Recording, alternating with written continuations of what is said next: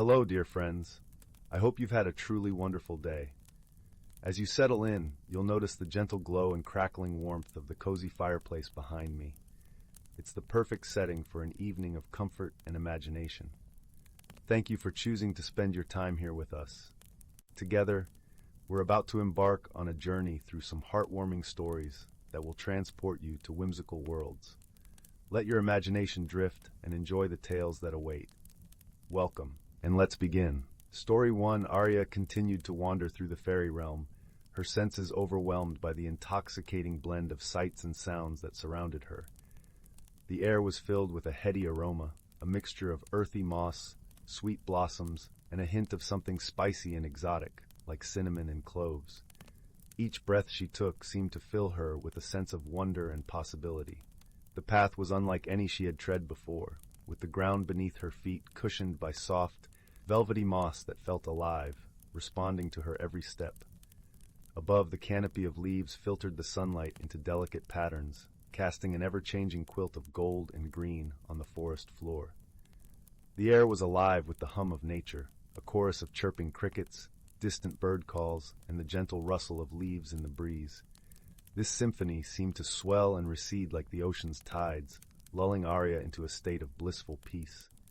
As she ventured deeper, the whispers of the forest grew louder, weaving an ethereal melody that seemed to resonate from the very heart of the land.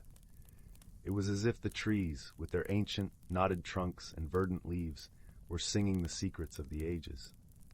This music, both haunting and beautiful, tugged at Aria's heart, urging her to listen more closely. Her path led her to a clearing where the forest floor was a tapestry of wildflowers, their colors vibrant and varied, like a painter's palette. In the center of this floral sea stood an ancient tree, its bark silvered with age and its branches sprawling wide, casting lacy shadows that danced in the dappled sunlight. This was no ordinary tree. Aria sensed it held the wisdom of generations, its roots entwined with the very essence of the fairy realm. Curious, Aria approached the tree, her fingers brushing the rough bark. As she did, she felt a gentle pulse, a rhythmic heartbeat that seemed to echo her own. It was as if the tree was alive in a way she couldn't quite comprehend, a guardian watching over this enchanted world. She rested her forehead against the tree, and a flood of images filled her mind.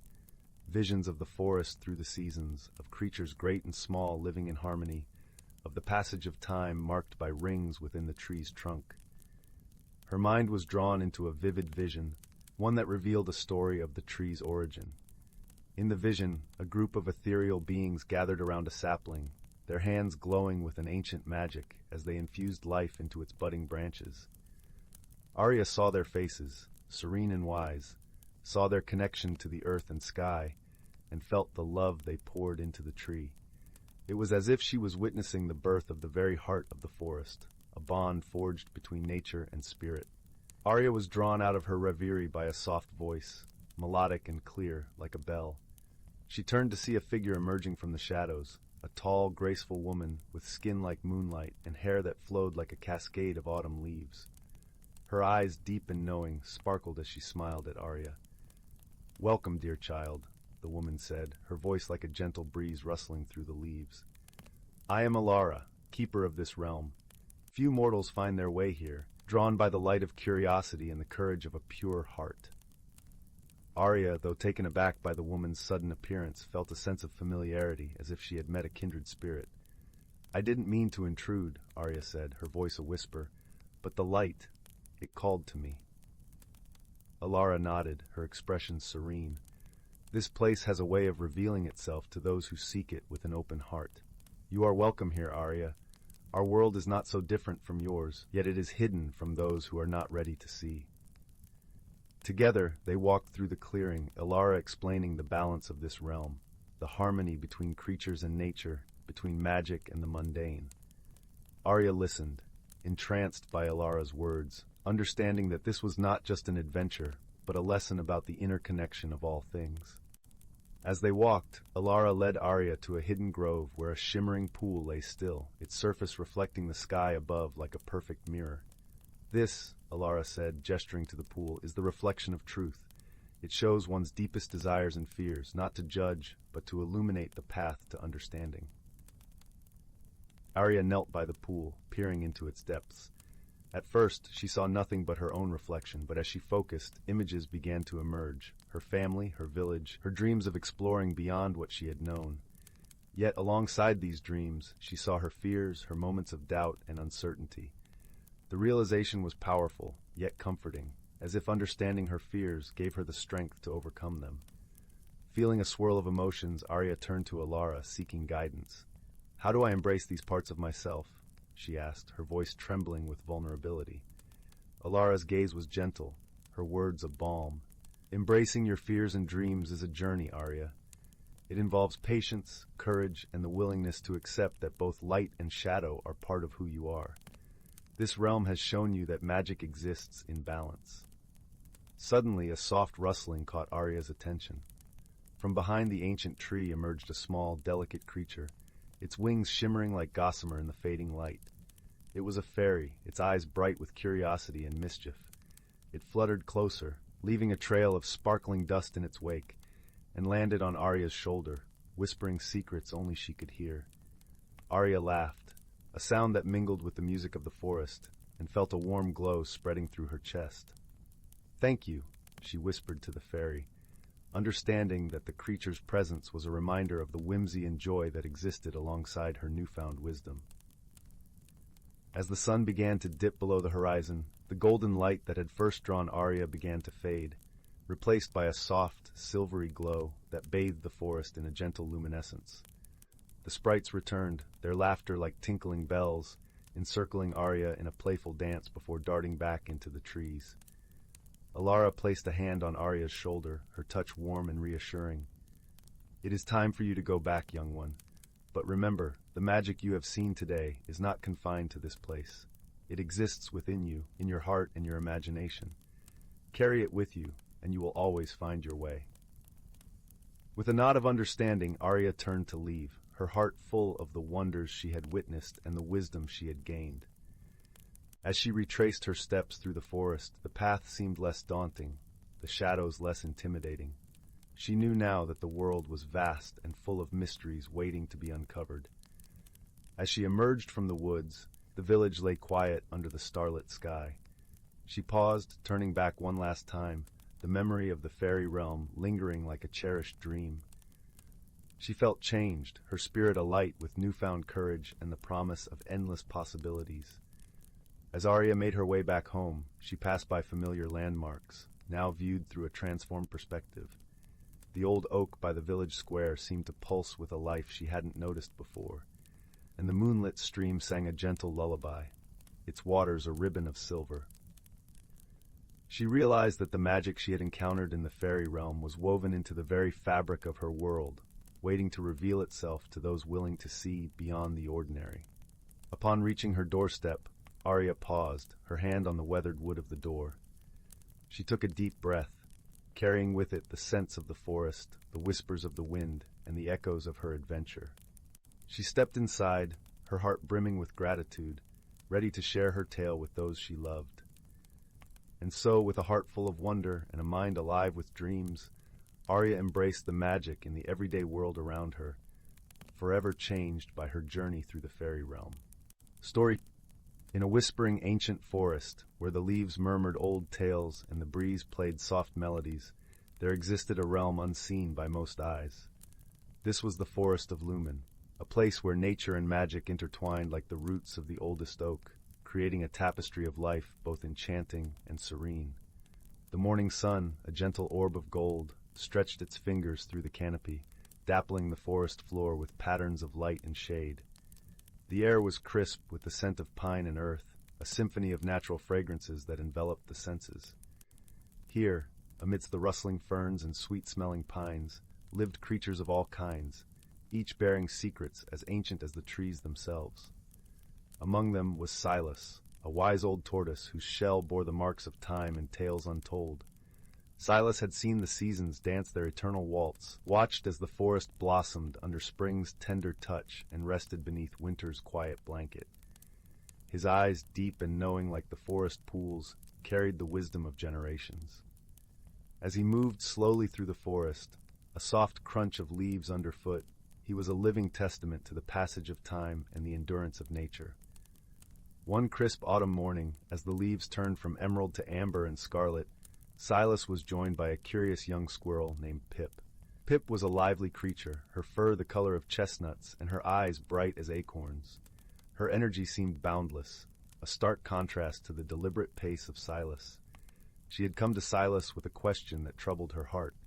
"Why do the leaves change their colors in fall, Silas?" Pip asked, her voice as light as the autumn breeze. "Why must the forest let go of its beauty?"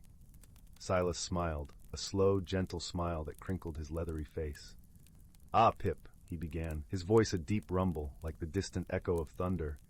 "The forest teaches us about the circle of life. The leaves change and fall to make way for new growth, just as the old makes way for the new." Pip tilted her head, listening intently. The forest was silent, as if waiting to hear Silas's words. Nearby, a woodpecker tapped rhythmically on a tree, its sound punctuating the quiet like a heartbeat. "You see," Silas continued, "each season holds its own magic. Autumn's colors are a celebration, a reminder of transformation and the beauty in change. And when the leaves fall, they nourish the earth, making it rich and ready for the seeds that will sprout in spring." Pip nodded, her heart a little lighter with understanding. But another question danced on her tongue. "And what of the winds, Silas? They seem to sing a different song with each season."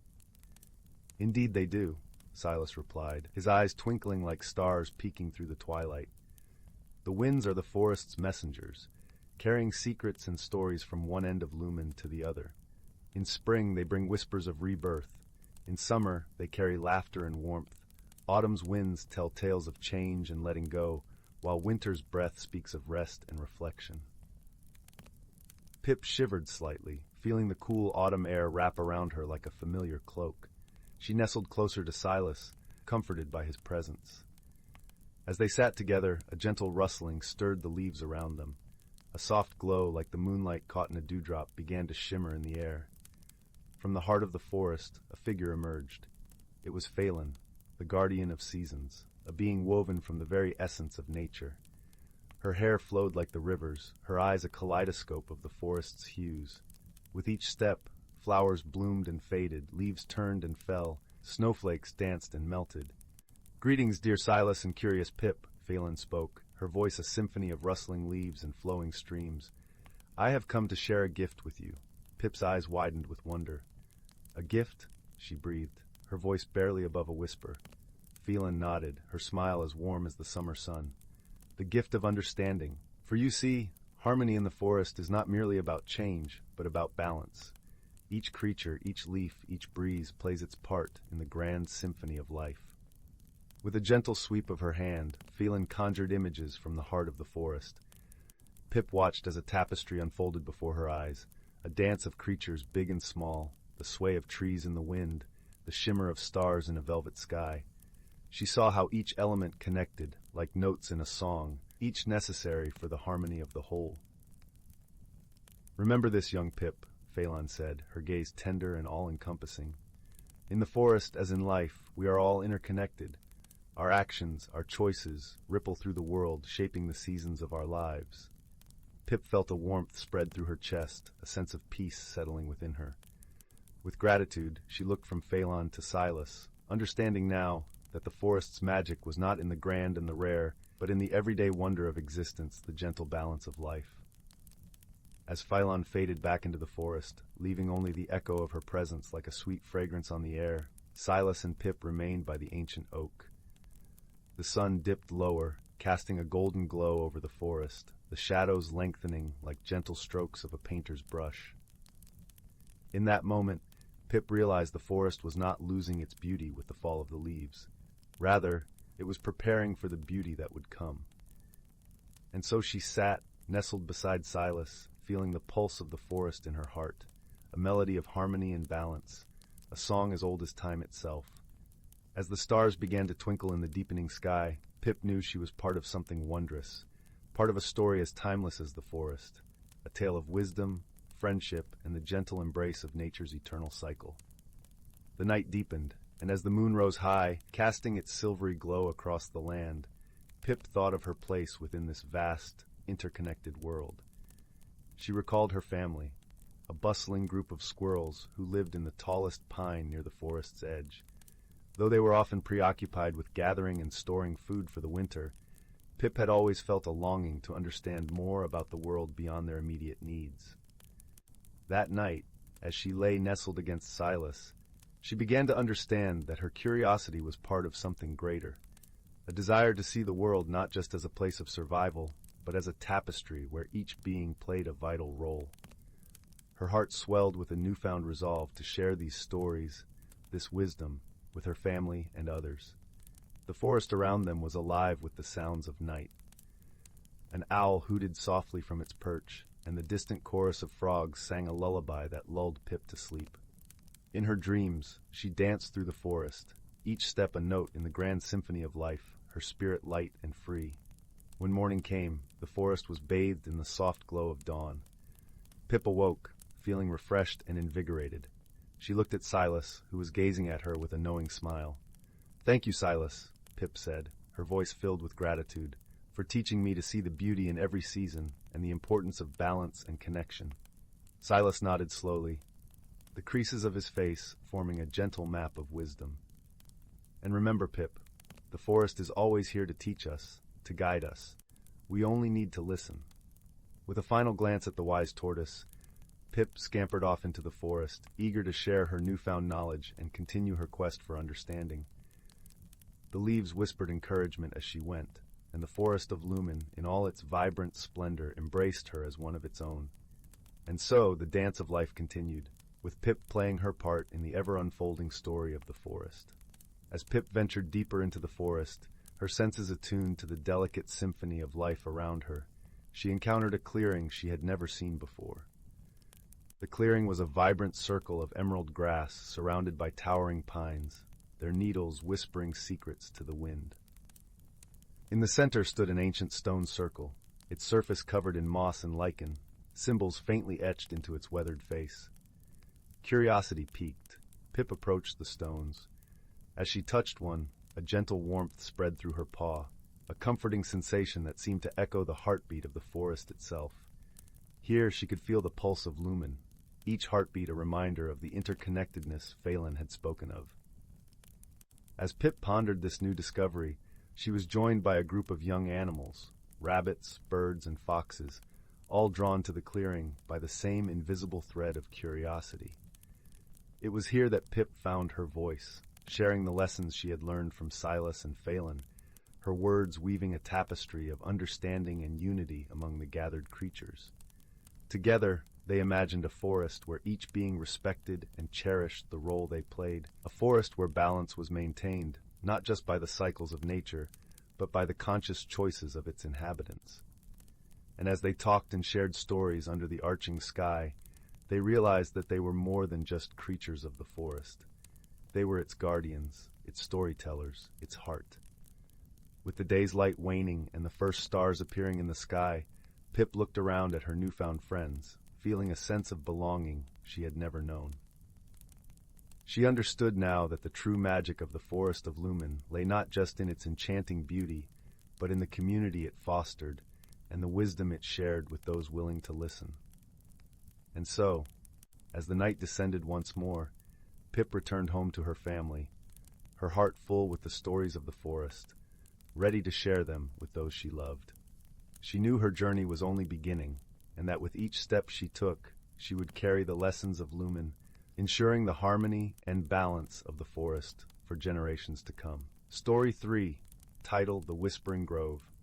In the heart of the ancient Whispering Woods, where the canopy of emerald leaves danced with the golden light of the setting sun, there lay a hidden glade known only to those who listened closely to the songs of the wind.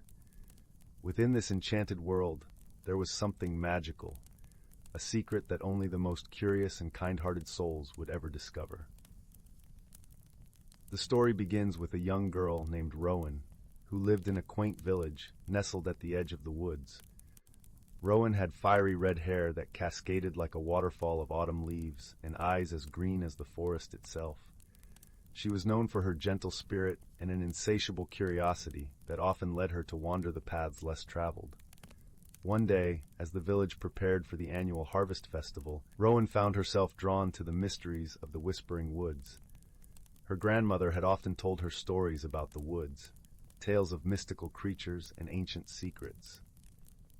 Though the villagers were wary, believing the woods to be enchanted, Rowan felt a strange pull towards its depths.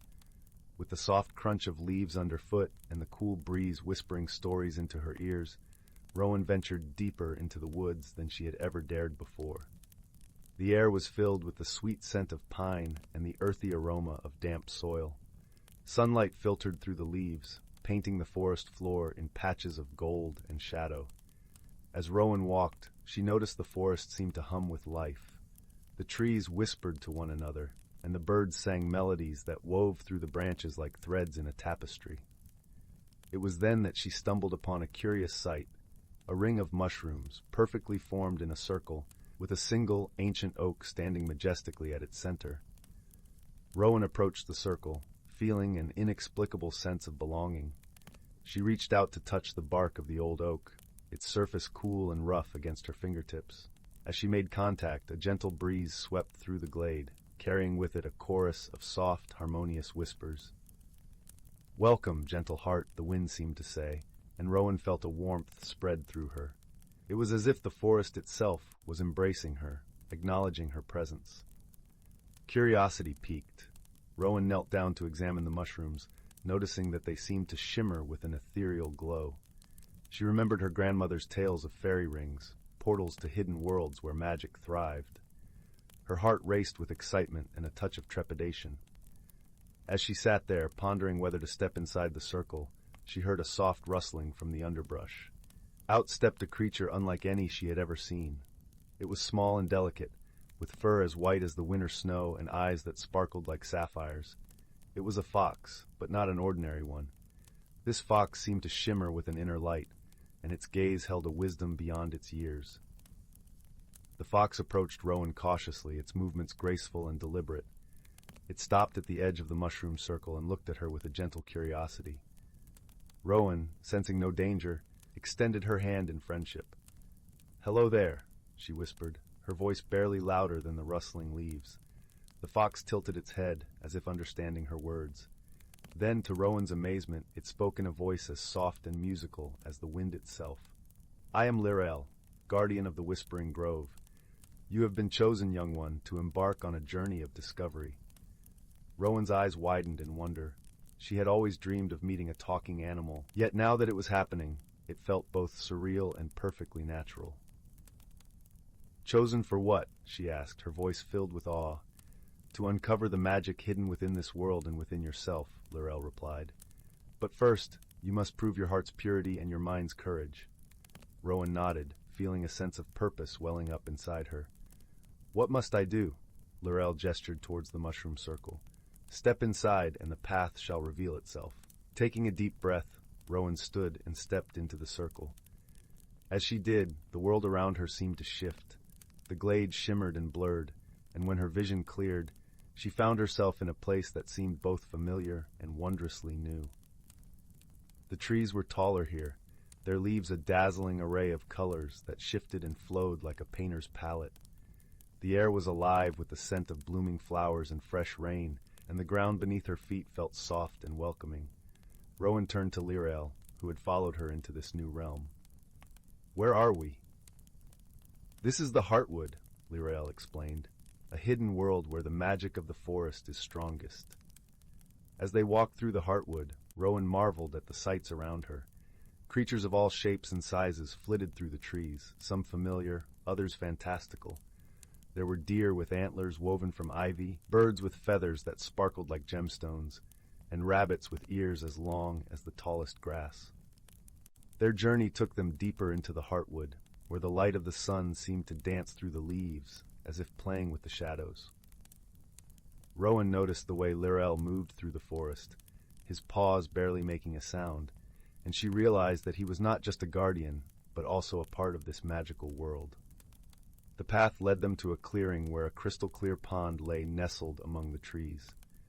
The water shimmered with an otherworldly light, and the air was filled with the gentle hum of nature's song. "This is where your journey begins," Lirael said, gesturing to the pond. Within this water lies a truth you must uncover. Rowan knelt by the pond's edge, peering into its depths. The water was so clear she could see straight to the bottom, where smooth stones lay scattered like stars in the night sky. As she gazed, an image began to form on the surface. A vision of the village, her home, and the people she loved. But something was amiss. The image flickered, revealing shadows lurking at the edges, creeping towards the heart of the village. Rowan felt a pang of fear grip her heart. "What is this?" she asked, turning to Lirael. "It is the shadow that threatens your world," the fox replied, "a darkness that seeks to snuff out the light of joy and wonder." Rowan's resolve hardened. "How can I stop it?" Lirael nodded approvingly. "To banish the darkness, you must find the 3 hidden lights that lie within the heartwood. These lights will guide you and strengthen your spirit." As Rowan set off on her quest, guided by Lirael's wisdom and the songs of the forest, she realized that each step was a journey deeper into her own consciousness. Memories of her grandmother's stories filled her mind, tales of bravery and kindness that had shaped her understanding of the world. She wondered if those stories were more than mere bedtime tales, perhaps a preparation for this very moment. The first light was said to be hidden in the Grove of Echoes, a place where the past whispered its secrets to those who would listen. As they arrived, Rowan felt a chill run down her spine. The grove was silent, save for the soft rustle of leaves. "Listen closely," Lirael advised, his sapphire eyes scanning the trees. Rowan closed her eyes, letting the sounds of the grove wash over her. Slowly, the whispers grew louder, weaving stories of old, the laughter of children playing, the songs of ancestors long gone, and the echoes of promises made and kept. As the stories enveloped her, Rowan felt a warmth blossom in her chest. The first light appeared before her, a tiny, radiant orb that floated just above her palm. "You have found the light of memory," Lirael said, his voice filled with pride. "It will remind you of the strength in the bonds you share with those you love." With the first light safely within her heart, Rowan continued her journey, her steps lighter and her spirit brighter. Their next destination was the Meadow of Dreams, a place where the boundary between reality and imagination blurred. The meadow was a riot of colors, with flowers that seemed to bloom in impossible hues and shapes. The air was filled with the scent of lilacs and honey, and the sky above shimmered like a kaleidoscope. As Rowan and Lirael entered the meadow, they were greeted by a group of playful fairies, their wings glimmering like rainbows in the sunlight. The fairies flitted around Rowan, laughing and singing, their joy infectious. "The second light is hidden among the dreams," Lirael said, his gaze following the fairies' dance. Rowan watched the fairies closely, noticing how they seemed to weave in and out of the flowers, their laughter leaving trails of light in their wake. She closed her eyes, allowing herself to be swept up in their playful energy. In the depths of her mind, visions began to form, dreams of adventures yet to come, of friendships forged and challenges overcome. And amidst these dreams, the second light emerged, a glowing beacon of hope and possibility. "You have discovered the light of imagination," Lirael said, his voice gentle and warm. "It will guide you through the shadows, showing you the paths hidden from sight." With 2 lights now lighting her way, Rowan felt her confidence grow, her heart swelling with courage and determination. Their final destination was the Glade of Reflection, a place said to reveal the true nature of the heart. The glade was serene, its tranquility a balm for the soul. A gentle stream wound its way through the trees, its waters sparkling like diamonds in the sunlight. As Rowan and Lirael stepped into the glade, the air seemed to hum with a quiet power. Rowan approached the stream, her reflection gazing back at her from the water's surface. "Here lies the final light," Lirael said, his voice a soft murmur. "To find it, you must look within." Rowan took a deep breath and stared into her own eyes, searching for the truth hidden within. She saw her fears and doubts, her hopes and dreams, all laid bare. And in that moment of clarity, she realized the strength that lay within her, the courage to face the unknown, the kindness to help those in need, and the wisdom to see the light in even the darkest of times. The final light appeared, a brilliant, radiant star that pulsed with the rhythm of her heart. "You have found the light of truth," Lirael said, his voice filled with warmth and pride. It will illuminate the path ahead, guiding you through the darkness. With all three lights now united in her heart, Rowan felt a surge of power and peace. She knew she was ready to face the shadow that threatened her world. Together with Lirael, Rowan returned to the Whispering Grove, where the shadows had begun to encroach upon the village. The air was thick with tension, and the villagers watched with bated breath as Rowan stepped forward, the three lights shining brightly in her heart. As she stood at the edge of the grove, Rowan raised her hand, releasing the lights into the air. They soared above her, weaving together into a brilliant tapestry of light and color that chased away the shadows, banishing them into the ether. The village erupted into cheers, the people embracing one another in joy and relief. Rowan felt a warmth spread through her heart, knowing she had saved her home and learned the true power of friendship, imagination, and self-discovery. In the days that followed, Rowan became a beloved figure in the village, her story a testament to the strength of the human spirit and the magic that lay within the natural world. She often returned to the Whispering Woods, her bond with Lirael and the magical creatures she had encountered unbroken. And though the shadows had been vanquished, the Whispering Woods remained a place of wonder and mystery, its secrets waiting to be uncovered by those who dared to dream. As the years passed, Rowan grew into a wise and kind-hearted leader, her spirit forever touched by the magic of the Heartwood. She never forgot the lessons she had learned, or the lights she had discovered within herself. And so, the tale of Rowan and the Whispering Grove became a cherished story, passed down through the generations, a reminder that even in the darkest of times, there is always a light to guide us home. In her later years, Rowan took her own grandchildren to the edge of the woods, sharing with them the stories of her adventures. She saw the same spark of curiosity and wonder in their eyes that had once guided her, and knew the Whispering Grove would continue to enchant and inspire those who dared to listen to its whispers. One day, as the sun dipped below the horizon, casting a golden glow over the village, Rowan's eldest grandchild, Ilara, who shared her grandmother's fiery hair and inquisitive eyes, asked, "Grandma, do you think I could find my own lights in the Heartwood?" Rowan smiled gently, her heart swelling with love and pride. "The lights are always there for those who seek them with an open heart. Remember, Ilara, the magic of the Heartwood is a part of you, just as it was for me." With her grandmother's words echoing in her heart, Ilara felt a tingling anticipation of adventures yet to come. The Whispering Woods, with its endless mysteries and hidden wonders, awaited her discovery. And so, dear listener, as the flames of the fireplace crackle softly and the world outside grows quiet, remember that within each of us lies a light waiting to illuminate the path to wonder and joy. Sleep now, and let the whispers of the forest guide your dreams. Many seasons later, after Rowan had long joined the stars, Ilara, now a young woman with her own family, felt the pull of the woods once more. The village had grown, and with it, new stories of the Whispering Woods had emerged. Stories of guardianship and a binding promise made by an ancestor with a heart of fire and curiosity. Ilara decided it was time to share the tale of her grandmother's legacy with her own children.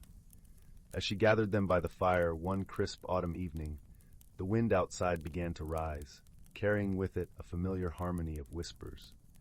The children listened wide-eyed as Ilara recounted Rowan's adventures, her voice weaving the past with the present. "And so," Ilara concluded, "just as my grandmother once ventured into the heart of the Whispering Woods, so too can we find our courage and light." Her youngest, a boy named Finn, spoke up, his voice a mix of awe and determination. "Will we see the lights, like Grandma Rowan did?" Ilara nodded, her eyes gleaming with venturous spirit that had guided Rowan. "The lights are within us, waiting to be discovered. The Heartwood calls to those who believe in its magic." As the children drifted into dreams inspired by Ilara's tales, Finn's dreams took him deeper into the Whispering Woods. In his mind, he walked beside Ilara, their footsteps echoing through the ancient trees. Together they found themselves at the edge of a new mystery, a path not yet traveled. In the depths of Finn's dream, the Whispering Woods unveiled a vision, a new glade, unseen by Rowan and Ilara, where the light of 1,000 stars shimmered like a sea of diamonds. It was a place where time seemed to stand still, and the air was filled with the gentle hum of a lullaby sung by the forest itself. As Finn and Alara moved deeper into this dreamscape, they encountered a new guardian, a stag with antlers that glowed like the moonlit sky.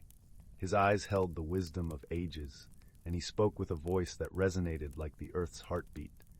"I am Altair, keeper of the star glade," the stag announced, inclining his majestic head in greeting. "You, young Finn, have been called to continue the legacy of courage and discovery." Finn's heart raced with excitement as he realized that the stories of his grandmother and mother were not just tales of the past, but a living, breathing journey that awaited him. With Alara by his side, he felt a new adventure unfolding before him, a path lit by the lights of those who came before, and those yet to come. The bond between the village and the Whispering Woods was as strong as ever, an unbroken connection forged through love, courage, and the timeless wonder of the world. The legacy of the Whispering Grove lived on, a beacon of hope and imagination for all who dared to listen and believe. Story 4. In the gentle shimmer of the Andromeda Nebula, where stars gleamed like scattered pearls across a velvet sky, lay the small, bustling planet of Luminara. Known for its crystal-clear lakes and lush emerald forests, Luminara was a place of tranquility and vibrant life. The forests whispered ancient secrets, and the lakes mirrored the skies so perfectly it felt as if the stars themselves were swimming within them. Yet, at its core, Luminara harbored a secret, a portal that connected worlds beyond imagination. Time on Luminara moved with a fluid grace, marked by the subtle changes in the color of the sky and the songs of the native birds, whose calls echoed like soft flutes across the valleys. The air was perpetually tinged with the sweet aroma of the planet's signature night flowers, whose luminescent petals glowed in iridescent shades of violet and gold, creating a spectacular display at dusk. One mellow evening, as the twin moons cast their silvery glow over the landscape, painting everything in hues of silver and blue, two figures stood by the portal, unaware that fate was about to intertwine their paths in unexpected ways. The air was cool and filled with the scent of blooming night flowers, their petals unfurling to reveal luminescent colors under the moonlight. The first was Lys, a luminarian, whose skin shimmered faintly with iridescent hues that reflected the ever-changing colors of the nebula above. Her large, curious eyes were the color of opal, reflecting the gentle wisdom of her kind. Luminarians were known for their deep connection with nature and their ability to communicate with the flora and fauna of their world. Lys, with her keen sense of empathy, was no exception. She often wandered the forests, her soft footsteps leaving no trace, as she listened to the stories of the trees and sang their songs back to them.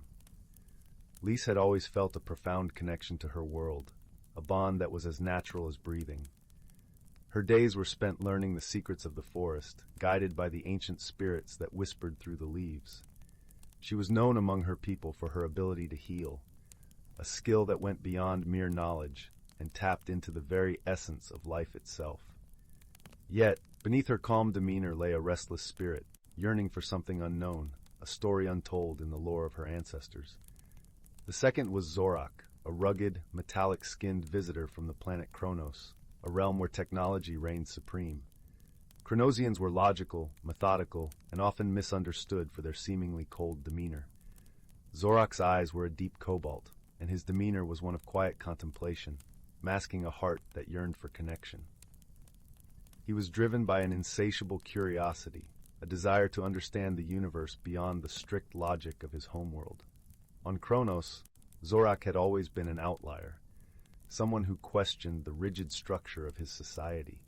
He was fascinated by the idea of worlds where technology and nature coexisted, a harmony that his own world lacked. His journey through the portal was not just a quest for knowledge, but a search for the missing piece of his soul, a longing for something he could not yet name. His mind often wandered back to the stories of his childhood, of explorers who spoke of wonders beyond the stars, tales that had ignited a spark within him that never dimmed. Their meeting, though serendipitous, began with a misunderstanding. Lys had been tending to a wounded forest creature, a delicate being with wings like spun glass, when Zorak, curious about the portal, stepped through from his world. The sudden appearance startled the creature, causing it to flee, and Lys, caught off guard, regarded Zorak with suspicion. "Who are you?" Lys asked, her voice soft yet firm, a hint of accusation in her tone. Her heart thudded in her chest, a mixture of fear and curiosity battling within her. Zorak, taken aback by the melodic voice, struggled to find the right words. "I am Zorak, from Kronos. I meant no harm. I did not know this place was yours." His voice was steady, yet there was an undertone of apology, a hint of vulnerability that belied his metallic exterior. Lys, sensing the sincerity in his voice, softened. "This is Luminara, and I am Lys. What brings you here, Zorak?" Zorak hesitated, then admitted, "I seek knowledge of worlds beyond my own. Our technology cannot explain everything, and I wish to understand." He glanced around, eyes wide with wonder at the beauty surrounding him, so different from the stark, metallic landscapes of Kronos. Thus began their journey together, a journey fraught with challenges, but also filled with moments of discovery and joy. Initially, their differences seemed insurmountable. Lys found Zorak's reliance on logic puzzling, while Zorak struggled to grasp the intuitive, emotional world of Luminara. One evening, after a day spent exploring, they sat beside one of Luminara's shimmering lakes. The water was so still it was like a mirror, reflecting the twin moons and the nebula above. It was here that Zorak shared a story from his childhood on Kronos, of a time when he had wandered away from the city and found himself lost in a rare patch of forest, a place untouched by technology. The memory was vivid, a tapestry of unfamiliar scents and sounds that had frightened and fascinated him. "I remember feeling both terrified and awed," Zorak confessed, his voice a whisper against the night.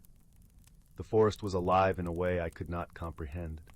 It was then I realized there was more to the universe than the mechanical world I knew." Lys listened intently, her heart opening to the vulnerability in Zorak's words. She shared her own tale of a luminarian rite of passage, a journey taken alone into the heart of the forest to seek communion with its oldest tree. "I felt the wisdom of centuries coursing through me," she said softly.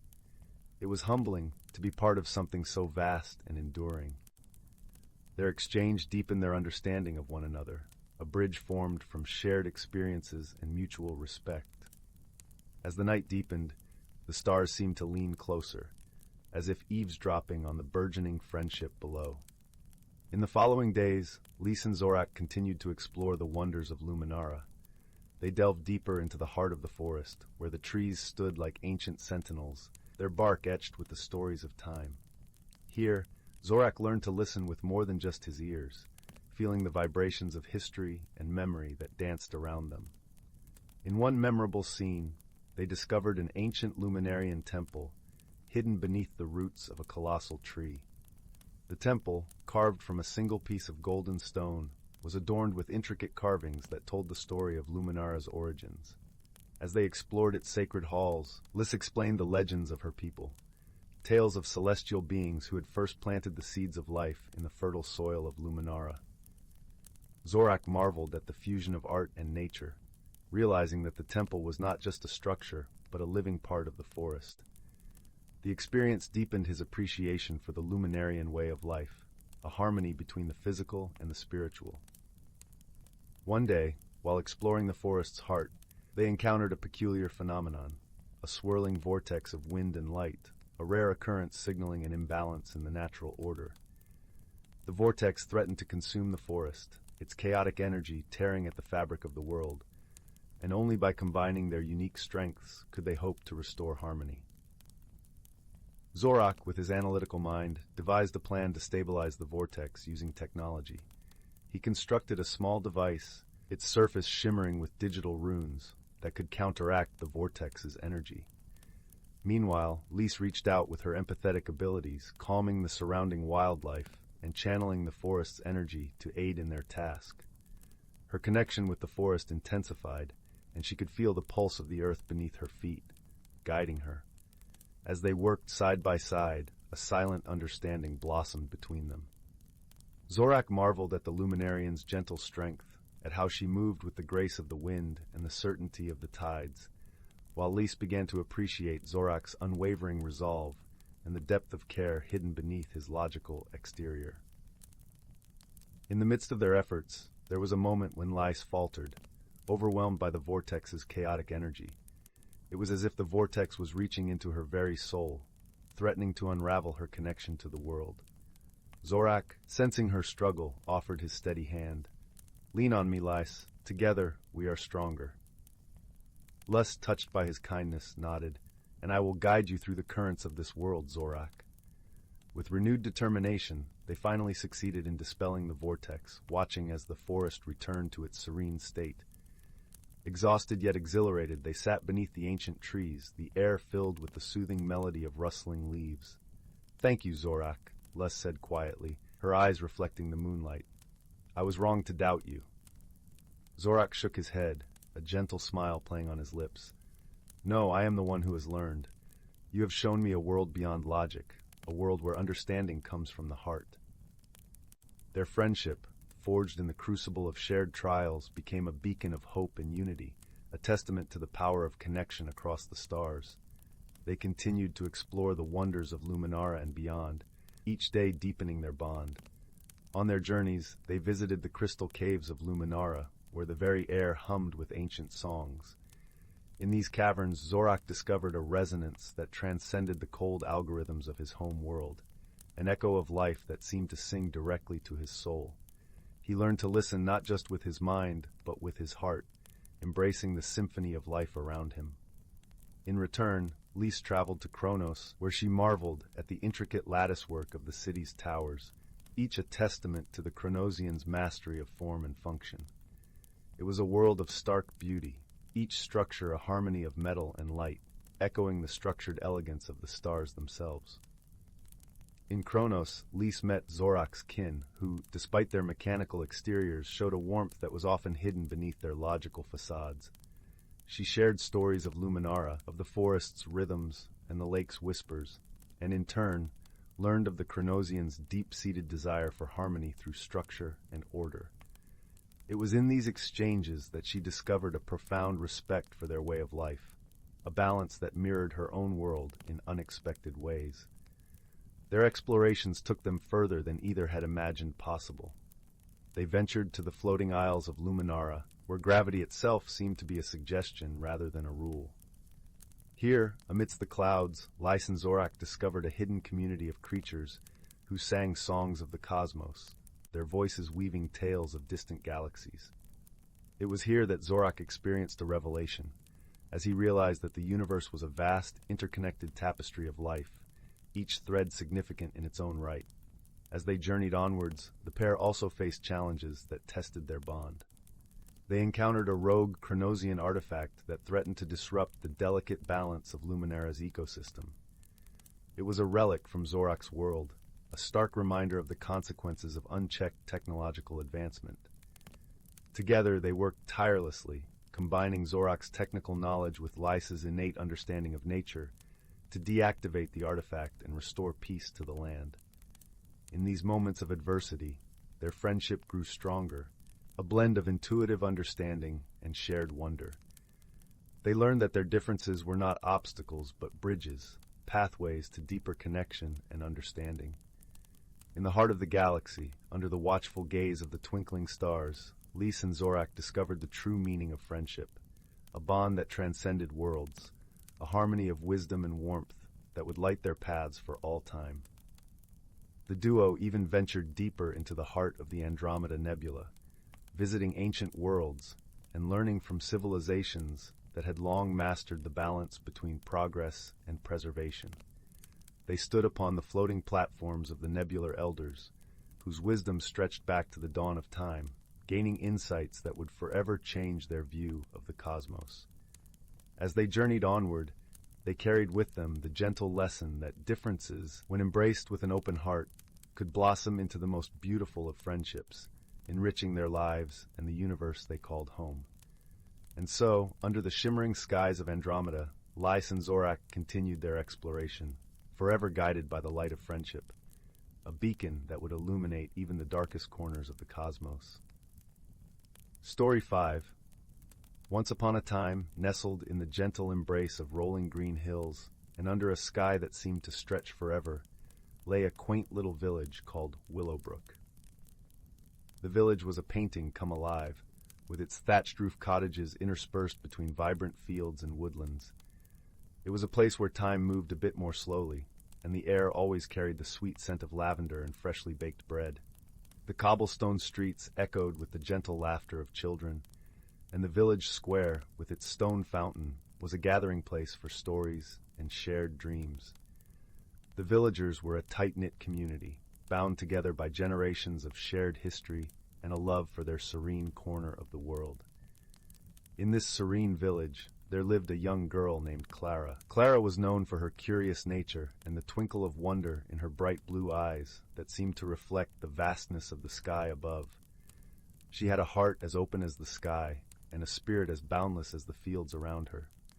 Her days were filled with exploration, each discovery fueling her insatiable curiosity. Every day, she would explore the nooks and crannies of Willowbrook, finding joy in the simplest of things: a butterfly flitting through the garden, the whisper of the breeze in the willows, or the gentle ripple of the brook that wound its way through the village. Clara lived with her grandmother, a gentle soul with a wisdom that seemed as ancient as the village itself. Her grandmother often shared tales of long-forgotten times, stories of magic and courage that sparked Clara's imagination. These stories were her lullabies, and each night Clara would fall asleep dreaming of faraway lands and daring adventures. Her grandmother's tales were woven with the fabric of the lands beyond the village, of mythical creatures and kingdoms hidden in the folds of reality, waiting to be discovered by those brave enough to seek them. One crisp autumn morning, as golden leaves danced in the cool breeze, Clara embarked on her usual adventure, weaving through the cobblestone paths of Willowbrook. Her heart was light, and her steps were quick, for she loved these solitary walks that whispered secrets to her soul. The village was alive with the colors of fall, vibrant hues of orange, red, and yellow painting the landscape, and Clara could feel the earth's energy humming beneath her feet, as if the very ground was alive with stories waiting to be told. As Clara wandered, she was greeted by the sights and sounds of the village waking up to the day. The blacksmith's hammer rang out in rhythmic clangs, shaping metal into useful tools, while the soft clucking of hens in the distance mixed with the cheerful tunes of birds greeting the morning sun. The bakery's door swung open, releasing a waft of warm, yeasty air that promised a fresh start to any day. The baker, Mr. Whitaker, waved at her with flour-dusted hands, his warm smile a testament to the kindness that bound the villagers together. It was on this day that Clara stumbled upon something truly extraordinary. While wandering near the edge of the village, she noticed a peculiar glimmer beneath a sprawling old oak tree. The tree stood like a guardian, its branches reaching out as if to shield secrets only it knew. The ground beneath it was carpeted with leaves that crunched softly underfoot, and the air was thick with the earthy scent of moss and fallen foliage.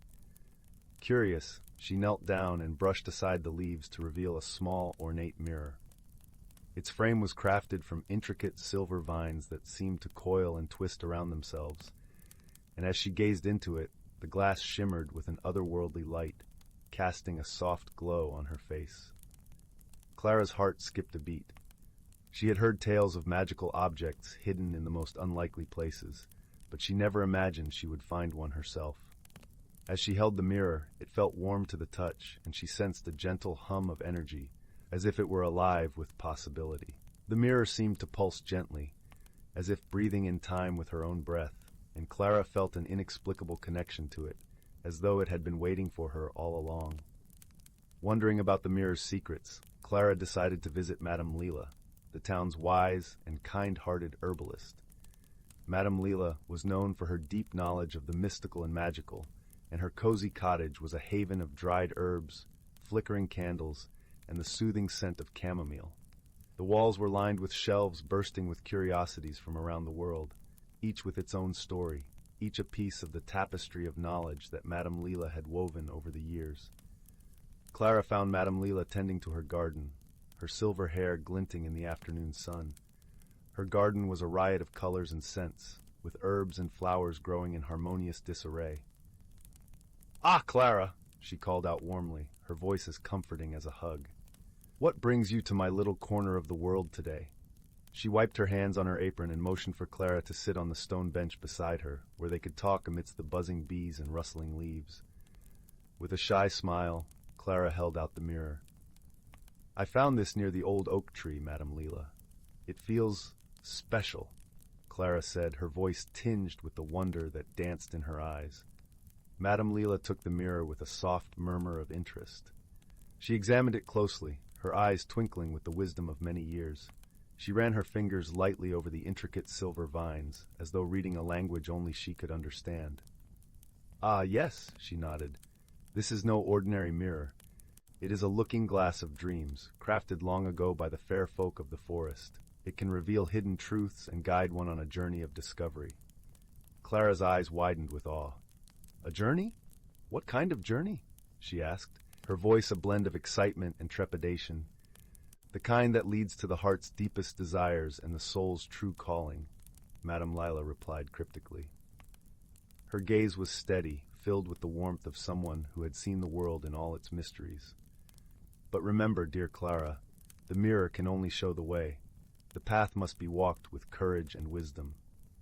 Clara nodded, her heart alight with excitement and a touch of apprehension. She thanked Madame Leila and promised to visit again soon, the mirror clutched tightly in her hands. That night, as stars began to twinkle like tiny lanterns in the sky, Clara sat by her window with the mirror in her hands. The village lay quiet beneath her, wrapped in a soft blanket of evening. The moon cast a silvery glow over the rooftops, and the gentle murmur of the brook was a lullaby that soothed her restless soul. She took a deep breath, her mind filled with questions and possibilities. Gazing into the mirror, Clara was surprised to see the glass swirl with colors, forming an image of a faraway land, filled with lush meadows, sparkling streams, and towering forests. At the center of this wondrous place stood a majestic castle, its towers reaching up to the heavens, bathed in a mystical glow that seemed to pulse with life. The vision was vivid, almost tangible, and Clara felt as though she could step through the mirror and find herself in that enchanted realm. Clara knew in her heart that she must journey to this enchanted land. But how? The answer came in the form of a gentle voice, whispering in her mind, "Trust in the magic of the journey, and let your heart be your guide." The voice was soft, like the rustle of leaves in a gentle breeze, and it filled Clara with a sense of purpose and determination. Before embarking on her quest, Clara spent the next day preparing for her journey. She visited the village baker, Mr. Whitaker, whose warm bread was a comfort she could not do without. He wrapped a fresh loaf in a cloth for her, his eyes twinkling with encouragement. "For the road, my dear," he said with a kind smile, his voice a gentle reminder of the home she would carry with her. She also visited the village blacksmith, Mr. Thorne, who gifted her a small, intricately carved wooden pendant. "For luck," he said, placing it around her neck. The pendant was a symbol of protection, a talisman that would remind her of the strength within her and the support of her village. The following morning, Clara set out on her adventure, the mirror safely tucked into her satchel. As she walked, the landscape began to change, each step taking her closer to the world she had seen in the mirror. The air grew sweeter, filled with the melodies of unseen birds, and the sun shone with a golden warmth that seemed to embrace her. The path wound through meadows that burst with wildflowers, their colors a riot against the green of the grass, and Clara felt as though she were walking through a painting brought to life. The path was not without its twists and turns. Clara found herself navigating through meadows that seemed to stretch endlessly, their tall grasses whispering secrets in the wind. The scent of wildflowers hung heavy in the air, and Clara felt as though she were walking through a dreamscape, each step taking her deeper into the heart of the land she had glimpsed in the mirror. It wasn't long before Clara encountered her first companion on this magical journey, a whimsical, talking squirrel named Oliver. With his bushy tail and bright, inquisitive eyes, Oliver was a lively creature, full of wit and charm. He was perched on a low branch, nibbling on an acorn, his fur catching the sunlight in a way that made him look almost ethereal. "Hello there," chirped Oliver, bounding up to Clara. "What brings a young wanderer like you to these parts?" His voice was high-pitched and musical, filled with an infectious energy that made Clara smile. Clara laughed, delighted by the squirrel's cheerful demeanor. She explained her quest, and Oliver listened with keen interest. "Ah, the looking glass of dreams," he nodded sagely. "Many have sought its guidance, but few have the courage to follow where it leads." Oliver decided to join Clara, eager for the adventure and the company. Together they traversed fields of wildflowers that danced in the breeze, crossed babbling brooks that sang beneath the sun, and ventured into the cool shadows of ancient forests where the trees whispered tales of old. The forest was a cathedral of green, with towering trees that reached for the sky and carpeted the ground with soft moss and fallen leaves. Along the way, they met other companions, a gentle deer named Luna, whose graceful presence brought a sense of calm and assurance, and a wise old turtle called Tobias, who moved slowly but saw with great clarity. Luna's eyes were pools of liquid brown, and her movements were so fluid that she seemed to glide over the forest floor. Tobias, with his cracked shell and steady gaze, exuded a quiet strength, his every word measured and thoughtful. Each friend brought their own gifts to the journey. Luna's gentle heart and keen instincts helped them navigate through the dense forests, while Tobias's deep wisdom provided guidance and perspective during moments of doubt. Oliver's playful banter kept their spirits high, and together they formed a bond that transcended words. As the days passed, Clara found herself changing. She grew more confident, her heart brimming with gratitude for her new friends and the wonders they encountered together. She learned to listen not just with her ears but with her heart, and to see the beauty in every moment, no matter how small. The journey was shaping her, molding her into someone stronger, more aware of the world around her and the connections that wove through it. Yet the journey was not without its challenges. One evening, as they camped beneath a canopy of stars, Clara shared her fears with her companions. The night was cool, the air filled with the scent of pine and the distant call of an owl. A campfire crackled before them, casting flickering shadows on their faces. "What if I can't find the castle?" she pondered aloud. "What if the journey was all for nothing?" Oliver, perched on a nearby branch, chattered reassuringly. "The journey itself is the treasure, Clara. It's the moments and friendships we make along the way that truly matter." Luna nodded, her eyes soft with understanding. "Trust in yourself, dear Clara. You have more strength and wisdom than you know." Tobias, with his slow, deliberate speech, added, "Remember, young one, the path may not always be clear, but your heart will light the way." Encouraged by their words, Clara felt a renewed sense of purpose. She realized that the journey was about more than just reaching the castle. It was about discovering herself and the bonds she had forged along the way. As they continued their journey, they stumbled upon an ancient stone circle hidden deep within the forest. The stones were covered in moss, and an aura of serenity surrounded the place. Clara felt a pull towards it, sensing it was a place of power.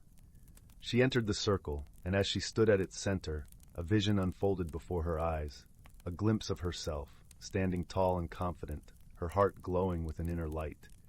It was a vision of her potential, a promise of who she could become. This revelation filled Clara with a profound understanding of her journey's purpose. In that moment, beneath the watchful gaze of the ancient stones, she felt the weight of her fears and doubts lift, replaced by a sense of peace. She understood now that the courage to follow her dreams came from within, a truth that the mirror had gently guided her to realize. Finally, after many days and nights, they arrived at the edge of the enchanted meadow. Before them stood the castle, just as the mirror had shown. Its towers gleamed in the sunlight, and a gentle breeze carried the scent of roses and honeysuckle. The meadow was a sea of color, with flowers that nodded gently in the wind, and butterflies that flitted from bloom to bloom. As they approached, the gates opened, as if welcoming them home. Clara's heart swelled with joy and gratitude. She knew she had found what she was seeking, and yet she understood that the real magic lay in the journey and the friendships that had blossomed along the way. Inside the castle, they were greeted by a wise and kind queen who welcomed them with open arms. She listened to Clara's tale and smiled, her eyes twinkling with the light of understanding. Her presence was calm and regal, and Clara felt as though she were in the presence of someone who held the secrets of the world within her grasp. "You have learned much on your journey, dear Clara," the queen said. The mirror has fulfilled its purpose, guiding you to your true self. Remember, the greatest magic lies within your own heart. With those words, Clara realized that the adventure had changed her in ways she could never have imagined. She felt a deep sense of peace and contentment, knowing that she had grown wiser and stronger, surrounded by friends who cherished her. As the sun dipped below the horizon, painting the sky in hues of pink and gold, Clara and her companions bid farewell to the enchanted land. They returned to Willowbrook, their hearts full, knowing that the bonds they had formed would last a lifetime. Upon returning to the village, Clara shared her stories with her grandmother, who listened with tears of pride glistening in her eyes. The mirror found its place on her bedside table, a symbol of her journey, the lessons she had learned, and the friends she had made. And so, in the quiet comfort of her village, Clara kept the mirror as a reminder of her journey. She knew that life's true magic lay in the beauty of each moment and the love that connected them all. Her heart was forever open to the wonders of the world, her spirit ready to embrace whatever adventures lay ahead. As she drifted off to sleep, tucked warmly beneath her quilt, Clara dreamed of new adventures, her heart forever open to the wonders of the world, knowing that every new dawn brought with it the promise of another chapter in her story. The stars watched over her, silent guardians of the dreams that whispered through the night, guiding her towards the endless possibilities of tomorrow. Story 6. Once upon a time, in a village nestled at the edge of an ancient forest, there lived a young girl named Aria. The village was known for its peaceful meadows, rolling hills, and the whispering trees that seemed to hum with secrets of old. Aria was a curious soul, with hair the color of autumn leaves and eyes that sparkled like the morning dew on the forest ferns. Her days were spent wandering the woods, collecting stories from the wind, and dreaming of adventures far beyond the horizon. One crisp autumn morning, as the sun painted the sky in shades of gold and crimson, Aria set out on one of her many explorations. The forest was alive with the songs of birds and the gentle rustle of leaves, creating a symphony that only nature could compose. As she wandered deeper into the woods, she came upon a path she had never seen before.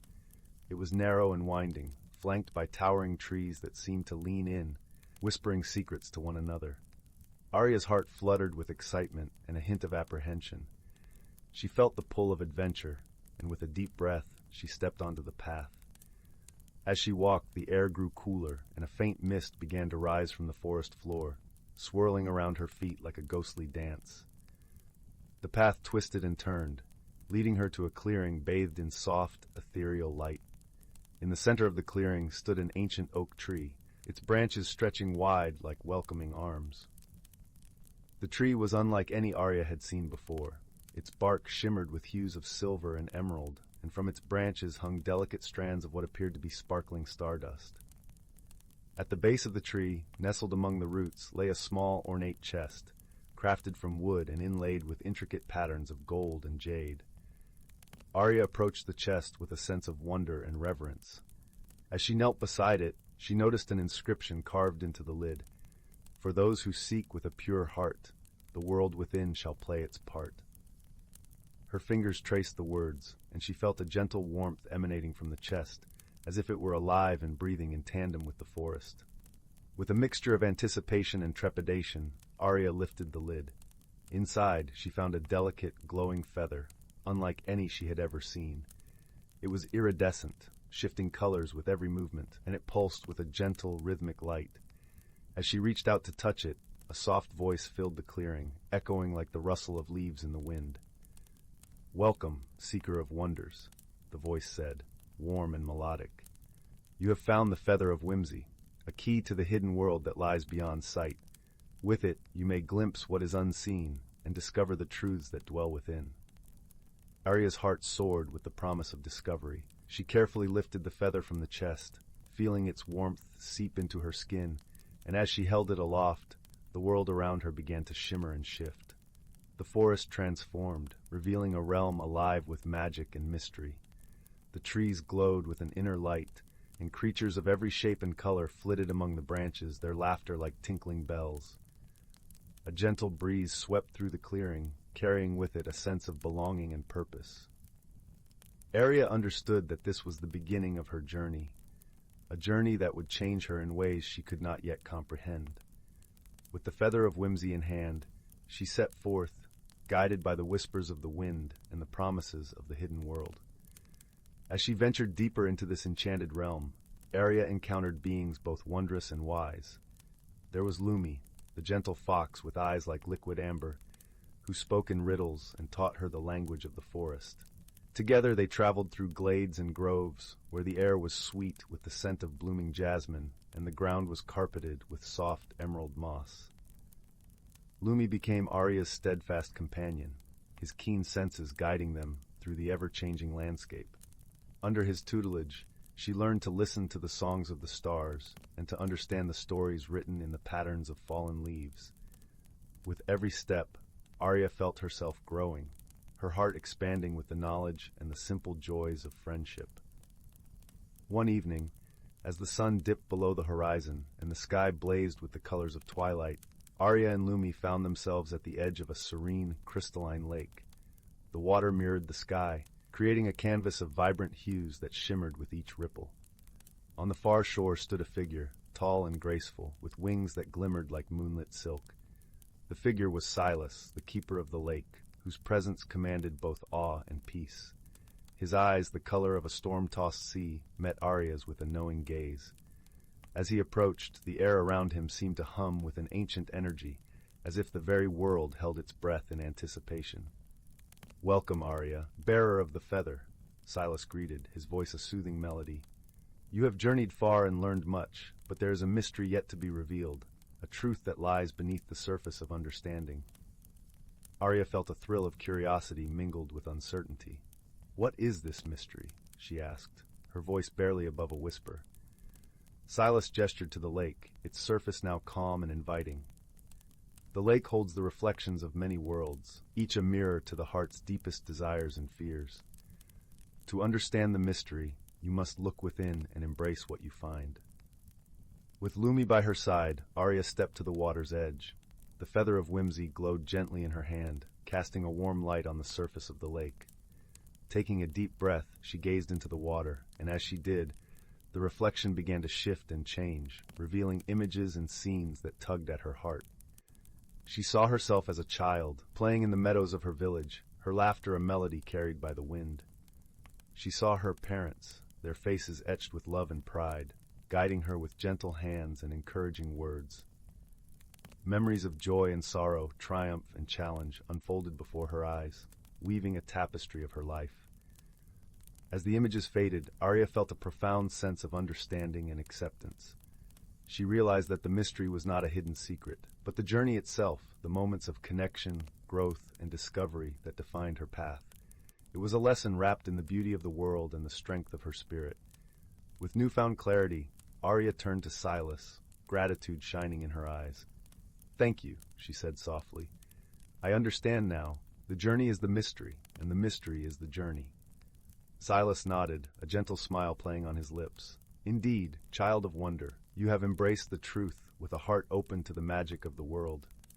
Your journey continues, but you carry with you the wisdom of the hidden realm." As the first stars appeared in the evening sky, Aria felt the feather of whimsy pulse with a gentle warmth, a reminder of the hidden world she had come to know and love. She knew that her adventures would lead her to new horizons, but she would always carry the lessons of the forest and the friendships that had shaped her journey.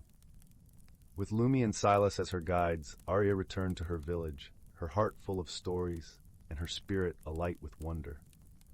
The feather of whimsy, now a cherished talisman, would remain a symbol of the magic within and the beauty of the path yet to be traveled. And so, as the village settled into the embrace of night, Aria's tale became a whispered legend, a story of adventure and wisdom that would be told by the fireside for generations to come. It was a tale that reminded all who heard it of the power of friendship, the beauty of discovery, and the enduring magic of the journey within. As the embers of the evening fire glowed softly, the village slept under a blanket of stars, dreaming of the wonders that awaited in the world beyond and the hidden truths that lay within. Once upon a time, in a cozy village nestled among rolling hills, there lived a young girl named Willow. She was a thoughtful child, with eyes that shone like polished amber and a heart as warm as a summer breeze. Yet Willow often found herself feeling lost and uncertain, struggling to embrace the changes that came with growing up. One crisp autumn morning, Willow ventured into the woods, seeking solace among the rustling leaves and towering oak trees. As she wandered deeper into the forest, she stumbled upon a clearing bathed in golden sunlight. In the center stood an ancient willow tree, its branches swaying gently as if beckoning her closer. Drawn by an unseen force, Willow approached the tree and laid her hand upon its bark.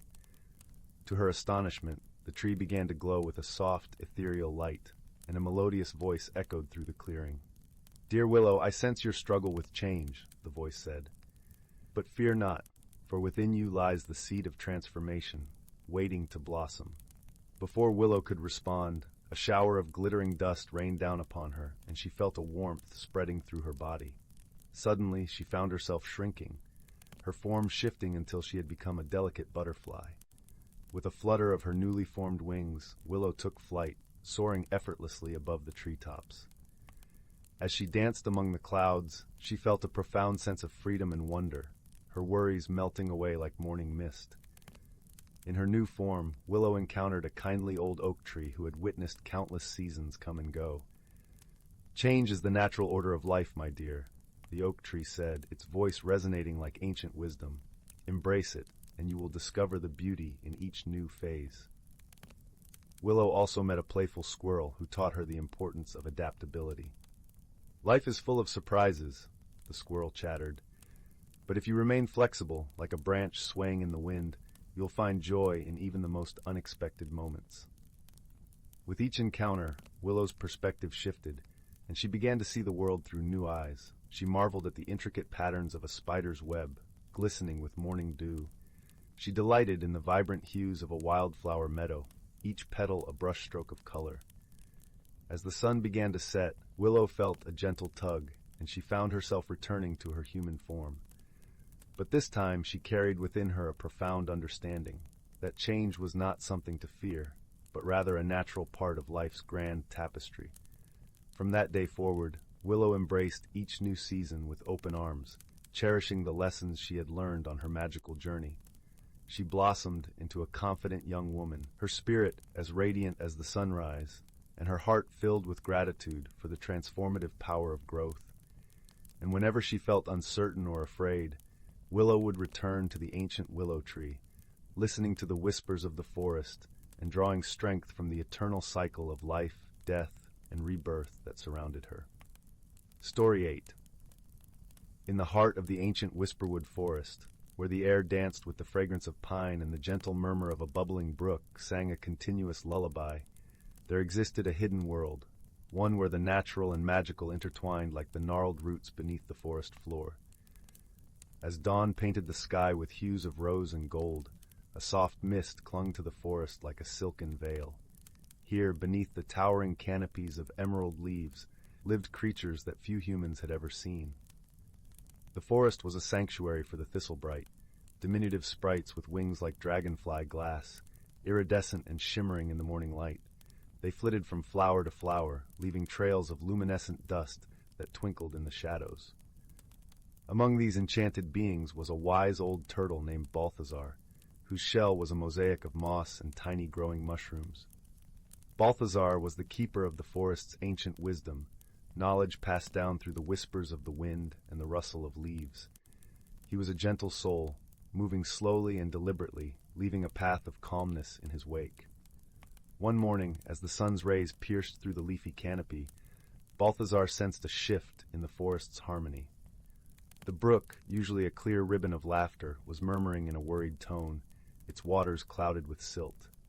The thistlebright, usually merry and playful, were flitting about in anxious circles, their glow dimmed with concern. Balthazar made his way to the heart of the forest where the grand oak stood, a tree so ancient and vast that its roots were said to cradle the very essence of the forest's magic. As he approached, he could sense the unease in the air, a subtle discord that made the leaves shiver despite the stillness of the wind. The grand oak, its bark etched with the stories of centuries, was a living testament to the forest's history and balance. Gathered beneath its sprawling branches were the creatures of the whisperwood, deer with velvet antlers, foxes with fur like autumn leaves, and the thistlebright, whose wings now flickered with a faint glow. They all turned to Balthazar, their eyes filled with hope and worry. "Dear friends," Balthazar began, his voice a soothing rumble that resonated through the clearing. "The forest speaks of a disturbance. It is our duty to restore the balance that holds our world together." A gentle breeze whispered through the leaves, carrying with it the faint scent of rain. The thistlebright hovered close, their tiny faces attentive and earnest. "It is the stream," a young fox named Russell spoke up, his voice a soft yip. "Something has changed its course, muddling its waters and troubling its song." Balthazar nodded, his wise eyes scanning the faces gathered around him. "We must find the source of this change and set it right. Nature thrives on harmony, and it is up to us to restore it." With a plan taking shape, Balthazar and his companions set off, following the winding path of the brook. As they journeyed deeper into the forest, the air grew cooler, and the light took on a silvery sheen. They moved quietly, their footsteps softened by the carpet of fallen leaves and the gentle hum of the forest around them. As they approached a narrow gorge, they found the cause of the brook's distress, a fallen tree, its roots upturned, blocking the water's path. The tree had been felled by a storm, its mighty branches now resting in the brook's embrace, creating a small dam that had altered the flow. The creatures gathered around, assessing the situation with thoughtful eyes. The thistlebright, their wings now glowing brightly with determination, began to whisper to the tree, their voices a melodic harmony that echoed through the gorge. Slowly, almost imperceptibly, the tree seemed to sigh, its branches shifting as if responding to the gentle persuasion. With a great heave, the animals worked together, nudging the tree and its branches aside. Balthazar, with his steadfast strength, used his broad shell to help guide the branches back to the earth, allowing the brook to sing freely once more. As the waters cleared, the forest seemed to breathe a collective sigh of relief. The brook's song returned, a joyful melody that danced across the stones and carried the promise of renewed life downstream. The thistlebright twirled in the air, their luminescent trails painting the twilight with strokes of vibrant color. The creatures stood together, basking in the serenity that had settled over the forest. The grand oak, watching over them from afar, rustled its leaves in approval, a gentle reminder of the wisdom and strength found in unity and harmony. Balthazar, feeling the warmth of the sun on his shell and the contentment of a job well done, looked around at his friends. "Remember, dear ones," he said softly, "in our world, balance is the key. When we listen to the whispers of nature and work together, we ensure the magic of the forest endures for generations to come." As night fell, casting a cloak of stars over the whisperwood, the creatures returned to their homes, their hearts light and their spirits renewed. The forest thrummed with a peaceful energy, a testament to the power of friendship and the timeless wisdom of nature.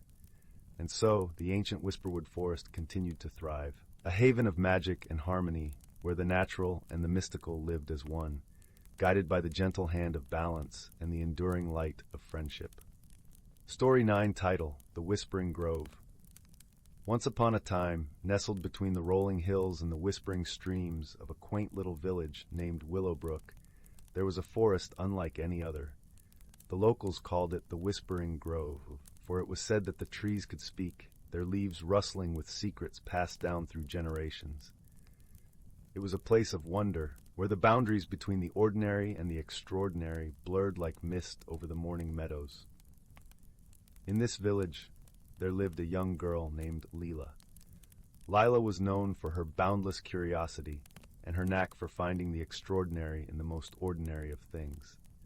With her chestnut curls dancing in the wind and her eyes sparkling like the sunlit brook, she was a child of the forest, spending her days exploring its hidden paths and learning its many mysteries. One crisp autumn morning, as the leaves painted the ground in hues of amber and gold, Lila set out on an adventure. She wore her favorite knitted scarf, which her grandmother had made, the wool soft and comforting against her skin. As she wandered deeper into the Whispering Grove, she listened to the symphony of nature. the gentle rustle of leaves, the soft cooing of doves, and the distant murmur of the brook. The path she chose was one less traveled, overgrown with ferns and dotted with mushrooms that glistened with dew. Her footsteps were light, barely disturbing the carpet of leaves beneath her feet. As she walked, she noticed a peculiar object half buried in the earth. It was a small, intricately carved wooden box, its surface polished to a shine despite its time in the elements. Curiosity piqued. Lila knelt down and carefully unearthed the box. It fit snugly in her hands, its carvings depicting a swirling pattern of vines and stars. Tucked within was a small silver key, its shape delicate and its purpose unknown. She turned it over in her hands, feeling a gentle warmth emanating from the metal. It was as though the key itself hummed with a quiet magic, waiting patiently for its story to be told. With the key safely tucked into her pocket, Lila continued her journey, her heart alight with the thrill of discovery. As the sun began to dip below the horizon, casting a warm glow through the trees, she came upon a clearing she had never seen before. In the center stood an ancient oak, its branches stretching towards the sky, as if yearning to touch the stars. Drawn by an inexplicable pull, Lila approached the tree. Its bark was thick and knotted, and nestled amongst the roots was a small, ornately carved door, just the right size for her newfound key. Her heart raced with anticipation as she inserted the key into the lock. With a soft click, the door swung open, revealing a hidden world bathed in the soft glow of twilight. Beyond the door was a garden unlike any other, where flowers bloomed with colors she had never imagined, and the air was sweet with their perfume. Tiny lights flitted about, like stars come to dance in the lush foliage. It was a place of enchantment, where time seemed to stand still and the worries of the world faded away. As Lila stepped into the garden, she heard a gentle voice call out to her. "Welcome, dear child," it said, as soft as a summer breeze. Turning towards the sound, she saw a figure emerging from the shadows. It was a fox, its fur a brilliant scarlet, eyes wise and kind. It walked with a grace that spoke of years spent in this magical realm. "My name is Aster," the fox introduced itself, bowing its head slightly. "You have found the key to the Garden of Whispers, a place hidden from all but those with the truest of hearts." Awestruck, Lila nodded, her voice caught in her throat. She had always believed in the magic of the forest, but to see it come alive before her was beyond her wildest dreams. Aster led her through the garden, explaining its wonders. "This garden holds the secrets of the Whispering Grove," the fox explained. "Each plant, each creature here has a story, a memory of the times before." As they walked, Lila noticed a peculiar patch of flowers, their petals shimmering like the surface of a lake at dawn. "These are the memory blooms," Aster said, sensing her curiosity. "They hold the echoes of the past. If you listen closely, they will share their tales with you." Lila knelt beside the blooms, her fingers brushing gently against the petals. As she closed her eyes, she heard whispers, fragments of stories, laughter, and song. They spoke of the village's history, of friendships forged and challenges overcome. It was a tapestry of lives woven together by time and love. The day passed in a dream, the sun setting with a promise of tomorrow. As the first stars appeared in the sky, Aster spoke again. "The garden is a gift, Lila, but it must be cared for. It thrives on kindness and the sharing of stories. Will you help tend to it?" Lila nodded without hesitation. She felt a deep connection to this place and to Aster, as if she had found a missing piece of herself. "I will," she promised, her voice steady and filled with resolve. And so each day after, Lila returned to the garden, tending to the flowers and listening to their tales. She learned the language of the forest, the songs of the birds, and the secrets of the stars. With each visit, she grew more attuned to the magic around her, her heart becoming a beacon of warmth and wisdom. Through her care, the garden flourished, its beauty a testament to the power of love and friendship. The villagers noticed a change in Lila, a brightness that seemed to glow from within. She shared her knowledge and her stories, inspiring others to see the wonder in the world around them. The Whispering Grove became a place of unity, where the people of Willowbrook came together to celebrate the magic of life. They learned to listen to the whispers of the trees and the songs of the wind, finding joy in the simple act of being. In time, Lila grew, her once childlike curiosity maturing into a wisdom that guided her throughout her life. She became a storyteller, her words weaving the magic of the garden into the hearts of all who would listen. And though many came and went, the Garden of Whispers remained, a timeless sanctuary nurtured by those who believed in its magic. And so the tale of Lila and the Whispering Grove was passed down through the generations, a gentle reminder that the greatest magic of all lies in the kindness we share and the stories we tell. As the stars twinkled above and the leaves whispered secrets to the wind, the village of Willowbrook thrived, forever touched by the enchantment of the Whispering Grove. And as we close this chapter under the soft glow of the moon, may we carry with us the warmth of the hearth, the wisdom of the forest, and the promise of tomorrow's dawn. For in each ending lies a new beginning, ready to be discovered by those who dare to believe in the magic of the world. Story 10. Once upon a time, in the quaint village of Willowbrook, nestled between rolling hills and whispering woods, there lived a gentle old woman named Maeve. Maeve was known for her warm smile and the soothing melodies that floated from her small cottage each morning as she played her cherished flute. The villagers adored her, and her music was said to bring a touch of magic to their everyday lives. One crisp autumn day, Maeve decided to wander into the heart of the Whispering Woods, a place she often visited to find inspiration for her tunes. The woods were a tapestry of gold and amber leaves, rustling with secrets in the gentle breeze. As Maeve strolled along a winding path, she noticed something unusual, a soft golden glow emanating from beneath a pile of fallen leaves. Curiosity piqued, Maeve brushed the leaves aside to reveal a delicate, shimmering key, unlike any she had seen before. It was intricately carved with swirling patterns that seemed to shift and dance in the dappled sunlight. Maeve picked it up, feeling a gentle warmth spread through her fingertips, and she knew at once that this was no ordinary key. As Maeve turned the key over in her hands, she heard a soft rustle behind her. Turning, she found herself face to face with a small, furry creature with bright, inquisitive eyes. It was a fox, its fur the color of autumn leaves, and it regarded Maeve with a look of friendly curiosity.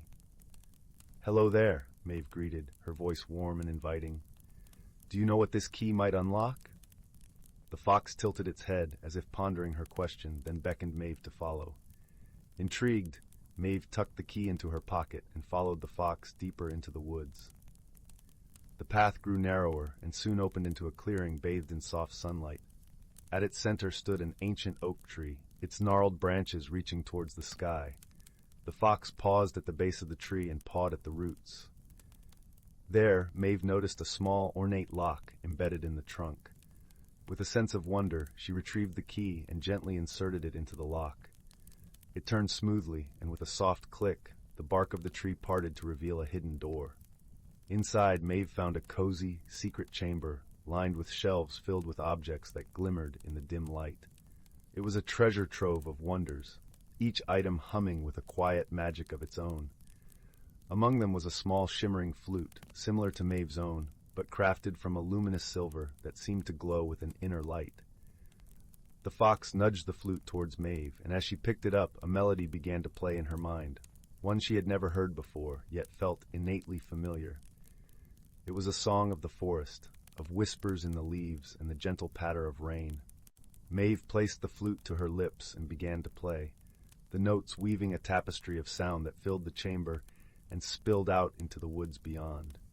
As she played, Maeve felt a transformation within herself, a deepening connection to the world around her. The music carried her on an emotional journey, revealing the hidden beauty and wisdom in the simplest moments of life. She realized that her melodies had the power to heal and bring joy, not only to herself, but to all who listened. The fox, sensing Maeve's newfound understanding, nodded in approval.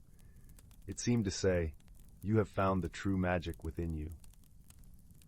Over the following days, Maeve returned to the village, her heart full of the forest's song. She shared her music with the villagers, who noticed a change in her melodies, a depth and warmth that touched their hearts. The village thrived in the gentle glow of Maeve's music, and the people grew closer, united in the harmony she inspired. And so, Maeve's life continued in Willowbrook, her flute a beacon of peace and joy. She often visited the Whispering Woods, guided by her fox friend, and each time she returned with new melodies that whispered of wonders and wisdom. The key she had found remained a cherished treasure, not for unlocking doors, but for unlocking the magic within her own heart. As the seasons turned, Maeve's music became a cherished part of the village's soul, a reminder of the hidden wonders waiting to be discovered by those who take the time to listen. And every night, as the villagers settled into their beds, they drifted to sleep with Maeve's gentle melodies echoing in their dreams, cradling them in a world of comfort and peace. Story 11. Once upon a time, in a quaint little village nestled between rolling emerald hills and golden fields of wheat, there lived a gentle-hearted young girl named Leela. Lila was known throughout the village for her curious spirit and her knack for discovering beauty in the most ordinary things. Every morning she would wander the cobbled streets and lush meadows, her eyes wide with wonder at the world around her. One bright sunny morning, as Lila explored the outskirts of the village, she stumbled upon an old forgotten well hidden beneath a canopy of dancing leaves. The well was covered in moss and vines, its stones cool and damp to the touch. Drawn by a whispering breeze that seemed to come from within, Leela leaned over the edge and peered into its mysterious depths. To her astonishment, she saw not just water, but a glimmering shard of light floating on the surface. Curiosity piqued, Leela carefully reached down and retrieved the object. It was a small, intricately carved wooden box, no bigger than the palm of her hand. The box was warm and smooth, and it hummed softly with an energy that felt both ancient and alive. As Leela cradled the box in her hands, a gentle voice floated through the air. "You have found the whispering box, dear child," it said. "Within it lies the power to understand the secrets of the world, but only if you listen with your heart." Lila's eyes widened with awe. She held the box close, feeling its warmth seep into her skin, and decided to embark on a journey to uncover its secrets. With a heart full of wonder and anticipation, she set off through the village, the whispering box nestled safely in her satchel.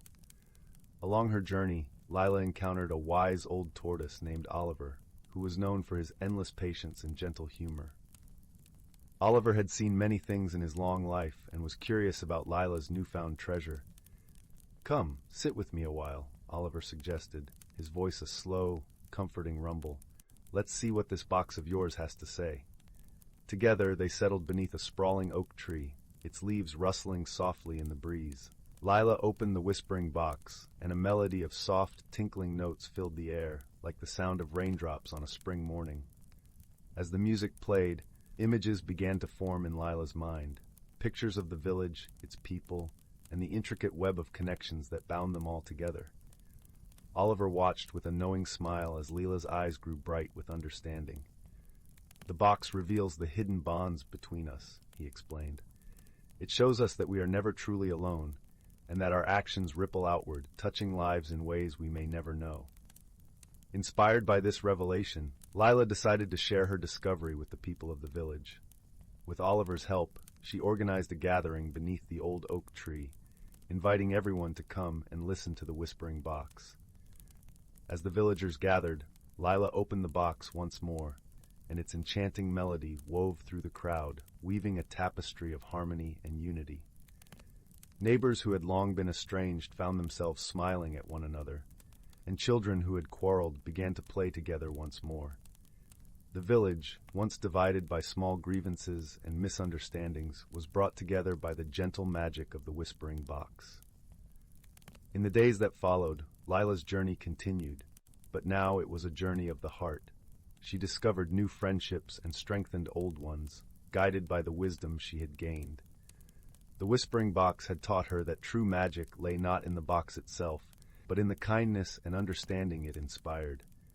And so, as the sun dipped below the horizon, casting a warm golden glow over the village, Lila returned to her home, her heart full of peace. She placed the whispering box on her windowsill, where its soft hum would remind her always of the bonds that connected her to the world around her.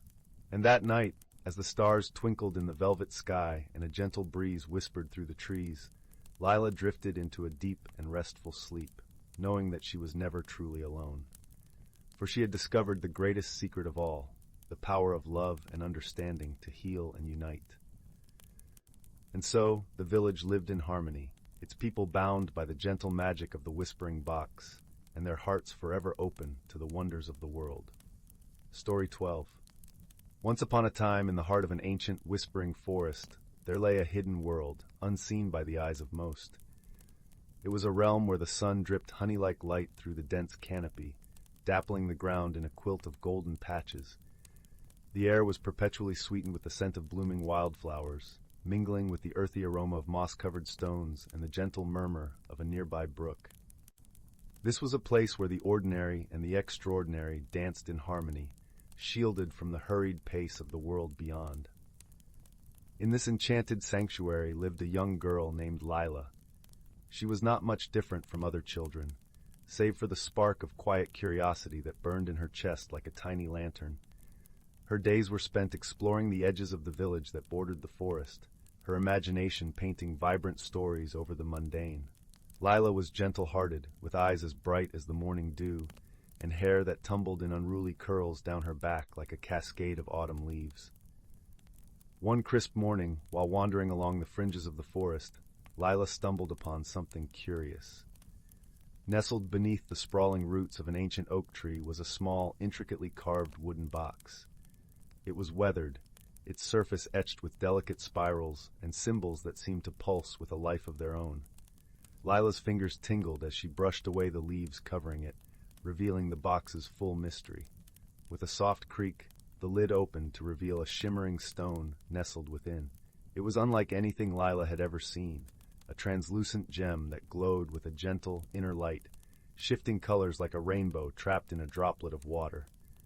As her fingers closed around it, a warmth spread through her hand, and she knew, instinctively, that this stone held magic. The stone, as it turned out, was a key to the hidden world within the forest. When held tightly, it allowed Lila to see the forest in its true form. Trees stretched infinitely upwards, their leaves whispering secrets to the wind, and creatures moved with grace and intelligence that defied the ordinary. She saw foxes with coats of starlight, rabbits with ears like spun silk, and birds whose songs wove the very fabric of dreams. But the most wondrous of all was a creature named Ori, a fox with eyes like liquid gold, and a tail that shimmered with the colors of dawn. Ori was the guardian of this hidden realm, a wise and kind soul who had watched over the forest for centuries. He met Lila with a cautious curiosity, and a bond quickly formed between the girl and the fox, a friendship born out of mutual wonder and respect. As the days turned into weeks, Lila visited the hidden world often, learning its ways and secrets. Ari taught her the language of the trees, the songs of the brook, and the stories hidden in the rustle of leaves. In return, Lila shared tales from her world, stories of bustling markets and starry nights, of laughter and love, of dreams and desires. But not all was serene in this magical enclave. An unsettling shadow had begun to creep into the edges of the forest, a darkness that twisted the paths and silenced the songbirds. It was a force that threatened to unravel the delicate balance of the hidden world, a mystery that needed solving. Determined to protect the place she had come to cherish, Lila decided to embark on a journey deeper into the heart of the forest, where the darkness seemed to stem from. Ori, ever faithful, accompanied her, his presence a comforting assurance against the encroaching gloom. Their journey was not easy. The path wound through dense thickets and over slippery stones, the air growing colder and heavier with each step. The trees loomed larger, their branches knitting a canopy so thick that even the midday sun struggled to pierce it. Yet Lila's resolve was unwavering, her spirit buoyed by the quiet strength of her companion. As they ventured further, Lila began to notice changes within herself. The magic of the stone had awakened something deep inside, a sensitivity to the world around her that she had never known. She could feel the emotions of the forest, as if the very earth was whispering to her, sharing its fears and hopes. Finally, they arrived at a clearing where the darkness pooled like a living thing, coiling around the roots of an ancient tree. It was here that Lila discovered the source of the forest's plight, a twisted vine, black as night, feeding off the tree's life force. The sight filled her with a deep sadness, for she understood that the vine was a manifestation of neglect and forgotten dreams, a symbol of the world's disconnect from the magic of nature. With Ori by her side, Leela knew what she had to do. She knelt by the tree, placing the glowing stone against its bark. As she did, she whispered words of love and hope, of renewal and connection. The stone responded, its light spreading like liquid gold through the tree, pushing back the darkness with gentle persistence. The vine shuddered, its grip loosening as the light intensified, and soon it withered, crumbling into dust that shimmered briefly before vanishing into the ground. The tree sighed with relief, its leaves rustling in gratitude, and the air filled with the sweet scent of renewal. With the threat vanquished, the hidden world began to heal. The songs of birds returned, the path straightened, and the forest breathed easier, its heart restored. Leela and Ori stood side by side, watching as life returned to the forest, their bond stronger than ever. In the days that followed, Leela continued to visit her newfound friends, her heart forever touched by the magic she had discovered. And as she grew, she carried with her the lessons of the forest, the importance of connection, the power of hope, and the strength found in friendship. She knew that even in the darkest of times, there was always a light waiting to be kindled, a magic waiting to be discovered. And so, in the heart of the ancient forest, the hidden world thrived, a place of wonder and wisdom, forever touched by the gentle hands of a girl and her fox, their story woven into the very fabric of the trees. And though the world outside moved on, the whispers of the forest remained, a soothing lullaby that spoke of magic and dreams, of friendship and love, of a journey that changed not just a girl, but the world itself. And with that, as the stars began to twinkle in the velvet sky, the forest settled into a peaceful slumber, cradled in the embrace of the night, its secrets safe and its magic alive, waiting for those with hearts open enough to see. Story 13. Once upon a time, nestled within the gentle folds of rolling hills and ancient forests, lay the quaint village of Elderglen. The village was known far and wide for its lush meadows and the sweet scent of wildflowers that hung in the air like a gentle lullaby. The villagers were a close-knit community, bound together by the rhythms of the seasons and the secrets whispered by the winds. In the heart of Elderglen stood an old stone cottage, embraced by the gnarled branches of an ancient oak tree.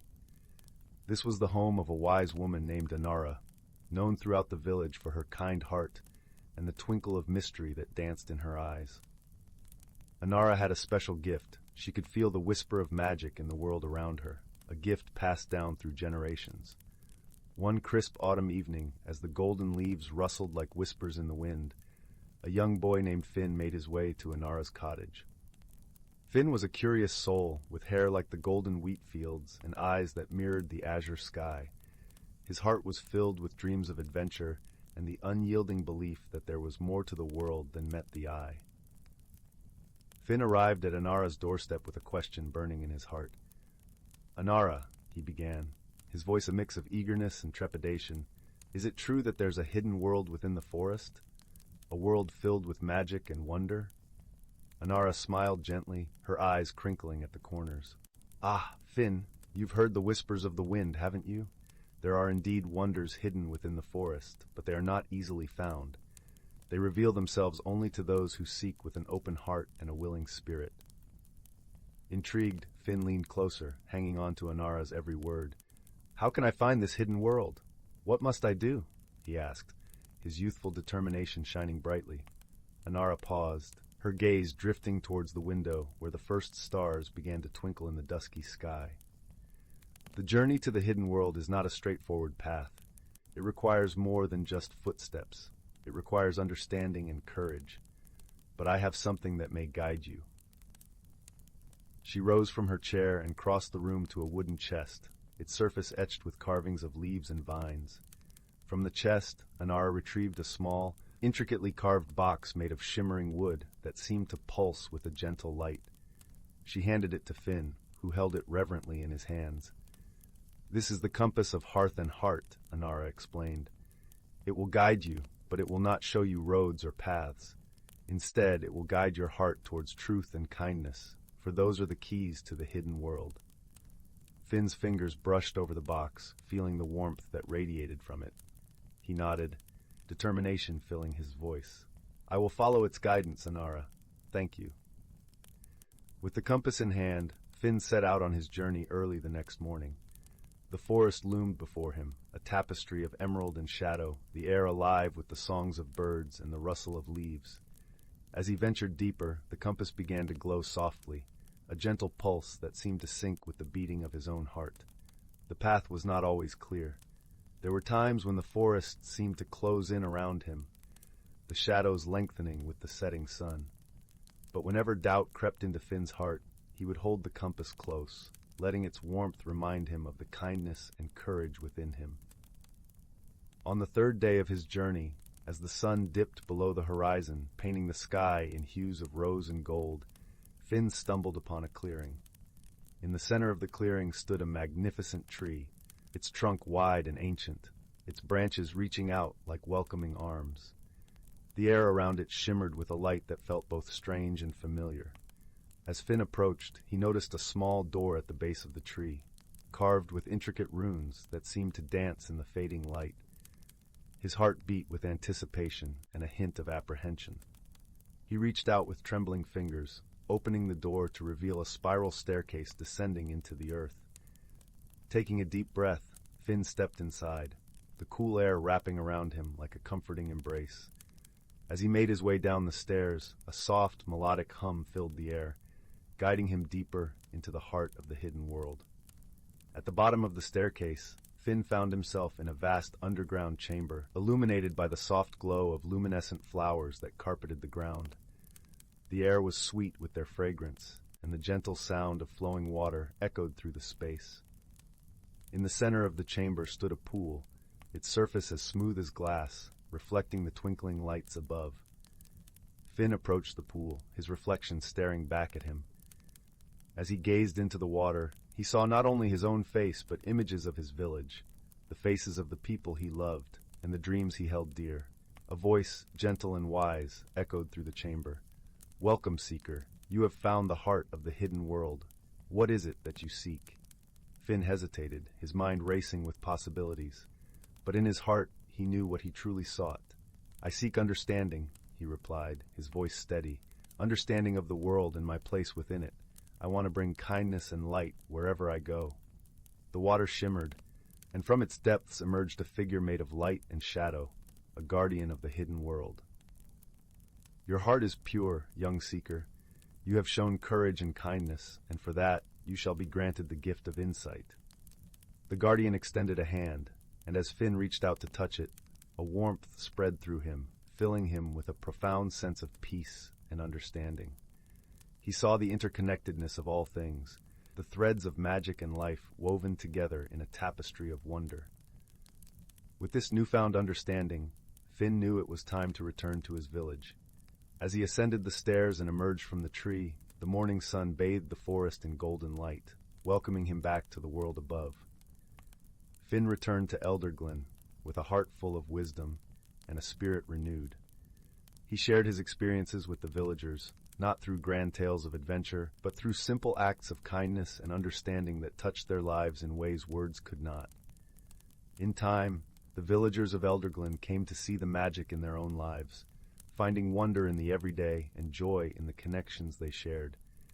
And Finn, guided by the compass of hearth and heart, continued to explore the world, spreading light and kindness wherever he went.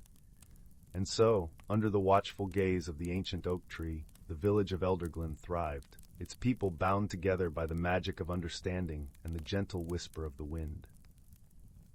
And Finn, the boy with dreams of adventure, became a man whose heart carried the light of the hidden world, a beacon of hope and kindness in a world that sometimes forgot its magic.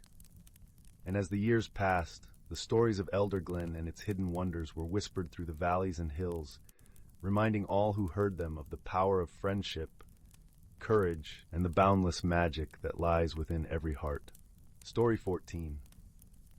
In the quaint village of Willowbrook, nestled between the gentle slopes of Emerald Hills and the sparkling ribbon of the Silver Stream River, lived a young girl named Clara. Willowbrook was a place where time seemed to slow down, where every stone and leaf whispered tales of old. Clara had always been drawn to the mysteries of her surroundings, her heart attuned to the soft secrets the village held. One crisp autumn morning, as golden leaves danced through the air and the scent of ripe apples filled the breeze, Clara decided to explore the attic of her home, a rambling old cottage with ivy-clad walls and a thatched roof. The attic was a dusty, forgotten realm, filled with the echoes of the past and the scent of cedar and age. As Clara climbed the creaky wooden ladder, the beams of sunlight streaming through the attic window painted the room in hues of amber and honey. She moved carefully, her footsteps barely disturbing the dust that lay like a thin blanket over everything. Her eyes fell upon an old wooden trunk, its brass fittings tarnished but still gleaming with a hint of their former glory. Drawn by a curious pull, she knelt beside it and lifted the heavy lid.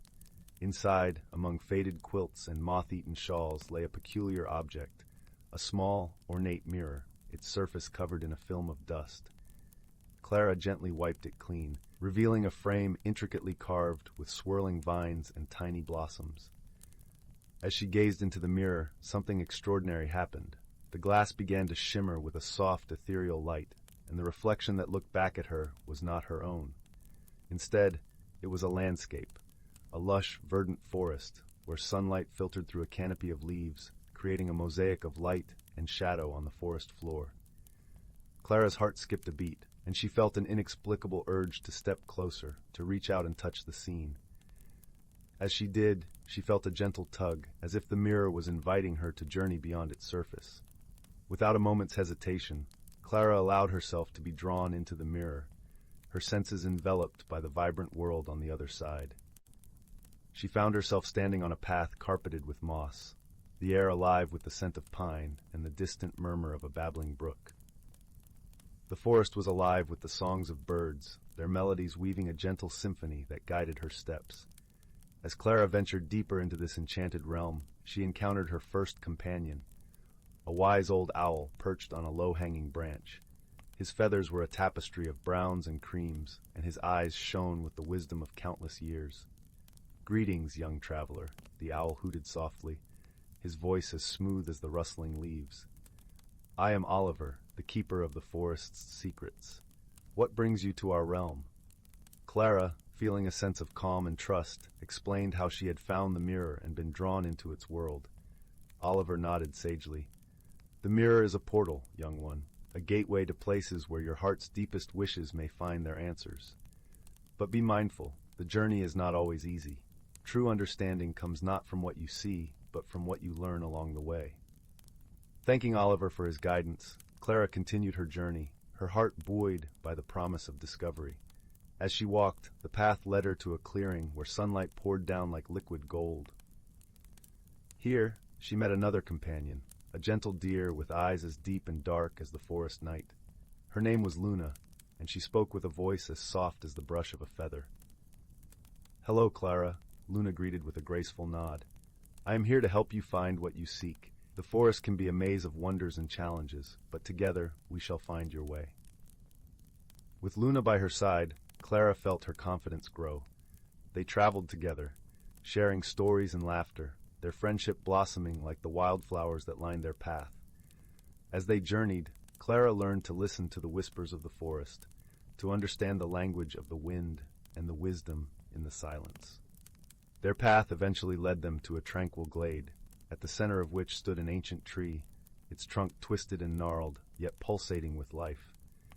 It was here that Clara sensed the heart of the forest, the source of its magic. But a challenge awaited them. A gentle mist had settled over the glade, obscuring the way forward. Clara felt a flutter of uncertainty, but Luna nudged her reassuringly. "Remember, Clara," she murmured, "true insight comes not from the eyes, but from the heart." Taking a deep breath, Clara closed her eyes and let her heart guide her. She listened to the rhythm of the forest, the rustle of leaves, the song of the brook. Slowly, the mist began to part, revealing a hidden path that led to the base of the ancient tree. Here, at the foot of the tree, lay the source of the forest's enchantment, a small, delicate blossom, its petals shimmering with an inner light. As Clara reached out to touch it, a soft voice echoed in her mind, a gentle reminder of the journey she had undertaken. "You have found the heart of the forest, dear Clara," the voice murmured. "It is a reflection of your own heart, of the courage and kindness that dwell within you." With these words, the blossom dissolved into a cascade of light, and Clara felt a warmth spread through her, a profound sense of understanding and peace. The forest, with all its magic and mystery, had revealed its secret, one that lay not in its depths, but in her own heart. As the light of the blossom faded, Clara found herself once more before the mirror, back in the attic of her cottage. The sun had dipped below the horizon, painting the sky in shades of lavender and rose. She held the mirror in her hands, its surface now clear and still, a silent testament to her journey. Clara knew that the magic of the forest would always be a part of her, a gentle reminder of the wisdom and strength that lay within. With a heart full of gratitude and wonder, she carefully placed the mirror back into the trunk, knowing that its secrets would be there for her whenever she needed them. As she descended the attic ladder, the warmth of the cottage enveloped her like a cozy blanket. The crackling of the hearth fire beckoned her into the living room, where her family sat gathered in the soft glow of lamplight. Clara joined them, her heart light and her spirit renewed, as outside the stars began to twinkle in the velvet sky.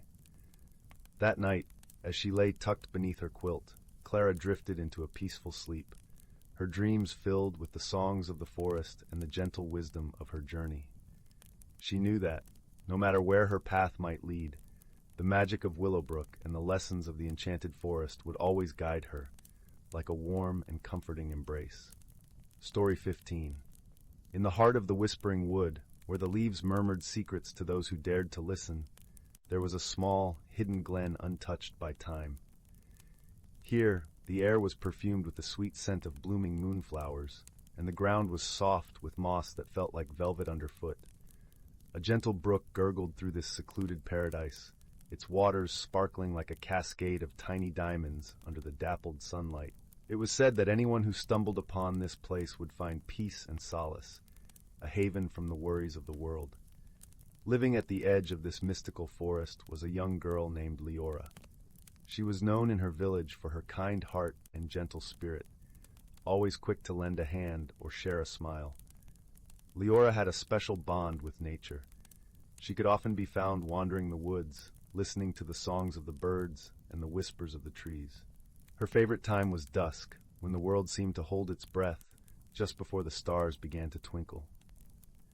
One evening, as the sky blushed with the colors of sunset, Leora set off on her usual stroll. The forest was alive with the soft rustle of leaves and the distant call of an owl. As she wandered deeper into the woods, she felt a curious pull, as if something was beckoning her to follow. Without hesitation, she let her feet guide her, trusting the gentle urging of the forest. The path twisted and turned, leading her to the heart of the whispering wood. Leora found herself in the hidden glen, the air around her shimmering with an ethereal glow. In the center of the glen stood an ancient oak tree, its trunk wide and gnarled, its branches stretching skyward like the arms of a revered elder. Nestled among its roots was an object unlike any Leora had ever seen, a small, intricately carved wooden box, glowing with a soft, golden light. Curiosity piqued, Leora knelt beside the box, her fingers tracing the delicate patterns etched into its surface. As she opened it, a gentle warmth enveloped her, and she found herself gazing at a tiny crystal orb, its depths swirling with colors like a captured sunset. Entranced, Leora picked it up, and at that moment she felt a surge of energy flow through her, a connection to the forest and its ancient magic. The crystal orb was no ordinary object. It was the heart of the forest, a source of wisdom and power bestowed only upon those deemed worthy. Leora realized that the forest had chosen her as its guardian, entrusting her with the responsibility of protecting its secrets and maintaining the harmony between the natural world and humankind. With this newfound gift came a sense of purpose, but also a deep understanding that she needed guidance. The forest, with all its mysteries, was vast and complex, and Leora knew she couldn't navigate it alone. As she pondered whom she could trust with her secret, she thought of her dear friend, Finn, a boy from the village known for his cleverness and unwavering loyalty. Finn had always been fascinated by the tales of magic and adventure, and Leora was certain he would embrace the journey that lay ahead. The following day, Leora met Finn by the old stone well in the village square, a favorite spot where they often exchanged stories and dreams. As she recounted her discovery, Finn's eyes widened with excitement and wonder. His mind raced with possibilities, and his heart swelled with pride that Leora had chosen to share this extraordinary secret with him. Together, they embarked on their first adventure as guardians of the Whispering Wood. The forest, now more alive than ever, seemed to respond to Leora's presence. The trees swayed in rhythm to her steps, and the animals watched her with knowing eyes. Leora and Finn explored hidden paths and uncovered secrets long forgotten, learning from the forest and each other. Their journey was not without challenges. One day, as they wandered deeper into the woods, they encountered a patch of brambles, thick and thorny, blocking their path. Leora hesitated, unsure of how to proceed, but Finn, with his quick wit, suggested they look for a way around. As they searched, Leora remembered the warmth of the orb and decided to hold it aloft. The brambles seemed to part before them, creating a clear path to continue their journey. With each trial they faced, Leora's bond with the forest deepened, and she began to understand the true nature of her gift.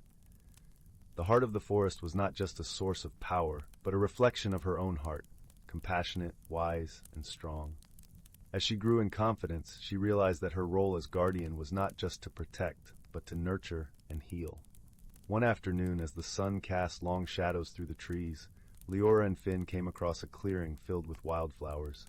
At its center stood a majestic stag, its coat shimmering like liquid silver. The stag was the spirit of the forest, a guardian in its own right, and it regarded Leora with eyes full of ancient wisdom. In a voice as soft as the rustling leaves, the stag spoke. "Leora, you have been chosen for your heart and your spirit. The forest has watched you grow, and it knows that you will protect it with love and courage. Remember that true strength lies not in the power you wield, but in the kindness you show and the friendships you forge." Leora nodded, feeling the truth of the stag's words resonate within her. She understood that her journey was not just about discovering the magic of the forest, but about discovering the magic within herself.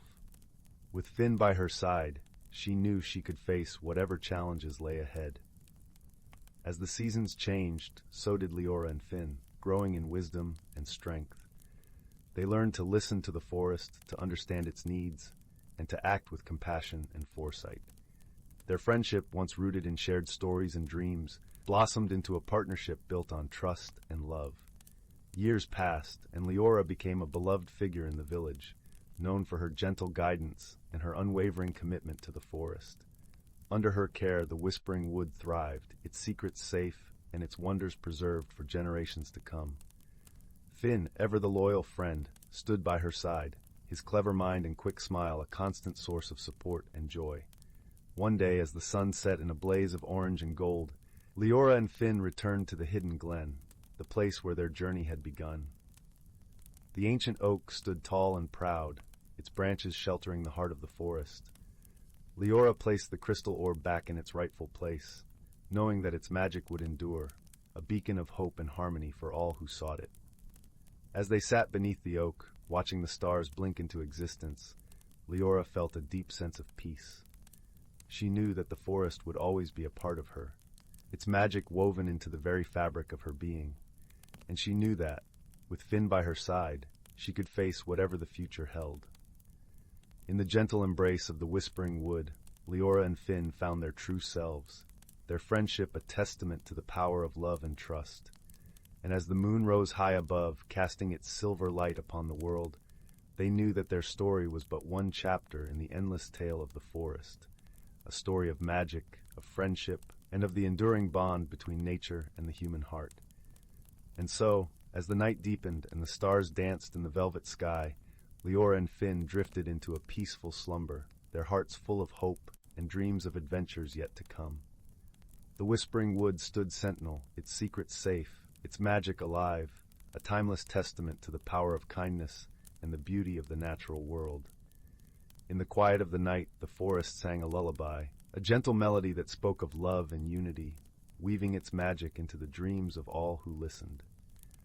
It was a song of the ages, a reminder that we are all connected, bound by the threads of nature and the bonds of friendship, a song that would echo in the hearts of generations to come. And so, as the first light of dawn painted the sky with hues of pink and gold, Leora and Finn awoke to a new day, ready to embrace the adventures that awaited them, secure in the knowledge that they were part of something greater, a living, breathing tapestry of magic and wonder, woven by the hands of time and the heart of the forest.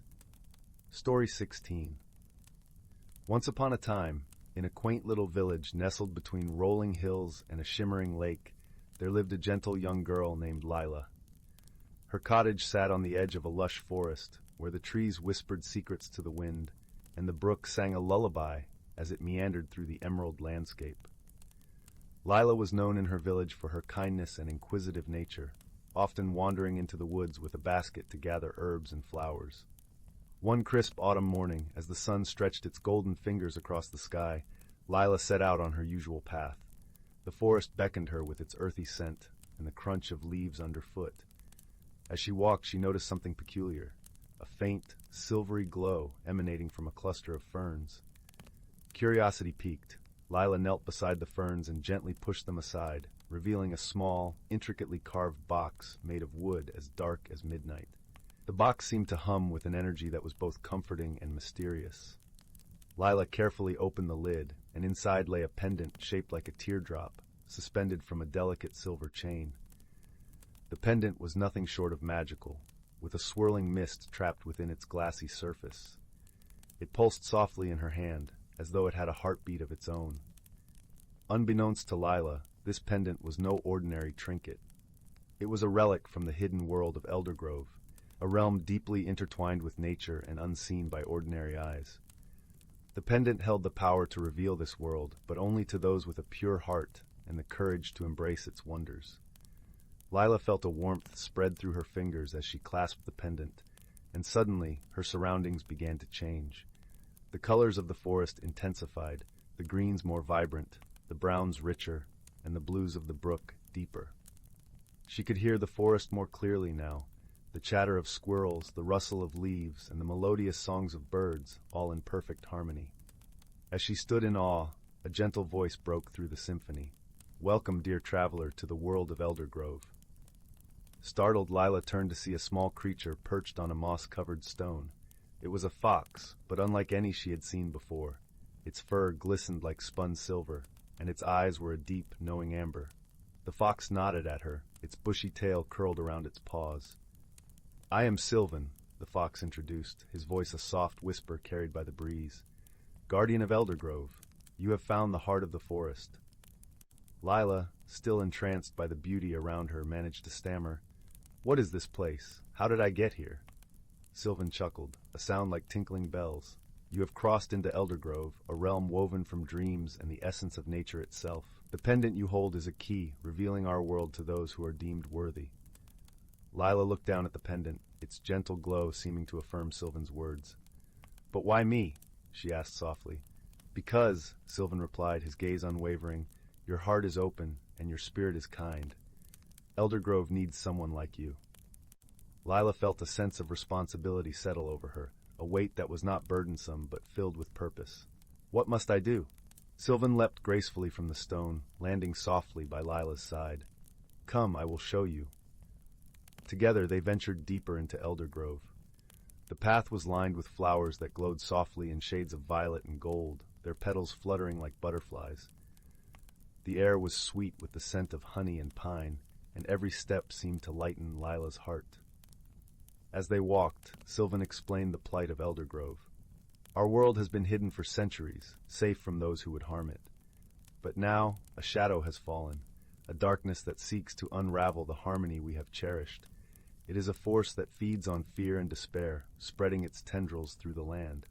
Lila listened intently, her brow furrowing with concern. "How can I help? I'm just a girl from the village." Sylvan stopped and looked up at her, his eyes reflecting the light of the pendant.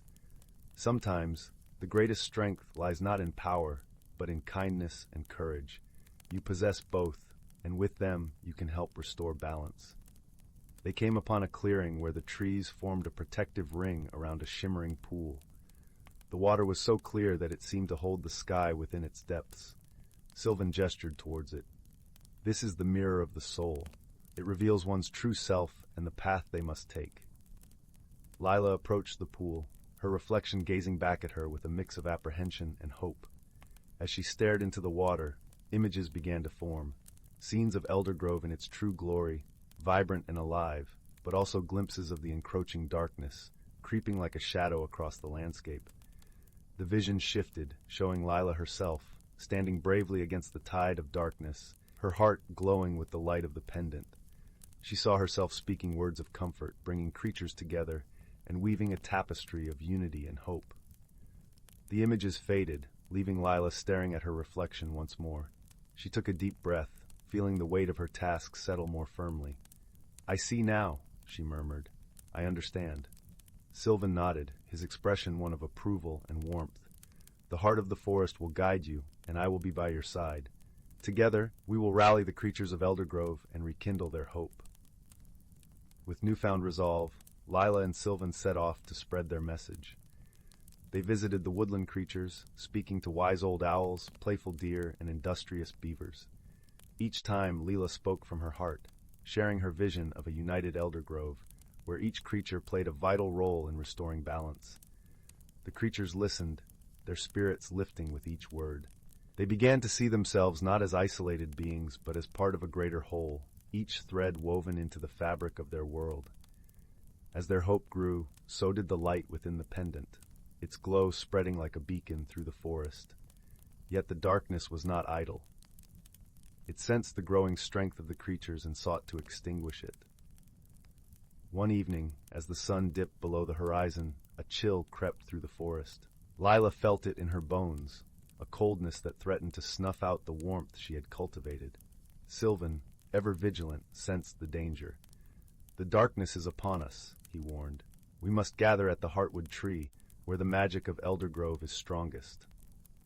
The Heartwood tree was a colossal ancient oak, its roots deep and branches sprawling, reaching for the stars. Lila and Sylvan hurried to its base, where the creatures of Eldergrove were already assembling, their eyes wide with fear and determination. Lila stood before them, the pendant clasped in her hand, its light barely flickering against the encroaching shadow.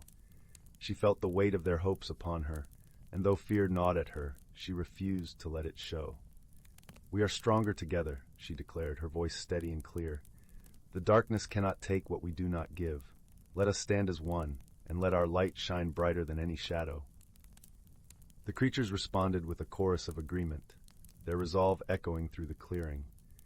As one, they linked arms, paws, wings, and hooves, forming a circle around the Heartwood tree. Lila stood at its center, her heart blazing with the warmth of their unity. The darkness, a swirling mass of black tendrils, descended upon them. It howled in fury, seeking to divide and conquer. But as it approached the circle, it met with resistance. The light from the pendant surged, fueled by the courage and friendship of Eldergrove's inhabitants. Lila closed her eyes, focusing on the love and kindness she had witnessed in this magical world. She called upon the strength of the Heartwood tree, feeling its ancient power flow through her. The pendant responded, its glow intensifying, pushing back the shadow with a radiant warmth. The darkness recoiled, its tendrils disintegrating like mist in the morning sun. It writhed and twisted, but it could not withstand the light. With a final anguished wail, the shadow evaporated, leaving the clearing bathed in the soft glow of moonlight. As the creatures cheered and embraced, Lila felt a profound sense of peace settle over her. Sylvan approached, his eyes shining with gratitude. "You have done it, Lila. You have saved Eldergrove." Lila smiled, her heart full. "We did it together, all of us." She looked around at the creatures, each one a testament to the power of unity and hope. Over the following days, Eldergrove blossomed anew. The trees stood taller, their leaves a vibrant green. The flowers bloomed in riotous colors, and the brook sang a joyful tune as it danced through the forest. The creatures, once wary and frightened, now roamed freely, their spirits buoyant with the knowledge that they were never alone. Lila spent her days exploring this wondrous world, each moment a new discovery. She learned the language of the birds, the healing properties of the plants, and the stories of the stars as told by the wise old owls. She found joy in the simple things, a butterfly landing on her hand, the laughter of the stream, the soft rustle of leaves in the breeze. Her friendship with Sylvan deepened, their bond a testament to the power of trust and understanding. Together, they watched over Eldergrove, ensuring that its harmony remained undisturbed. The pendant, once a mere trinket, became a cherished symbol of their journey and the light they had brought to their world. And so, in the heart of the forest, Lila found not only adventure and friends, but also a place where she truly belonged. Her journey had transformed her, revealing the strength and courage she had always possessed. With each new day, Lila embraced her role as a guardian of Eldergrove, her heart forever entwined with the magic of this hidden realm. As the years passed, Lila's story became legend, told by the creatures of Eldergrove to their young ones. Her tale was a reminder that even the smallest light could banish the deepest shadow, and that kindness and friendship were the true magic that bound their world together. And so, the forest thrived, a sanctuary of peace and wonder, where dreams took flight and the heart of the forest beat in time with the stars above. Lila's legacy endured, a beacon of hope for generations to come, whispering to all who would listen, "You are never alone, for we are all connected, woven together in the tapestry of life." In the quiet moments of dusk, when the sky blushed with the fading light of day, Lila would sit beneath the heartwood tree, the gentle hum of the forest her lullaby. She would close her eyes, feeling the warmth of the pendant against her chest, and smile, knowing that she was exactly where she was meant to be, at home in the heart of Eldergrove. Story 17. In the heart of the whispering wood, where every leaf seemed to hum with its own melody, and the air was sweet with the scent of blooming moonflowers, there nestled a quaint little village named Willowbrook. This village was a place of gentle magic, where time meandered like the babbling brook that wound through the center, and life was as soft as the morning mist that greeted each day. Willowbrook was wrapped in an eternal autumn, with trees forever cloaked in shades of amber and gold, their leaves whispering secrets to those who listened closely enough. Among its cobblestone paths and charming cottages lived a young girl named Marin, who was known for her insatiable curiosity and a heart as warm as the hearth fires that glowed in every home. One crisp evening, as the sun dipped below the horizon, painting the sky in hues of lavender and rose, a peculiar occurrence began to unfold. The villagers noticed that the lanterns lining the paths, which usually flickered to life with the setting sun, remained stubbornly dark. Without their gentle glow, the village was shrouded in an unfamiliar shadow that seemed to deepen the night. Concerned murmurs filled the air as the villagers gathered in the town square, their faces lit by the soft light of the full moon. Marin, who had been helping her grandmother weave a new quilt, listened intently, her mind already whirling with possibilities. "The lanterns have never failed before," said old Cedric, the village's wise storyteller, his voice a deep, comforting rumble. "It is as if the light itself has gone to sleep." Marin's eyes sparkled with determination. "Perhaps the fireflies know something," she suggested, remembering how the tiny creatures often danced around the lanterns, their own light a playful mimicry of the lantern's glow. With a plan forming in her mind, Marin set off toward the edge of the forest, where the fireflies gathered in a meadow that shimmered like a sea of stars. As she walked, the air was filled with the gentle rustle of leaves and the sweet scent of honeysuckle. It was as if the forest itself was guiding her steps. In the meadow, Marin found herself surrounded by a pulsing, golden light. The fireflies swirled around her, their tiny bodies casting intricate patterns on the ground. She spoke softly, her voice a gentle melody. "Dear fireflies, the lanterns in Willowbrook are dark tonight. Do you know what might have happened?" The fireflies, understanding her words as if by magic, began to form a pattern in the air, shaping themselves into the outline of a small, winged creature. It was a depiction of the will-o-wisp, a mischievous sprite known to inhabit the forest and often play tricks on the villagers. "A will-o-wisp," Marin breathed, her mind racing. "But why would it dim our lanterns?" Just then a soft voice, like the tinkling of silver bells, floated through the meadow. "Not all tricks are meant to harm, dear Marin." Startled, Marin turned to see a figure emerging from the shadows. It was Aurelia, the village's wise guardian and a being of light herself. Her presence was like a warm embrace, her eyes twinkling with ancient knowledge.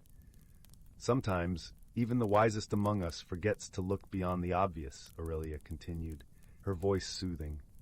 "The will-o-wisp has a reason, hidden in the heart of the forest. Marin nodded, understanding that this was not just a puzzle to solve, but a chance to learn something deeper. With Aurelia by her side, she ventured further into the forest, guided by the gentle glow of the fireflies. The path wound through towering trees that seemed to lean in, listening to their journey. The forest floor was soft beneath their feet, and the air was filled with the earthy scent of moss and rich soil. As they walked, Marin noticed small, curious eyes watching them from the underbrush, rabbits and squirrels, their gazes filled with quiet wisdom. Finally, they arrived at a small clearing bathed in moonlight, where the will-o-wisp sat on a stone, its tiny form shimmering like a dewdrop in the sun. It looked up at Marin and Aurelia, its eyes wide and innocent. "Why have you dimmed our village lanterns, little one?" Marin asked, her voice kind and gentle. The will-o-wisp fluttered its wings, creating a soft, musical hum. "I wish to see the stars," it admitted, its voice a whisper carried on the night breeze. "The lanterns are so bright, they hide the sky's wonders." Marin smiled, understanding the wistful longing in the creature's words. "Perhaps we can find a way to let you see the stars without leaving our village in darkness." Aurelia nodded in agreement, her own light glowing softly. "There is always a middle path, one that honors all needs." Together, they devised a plan. Each night, the villagers would dim the lanterns for a while, allowing the will-o-wisp and anyone else to gaze upon the stars.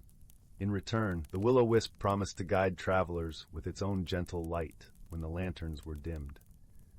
Back in Willowbrook, the villagers embraced the new tradition, gathering in the square each evening to watch the sky come alive with stars. The lanterns would dim, and the village would pause, wrapped in the serene beauty of the cosmos. And in those moments, with the will-o-wisp flitting joyfully among the stars, the villagers found a deeper connection to the world around them. Marin, nestled beside her grandmother by the hearth, felt a warmth in her heart that matched the fire's glow. She had learned that sometimes the answers lay not in solving a mystery, but in understanding the desires and needs that lie beneath it. And so, in the heart of the Whispering Wood, under a sky that now belonged to both stars and lanterns, Willowbrook thrived in its gentle peace, its magic woven through every leaf and every heart.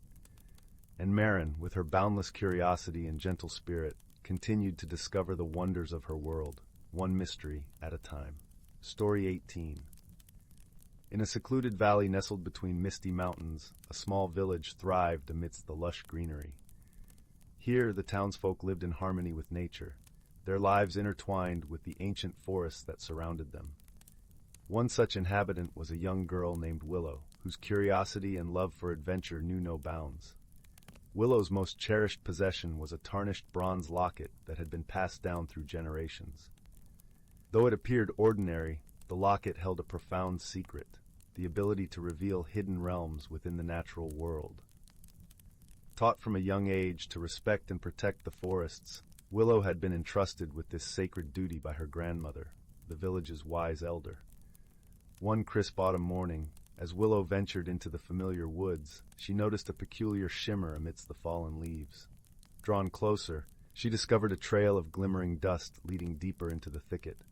Her heart racing with curiosity, she grasped the locket, whispering the ancient incantation her grandmother had taught her. In an instant, the world around her transformed.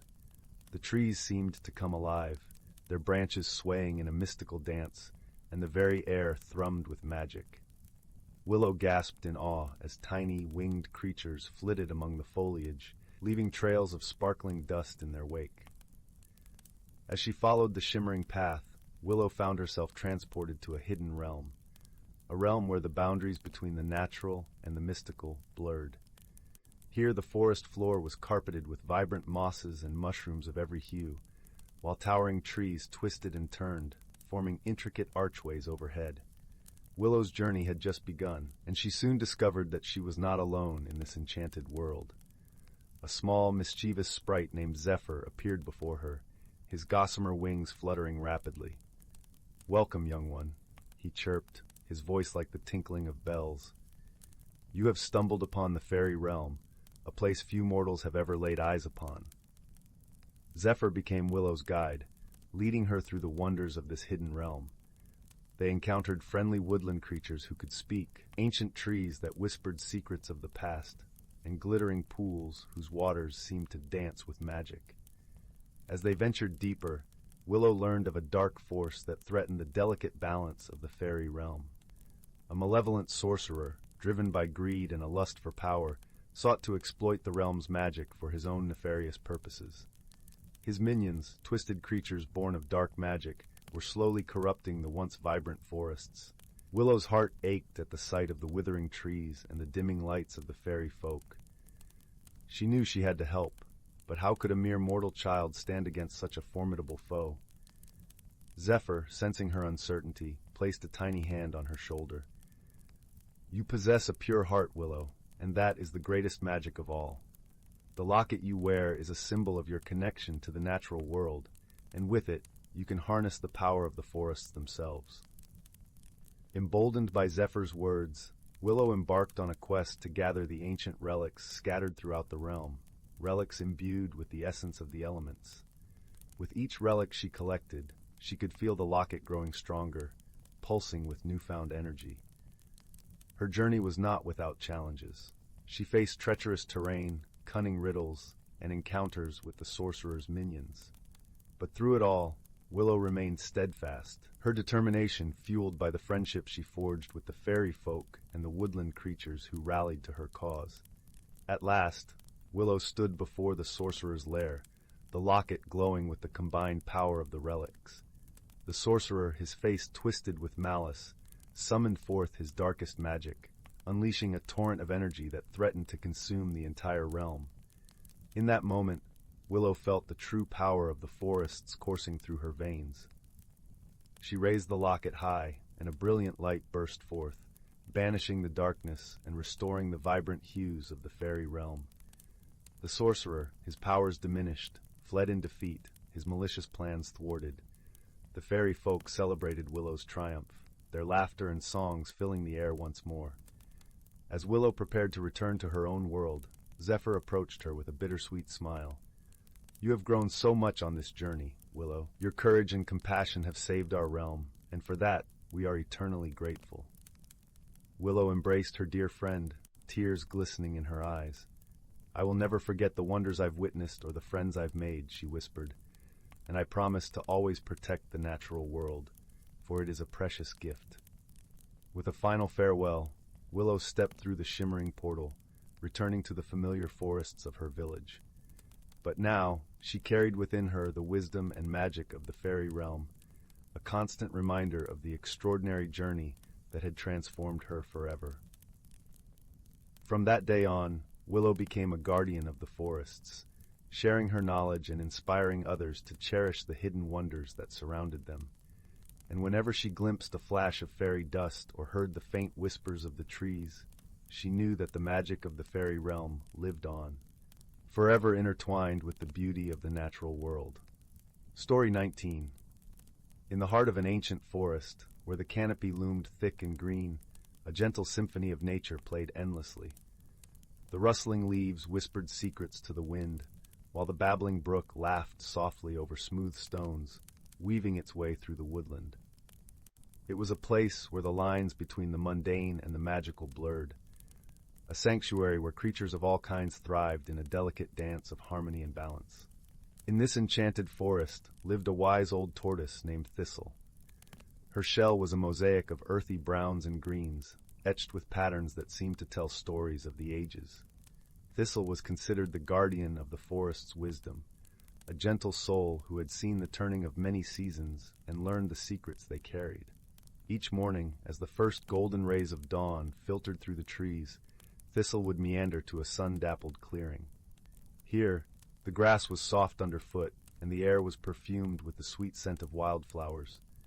It was a place where the forest's creatures gathered, from the tiniest insects to the most majestic deer, to listen to Thistle's tales and guidance. One crisp autumn morning, as the leaves turned to shades of amber and crimson, a young fox named Marlowe approached Thistle with a troubled heart. Marlowe's fur was a vibrant russet, and his eyes sparkled like the warmest hearth. Yet, beneath his lively exterior, Marlowe carried a worry that weighed heavily upon him. Thistle, Marlowe began, his voice tinged with concern. The forest has felt different lately. The streams are slower, and the air carries a hint of unease. I can't help but feel that something is amiss. Thistle nodded slowly, her wise eyes meeting Marlowe's. The forest is a living tapestry, dear Marlowe, woven with threads of life and energy. Sometimes these threads become tangled, and it is up to us to understand and restore their harmony. The gathering of creatures leaned in closer, their curiosity piqued by Thistle's words. Among them were Sable the squirrel, with her bushy tail and a penchant for mischief, and Lumen, a graceful doe with eyes as deep as midnight pools. "How do we untangle these threads?" Sable chirped, her voice as lively as the crackle of autumn leaves beneath tiny paws. Thistle smiled, the lines around her eyes deepening with warmth. "To restore balance, we must first listen to the forest. Pay attention to its whispers and watch for signs from the magical phenomena that guide us through the seasons." With this wisdom in mind, Marlowe set out into the forest, determined to understand the subtle shifts and changes. He trotted along well-worn paths, where the scent of pine mingled with the earthy aroma of fallen leaves. The forest was alive with the colors of autumn, a tapestry of golds and reds that rustled in the breeze. As Marlowe explored, he noticed a peculiar sight near the edge of a small pond. The water, usually a mirror of the sky above, seemed to ripple with an unusual energy. Tiny whirlpools danced upon its surface, creating patterns that shifted with the wind. Intrigued, Marlowe sat by the pond, his reflection staring back at him with eyes full of wonder. He watched as the whirlpools formed and reformed, each one telling a silent story that only those who truly listened could hear. Suddenly a soft voice broke the silence. "Do you see it, young fox?" It was Lumen, who had quietly joined him by the water's edge. Marlowe nodded. "I see the patterns, but I don't understand their meaning." Lumen lowered her head, her breath warm as she spoke. "The whirlpools are the forest's way of speaking to us. They mirror the cycles of the moon and the tides, the ebb and flow of life itself. When the balance is disturbed, the patterns become erratic." Marlowe pondered Lumen's words, feeling the weight of understanding settle within him. "Then we must find what has disturbed this balance," he said, determination shining in his eyes. Together, Marlowe and Lumen explored the forest, guided by the whispers of the trees and the songs of the wind. They passed under towering oaks and through thickets of brambles, where the air was thick with the scent of ripe berries. Along their journey, they encountered signs of the forest's distress, fallen branches blocking paths, and the distant rumble of a stream struggling against unseen obstacles. Finally, they came upon a clearing where the earth felt heavy and still. At its center lay a great fallen tree, its roots exposed like fingers grasping at the air. It had once stood proudly, a pillar of life, but now it lay as a reminder of nature's fragility. Marlowe approached the tree, his heart aching at the sight. "This must be the source of the imbalance," he said softly. "The tree's fall has disrupted the flow of energy through the forest." Lumen nodded, her eyes filled with empathy. "We must honor the tree's life and ensure its energy returns to the forest." With great care, Marlowe and Lumen began the task of clearing the fallen branches and debris. They worked side by side, their movements a testament to the power of friendship and cooperation. As they labored, the forest seemed to breathe with them, its rhythm slowly returning to a gentle pulse. As twilight descended, painting the sky in hues of lavender and rose, the clearing stood transformed. The tree, now a part of the earth once more, had been given the chance to nourish new life. The air hummed with a sense of peace, a harmony restored by the creature's dedication and care. Returning to the clearing where Thistle awaited, Marlowe and Lumen shared their tale with the gathered creatures.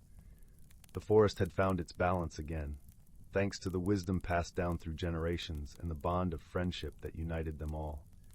Thistle nodded in approval, her voice carrying a gentle resonance. "The forest thanks you, dear friends. Remember, the balance of nature is a dance we all must learn to follow, to lead, and to cherish." As the stars began to twinkle in the velvet sky, the forest settled into a tranquil slumber, cradled by the soothing sounds of nature's lullaby. And as Marlowe closed his eyes, he knew that the forest's wisdom would continue to guide him through the seasons, a beacon of harmony in a world where magic and reality entwined.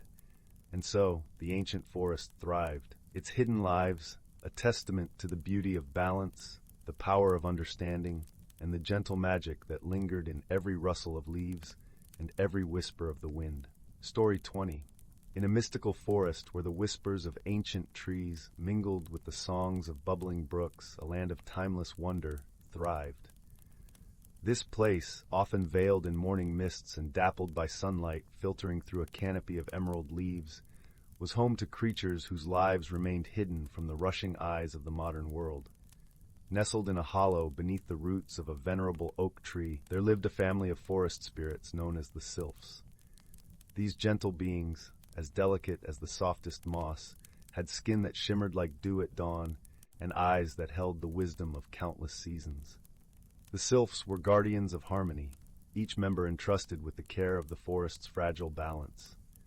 The youngest of the sylphs, a spirited creature named Marin, was particularly curious about the world beyond their cozy nook. Her heart beat with the rhythm of the forest, yet she yearned to understand the magic that wove its way through the changing seasons. One crisp autumn morning, when the air was filled with the earthy scent of fallen leaves and the sky was a canvas of soft blues and golds, Marin fluttered from her home with a mission. She aimed to learn the secrets of the forest's seasonal magic, that wondrous cycle which painted the world anew each year. As she wandered along a path carpeted in amber and crimson leaves, Marin came upon a gathering of creatures at the edge of the whispering pond. Here, the wise old tortoise, Sage, sat amidst a circle of attentive forest dwellers. His shell bore the etchings of time, and his voice rumbled like distant thunder, soothing and full of stories untold. Marin settled beside the others, her presence as light as a falling leaf, and listened intently as Sage spoke of the great balance. He explained how every creature, from the smallest ant to the grandest stag, played a role in the intricate dance of nature. The changing seasons, he said, were guided by the spirits of the elements, wind, water, earth, and fire, each contributing their strength to ensure life flourished in harmony. Autumn, rumbled Sage, is the time when earth and wind work together to prepare the world for rest. It is a season of letting go, of transformation. It teaches us the beauty of change and the necessity of release. Marin, her curiosity piqued, asked, "How do we, the sylphs, help in this transformation?" Sage's eyes twinkled with gentle wisdom. "Ah, dear Marin, your task is to listen to the whispers of the forest and to guide the falling leaves, ensuring they blanket the ground to protect the seeds buried below. In doing so, you become part of the cycle, nurturing the promise of spring." Inspired by Sage's words, Marin felt a new sense of purpose bloom within her. As the sun dipped lower in the sky, casting long shadows that danced with the gentle breeze, she fluttered away with renewed determination. Throughout the following days, Marin devoted herself to her task. She danced with the leaves, guiding them with a grace that seemed to echo the songs of the wind. Her laughter mingled with the rustling foliage, creating a melody that resonated through the forest. As she worked, Marin discovered the subtle magic of the seasons. She noticed how the trees whispered to one another, sharing their strength with the earth. She watched the squirrels bury acorns with careful precision, their instinctive preparation for winter inspiring her own efforts. One evening, as the moon rose full and luminous, casting a silvery glow over the tranquil forest, Marin paused to rest on a moss-covered stone. The air was cool and crisp, filled with the scent of pine and the faint sweetness of lingering berries. Her heart swelled with a sense of belonging and understanding.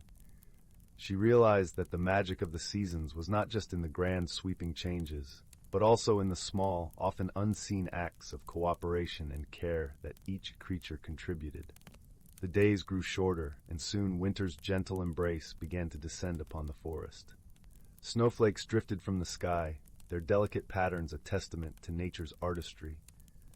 The forest hushed beneath a blanket of white, and Marin felt a deep peace settle in her heart.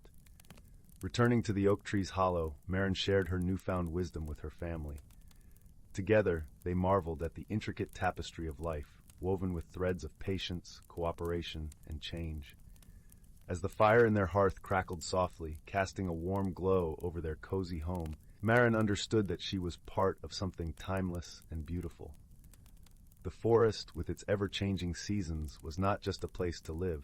It was a teacher, a sanctuary, and a testament to the enduring power of harmony. And so, nestled in the heart of the ancient forest, surrounded by the gentle rhythm of nature and the comforting presence of family, Marin drifted into a peaceful slumber, her dreams filled with the promise of spring and the magic of the ever-turning wheel of seasons. In the quaint village of Elderglen, surrounded by whispering woods and rolling meadows, there existed a timeless secret known only to those with the eyes to see and the heart to feel. This secret lay hidden within the ancient grove at the heart of the forest, where the trees stood taller than the tallest spire and their leaves shimmered with a gentle luminescence. The village was a haven of warmth and simplicity, its cobblestone streets winding through cottages with thatched roofs and gardens bursting with color. It was here that a young girl named Lyra lived with her grandmother, a wise woman known for her stories of the hidden world. Lyra was a curious soul, with eyes like deep pools of the forest stream and a laugh that danced like sunlight on the water. Her days were spent exploring the edges of the woods, always yearning to uncover the mysteries her grandmother spoke of. She would often sit by the hearth, listening intently to tales of the magical realm said to be intertwined with their own, a realm where creatures of legend lived and breathed, and where the air itself sang with enchantment. One evening, as the sun dipped below the horizon and the sky blushed with the colors of twilight, Lyra's grandmother called her close. "There is something I must show you," she said, her voice a gentle murmur under the crackling of the fire. From beneath her shawl she pulled out a small, intricately carved box. It was made of dark wood, its surface etched with swirling patterns and tiny inlaid stones that glimmered like stars. "This," her grandmother explained, "is the key of Whispering Woods. It holds the power to open the door to the hidden world. But remember, Lyra, such a gift must be used wisely, for it will show you truths both beautiful and challenging." Lyra's heart fluttered with excitement and a touch of trepidation. She accepted the box with reverence, its weight in her hands a promise of adventures yet to come. That night she lay awake, the box resting on her bedside table, catching the moonlight as it streamed through her window. The following morning, with the first light of dawn painting the sky, Lyra set out towards the grove. The forest was alive with the symphony of birdsong and the rustle of leaves, the air carrying the sweet scent of pine and earth. As she walked, the world seemed to shift around her, the trees leaning in as if to whisper their secrets. At the heart of the grove, Lyra found a clearing bathed in golden light. In the center stood a great oak, its trunk wide and ancient, its branches stretching out like welcoming arms. She approached it with the box in hand, feeling a hum of energy in the air. With a deep breath, she opened the box. Inside lay a small, silver key, its surface polished to a mirror-like sheen. As she lifted it, the grove seemed to hold its breath, the leaves stilled, and the birds quieted. Lyra felt a pull towards the oak, and as she stepped closer, she noticed a keyhole nestled within the bark. With a steady hand, she inserted the key and turned it. A soft click resonated through the grove, and the air shimmered, the world around her dissolving into a kaleidoscope of colors. Lyra closed her eyes, feeling the ground shift beneath her feet. When she opened them again, she stood in a realm unlike any she had ever imagined. The sky was a tapestry of vivid hues, and the air sparkled with motes of light dancing like fireflies. The trees here were alive with a sentience she could feel, their branches whispering in a language she almost understood. As she ventured deeper, Lyra encountered creatures from her grandmother's tales, graceful unicorns with coats gleaming in the dappled light, sprites flitting about on gossamer wings, and wise old owls perched upon branches, their eyes pools of ancient knowledge. It was in this wondrous place that Lyra met a peculiar creature named Finn. He was a fox, but unlike any she had seen before. His fur was a rich tapestry of colors, shimmering like the sky at sunset, and his eyes sparkled with mischief and kindness. Finn approached with a playful bow, his tail swishing in greeting. "Welcome, Lyra," he said, his voice a melody of warmth. "I have been waiting for you. The forest spoke of your coming." Lyra felt an immediate kinship with Finn, and together they explored the hidden world. Finn showed her the wonders of the realm, the waterfall that sang with the voices of the past, the meadow where flowers bloomed in patterns of laughter, and the glade where time seemed to pause, allowing one to savor the beauty of each moment. As the days passed, Lyra learned that the hidden world was not just a place of joy and wonder, but also one of balance and responsibility. The creatures of the forest relied on each other, their lives intertwined in a dance of harmony. She watched as Finn helped a family of birds build their nest, his gentle guidance ensuring their safety and comfort. She saw how the trees bowed to the wind, their branches bending to protect the delicate flowers beneath. Through these experiences, Lyra began to understand the delicate threads that connected all living things and the importance of nurturing and respecting those bonds. She realized that wisdom lay not just in knowing, but in feeling and acting with kindness. One day, as they rested by the singing waterfall, Finn turned to Lyra with a thoughtful expression. "There is a challenge that must be faced," he said. "The balance of our world is threatened, and it is up to us to restore it." Lyra listened intently as Finn explained that a shadow had fallen over the forest. A mysterious blight was spreading, causing the leaves to wither and the streams to dry. The very essence of the hidden world was at stake. Determined to help, Lyra and Finn set out on a journey to uncover the source of the blight. They traveled through enchanted valleys and climbed mist-shrouded peaks, each step bringing them closer to the heart of the mystery. Along the way, they encountered other creatures who shared their concerns. A stag with antlers like branches, a wise turtle with eyes as old as the sea, and a family of rabbits whose burrow was threatened by the encroaching darkness. As they journeyed, Lyra discovered that the key she carried held more than just the power to open doors. It resonated with the energy of the forest, guiding them through paths hidden from the untrained eye. With each turn, she felt a growing connection to the land and its inhabitants, her heart swelling with a sense of purpose. Their quest led them to the enchanted glade, a place of profound stillness and beauty. Here, the blight was at its strongest, its darkness creeping across the vibrant tapestry of life. In the center of the glade stood an ancient tree, its bark etched with runes that glowed softly in the twilight. Finn approached the tree, his gaze steady. "This is the heart of the forest," he explained. "It is the source of all life here, and it is suffering." Lyra felt a pang of sadness, sensing the tree's pain. She knew that the key she carried was meant for this moment. With Finn by her side, she stepped forward, feeling the weight of responsibility settle upon her shoulders. As she approached the tree, the runes flared with a gentle light, and a soft hum filled the air. Lyra placed the key against the bark, closing her eyes as she focused on the connection between herself, the tree, and the forest. She felt the pulse of life around her, a rhythm that spoke of unity and renewal. In that moment, Lyra understood that the blight was not an enemy to be vanquished, but a call to restore balance. She opened her heart to the forest, allowing its wisdom to flow through her. As she did, the key began to glow, its light spreading like a gentle wave across the glade. The blight receded, its darkness dissolving into the earth. The leaves unfurled with vibrant colors, the streams began to flow anew, and the air was filled with the joyful songs of birds. The heart of the forest pulsed with a gentle glow, its energy renewed and invigorated. Finn turned to Lyra with a smile, his eyes reflecting the beauty of the world around them. "You have done it," he said softly. "You have restored the balance." Lyra felt a warmth spread through her, a sense of fulfillment and peace. She realized that the journey had not only changed the world, but had transformed her as well.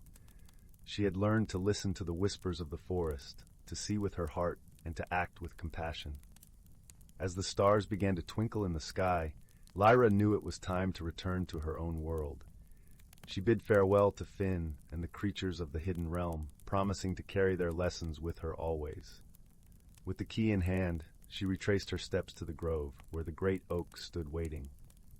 As she turned the key one last time, the air shimmered, and she found herself back in the familiar embrace of her village. Her grandmother was waiting, her eyes filled with love and pride.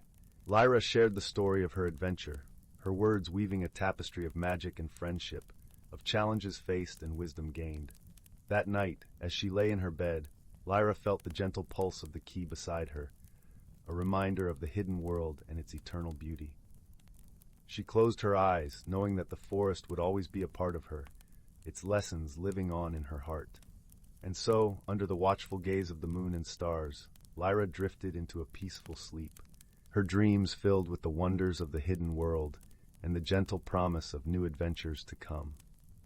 Story 22, The Whispering Woods and the Locket of Echoes. Once upon a time, nestled between the gentle rolling hills and the wide, shimmering lake, lay the village of Elderglen.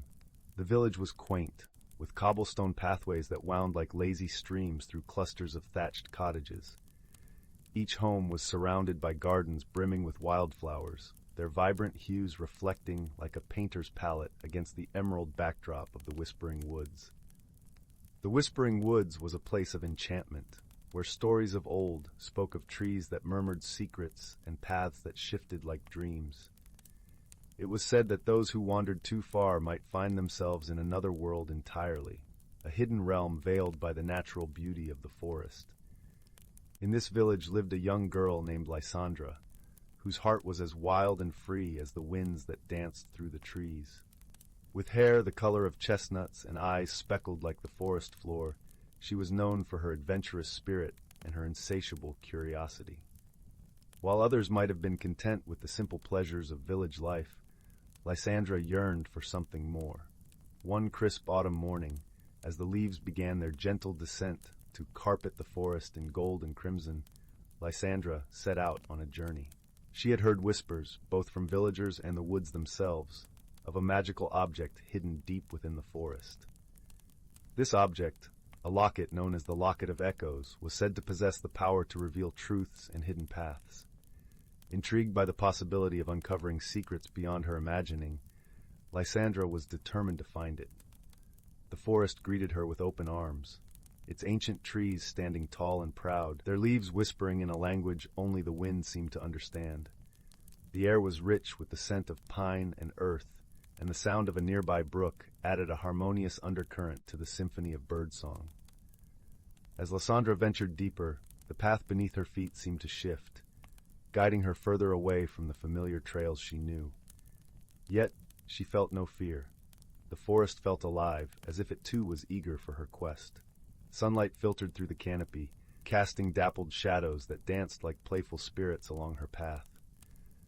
Hours passed as she wandered, and just as the sun began its descent towards the horizon, painting the sky in hues of lavender and rose, she stumbled upon a clearing. In the center stood an ancient oak, its trunk gnarled and wide enough that 5 villagers, hand in hand, could not encircle it. Draped from its branches were strands of silver, glistening like dew in the fading light. Beneath this majestic tree, nestled in a bed of moss, lay the Locket of Echoes. It was a delicate thing, crafted from silver and etched with intricate patterns that seemed to pulse with a life of their own. As Lysandra reached for it, a soft voice filled the air, gentle and melodic like the forest itself was speaking. "Greetings, young seeker," the voice murmured. "You have found the Locket of Echoes, a treasure of the Whispering Woods. What is it you wish to uncover?" Lysandra, though surprised, felt warmth and comfort in the voice. She clasped the locket in her hands, feeling its cool surface warm to her touch. "I wish to see the hidden world within these woods," she replied, her voice steady with determination. With a soft sigh, the forest seemed to exhale, and the air around her shimmered. The clearing transformed, revealing a world layered over her own. Colors intensified, the scent of flowers became more vivid, and the sounds of the forest deepened into a rich tapestry of life. Creatures she had only heard of in tales appeared, sprites with wings like gossamer, deer with antlers entwined with vines, and rabbits with eyes that sparkled like starlit pools. Lysandra spent what felt like days exploring this hidden realm, her heart brimming with joy and wonder. She befriended a sprite named Alaric, whose laughter was as infectious as it was musical. Alaric, curious about the world Lysandra came from, shared stories of the forest's lore, of times when the hidden world and the village were not so separated. As they wandered together, Alaric revealed that the forest was not just a place of mystery, but of balance. The locket she held was not merely an object of revelation, but a key to understanding. It held the echoes of past guardians, those who had walked the paths of both worlds and learned to listen to the whispers of the woods.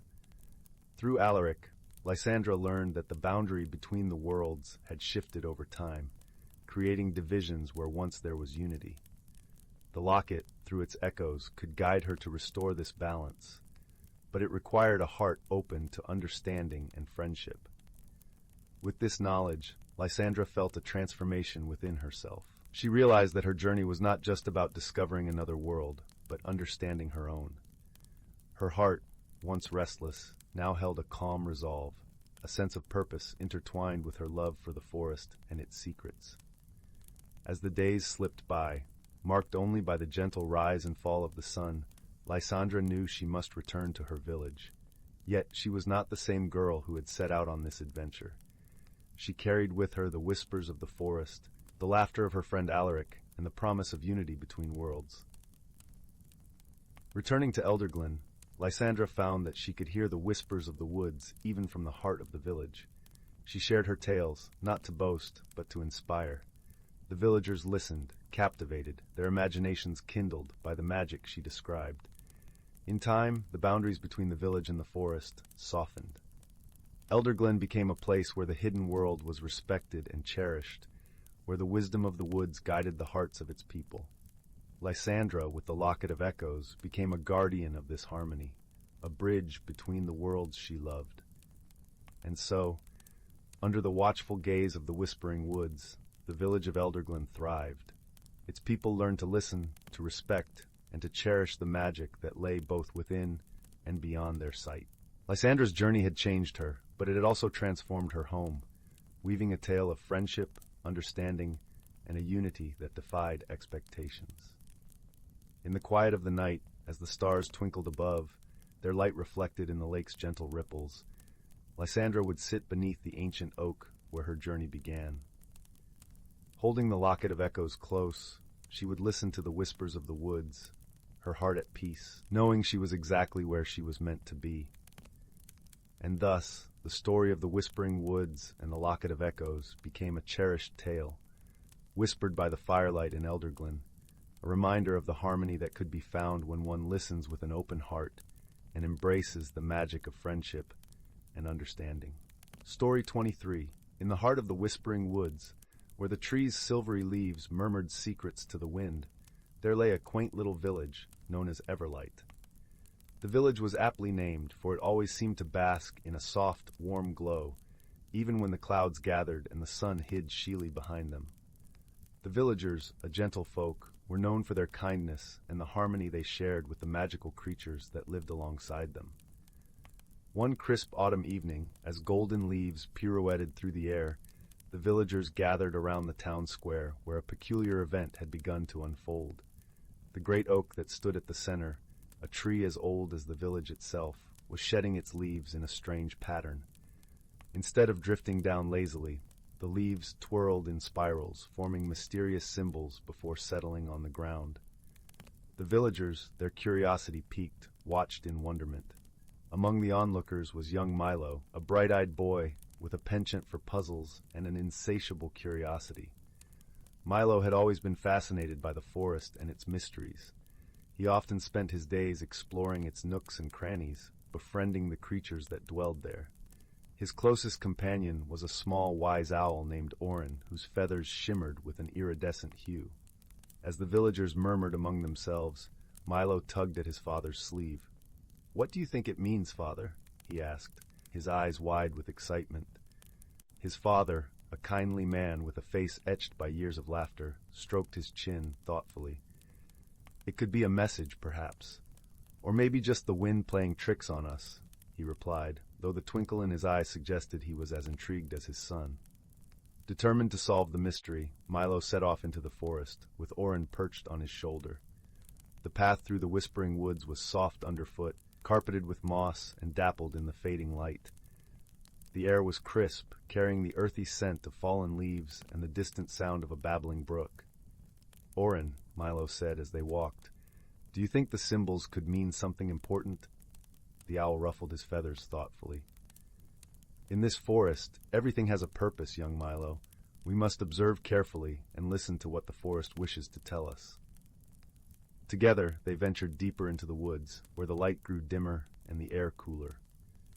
Milo's footsteps were light and sure, guided by the gentle hoots of Orin.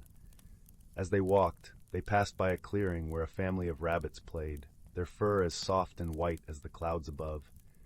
They nodded knowingly to Milo, as if sharing in a secret they too were trying to unravel. Eventually, Milo and Orin reached the edge of the twilight glade, a secluded part of the woods where the trees grew in a perfect circle. In the center stood an ancient stone, covered in moss and etched with runes that glowed faintly in the twilight. The stone had long been a place of contemplation and gathering for the forest's inhabitants. Sitting quietly by the stone was a creature unlike any other, a lumina fox. Its fur shimmered with a soft golden light, casting a warm glow around the glade. The fox lifted its gaze as Milo and Orin approached, its eyes wise and welcoming. "Welcome, young seeker," the lumina fox said in a voice that was both musical and soothing. "I have been expecting you. The forest speaks in many ways, and it seems you have heard its call." Milo bowed respectfully. "I have come to understand the symbols the leaves are making. Can you help us, kind fox?" The lumina fox nodded, its tail curling around its paws. "The symbols are a message from the elder trees, a request for aid. There is an imbalance in the forest. A hidden spring, long forgotten, has become blocked, and the flow of magic and life is disrupted." Orin hooted softly, a sound of understanding. The spring must be freed, for it nourishes not only the forest but the village of Everlight as well. Milo listened intently, his mind racing with possibilities. "How can we find this spring and help restore the flow?" The fox's eyes twinkled with gentle wisdom. "Follow the path of the light, young one. The leaves, even as they fall, will guide you. But remember, the journey is as important as the destination. You will need to look beyond what is seen and listen to the silence between the sounds." With renewed determination, Milo and Orin set off once more, guided by the fox's words. They retraced their steps through the forest, this time paying closer attention to the dance of the leaves. Each symbol, each spiral, seemed to point them in a new direction, leading them deeper into the heart of the whispering woods. As they walked, they encountered various forest dwellers. An elderly tortoise who shared tales of ancient times, a family of deer who gracefully showed them hidden paths, and a chorus of songbirds who filled the air with their harmonious tunes. Each creature offered a piece of wisdom or guidance, helping Milo see the forest not just as a place of beauty, but as a living, breathing entity with stories of its own. Finally, after what felt like a day and a night entwined, Milo and Orin arrived at a secluded grove bathed in a silvery light. At the center lay a small stone circle, partially covered by fallen leaves and branches. As Milo brushed the debris aside, he uncovered a narrow opening from which a faint trickle of water emerged. "This must be the spring," Milo whispered, his heart swelling with a sense of purpose. Orin flapped his wings excitedly. "We must clear the way, Milo. Let the water flow freely once more." With gentle hands and careful movements, Milo began to remove the stones and branches that blocked the spring. The water responded eagerly, bubbling up with renewed vigor, its clear, cool surface sparkling in the moonlight. As the flow increased, a soft hum filled the grove, a melody that seemed to echo the very heartbeat of the forest. The moment was magical, as if time itself held its breath in reverence. The water, now free, cascaded down a gentle slope, weaving its way through the roots of ancient trees, breathing life into every corner of the forest it touched. As the last stone was set aside, the lumina fox appeared once more, its eyes filled with gratitude. "You have done well, young Milo. The balance is restored, and the forest sings once more." Milo smiled, feeling a deep sense of accomplishment. "I couldn't have done it without the help of my friends," he said, glancing at Orin and thinking of all the creatures they had encountered along the way. The fox nodded knowingly. "It is the bonds we share that give us strength. Remember, the forest is always with you, and you with it."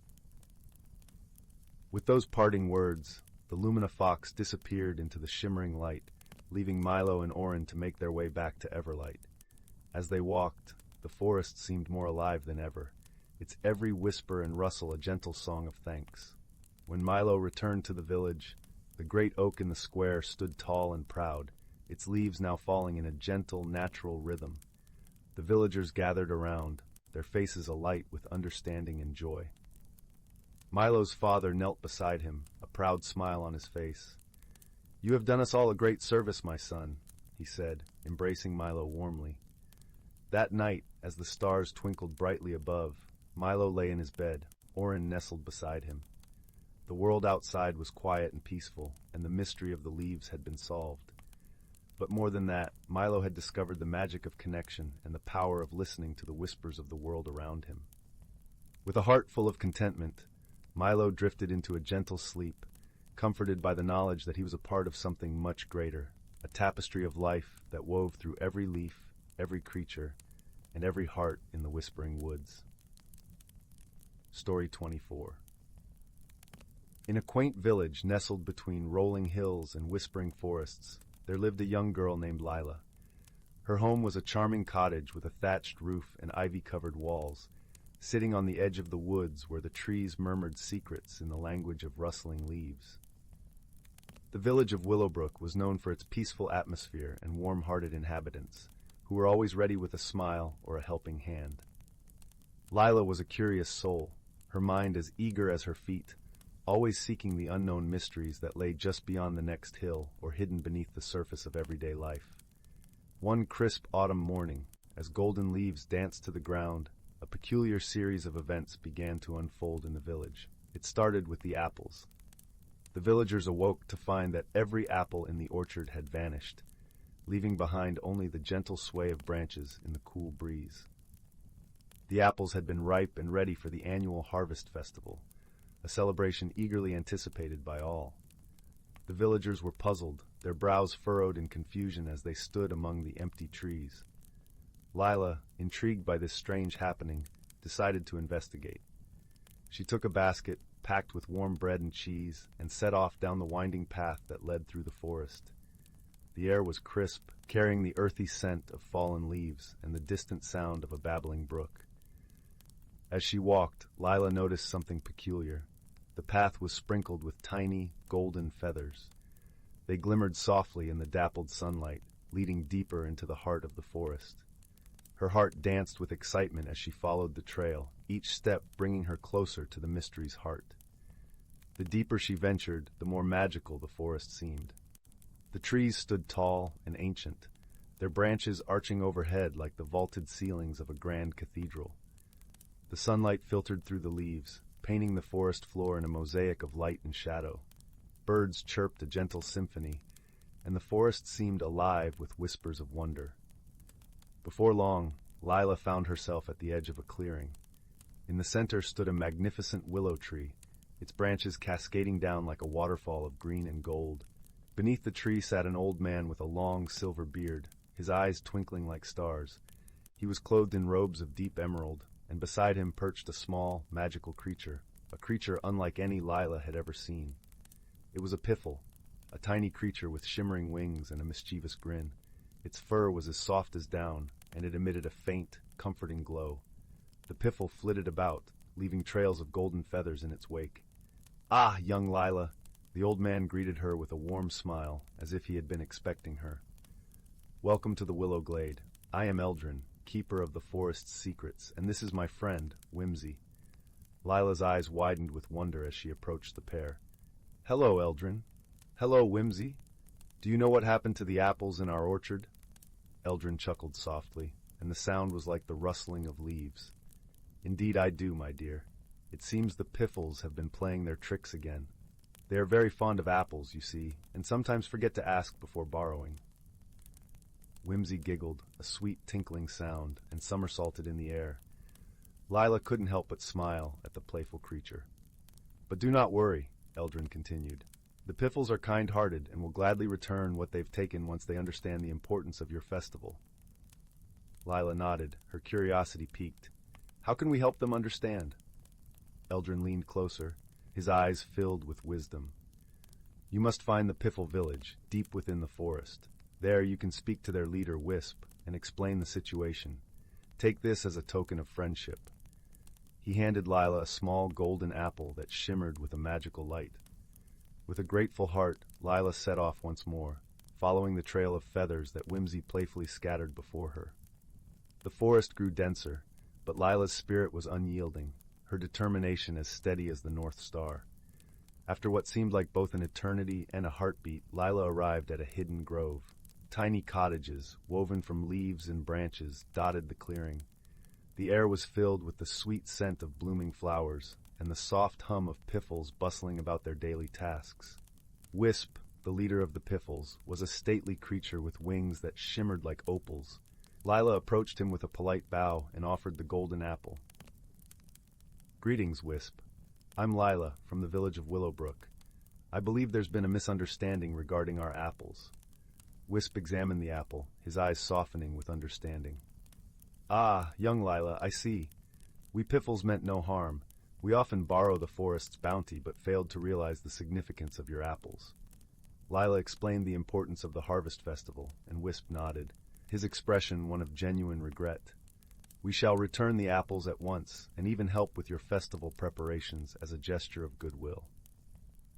True to his word, the piffles worked alongside the villagers, their magical touch bringing an extra sparkle to the festivities.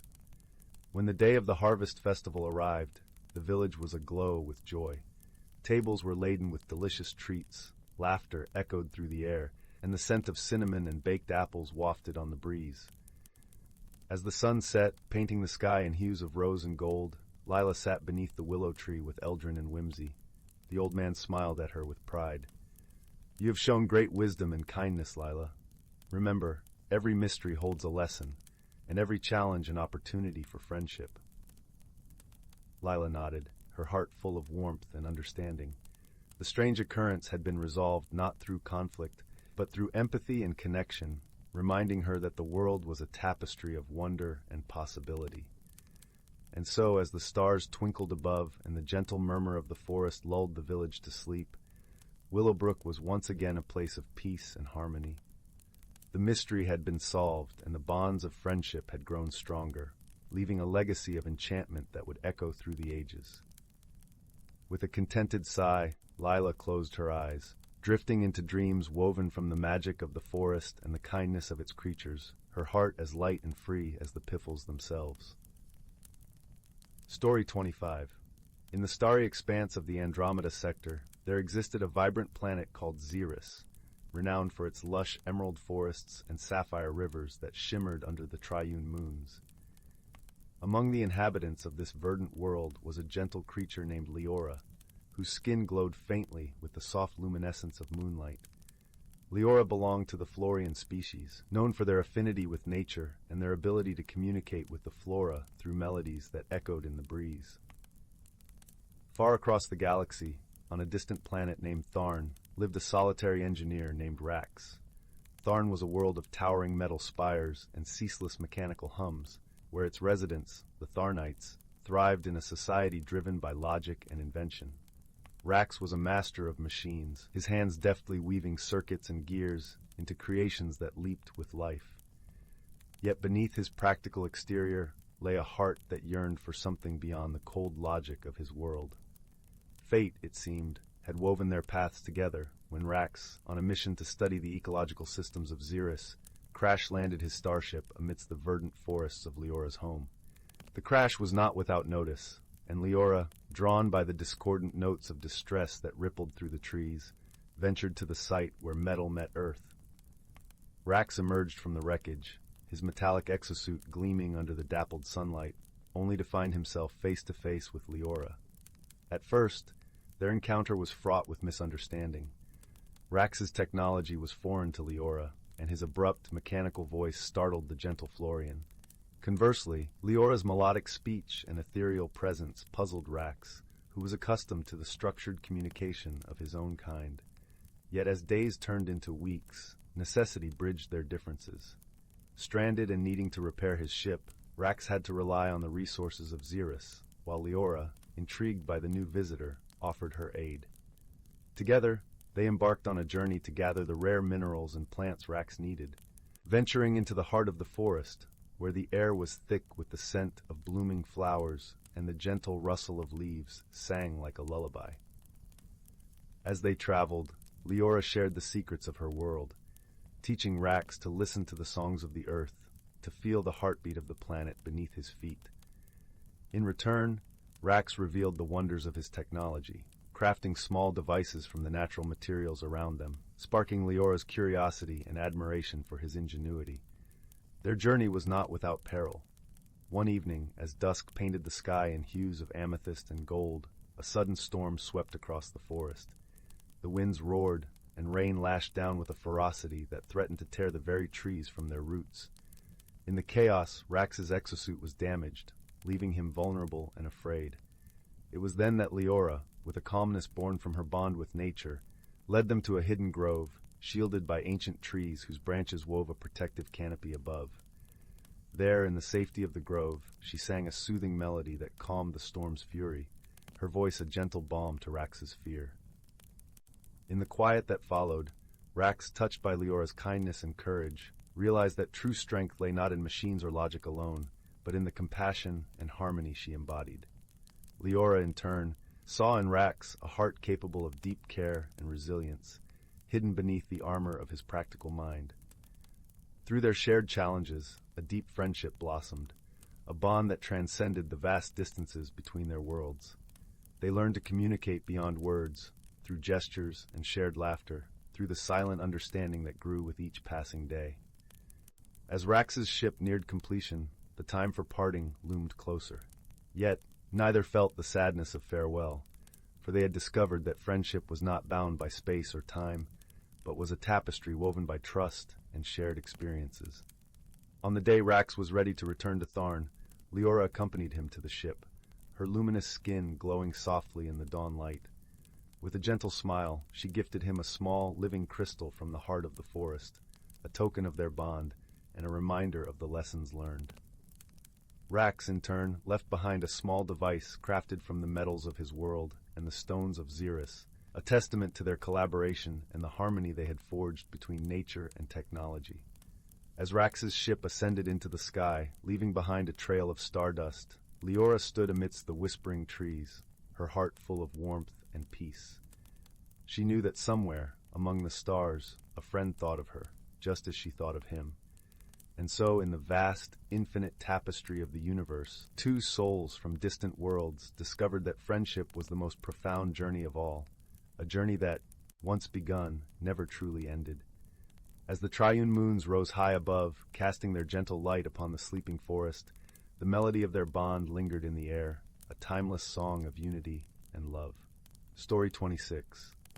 In the gentle embrace of the forest, where dappled sunlight danced through the leaves to paint the ground with patches of gold, there lived a young girl named Lyra. Her home, a quaint little cottage, nestled at the edge of the woodland, was a place of warmth and comfort, where the scent of baked bread often mingled with the earthy aroma of pine. Lyra, with her auburn curls and eyes as bright as the summer sky, was known for her curious nature and her fondness for stories. Each night, before the world slipped into the quiet of sleep, Lyra's grandmother would settle into her favorite chair by the fireplace, the flames crackling softly, casting a gentle glow across the room.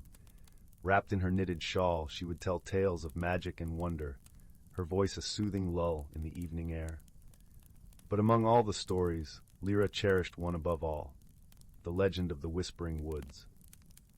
According to the tale, deep within the forest lay a hidden glen, a place untouched by time, where the trees whispered secrets to those who would listen. It was said that in this magical clearing, the air shimmered with enchantment, and the creatures of the forest would speak in hushed tones of ancient wisdom. At the heart of the glen stood an ancient oak, its branches stretching wide, cradling a mysterious object known as the luminous locket. This locket, crafted from the finest silver and bearing a stone as blue as the deepest ocean, was said to hold the power to reveal one's true self. But it was hidden, protected by the forest itself, awaiting the one who could unlock its magic with a heart pure and kind. Lyra, captivated by the story, often dreamed of finding the Whispering Woods. She imagined herself standing before the ancient oak, the locket glowing in her hands as the forest whispered its secrets to her. Yet, her grandmother always ended the tale with a gentle reminder. The forest shares its magic only with those who seek not to possess it, but to understand it. One bright morning, as the first light of dawn kissed the treetops, Lyra set out on an adventure. Her heart brimmed with excitement as she stepped into the forest, the world around her alive with the melody of birdsong and the soft rustle of leaves. She carried with her a small satchel, packed with a loaf of bread, a flask of sweet berry juice, and a worn map, hand-drawn by her grandmother, marking the path to the Whispering Woods. The journey was not an easy one. The forest paths were winding and overgrown, and Lyra had to rely on her instincts and the guidance of the map. She crossed bubbling streams, the water cool against her skin, and climbed gentle hills, the wind playing with her hair as she moved. Along the way, she encountered a variety of woodland creatures, friendly rabbits with twitching noses, curious squirrels chattering in the treetops, and even a wise old owl who hooted softly from his perch. As the sun rose higher, casting warm light across the forest, Lyra felt a sense of wonder unfurling within her. She paused often to admire the beauty around her, the intricate patterns of leaves, the vibrant colors of wildflowers, and the way the sunlight played upon the forest floor.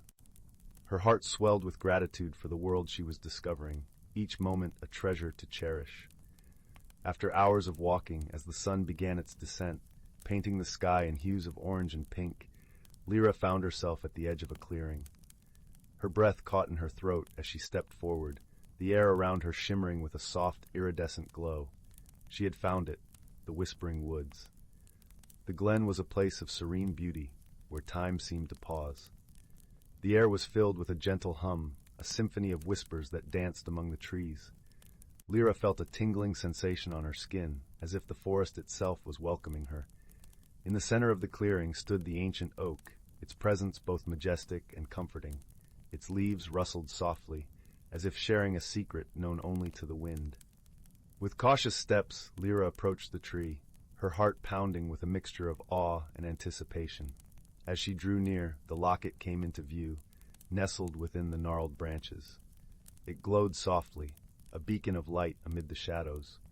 Lyra reached out, her fingers brushing against the cool metal, and a warmth spread through her, as if the locket was alive with its own gentle pulse.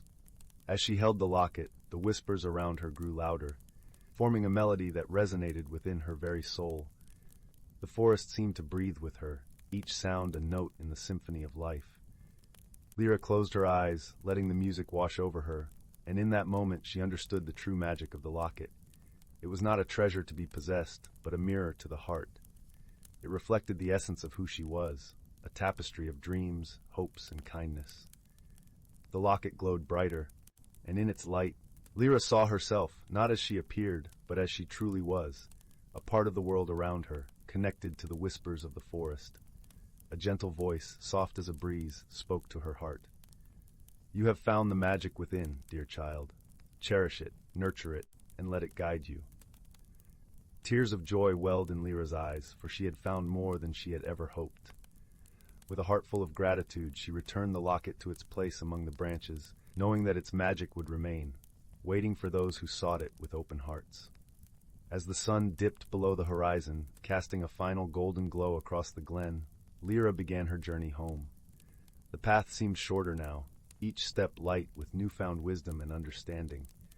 The forest embraced her, the whispers a constant companion, a reminder of the magic that lay in every moment. When Lyra finally returned to her cottage, the stars twinkling in the night sky, her grandmother was waiting by the hearth, a warm smile on her face. Lyra settled beside her, the warmth of the fire a comfort after her long journey. She shared her tale, her voice filled with wonder and joy, and her grandmother listened, her eyes shining with pride. As the fire crackled softly and the night wrapped around them like a cozy blanket, Lyra and her grandmother sat in peaceful silence. The story of the Whispering Woods had come to life, not just in words, but in the heart of a young girl who had learned the true magic of listening, to the whispers of the forest, to the wisdom within, and to the beauty of the world around her. And so, as the stars watched over them, Lyra drifted into a gentle sleep, her dreams filled with the melody of the Whispering Woods, the locket's glow a guiding light in the journey of life. Once upon a time, in a cozy little village nestled among rolling hills, there lived a young girl named Lily. She was an inquisitive child, always drawn to the wonders that surrounded her. Little did she know that her world was about to be transformed by an unexpected discovery. One crisp autumn morning, Lily ventured into the woods near her home, determined to find the perfect fallen leaves for her art project. As she wandered deeper into the forest, her keen eyes spotted a peculiar-looking acorn lying on the ground. Unlike the others, this acorn seemed to shimmer faintly, as if it held a secret within its shell. Curiosity getting the better of her, Lily picked up the acorn and felt a gentle warmth pulsing from its core. Suddenly, the acorn began to sprout, unfurling into a delicate sapling right before her eyes. Lily gasped in wonder, unable to believe what she had just witnessed. As the sapling grew taller, a gentle voice emerged from its branches. "Greetings, young one," it spoke. "I am an ancient tree spirit, and you have awakened me from my slumber."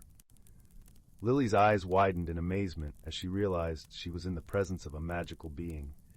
The tree spirit introduced itself as Willow and explained that it had been trapped within the acorn for centuries, waiting for someone with a pure heart to set it free. Willow sensed Lily's innate curiosity and offered to guide her on a journey of discovery, where she would learn the secrets of the enchanted forest and the many wonders it held.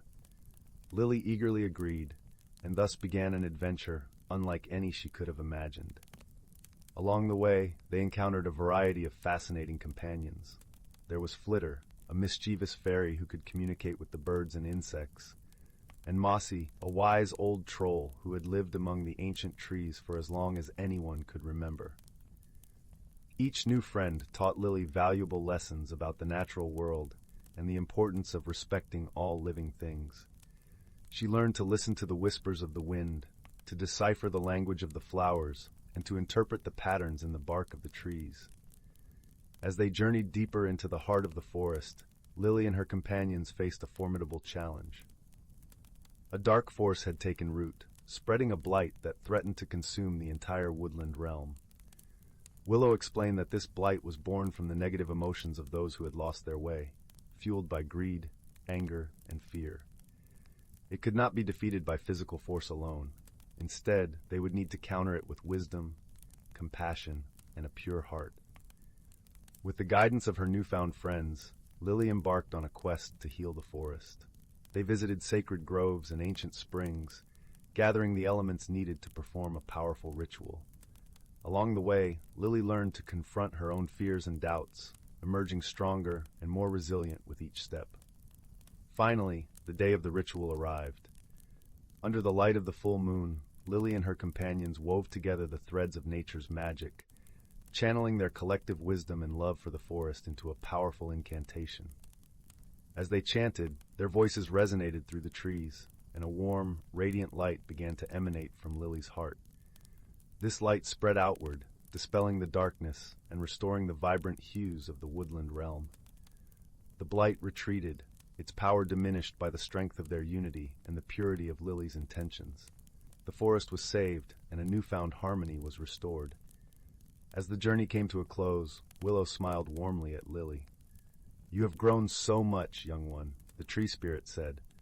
"The magic you possess is not in any object or spell, but in the boundless potential of your own heart and mind." Lily realized that her true transformation had been an inner one. She had discovered the courage to face her fears, the wisdom to seek harmony, and the compassion to heal even the deepest wounds. From that day forward, Lily carried these lessons with her, cherishing the memories of her extraordinary adventure and the precious friendships she had forged along the way.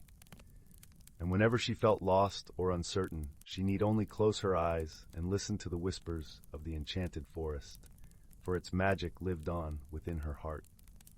Story 28. In the quaint village of Wisteria Hollow, nestled between rolling green hills and a sparkling brook, there lived a gentle-hearted girl named Lila. The village was known for its timeless charm, with cobblestone streets lined by quaint cottages whose thatched roofs whispered secrets to the wind. Every evening, the sky would paint itself in hues of lavender and gold, casting a magical glow over the landscape. Lila lived with her grandmother, a wise woman who had a twinkle in her eye and stories that could weave the most restless hearts into calm. Their home was filled with the aroma of lavender and fresh-baked bread, and in the evenings the crackling fireplace would tell its own tales of warmth and comfort. One breezy autumn morning, while exploring the attic for forgotten treasures, Lila stumbled upon an intriguing object, a small, intricately carved wooden box. Its surface was adorned with swirling patterns that seemed to dance in the sunlight filtering through the attic window. With a gentle creak, the box opened to reveal a shimmering, iridescent feather. It was unlike any feather Lila had ever seen, glimmering with the colors of dawn and dusk intertwined. Curious and captivated, Lila showed the feather to her grandmother, who gasped softly. "Ah, my dear," she said, her voice a mixture of wonder and reverence. "This is the Feather of Whispers, a relic from the days when magic and the ordinary world were one." Her grandmother explained that the feather held the power to reveal hidden truths and guide its bearer through challenges, but only if used with kindness and wisdom. "It's a gift, Lila," she said, placing a gentle hand on her granddaughter's shoulder. "But remember, true magic lies in the heart, and it's your own journey that will awaken its power." Emboldened by her grandmother's words, Lila decided to embark on a journey to understand the feather's secrets. She set off at dawn, the feather tucked safely in her satchel, as the world around her came alive with the soft stirrings of a new day. As Lila wandered through the whispering woods beyond the village, she encountered a curious creature named Finley, a squirrel with fur as russet as autumn leaves and eyes that sparkled like dew-kissed acorns. Finley was known in Wisteria Hollow for his boundless curiosity and a knack for finding hidden treasures. "Where are you off to, Lila?" he chattered, twitching his bushy tail with excitement.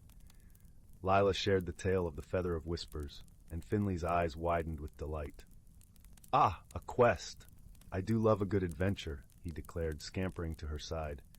"I'd be honored to accompany you if you'll have me." Together, Lila and Finley journeyed deeper into the woods, where the trees stood like ancient guardians, and the air was filled with the fragrance of pine and earth. Along the way they met Nora, a wise old owl with feathers as soft as moonlight. Nora perched on a low branch, watching their approach with serene golden eyes. "Greetings, young travelers," Nora hooted softly. "I hear whispers of a journey seeking truth. Perhaps I can offer some guidance." Lila explained her quest, and Nora nodded thoughtfully. "The Feather of Whispers is a rare gift. It responds to the heart's true intentions. To unlock its magic, you must first face a challenge, a puzzle of the soul." Intrigued and a little nervous, Lila asked, "What kind of puzzle, Nora?" The owl fluffed her feathers and replied, "Sometimes the answers we seek are within us, hidden beneath the layers of doubt and fear. The feather will guide you, but the path is yours to walk." With these words echoing in her heart, Lila felt a gentle flutter from the feather, as if urging her onward. As night fell, the trio set up camp under the canopy of stars, a cozy fire crackling softly beside them. The warmth of friendship and the promise of discovery wrapped around them like a comforting blanket. The next morning, they continued their journey, reaching a serene meadow where wildflowers danced in the breeze. In the center of the meadow stood a stone archway, ancient and mysterious, entwined with ivy and moss. It seemed to hum with a quiet magic of its own.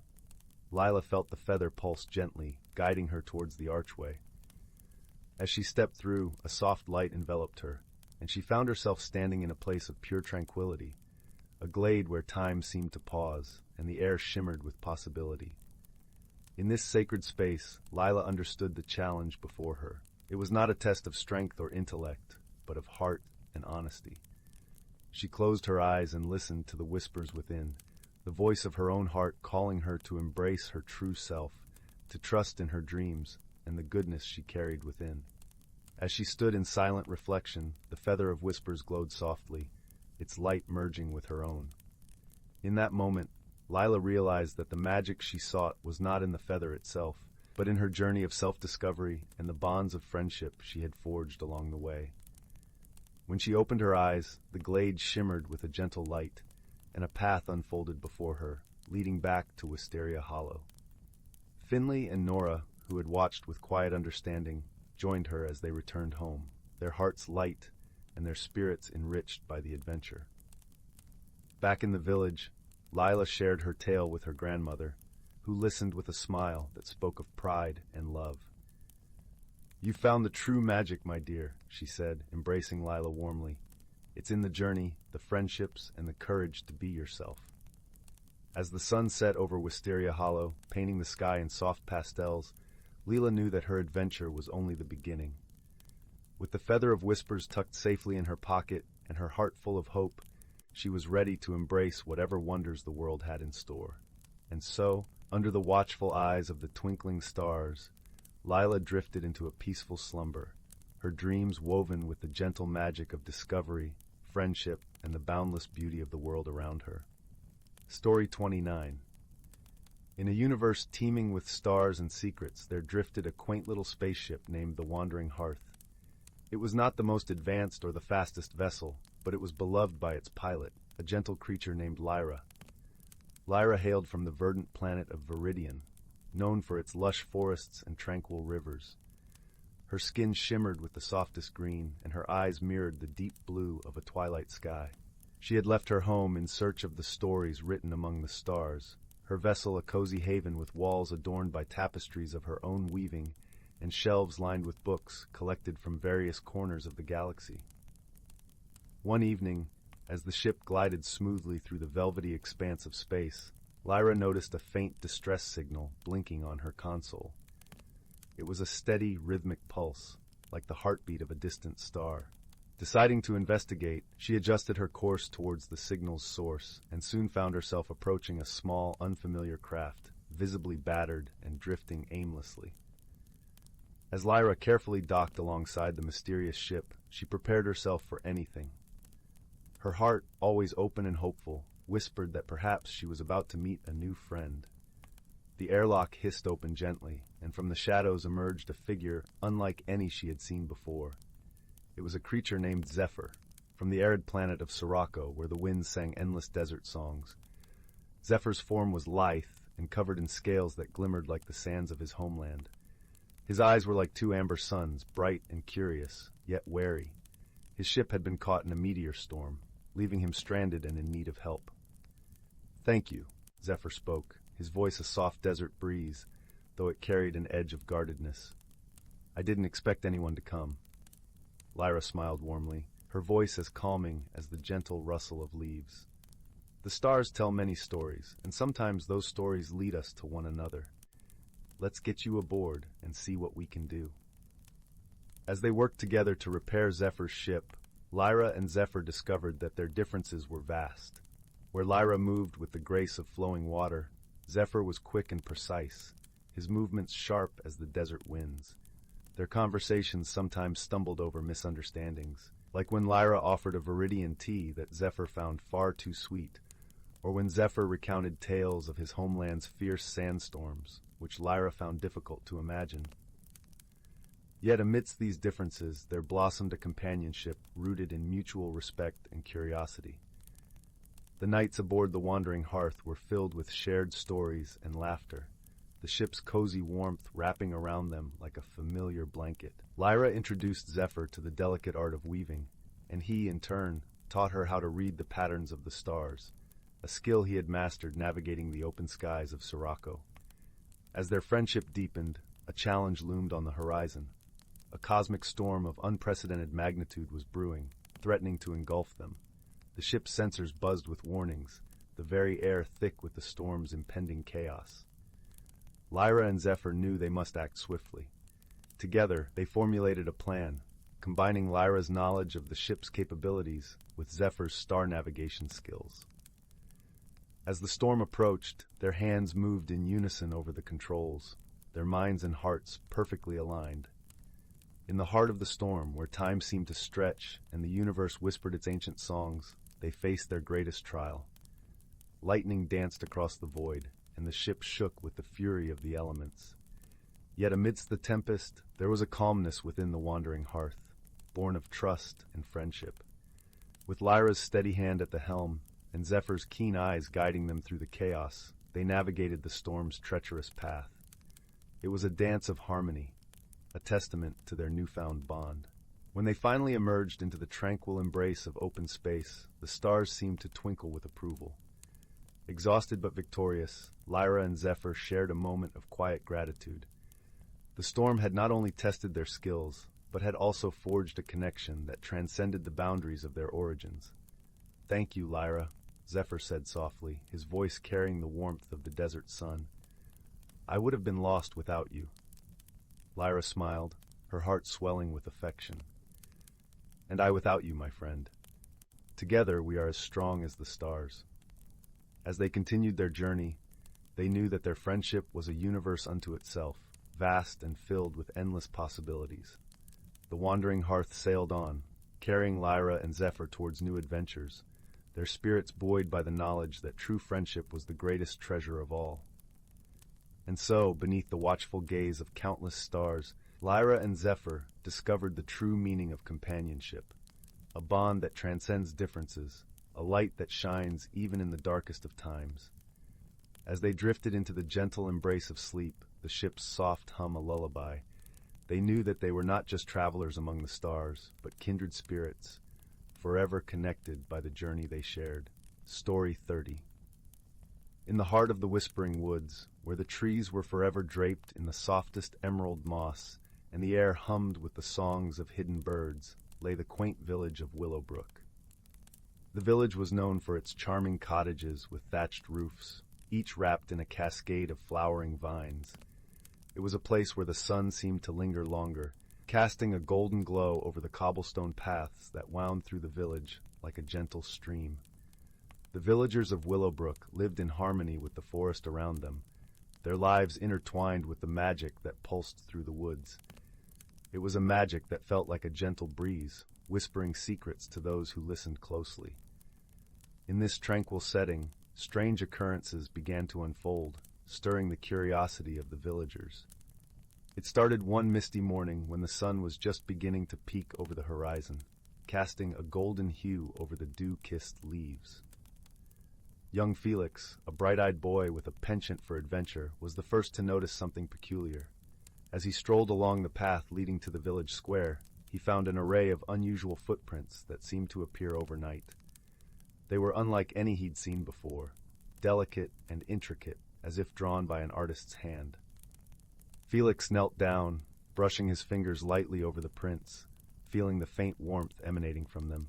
His heart fluttered with excitement. These were not just any tracks. They were a mystery waiting to be unraveled. Felix, with his keen sense of wonder, decided to follow the trail, hoping it would lead him to the source of this enchanting puzzle. As he ventured deeper into the woods, the gentle rustle of leaves and the soft chirping of crickets accompanied him, creating a soothing symphony. The footprints wove through the trees, leading him to a clearing he'd never seen before. In the center stood an ancient oak, its branches reaching out like welcoming arms. Beneath its sprawling canopy sat an old, wise turtle named Terence, known throughout the woods as a sage with a profound understanding of the forest's mysteries. "Ah, Felix," Terence greeted, his voice as deep and comforting as the forest itself. "I see you've found the footprints." Felix nodded, his eyes wide with curiosity. "What are they, Terence? Who made them?"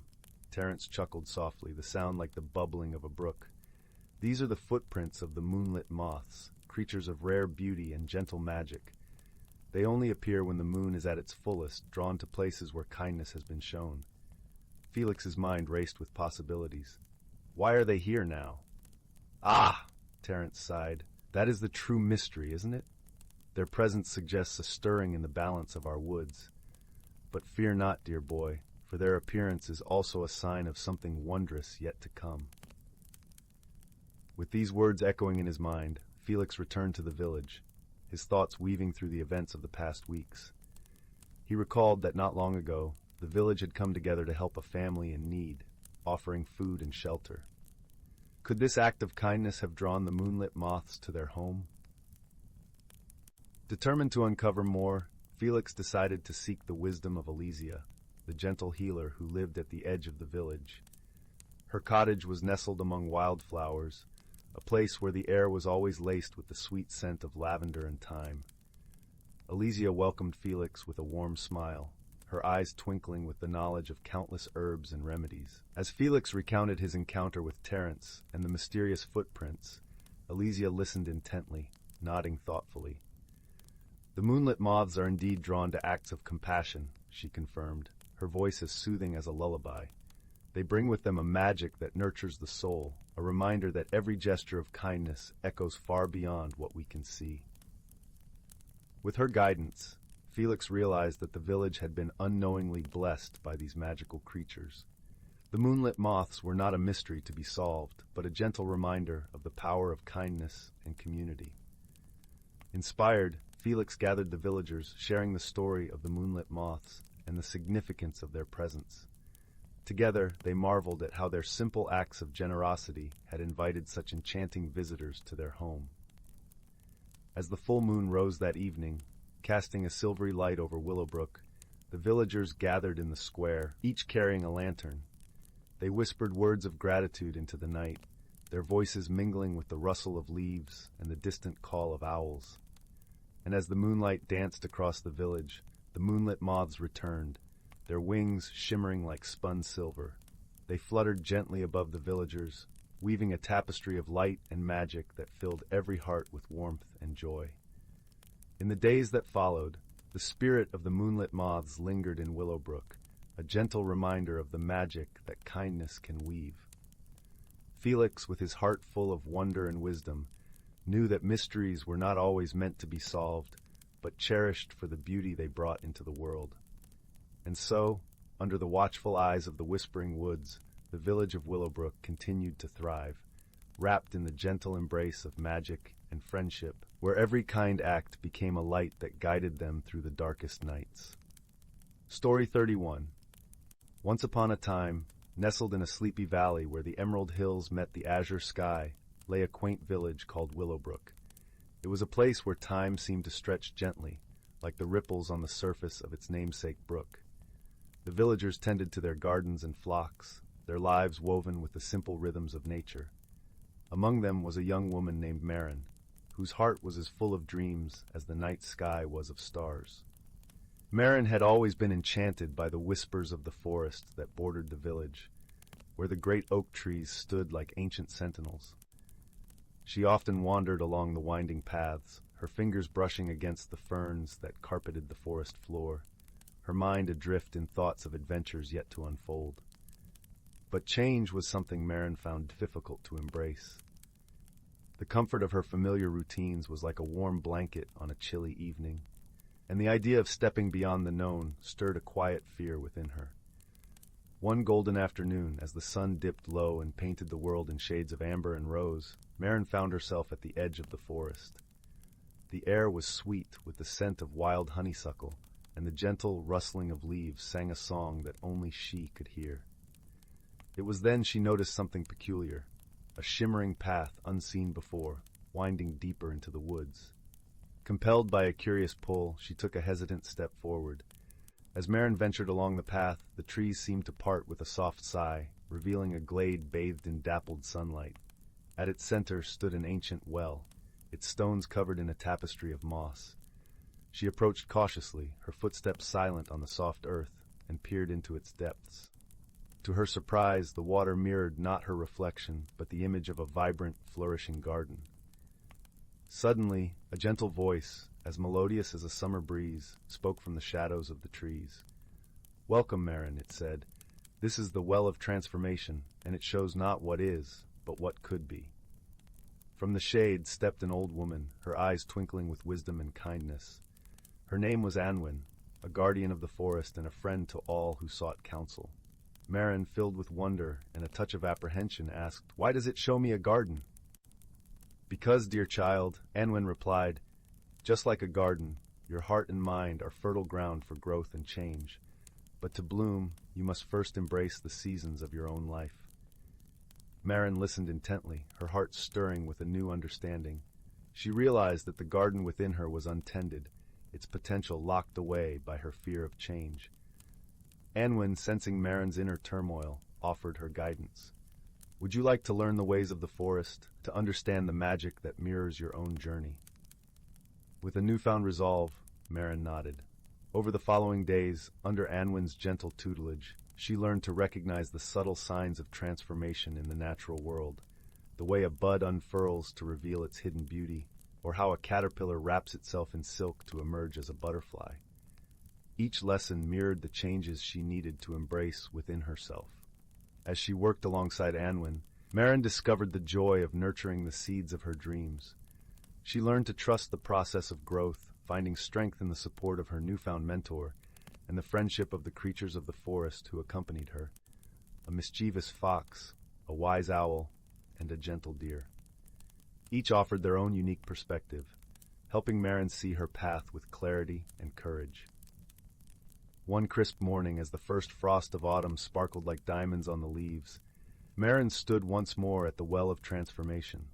This time, as she gazed into the water, she saw not just the garden, but herself tending it with care and love. The image filled her with warmth, a gentle glow that spread through her heart. With a serene smile, Anwin appeared beside her. "You've nurtured your garden well, Marin. Remember, transformation is not an end, but a journey. Each season will bring new challenges and wonders." Marin nodded, understanding now that change was not something to fear, but to welcome as a part of life's rich tapestry. She turned to the forest, feeling its ancient magic flow through her, connecting her to the world and its endless possibilities. When she returned to Willowbrook, the villagers noticed a change in Marin. She carried with her an air of quiet confidence, a lightness in her step, and a warmth that seemed to draw others into her orbit.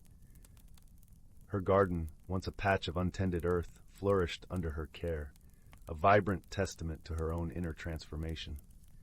And so the seasons passed, each bringing its own gifts and lessons. Marin continued to grow, her journey guided by the wisdom she had gained and the friendships she had forged. The forest remained her sanctuary, a place where the whispers of the trees reminded her of the magic within herself. In the end, Marin learned that true transformation begins with the courage to step into the unknown, to nurture one's own garden with patience and love. And as she embraced each change with open arms, she found peace in the knowledge that she was forever a part of the wondrous cycle of life. And in the heart of Willowbrook, as the stars twinkled in the velvet sky, the story of Marin's journey became a cherished tale, whispered by the fireside, passed down through generations, as a gentle reminder of the beauty of personal discovery and the magic of transformation. Story 32.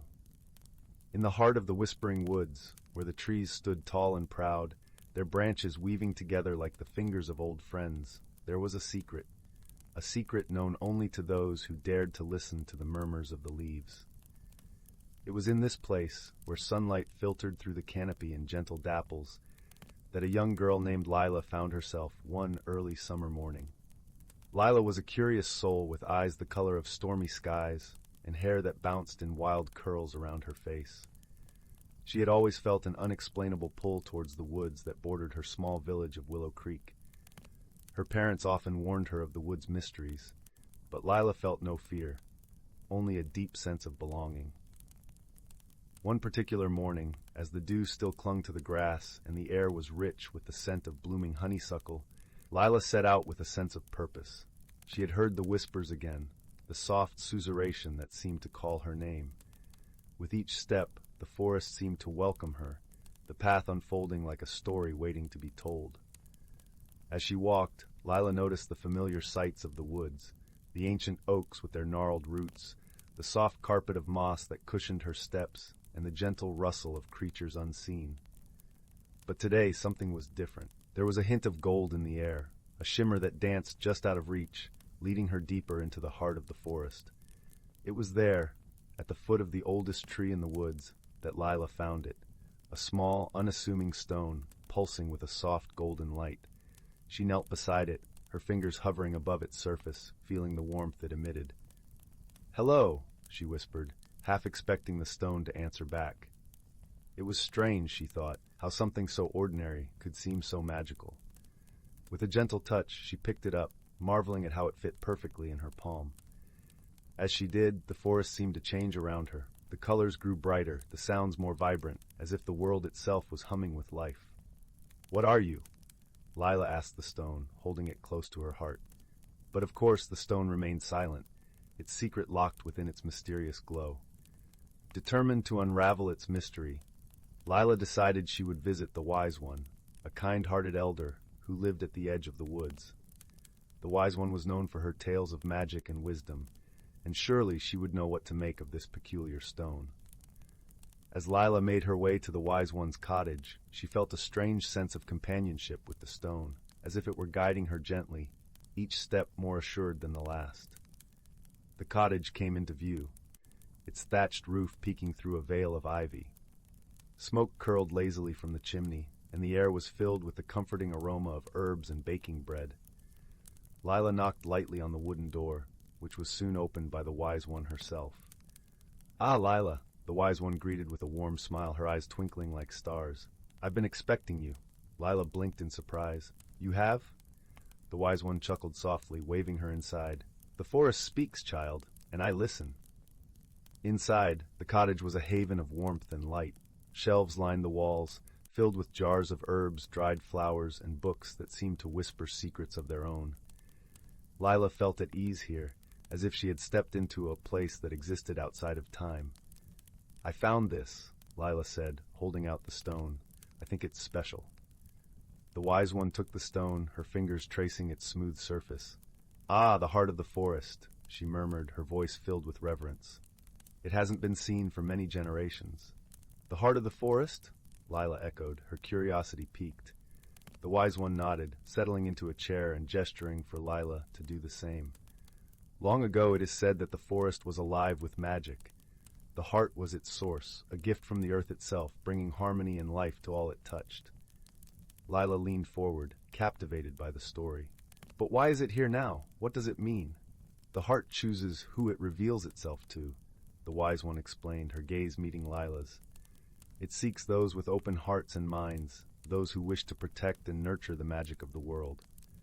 Lila felt a warmth spread through her chest, a sense of being seen and understood. "What should I do with it?"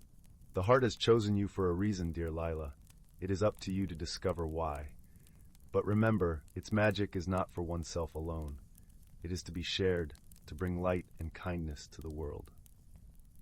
With these words echoing in her mind, Lila left the Wise One's cottage, the heart of the forest tucked safely in her pocket. She felt a newfound sense of purpose, a journey unfolding before her like a path through the woods. As the days turned into weeks, Lila explored the forest with the heart as her guide.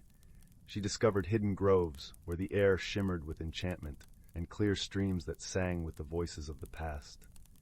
Through her adventures, she met many creatures, birds with feathers like rainbows, foxes with eyes that sparkled with mischief, and deer that moved with a grace that seemed otherworldly.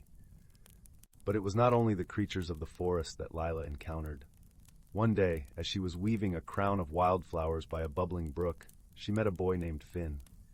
He emerged from the trees, his clothes patched and worn, his hair a tangled mess. Yet his smile was bright, and his eyes, a deep green, held a kindness that immediately put Lila at ease. "Hello," Finn said, plopping down beside her without hesitation. "What are you doing?" "Making a crown," Lila replied, handing him a flower. "Would you like to join?" Together, they crafted crowns of daisies and buttercups, sharing stories and laughter as the sun warmed their backs. Finn spoke of his life as a wanderer, always moving, always searching for a place to call home. "I think I've found it, though," he said with a grin, gesturing to the forest around them. Lila nodded, understanding the feeling all too well. The forest is special. It feels like it's alive. Finn's gaze fell to the heart of the forest, now resting between them, its glow soft and steady. "Is that what makes it so?" Lila hesitated for a moment, then nodded. "It's called the heart of the forest. It's magic." Finn's eyes widened with wonder. "Magic, really?" "It's true," Lila said, sharing the story the Wise One had told her. As she spoke, she realized how much she had learned, not just about the forest, but about herself. Finn listened intently, his expression thoughtful. "It sounds like it's more than just a stone. It's a part of you now." Lila smiled, feeling the truth of his words. The heart had become a part of her journey, a symbol of the connection she felt to the world around her. Together, they spent the afternoon exploring the forest, the heart guiding them to new wonders and hidden places. It was as if it sensed their friendship, weaving their paths together in a tapestry of light and laughter. As twilight descended, painting the sky in hues of pink and gold, Lila and Finn returned to the village. The heart of the forest pulsed warmly in Lila's pocket, a reassuring presence as they walked side by side. "Will you stay?" Lila asked, glancing at Finn. Finn looked thoughtful, his gaze lingering on the trees that bordered the village. "I think I'd like that," he said softly, "if you'll have me." Lila grinned, her heart swelling with joy. "Of course. You're part of the forest now, just like me." As they reached the edge of the woods, Lila paused, turning to face Finn. "Thank you," she said, her voice filled with sincerity, "for being my friend." Finn chuckled, ruffling her hair playfully. "The pleasure is all mine, Lila." Together, they watched as the last rays of the sun dipped below the horizon, casting a gentle glow over the village. The world felt different somehow, more vibrant and alive, as if the heart of the forest had breathed new life into everything it touched. Over the following weeks, Lila and Finn became a fixture in the village, their laughter ringing out through the cobblestone streets. They shared the magic of the heart with those around them, planting gardens that bloomed with impossible beauty and sharing stories that filled the air with wonder. The villagers, who had once been wary of the woods, began to see them in a new light. They ventured into the forest, guided by Lila and Finn, discovering the magic that lay hidden beneath the canopy. The forest, in turn, seemed to welcome them, its branches swaying in a dance of joy. In time, the heart of the forest became a symbol of unity and friendship, a beacon of hope that reminded everyone of the magic that lay within their own hearts. And as for Layla, she learned that the greatest magic of all was not in the stone she had found, but in the connections she had forged and the love she had shared. As the years passed, Lila and Finn grew, their friendship deepening with each passing season. The forest remained their sanctuary, a place where time seemed to stand still and dreams took root like wildflowers in spring. And so, the story of the heart of the forest became legend, passed down through generations, a tale of magic and friendship that would forever echo in the hearts of those who dared to listen to the whispers of the woods.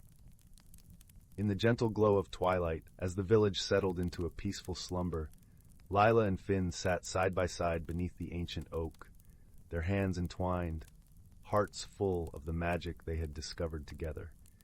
And in that moment, they knew that the heart of the forest would always be with them, a guiding light in their journey through life.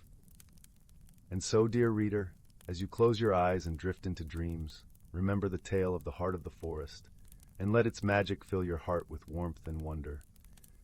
For in this world, and in all others, there is always room for a little bit of magic and a lot of love. Story 33.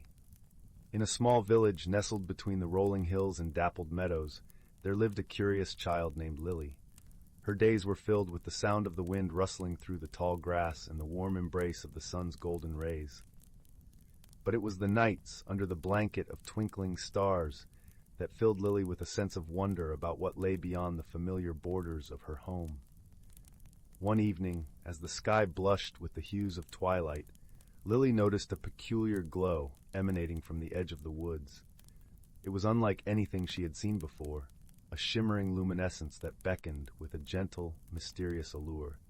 Driven by curiosity, Lily decided to follow the light, her heart fluttering with a mix of excitement and trepidation. As she stepped into the woods, the world transformed around her. The air was cool and sweet, carrying the faint scent of honeysuckle and pine. The trees seemed to whisper ancient secrets, their leaves rustling in a language only the wind understood. The path beneath her feet was soft and mossy, leading her deeper into this enchanting realm. Lily soon found herself in a clearing bathed in the soft glow of moonlight. Here, the source of the mysterious light revealed itself, a pond of crystal-clear water that shimmered with shades of silver and blue. Hovering above the water were tiny, delicate creatures with wings like stained glass, their bodies casting a gentle radiance that reflected on the pond's surface. "Welcome, Lily," chimed a voice as gentle as a breeze. Startled, Lily looked around to see a creature perched on a rock by the water's edge. It was a small, whimsical being, with eyes like dew-kissed leaves and a smile that seemed to hold 1,000 stories. "I am Faye, guardian of the glimmering grove," it announced with a twinkle in its eye. Lily's curiosity overcame her initial surprise, and she stepped closer. "What is this place?" she asked, her voice barely more than a whisper. "This is a haven for those with hearts eager to explore and minds open to wonder," Faye replied. "And you, dear child, have ventured here out of courage and curiosity. both of which are rare and precious. As Faye spoke, the air around them seemed to shimmer with magic. Lily noticed a series of stepping stones leading across the pond, each one glowing softly in the night. "These stones will guide you through the grove," Faye explained. "But be mindful, for each step requires a heart brave enough to see the beauty in the unknown." With a nod of encouragement from Faye, Lily began her journey across the pond. As she stepped onto the first stone, it emitted a warm, gentle hum, resonating with an energy that filled her with confidence. With each stone, the grove revealed a new wonder. A field of luminescent flowers that swayed in silent music, a gentle waterfall that sang a melody only the heart could hear, and trees whose leaves whispered tales of distant lands. Along the way, Lily encountered creatures as whimsical as the grove itself. There were fireflies that painted the night with trails of gold, and chattering squirrels who shared tales of hidden treasures. She even met a wise old owl, whose eyes held the depth of 1,000 stars, and who spoke of the courage it takes to seek one's own path. Each encounter was a gentle challenge, encouraging Lily to listen, to observe, and to trust in her own abilities. She learned to move with the rhythm of the grove, to see the world through eyes unclouded by doubt. With every step, her heart grew lighter, her spirit more vibrant. As the night wore on, Lily found herself back at the edge of the pond, where Faye awaited her with a knowing smile. "You have journeyed far and seen much, dear Lily," Faye said. "The courage you found within will guide you well, wherever your path may lead." Lily felt a warmth spreading through her chest, a sense of accomplishment and peace. She realized that the grove had given her more than just a night of wonder. It had shown her the strength of her own heart, the power of curiosity, and the beauty of exploration. As dawn began to brush the sky with the first light of day, Lily made her way back to her village, her heart as radiant as the morning sun. The woods behind her remained as enchanting as ever, a reminder of the magical night she had spent in the glimmering grove. And though Lily returned to the familiar embrace of her home, she carried with her the lessons of the grove, a gentle reminder that courage and curiosity could lead to the most wondrous of discoveries, and that sometimes the greatest journeys begin with a single step into the unknown. As she drifted into a peaceful slumber, the whispers of the grove lingered in her dreams, promising new adventures and the comforting knowledge that she was never truly alone on her journey. Story 34. Once upon a star-filled night, on a tiny moon orbiting a distant gas giant, a young alien named Zura lay awake in her cozy crater home. The gentle glow of bioluminescent plants cast flickering shadows across her room as she gazed wistfully at the cosmos through her skylight window. Zura belonged to a species of warm, nurturing beings whose greatest joy was caring for others. Yet she often felt a yearning for adventure, dreaming of exploring strange new worlds beyond her sheltered home. Little did she know, her wish was about to be granted in the most unexpected way. Streaking across the inky blackness of space, a small craft hurtled wildly off course, its pilot frantically working the controls. Kor was a daring young explorer from a race of scientific seekers, driven by an insatiable curiosity about the universe. But his latest expedition had gone awry, and now his crippled ship careened towards the very moon where Zura lived. With a thunderous crash, Kor's craft plowed into the soft lunar surface not far from Zura's home. Jolted but unharmed, thanks to his safety harness, the bewildered explorer emerged to find himself surrounded by strange spiny plants and an eerie alien landscape. It wasn't long before the kind-hearted Zura discovered the rattled visitor and rushed to his aid, her innate desire to help overriding her trepidation about his bizarre appearance. To Kor's surprise, this curious native seemed completely unperturbed by his bulbous eyes, metallic skin, and tangle of wiry appendages. "Oh, you poor thing, you must be terribly lost and afraid," Zura exclaimed, instantly setting the highly logical Kor's nerves on edge. "Afraid? Nonsense. I'm an intrepid explorer from the 9th quadrant," he retorted, huffing out a cloud of sparkling vapor. "I've encountered far more menacing beings than a bunch of pointy shrubberies." Zura blinked her wide, jewel-like eyes in confusion at his brusque manner. Still, she insisted on bringing the strange alien back to her home to recover from his harrowing ordeal. Though deeply skeptical of hero-over-friendly ways, Kor had no choice but to accept her help if he hoped to repair his ship. And so an unlikely pair, as different as two life forms could be, found themselves cohabitating inside Zura's glowing crater. Misunderstandings and squabbles soon arose from the clash of their contrasting cultures and personalities. Kor was constantly baffled and exasperated by Zura's persistent offers of creature comforts like warm, frothy beverages and hand-knitted coverings. "I don't even have hands," he'd protest. Meanwhile, Zura despaired over Kor's total lack of social graces and his obsession with taking apart her carefully nurtured garden to study its fauna. Despite their frequent spats, the two slowly began developing a grudging respect for one another's unique strengths. Kor couldn't help but admire Zura's boundless capacity for empathy and her deep connection to her world. And Zura was awed by her new friend's brilliance and bravery in venturing out to plumb the mysteries of the cosmos. Most importantly, they discovered common ground in their shared sense of adventure and wonder about what lay beyond the boundaries of their experience.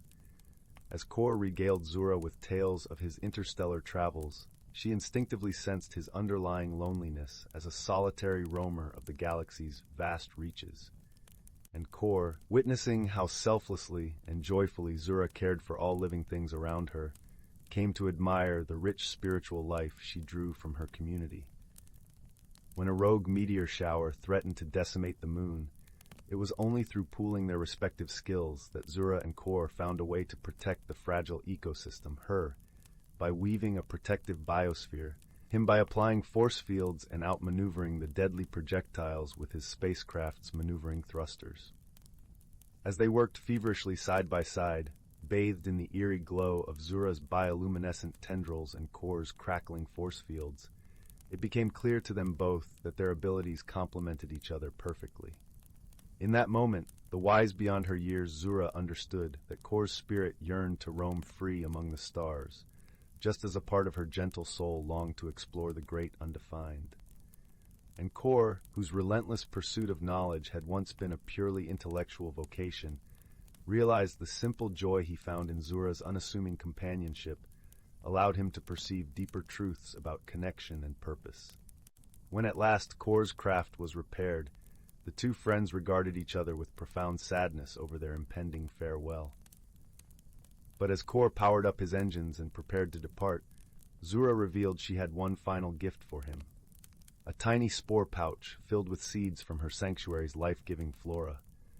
"So that no matter how far apart the universe separates us," she explained with glistening eyes, "you'll have a piece of our home to keep you company, and remind you that even during your loneliest voyages, you'll never truly be alone." As Kor's ship lifted off in a swirl of lunar particles, both knew they had been forever changed by their experience together. And with Zura's precious seeds tucked securely next to his awestruck heart, Kor vowed to nurture life's incredible beauty wherever his journey took him, the greatest token of the profound friendship he'd discovered amongst the stars. Story 35. In a world where the whispers of magic danced through the leaves of ancient trees, there lay a forest known only to those with hearts open to wonder. This forest, tucked away from the eyes of hurried mortals, thrived in a harmony as delicate as the lace-like patterns of frost on a winter morning. As dawn's first light brushed the treetops with a golden hue, the forest awoke with a gentle symphony. The dew-kissed air was alive with the scent of pine and wildflowers, and a chorus of birds heralded the new day in melodious chirps and trills. Here, in this enchanted realm, every creature, no matter how small, played a role in the grand tapestry of life.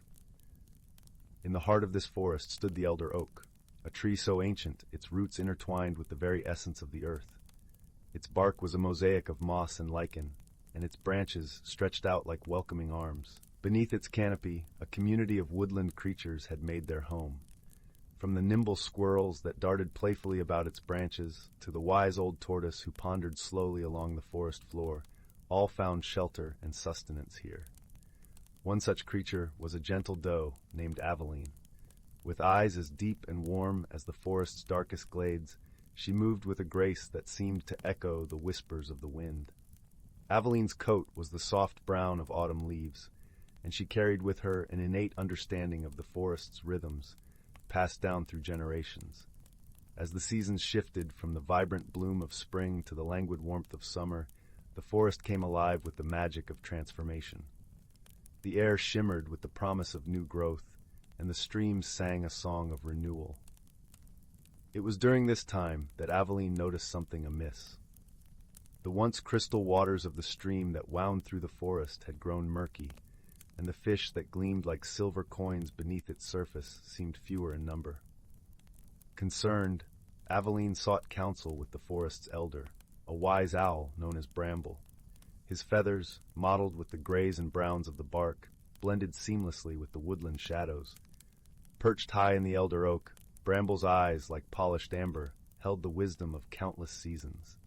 "Aveline," Bramble began in a voice as soft as a breeze through dry leaves, "the balance of our forest is delicate, and sometimes the harmony we cherish is disrupted by forces unseen. We must seek the source of this disturbance and restore our home to its natural state." Guided by Bramble's wisdom, Aveline set out on her quest. As she journeyed deeper into the forest, her senses were heightened by the urgency of her mission. The earthy scent of damp soil rose to meet her, and the gentle rustle of leaves provided a comforting symphony as she moved.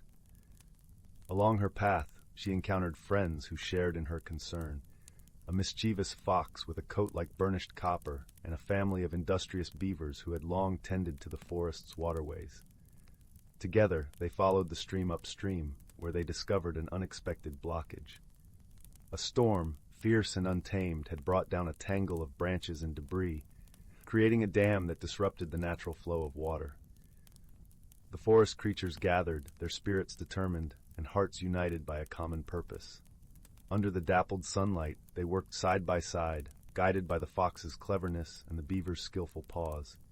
With each piece of debris they shifted, the stream sighed with relief, its waters running clearer with every effort. Aveline, with her gentle nudges, encouraged those who faltered, her presence a beacon of hope. As the final branch was lifted away, the stream gushed forward, its song vibrant and pure once more.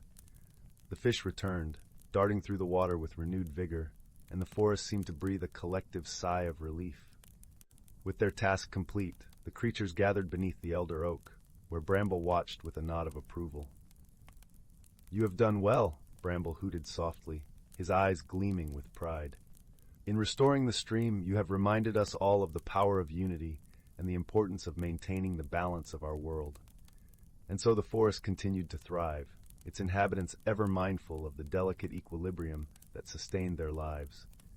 The seasons turned, each bringing its own magic: autumn with its fiery hues and crisp air, winter with its blanket of snow and serene stillness, spring with its promise of renewal, and summer with its golden warmth. Aveline and her friends remained vigilant stewards of their home, their bond strengthened by the challenges they had overcome together. As the moon cast its silver glow over the forest, the creatures settled into their nests and burrows, lulled to sleep by the gentle lullaby of the stream. And in the heart of the forest, beneath the watchful gaze of the elder oak, the ancient wisdom of nature continued to be woven into the fabric of life, a testament to the enduring harmony of a world where magic and reality danced hand in hand. Story 36. In a quaint little village nestled between rolling hills and whispering pine forests, there lived a young boy named Oliver. The village was a tapestry of cobblestone paths, ivy-clad cottages, and blooming gardens that painted the air with the sweet scent of honeysuckle. The villagers, kind and jovial, often gathered in the town square, sharing stories and laughter under the twinkling stars. Oliver was a curious lad, with eyes as bright as the summer sky and a heart full of wonder. He loved exploring the world around him, whether it was the buzzing meadows or the shadowy nooks of the village. One breezy autumn afternoon, as golden leaves danced in the crisp air, Oliver stumbled upon an old, forgotten shop at the end of a narrow alley. Its sign, faded and cracked, read, "Whispers of the Past." The shop, though dusty and dim, was filled with all manner of peculiar objects. Shelves bowed under the weight of ancient tomes, peculiar trinkets, and curious gadgets. In the corner, half hidden beneath a pile of yellowing maps, lay a small, peculiar box carved from dark mahogany wood, adorned with intricate silver patterns that seemed to shimmer in the dim light. Drawn to the box, Oliver reached out and lifted it gently, feeling a strange warmth emanating from it. As he opened the lid, a soft, melodious chime echoed through the shop, and a gentle glow illuminated the room. Inside, he found a small, crystal orb nestled within velvet lining. The orb was no ordinary trinket. It pulsed with a gentle light, swirling with colors like 1,000 rainbows trapped within. Curious and captivated, Oliver took the orb to the village elder, a wise woman named Agnes, known for her knowledge of the village's secrets and lore. Her cottage was a cozy nook, filled with the aroma of herbs and the soft crackle of a wood fire. When Oliver placed the orb before her, Agnes's eyes widened with recognition and wonder. "This, dear boy," she began, her voice gentle and wise, "is the Orb of Whispers.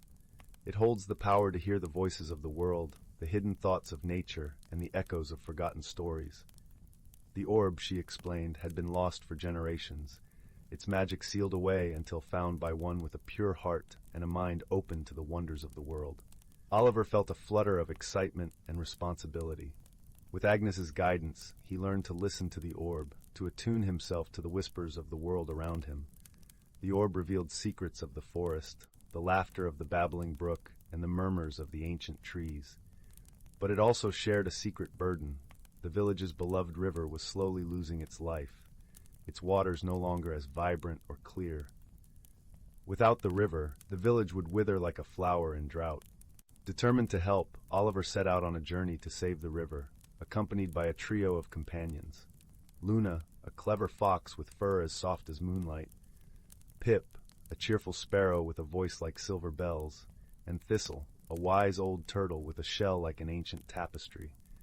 Together they ventured through the enchanted forest, where sunlight danced through the leaves, casting dappled patterns on the forest floor.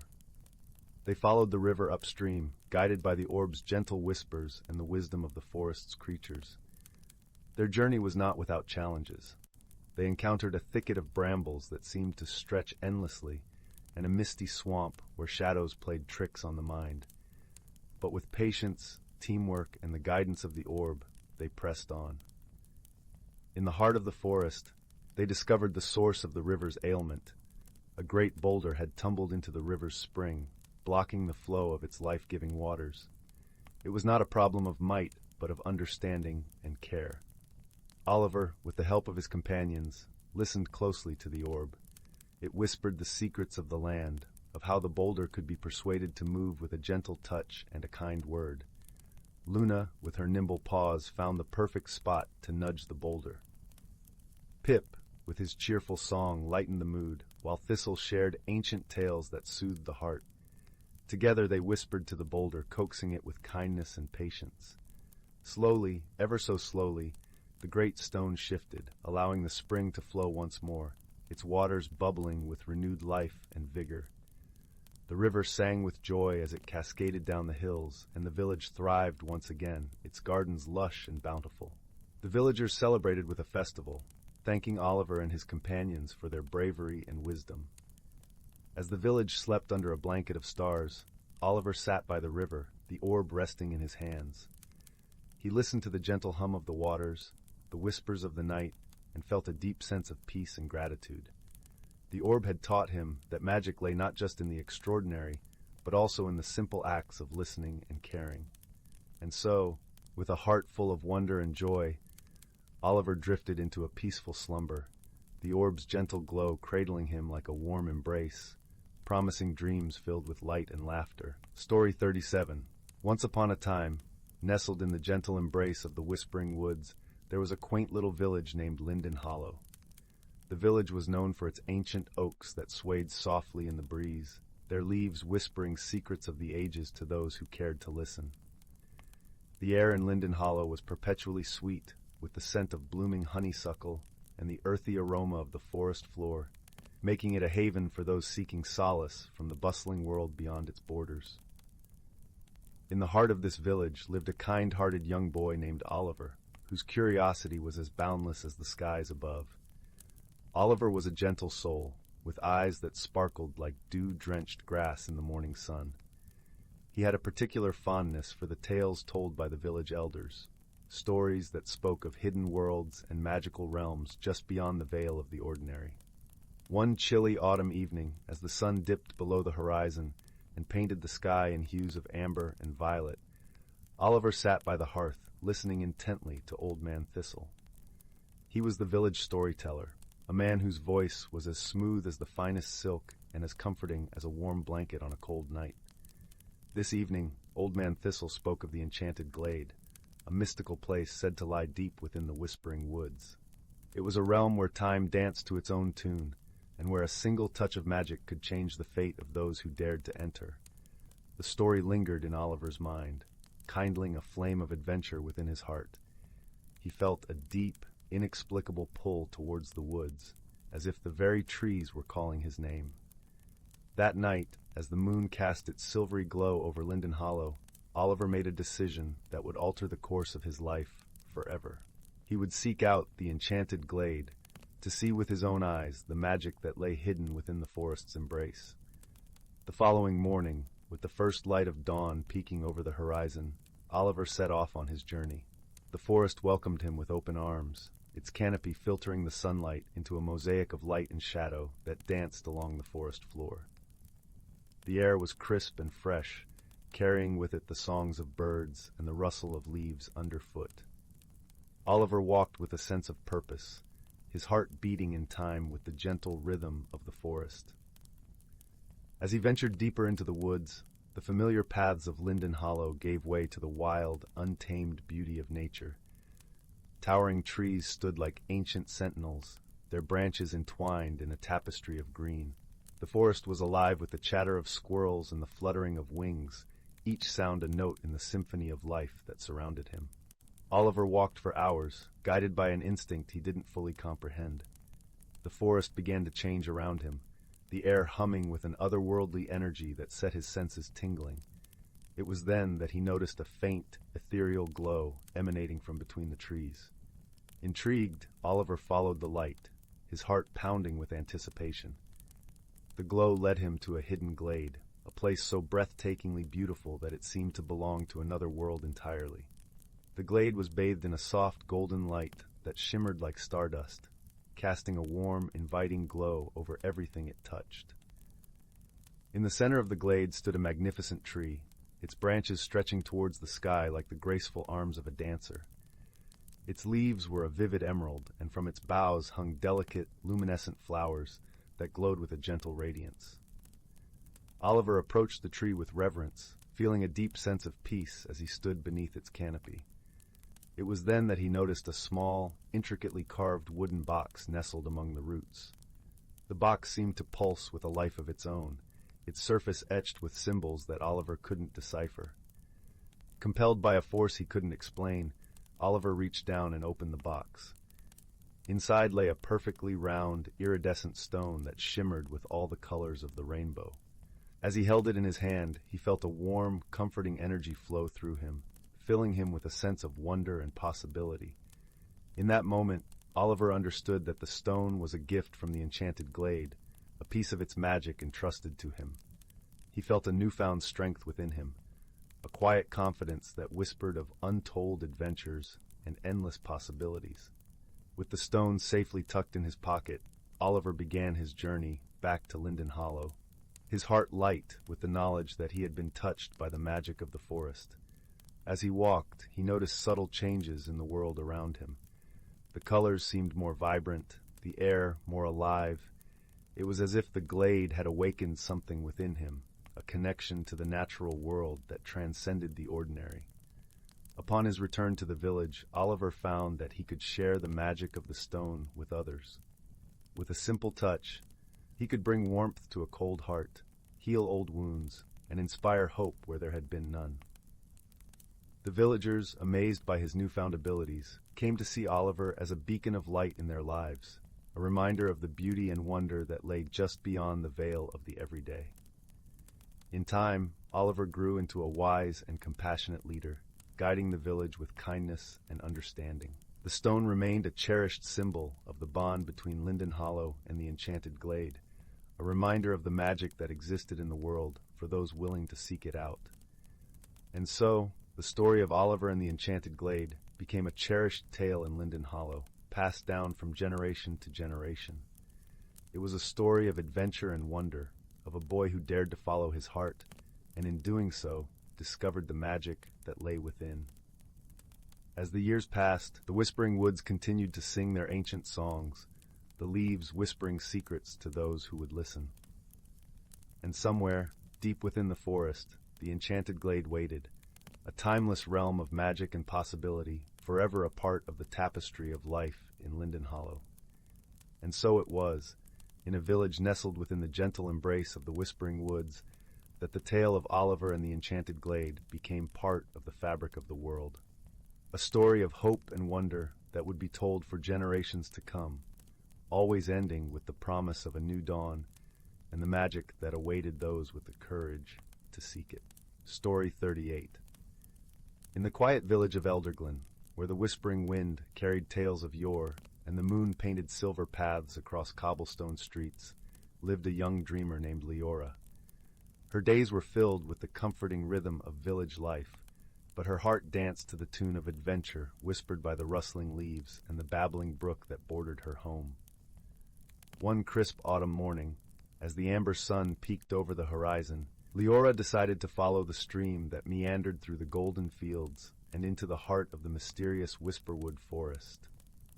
This forest, with its towering trees clothed in emerald and amber, was said to be enchanted, a place where the ordinary became extraordinary, and time itself seemed to pause in wonder. As Leora ventured deeper into the woods, the air grew thick with the scent of pine and earth, and the ground beneath her feet was soft with moss. She marveled at the way the sunlight filtered through the canopy, casting playful patterns on the forest floor. Birds, with feathers like jewels, flitted among the branches, their melodies intertwining with the gentle rustle of the leaves. The first sign of enchantment appeared in the form of a shimmering brook, its waters glistening with hues of turquoise and gold. As Leora knelt to drink, a ripple of laughter echoed through the air, and a small, curious face peered up at her from the water's surface. It was a water sprite, with eyes like sparkling sapphires and hair flowing like liquid silver. The sprite giggled, sending ripples across the brook, and beckoned Leora to follow. Guided by the sprite's laughter, Leora found herself in a clearing where the trees formed a natural amphitheater. Here, she encountered a gathering of creatures unlike any she had imagined. There were foxes with tails that shimmered like stardust, rabbits whose ears glowed with a gentle luminescence, and a wise old owl perched solemnly on a branch, its eyes reflecting the wisdom of ages. In the center of the clearing stood a grand mushroom, its cap a vibrant tapestry of colors that shifted with every glance. Around it danced the forest folk, their movements as light as a breeze. They welcomed Leora with open arms, their smiles as warm as the sun. "Welcome, traveler," said the owl in a voice deep and soothing. "You have ventured into our realm, a place where courage and curiosity lead to discovery." Leora felt a gentle warmth spread through her heart. She realized that this journey, though filled with unknowns, was a tapestry of wonders waiting to be explored. She joined the dance, her steps guided by the rhythm of the forest and the heartbeat of the earth. As the day unfolded, Leora faced gentle challenges that called upon her strengths. She helped a lost squirrel find its way back to its family, using her keen sense of direction and a little sprinkle of kindness. She listened to the wise owl's tales, learning the value of patience and the power of listening to one's inner voice. As twilight painted the sky in shades of lavender and rose, the forest folk gathered around the grand mushroom for a feast. The air was filled with the aroma of roasted chestnuts and sweet honeyed fruits. Leora sat beside the water sprite, sharing stories and laughter, her heart full of joy and newfound friendships. As the stars began to twinkle, the creatures of the forest bid Leora farewell, their eyes twinkling with gratitude and promise. The wise owl gifted her a single feather, a token of her courage and the adventures yet to come. With the feather tucked safely in her pocket, Leora made her way back to the village, her heart aglow with the magic of Whisperwood Forest. She knew that the world was vast and full of wonders, and that courage and exploration would always guide her to new horizons. As she lay in her cozy bed that night, the moonlight casting soft shadows on her walls, Leora drifted into a peaceful slumber. Her dreams were filled with the laughter of the water sprite and the wisdom of the owl, a gentle reminder that every journey begins with a single step, and that the magic of the unknown is always waiting just beyond the horizon. Story 39. In the quaint village of Willowbrook, nestled between gentle hills draped in the lush greens of ancient trees, lived a young girl named Lila. Her days were spent wandering the meadows and forests, her heart in tune with the whispering winds and the babbling brooks that crisscrossed the landscape. Although she loved her home dearly, Lila often felt a yearning, a quiet pull towards something she couldn't quite name. One crisp autumn morning, as a golden sun spread warmth across the dew-kissed fields, Lila's grandmother, a wise woman with silver hair that shimmered like moonlight, called her over. Her grandmother's voice, soft and melodic, was like the gentle rustle of leaves in the breeze. "Lila," she began, "there is something I must show you." Lila followed her grandmother to the attic, a place of curious shadows and dust-moted beams of sunlight. There, hidden beneath a patchwork quilt that smelled faintly of lavender and thyme, was a chest made of dark, polished wood. Intricate carvings of swirling vines and mythical creatures adorned its surface, each line etched with care and reverence. Her grandmother opened the chest with a key that hung around her neck, revealing treasures from a time long past. Inside lay a collection of artifacts that seemed to hum with a quiet power, a finely woven tapestry depicting scenes of nature's bounty, an ancient book with pages as delicate as butterfly wings, and a small, intricately carved wooden box. Her grandmother gestured to the box, her eyes twinkling with a secret. "This," she said, "is the heart of our family's legacy." With gentle hands, Lila lifted the box from its resting place. It felt warm and alive beneath her fingers, as if it held the very essence of her ancestors. As she opened it, a soft light spilled forth, revealing a collection of beautifully crafted stones.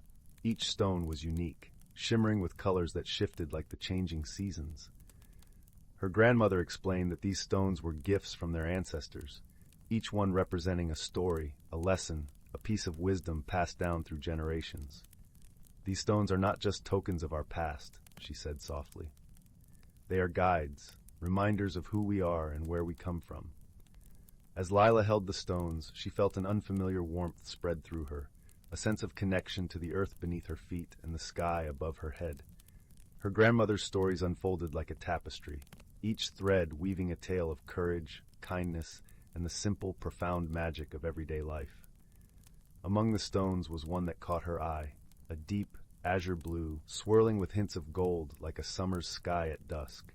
Her grandmother smiled knowingly. "This is the stone of belonging," she explained. "It teaches us that we are never alone, that our roots run deep, connecting us to our past, our present, and even our future." Over the following days, Lila carried the stone with her, feeling its weight and warmth as she explored the familiar paths of her village. She noticed the world around her with new eyes, the vibrant hues of wildflowers, the sweet song of the thrush at dawn, the gentle murmur of the river as it wound its way through the valley. Each moment was a reminder of the beauty that surrounded her, a beauty she now understood she was a part of. One evening, as the sun dipped below the horizon, painting the sky in shades of pink and orange, Lila sat with her grandmother by the fireplace. The flames crackled softly, casting a warm glow on the room and wrapping them in a cocoon of comfort and peace. "I've learned so much," Lila said, her voice a gentle whisper, "about who I am and where I come from." Her grandmother nodded, her eyes reflecting the firelight. "And what have you discovered, my dear?" "I've learned that our legacy is not just in the stones or the stories," Lila replied thoughtfully. "It's in the way we live, the kindness we share, the love we give. It's in being part of something greater than ourselves." Her grandmother smiled, pulling her close. "Yes, Lila, that is the heart of our heritage. It's a tapestry of lives intertwined, each thread adding to the beauty of the whole." As the stars twinkled in the night sky, Lila felt a deep sense of peace settle over her. The ancient stones, with all their stories and wisdom, had shown her the path to understanding her place in the world. She knew now that she was a part of something timeless, a legacy of strength and love that would carry her forward, guiding her steps like the gentle light of the fire. And so, with her heart full of gratitude and her spirit at ease, Lila drifted into a restful sleep, cradled by the warmth of her grandmother's love and the enduring magic of her family's legacy. The night wrapped around her like a soft, comforting blanket, promising dreams of harmony and belonging. Story 40. In the heart of an ancient forest, where towering trees whispered secrets of old, a gentle breeze carried the scent of pine needles and earth. This was a place where time seemed to slow, and the rustle of leaves spoke of a world where magic and reality entwined. Here the creatures of the forest lived in a harmony as delicate as the lacework of frost that adorned the morning grass. In this serene woodland, a family of deer grazed in a sun-dappled clearing, their coats a tapestry of russet and cream. The matriarch, an elder doe with wise, knowing eyes, watched over her fawns as they frolicked among the ferns. Her name was Silva, and she held the knowledge of the forest in her heart, passed down from generations before her. The forest was alive with the soft symphony of birdsong, mingling with the gentle babble of a nearby brook. It was here, beneath the canopy of emerald leaves, that the forest's inhabitants gathered to share stories and learn from one another. From the trickling brook to the rustling branches, every sound was a note in the melody of nature. As the seasons cycled, the creatures of the forest awaited a special moment of magic, the arrival of the aurora, a mystical phenomenon that graced the sky with ribbons of light at the turning of the year. It was said that the aurora brought with it the wisdom of the ages, whispered from the stars to those who listened with open hearts.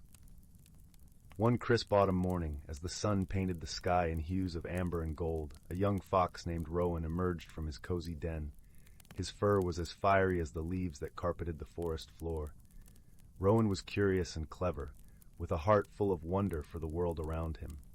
Today, he was on a mission to learn the secrets of the aurora, for he had heard it would soon grace the skies. Rowan scampered through the forest, his paws crunching lightly on fallen leaves. He paused to greet a family of squirrels who were busily gathering acorns, their bushy tails flicking with delight. "Good morning, Rowan," chirped the eldest squirrel, her eyes twinkling with mischief. "Good morning," Rowan replied with a cheerful nod. "I'm off to find Silva. I want to learn about the aurora." The squirrel chuckled.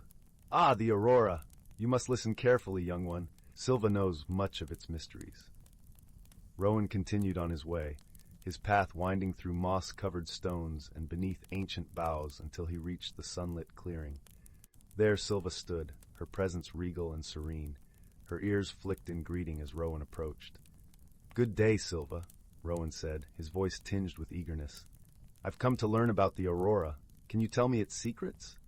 Silva gazed at him with a gentle smile. "The aurora is a gift of the heavens," she began, her voice a soft melody in the morning air. "It is a reminder of the balance we must keep with the world around us. As the earth turns and the seasons change, the aurora comes to remind us of the harmony between life and nature." Rowan listened intently, the soft rustle of the wind through the trees punctuating Silva's words. "But how do we maintain this balance?" he asked, his eyes wide with curiosity. "By respecting the rhythms of nature," Silva replied, her gaze sweeping over the forest. "Each creature, each tree, and each stream has a role to play in the tapestry of life. We must live in harmony with one another, caring for the earth as it cares for us." Rowan nodded, understanding dawning in his eyes. "So the aurora is like a promise from the stars?" "Yes," Silva said, a serene warmth in her voice. "It is a promise and a guide, reminding us of the beauty that comes when we work together to preserve the world we cherish." As the sun dipped toward the horizon, casting long shadows across the clearing, Rowan felt a sense of peace settle within him. He knew he would carry Silva's wisdom with him, sharing it with others, as the forest's stories were passed down through generations. That night, as the forest slumbered under a blanket of stars, the aurora arrived. Silken ribbons of green and purple danced across the sky, their light bathing the world in a soft glow. The creatures of the forest gathered to watch, their hearts uplifted by the celestial spectacle. Rowan sat quietly beside Silva, the magic of the aurora reflecting in his bright eyes. He knew now that the forest's magic was not only in the extraordinary sights, but in the simple, everyday wonder of living in harmony with the natural world. And so, the forest continued its timeless dance, each creature playing its part in the symphony of life. As the aurora faded from the sky, leaving behind a promise of renewal, the forest settled into a tranquil slumber, cradled by the gentle embrace of the night. In the heart of that ancient forest, where reality and magic wove together like the branches above, the wisdom of the ages whispered through the leaves, guiding all who listened to live with kindness, respect, and balance. And as the seasons turned, the promise of the aurora remained, a beacon of hope and harmony for all who called the forest home. Story 41. Once upon a time, in the quaint and mist-laden village of Willowbrook, nestled at the foot of a sprawling emerald forest, there lived a gentle soul named Benjamin. Benjamin was a humble clockmaker, known far and wide for his intricate and finely tuned creations. His shop was a modest affair, its walls lined with ticking wonders that danced to the rhythm of time itself. One crisp autumn morning, as the golden leaves rustled softly in the breeze and the scent of damp earth filled the air, Benjamin came across a peculiar object while rummaging through a dusty old chest in the corner of his shop. It was a pocket watch, unlike any he had encountered before. Its case was crafted from a shimmering silver, delicate engravings of swirling clouds and twinkling stars adorning its surface. But what truly set it apart was the curious inscription etched inside. To unlock the wonders of the world, listen closely to the whispering time.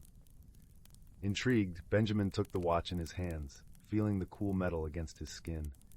As he opened the watch, the air around him seemed to shimmer, and a gentle, melodic hum filled the room. The hands of the watch spun slowly, casting a warm, golden glow that enveloped Benjamin in an embrace of light. In that moment, something extraordinary happened. Benjamin began to hear the faintest whispers, as if the very air around him had come alive with secrets. The whispers spoke of hidden paths and forgotten stories, of the magic woven into the fabric of everyday life. With a heart full of curiosity, Benjamin decided to follow the whispers. They led him out of his cozy shop, through the village streets where the cobblestones glistened like jewels beneath the morning dew, and into the heart of the enchanted forest.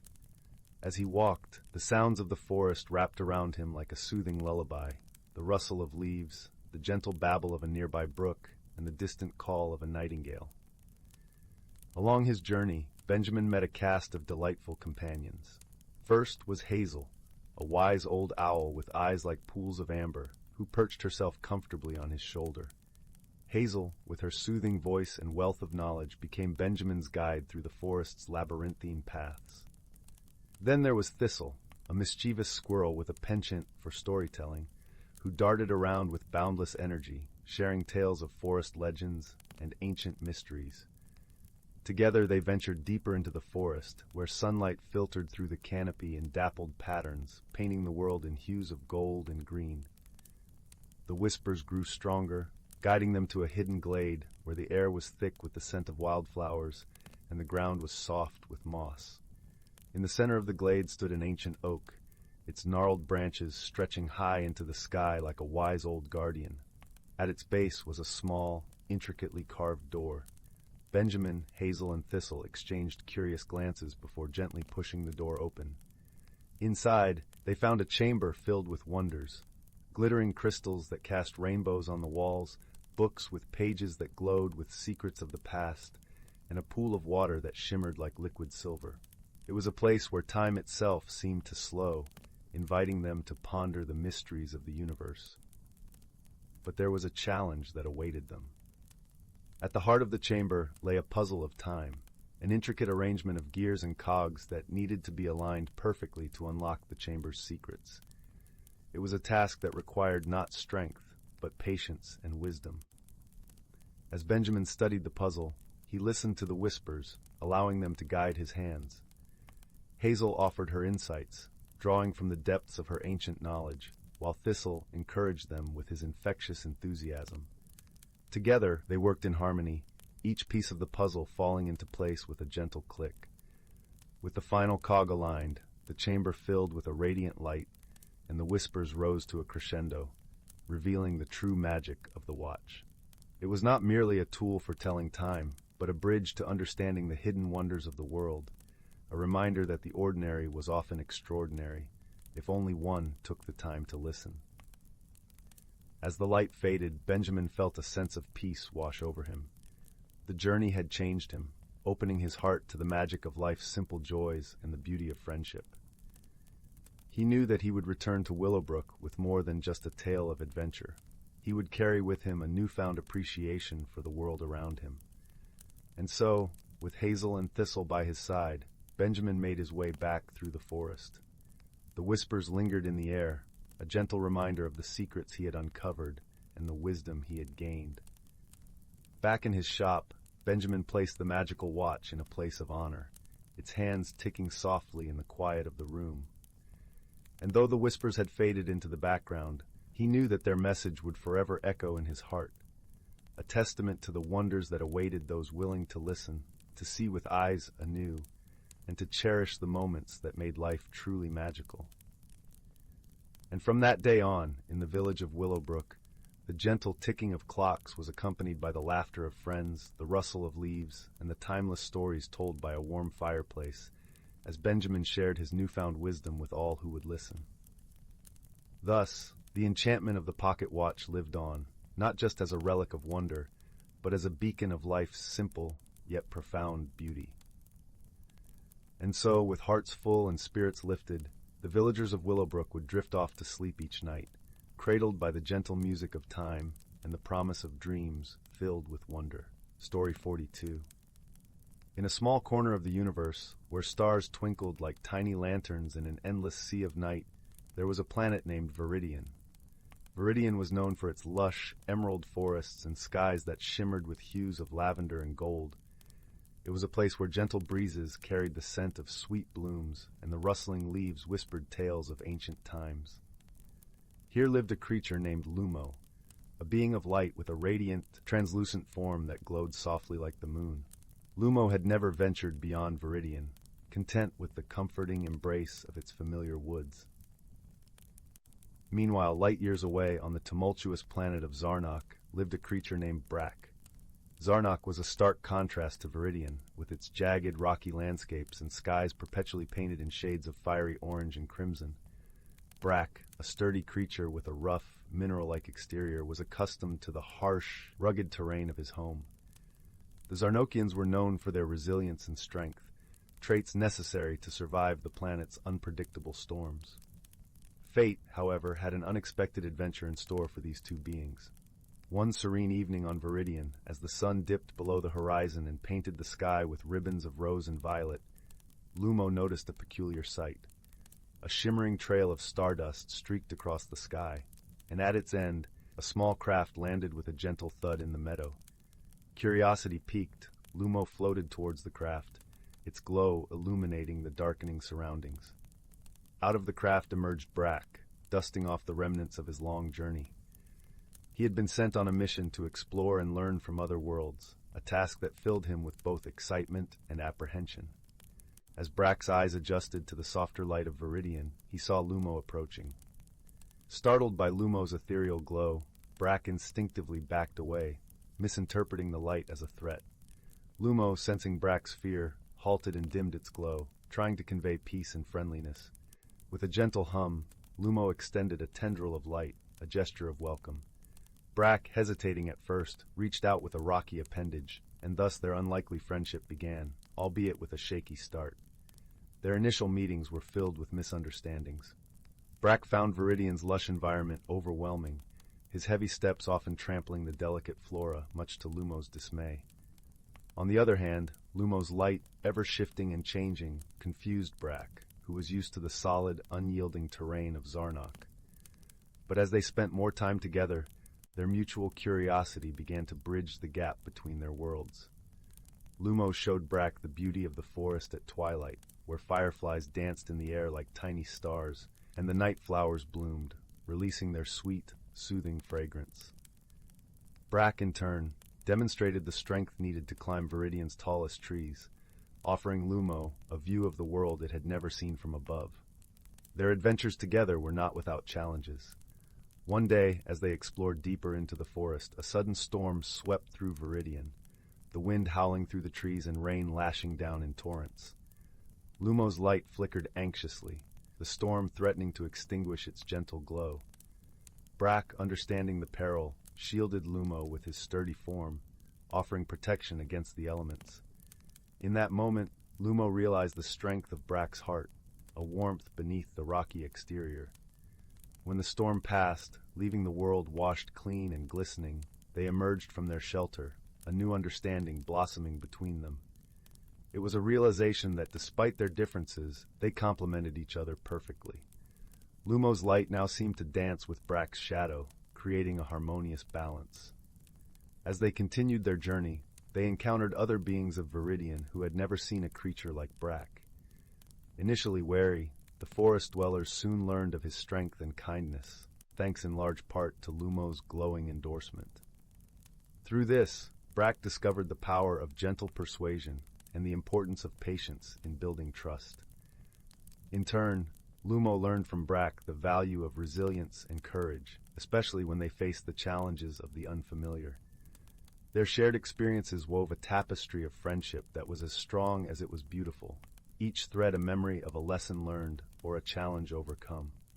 One day, as they rested beside a tranquil pond reflecting the pastel hues of the sky, Brack spoke of his mission and the need to return to Zarnok. A moment of silence stretched between them, filled with the soft rustle of leaves and the distant call of a night bird. Lumo understood, though a flicker of sadness passed through its light. But Brack, with newfound wisdom, promised that their friendship would transcend the distance between stars. He proposed a pact. Whenever the skies of Viridian sparkled with stardust, Lumo would know Brack was thinking of their adventures, and when the storms of Zarnok roared, Brack would be reminded of Lumo's gentle glow. With a tender farewell, Brack boarded his craft, leaving a piece of his heart in the emerald forests of Viridian. Lumo watched as the craft ascended, leaving a trail of shimmering stardust in its wake, a promise that their friendship would endure across the vastness of space. And so, under the vast starry expanse, two unlikely companions discovered the true meaning of friendship. It was a bond forged not just in shared adventures and challenges, but in the mutual respect and understanding that grew between them. As Lumo floated back to its favorite spot in the forest, its light shone a little brighter, warmed by the enduring connection to a friend far away, yet ever close in spirit. In the quiet of Viridian's night, as the gentle breeze carried the echoes of their laughter and the sweet scent of the blooming flowers, Lumo knew that friendship, like the stars, could light the darkest of nights. And somewhere on Zarnok, beneath the fiery skies, Brack carried the glow of their friendship, a guiding light through the storms. Their story, a silent melody in the symphony of the universe, whispered a timeless lesson, that true friendship bridges any distance, and the light it brings can warm the coldest of hearts. Story 43. In the vast and endless tapestry of the cosmos, where stars whispered ancient secrets and planets spun in their timeless waltz, there existed a quaint, unassuming moon named Leora. Leora was known not for its size or its resources, but for the peculiar gathering of creatures who called it home. Here, beneath its gentle lavender skies where soft winds carried the scent of sweet alien blooms, a tale of unlikely companionship would unfold. The first of our companions was a creature from the lush, verdant planet of Arboris. His name was Finley, and he resembled a walking tapestry of vines and leaves, with eyes that shimmered like dew on a spring morning. Finley was a gentle soul with a heart as deep as the forests he hailed from. He had come to Leora in search of rare seeds to bring back to his planet, seeds that promised to rejuvenate the aging groves of Arboris. The second was a creature from the crystalline world of Zartara, a place where everything sparkled with an internal light. Her name was Lyra, and she was as radiant as her homeland, her form composed of shimmering, translucent facets that caught the light in a dazzling dance. Lyra had journeyed to Leora to study its unique atmosphere, hoping to understand the enchanting glow that bathed the moon each night. Their meeting was one of pure chance, a convergence of paths beneath a sky painted with the colors of an eternal twilight. It happened in the heart of a meadow where moonflowers bloomed in iridescent clusters, their petals unfurling to reveal a light that seemed to pulse with the rhythm of the universe itself. Finley was meticulously collecting seeds, his vine-like fingers moving with a careful grace, when Lyra appeared, a silhouette of light against the deepening dusk. Her presence startled Finley, and in a moment of confusion he dropped his collection, the precious seeds scattering into the air like tiny twinkling stars. "Oh, I am terribly sorry!" Lyra exclaimed, her voice a musical harmony that resonated through the meadow. She hurried to help, her crystalline hands moving with a fluid precision. Finley, though initially flustered, quickly found himself mesmerized by the way the moonlight played through Lyra's facets. "It's all right," he replied, his voice warm and earthy. "I was just startled."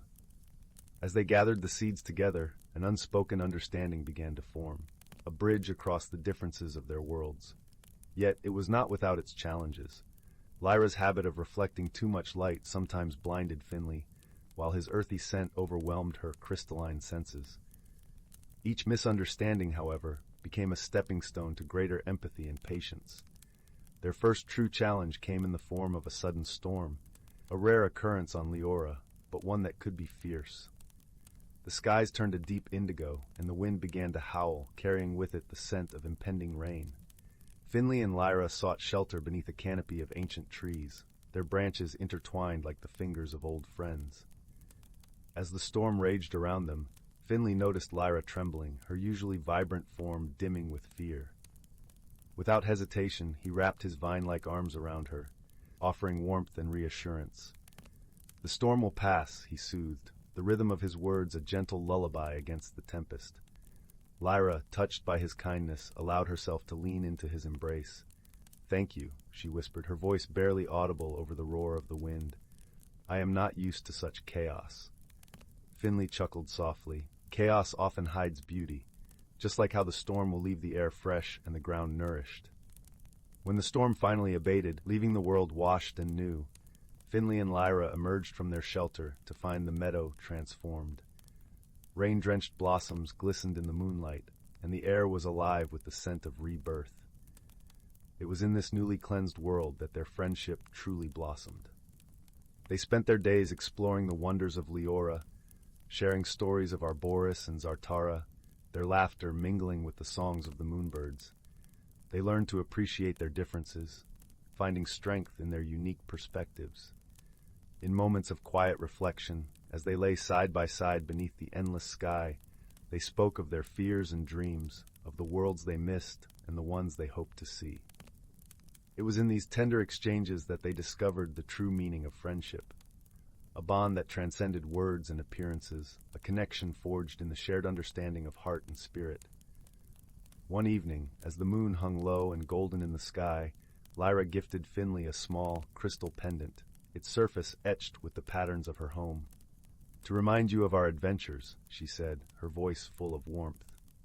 Finley, touched by the gesture, presented Lyra with a seed from Arboris, wrapped in a delicate leaf. "Plant it when you return to Zartara," he urged. "Let it grow and remind you of the earth beneath our feet." As their time on Leora drew to a close, Finley and Lyra knew that they would carry the memory of their friendship wherever the stars would lead them. They bid each other farewell with promises to meet again, their hearts full of gratitude for the bond they had forged. And so, beneath the gentle glow of Leora's eternal twilight, two unlikely companions discovered the profound truth that friendship is a journey, not a destination. A path that, once walked together, leaves an indelible mark on the soul.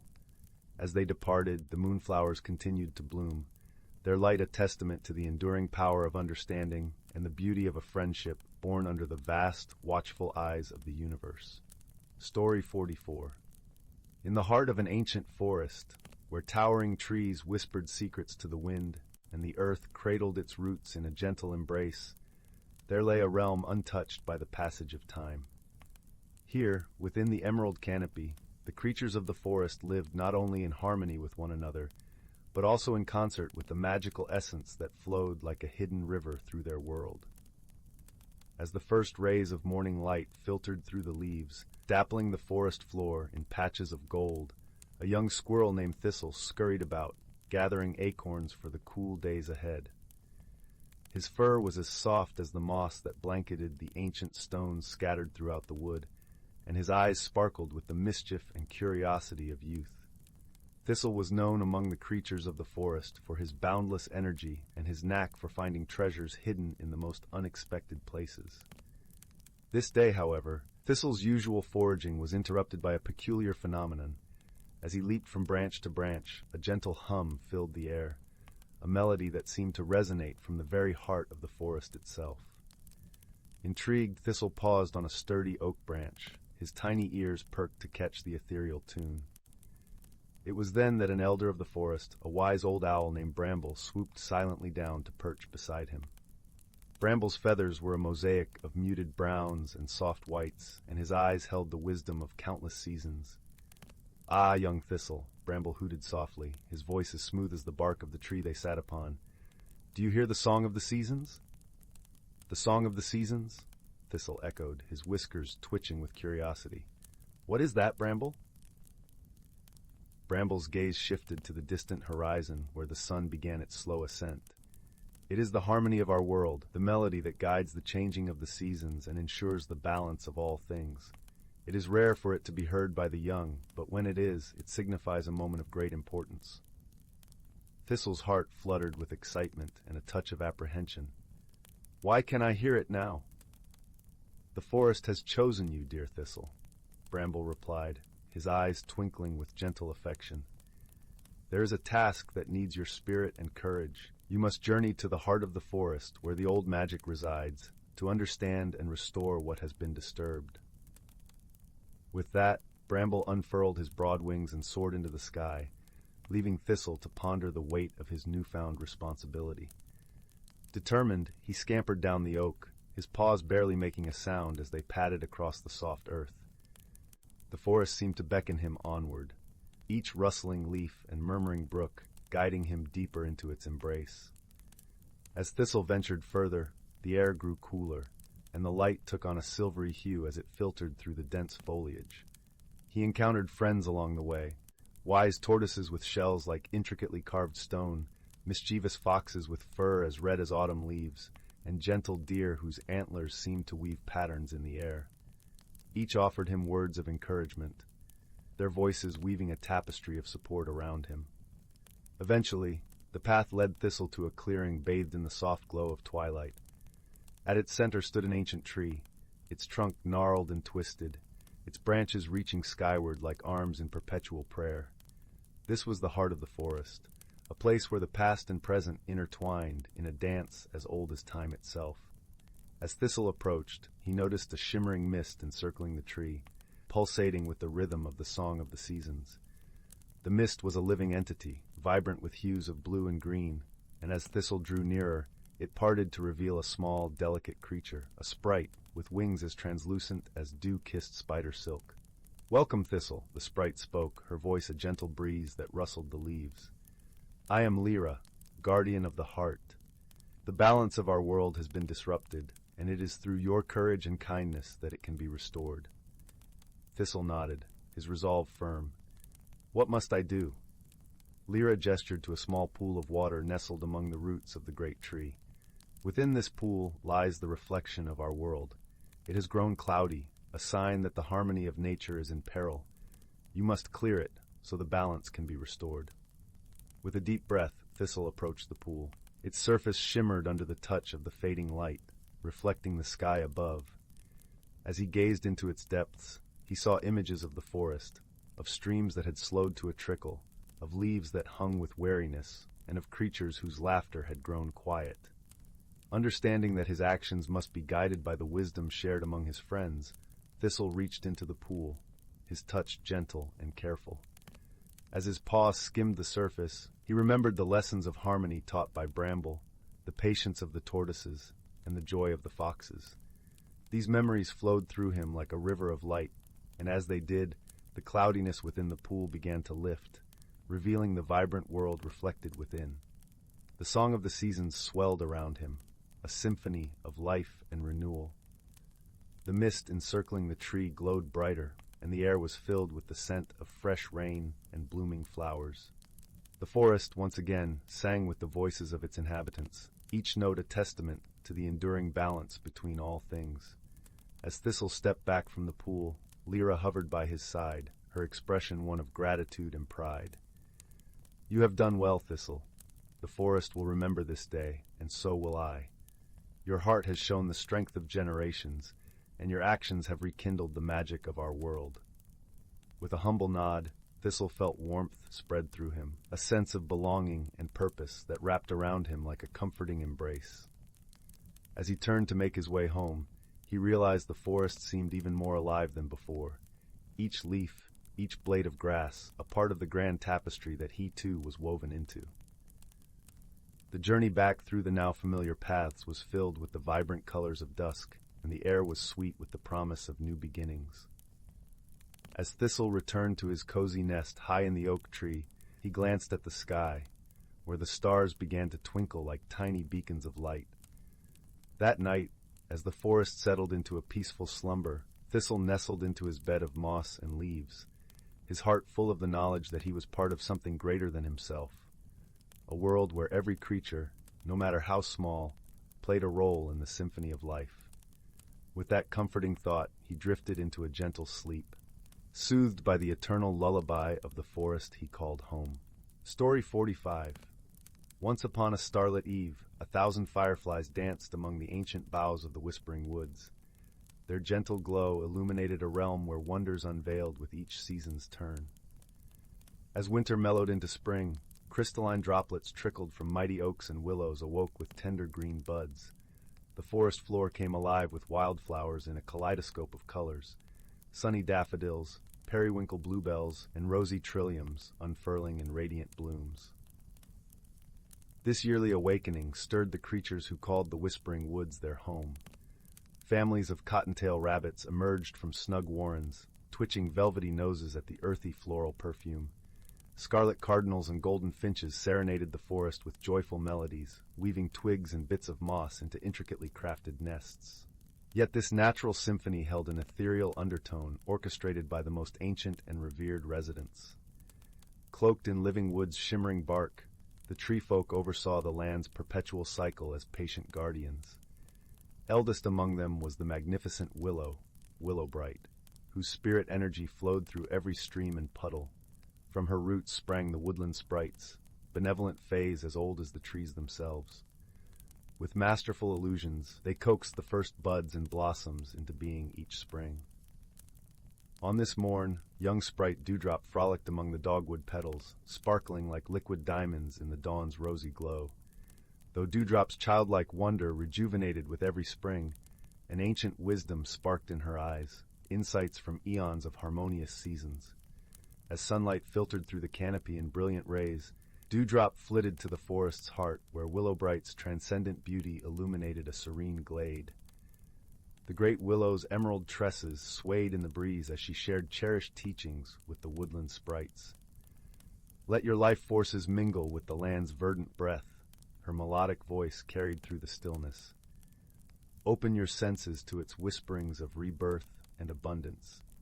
For the forest provides in boundless generosity, if we but listen with open hearts. Willowbright's words sparked memories from Dewdrop's earliest dawns.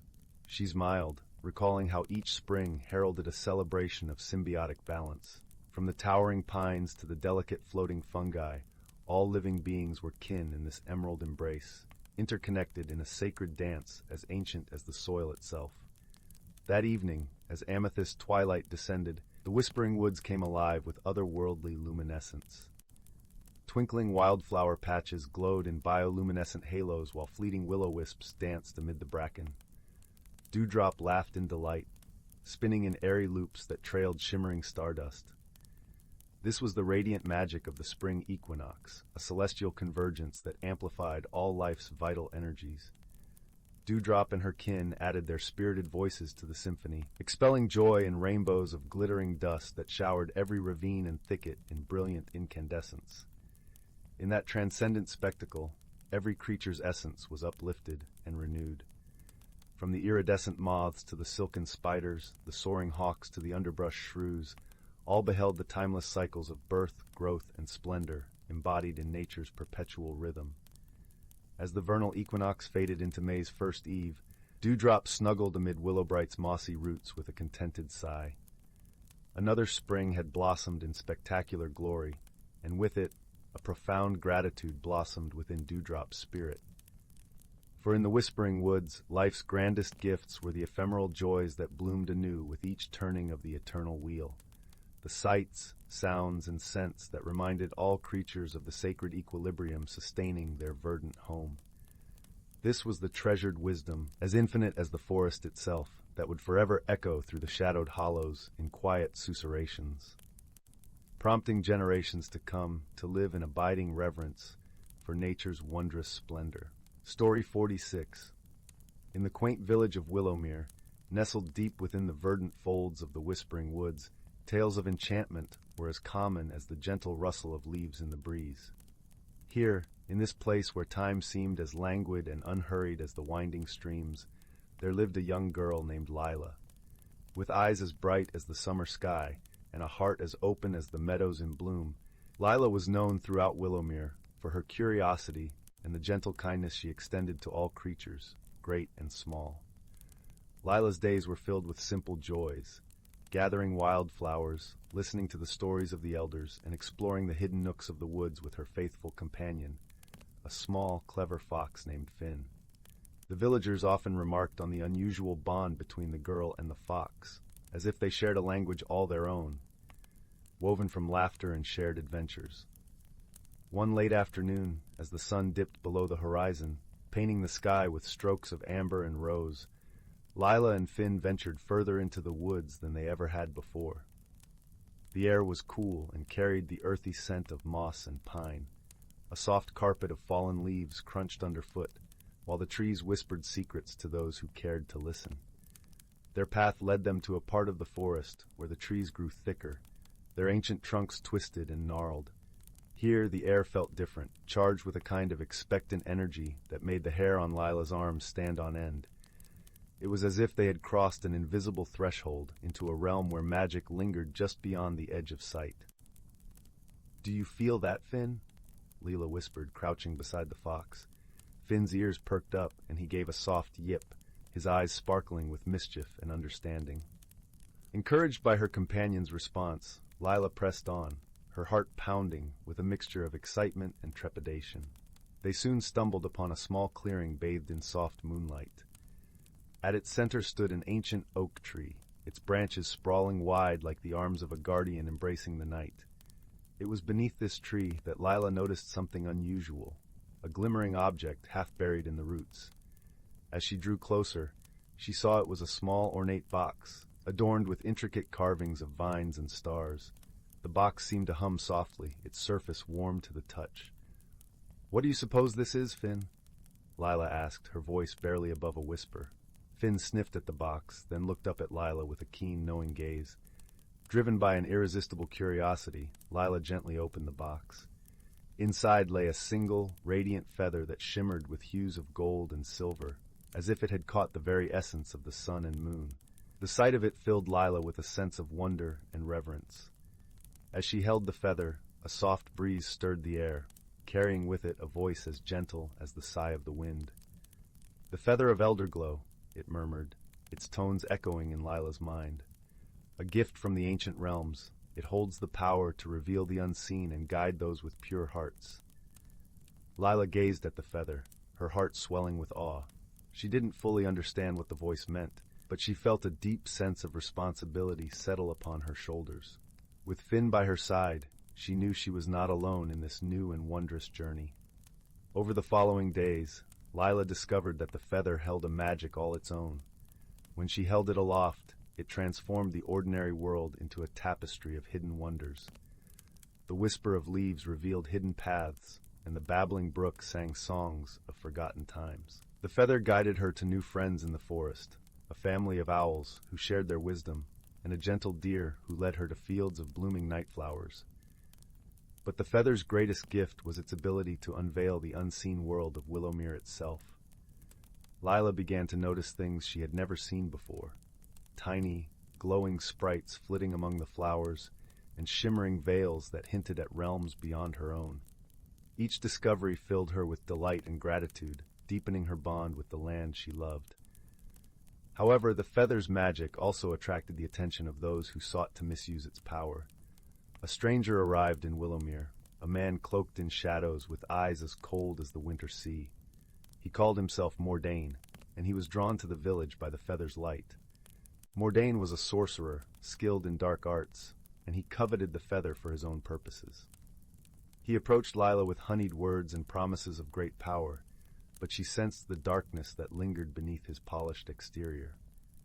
Her heart, guided by kindness and intuition, warned her to be wary.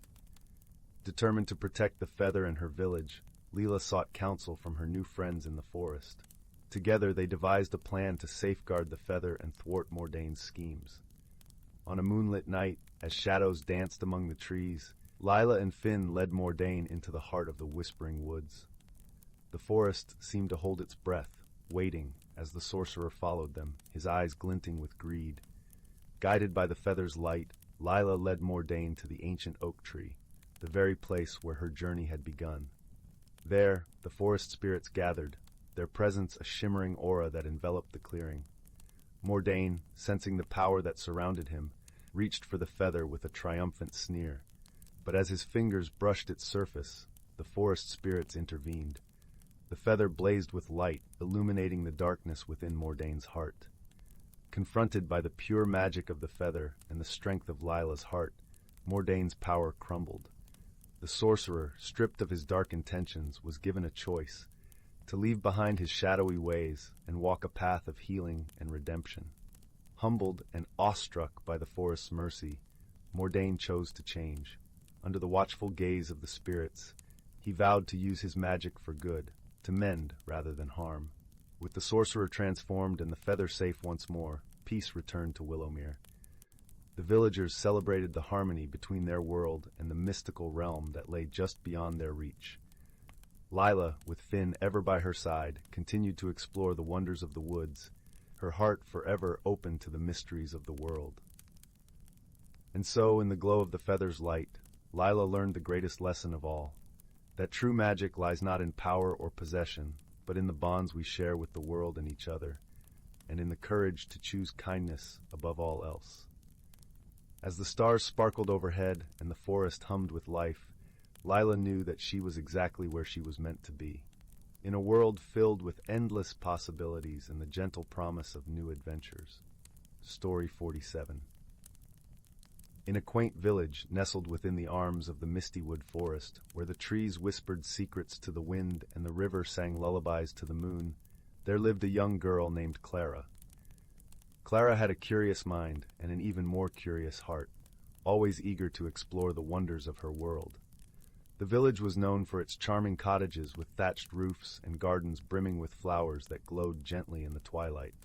The villagers were kind and always ready with a smile or a helping hand. In this magical place, strange occurrences were not uncommon, but they were usually harmless and often brought with them a hint of wonder. One morning, as the sun painted the sky in hues of gold and rose, Clara noticed something peculiar.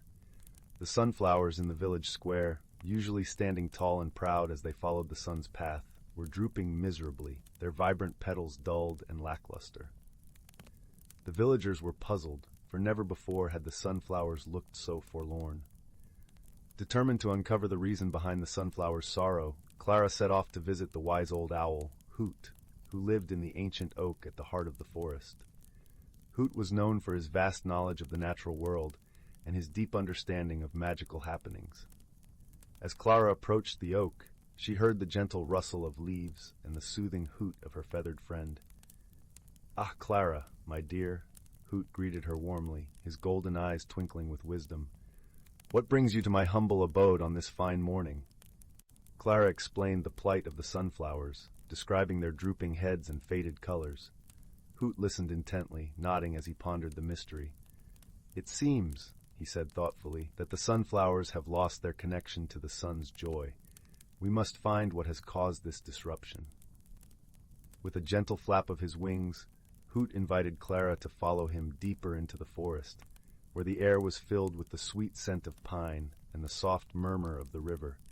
Along the way, they were joined by Tilly, the cheerful squirrel, who offered her keen eyes and nimble paws to help in their quest. As they journeyed, Clara observed everything around her, noting the rustling bushes and the shimmering light that danced across the forest floor.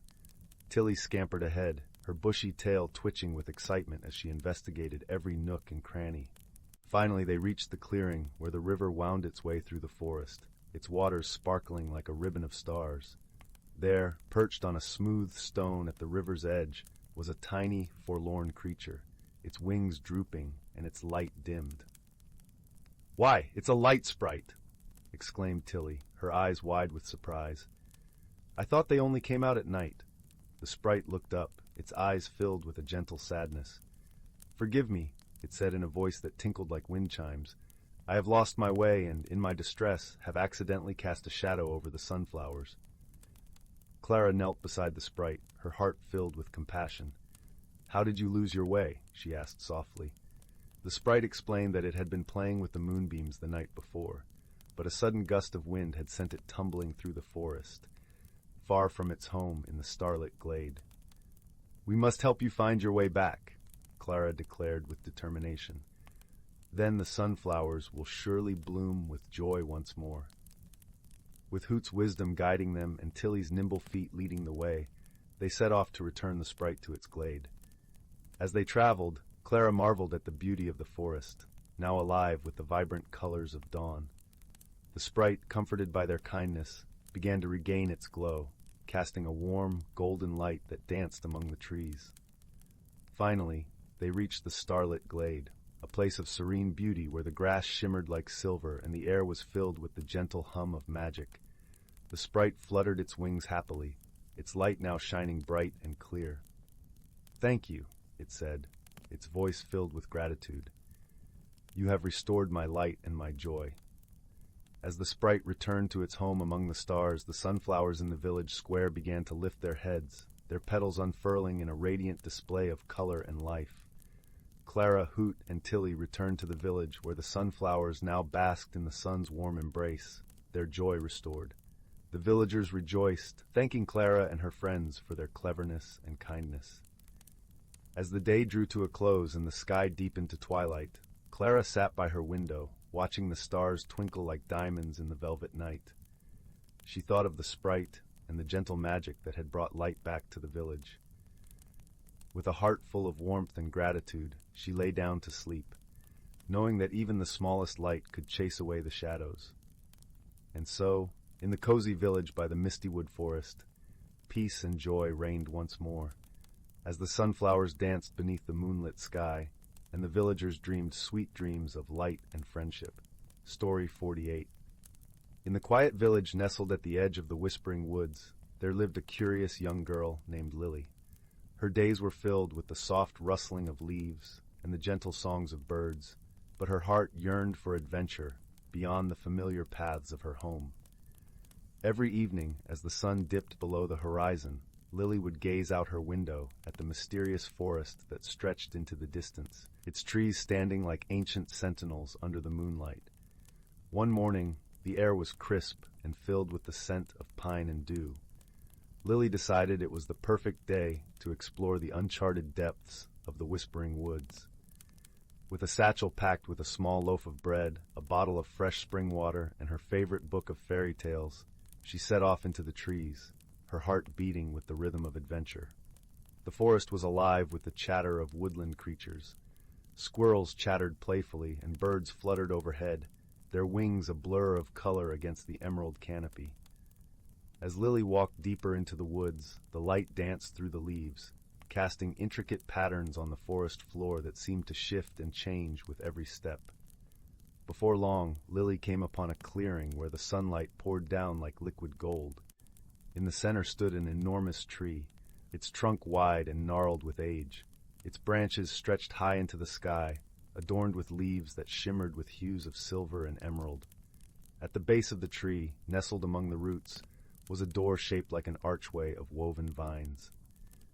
With a mixture of excitement and trepidation, Lily approached the door. It opened with a gentle creak, revealing a spiral staircase carved into the heart of the tree. Gathering her courage, Lily stepped inside, the air cool and fragrant with the scent of moss and earth. The staircase wound upwards, and as Lily climbed, she encountered her first whimsical companion, a tiny, luminescent creature with wings like stained glass. Its voice was a tinkling melody as it introduced itself as Twinkle, a guardian of the tree. Twinkle flitted around Lily's head, leaving trails of sparkling light in its wake. "You are brave to venture here," Twinkle chimed. "Few have the heart to explore beyond what's known. Let me guide you through the wonders of this place." Together they ascended into a realm of enchantment. At the top of the staircase, the tree opened into a vast chamber, its walls lined with shelves of ancient books and scrolls. The air was filled with the soft rustle of pages turning themselves, as if the books were alive with stories eager to be told. Lily's eyes widened in wonderment, and she reached out to touch one of the books. It leapt into her hands, opening to a page that glowed with golden script. As she read, the words lifted from the page, forming images that danced in the air, a tale of courage and friendship, much like her own journey. Twinkle guided Lily to a window that looked out over a breathtaking landscape. Rolling hills carpeted with wildflowers stretched as far as the eye could see, and in the distance, a waterfall cascaded down a mountainside, its waters sparkling like diamonds in the sunlight. As they admired the view, Twinkle spoke of the importance of curiosity and courage, of stepping beyond the bounds of what is known to discover the beauty and wonder that lies beyond. "Every step you take with an open heart is an adventure," Twinkle said, its voice a gentle echo in the chamber. Feeling inspired and filled with a deep sense of peace, Lily knew it was time to return home.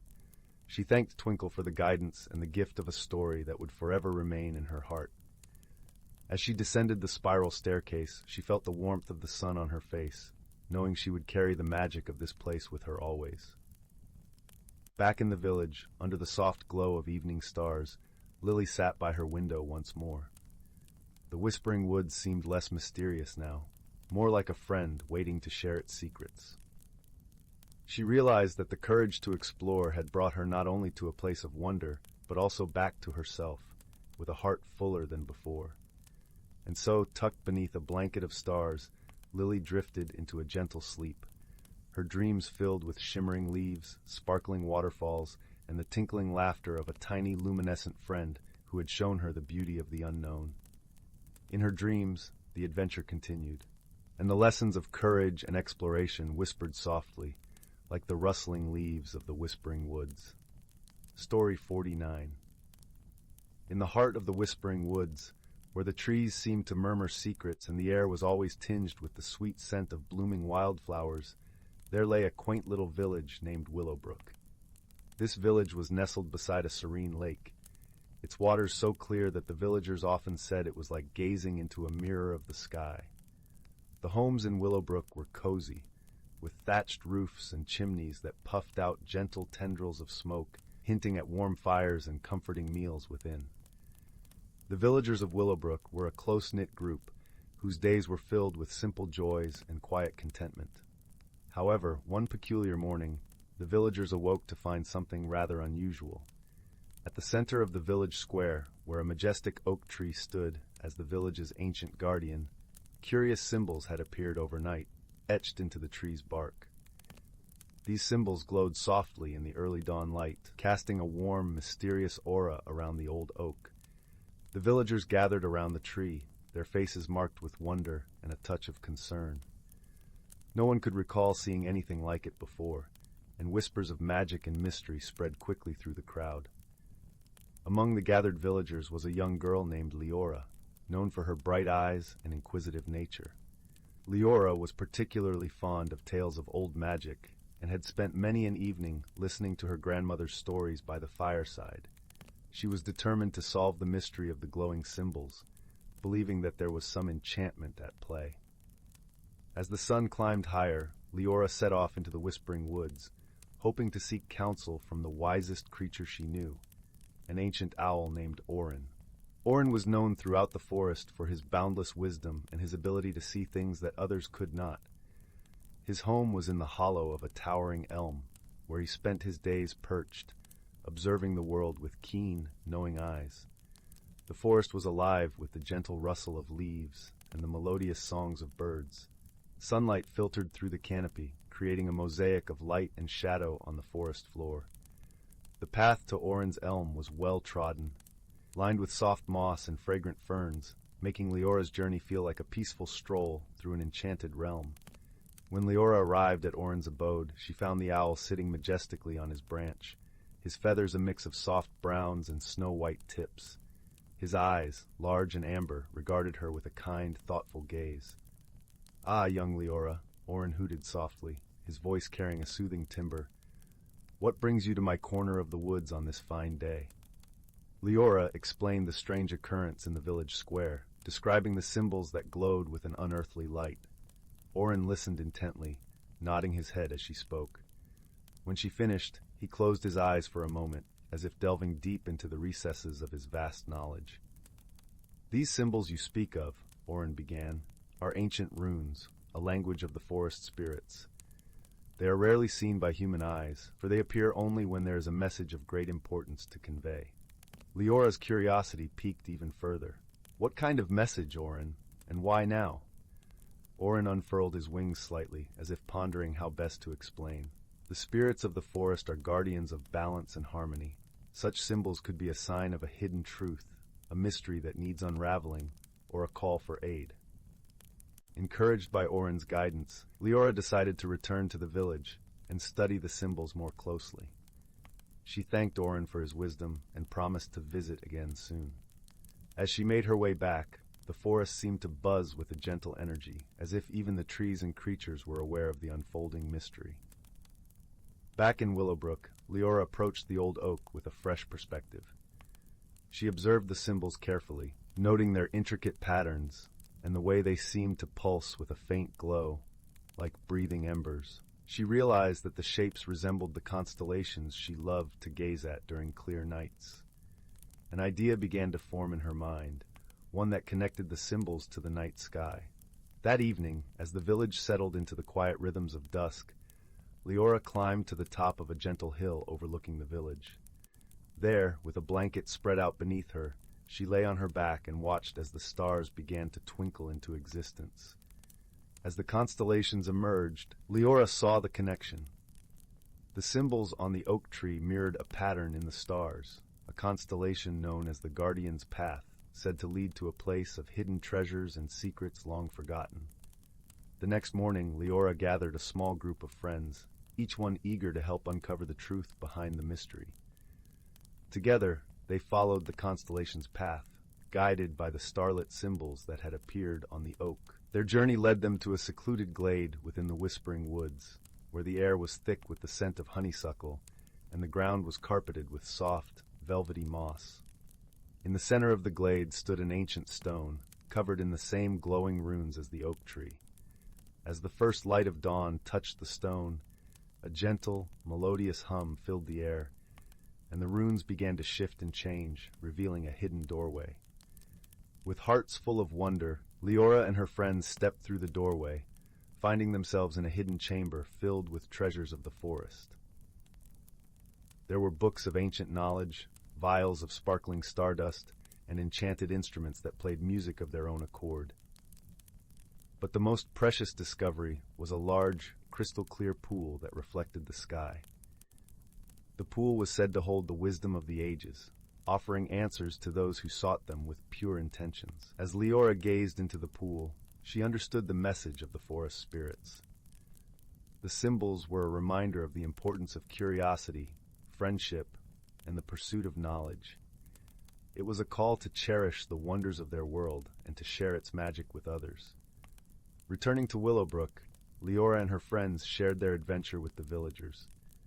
The tale of the enchanted glade and its treasures spread joy and wonder throughout the village, reminding everyone of the magic that lay just beyond their doorsteps. And so the mystery of the glowing symbols brought the village closer together, strengthening bonds and inspiring a newfound appreciation for the wonders of their world. As Leora snuggled into bed that night, she felt a deep sense of peace, knowing that their village was protected by the ancient wisdom of the forest and the enduring light of friendship. The stars twinkled brightly above Willowbrook, and the soft whispers of the woods lulled the village into a gentle, dream-filled sleep, leaving the promise of new adventures to come with the dawn. Story 50. In a small village nestled at the foot of the misty emerald-green mountains, there lived a gentle-hearted young woman named Leora. The village, with its cobblestone paths and quaint thatched-roof cottages, was surrounded by sprawling meadows that danced with wildflowers swaying in the cool breeze. Each evening, as the sun dipped below the horizon, painting the sky in hues of pink and gold, the villagers gathered around their hearths, sharing stories passed down through the generations. Leora often felt a quiet yearning in her heart, a whisper of something forgotten, yet intimately familiar. Her grandmother, Mira, with her eyes twinkling like the stars and a voice that flowed like a gentle stream, would often tell tales of their ancestors' traditions, of ancient legacies that lay hidden in the folds of time. One crisp autumn morning, as the leaves rustled softly underfoot, Leora's grandmother beckoned her to the old oak tree that stood proudly in the village square. Its branches, heavy with golden leaves, seemed to cradle the sky. "There is something I must share with you, dear one," Mira began, her voice a soothing lullaby against the rustling leaves. From the folds of her shawl, Mira produced a small, intricately carved wooden box. Its surface was adorned with delicate patterns that seemed to pulse with an inner light. "This has been passed down through our family for generations," Mira explained, her fingers tracing the symbols. "It holds the key to understanding our heritage, a legacy of wisdom and unity."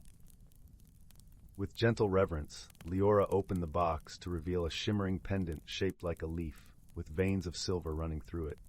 As she held it in her palm, a warmth spread through her fingers, and she felt an inexplicable connection to the earth beneath her feet and the sky above. "You see, Leora," her grandmother continued, "this pendant is a symbol of our bond with the land and each other. Our ancestors believed that it held the power to reveal one's true purpose and guide them on their path." Intrigued and filled with a newfound sense of purpose, Leora set out to explore the village and its surrounding landscape, hoping to uncover the stories buried in the soil and whispered by the wind. As she wandered through the fields, the pendant seemed to glow softly, casting a gentle light on the path before her. Her journey led her to the heart of the forest, where ancient trees stood like wise sentinels, their branches whispering secrets of ages past. There, she met an old man named Eldrin, who lived alone in a cottage woven from the forest itself, his presence as calming and enduring as the trees around him. Eldrin welcomed Leora with a warm smile, his eyes reflecting the gentle wisdom of someone who had spent a lifetime listening to the world. "I've been waiting for you," he said, as if greeting an old friend. "The pendant you carry is a gift from your ancestors, a reminder of the unity between us and the natural world." Under Eldrin's guidance, Leora learned to listen, not just with her ears, but with her heart. She discovered that the rustling leaves had stories to tell, and that the bubbling brook sang songs of resilience and hope. Each day spent in the forest brought Leora closer to understanding her place in the tapestry of life. One evening, as the sun dipped low and the forest bathed in a golden glow, Eldrin shared a tale of a time long ago when the village faced a great challenge.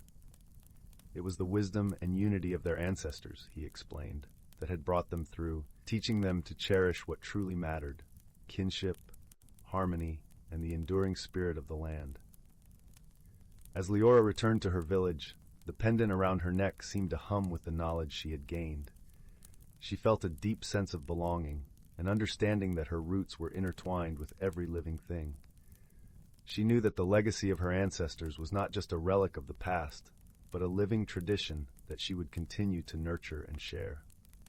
With the gentle touch of the evening breeze against her cheeks, Leora gathered the villagers under the old oak tree and shared the wisdom of her journey. Her voice, carrying the warmth of her grandmother's tales and the timelessness of Eldrin's stories, wove a tapestry of unity and hope that enveloped them all. And so, as the stars began to twinkle in the night sky, the village found comfort and peace in their shared heritage, knowing that the strength of their ancestors would guide them, now and always.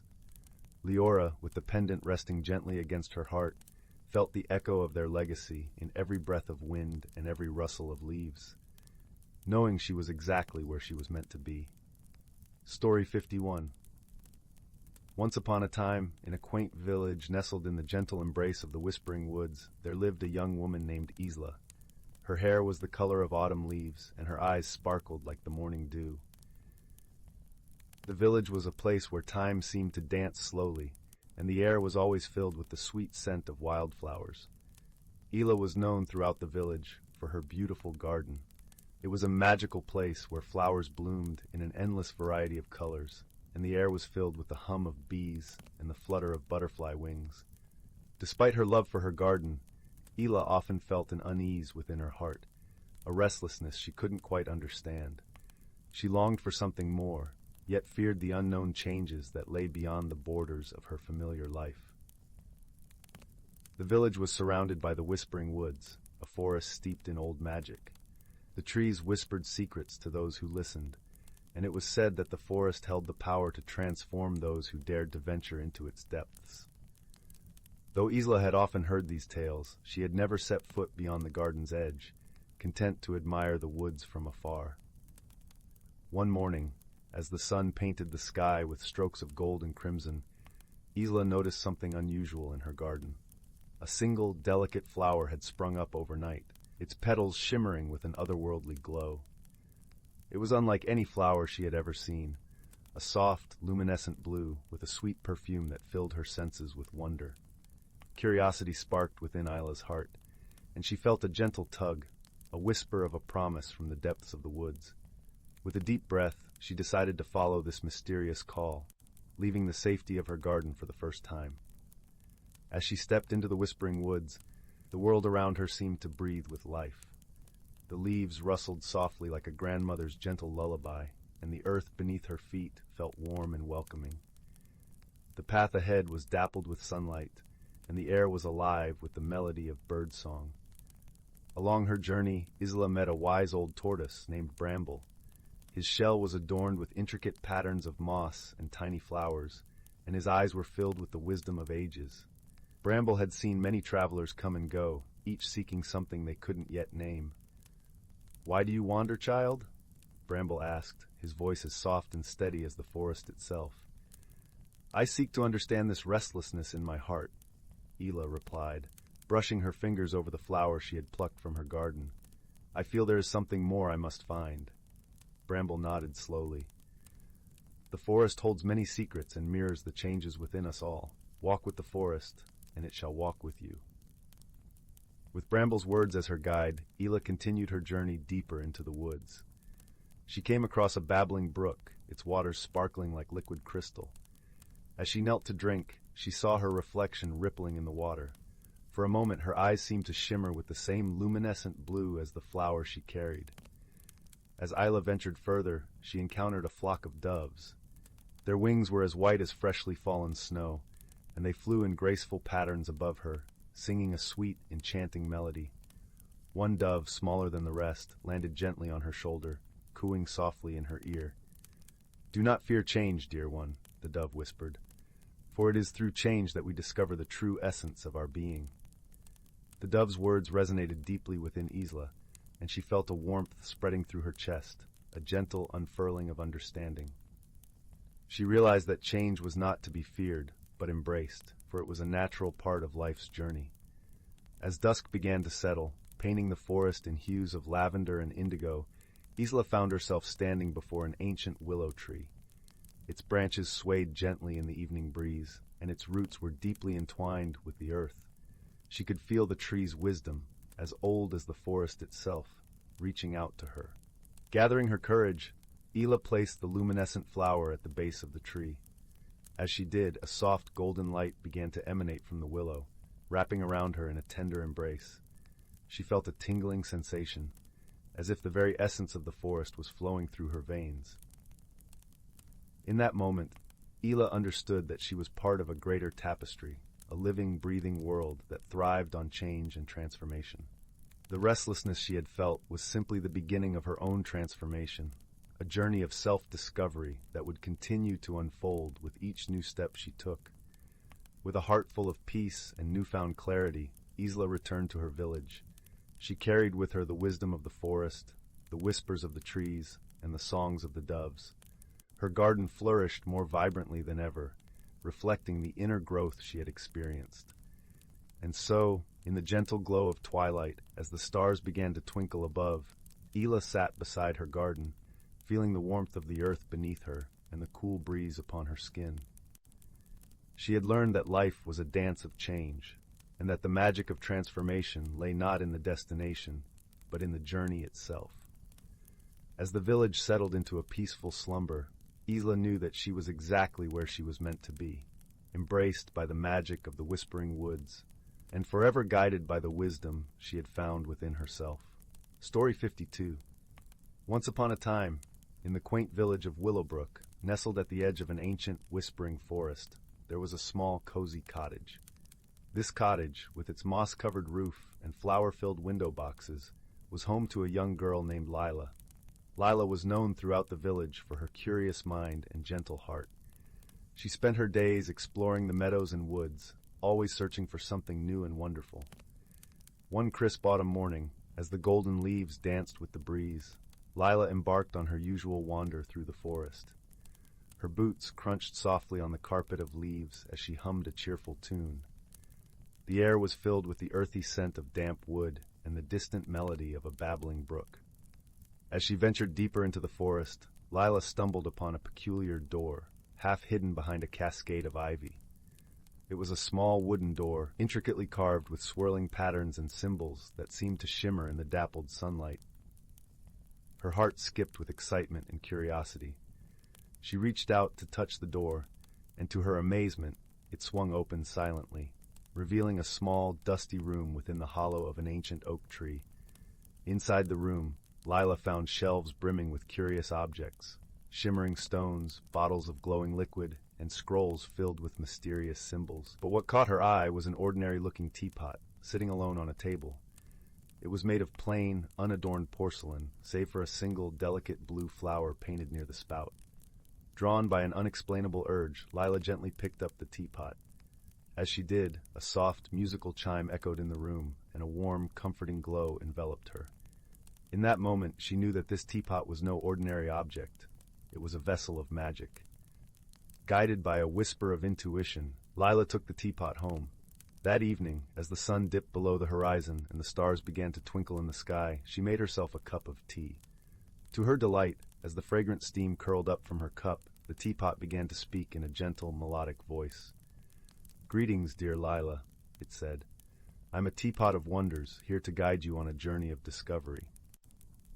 Lila was enchanted and listened intently as the teapot explained that it held the power to reveal the secrets hidden in ordinary things, but only to those with a kind heart and a thoughtful mind.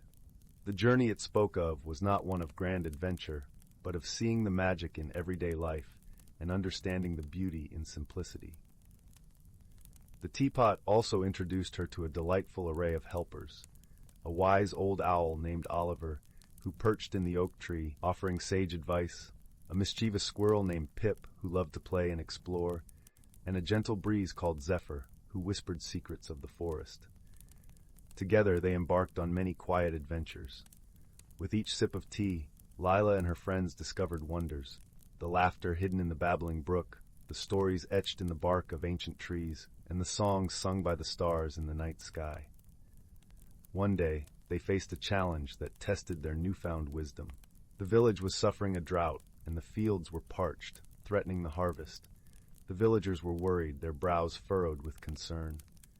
Lila knew this was a matter for the teapot's magic, but she also understood that the solution lay not in the teapot itself, but in the lessons it had taught her.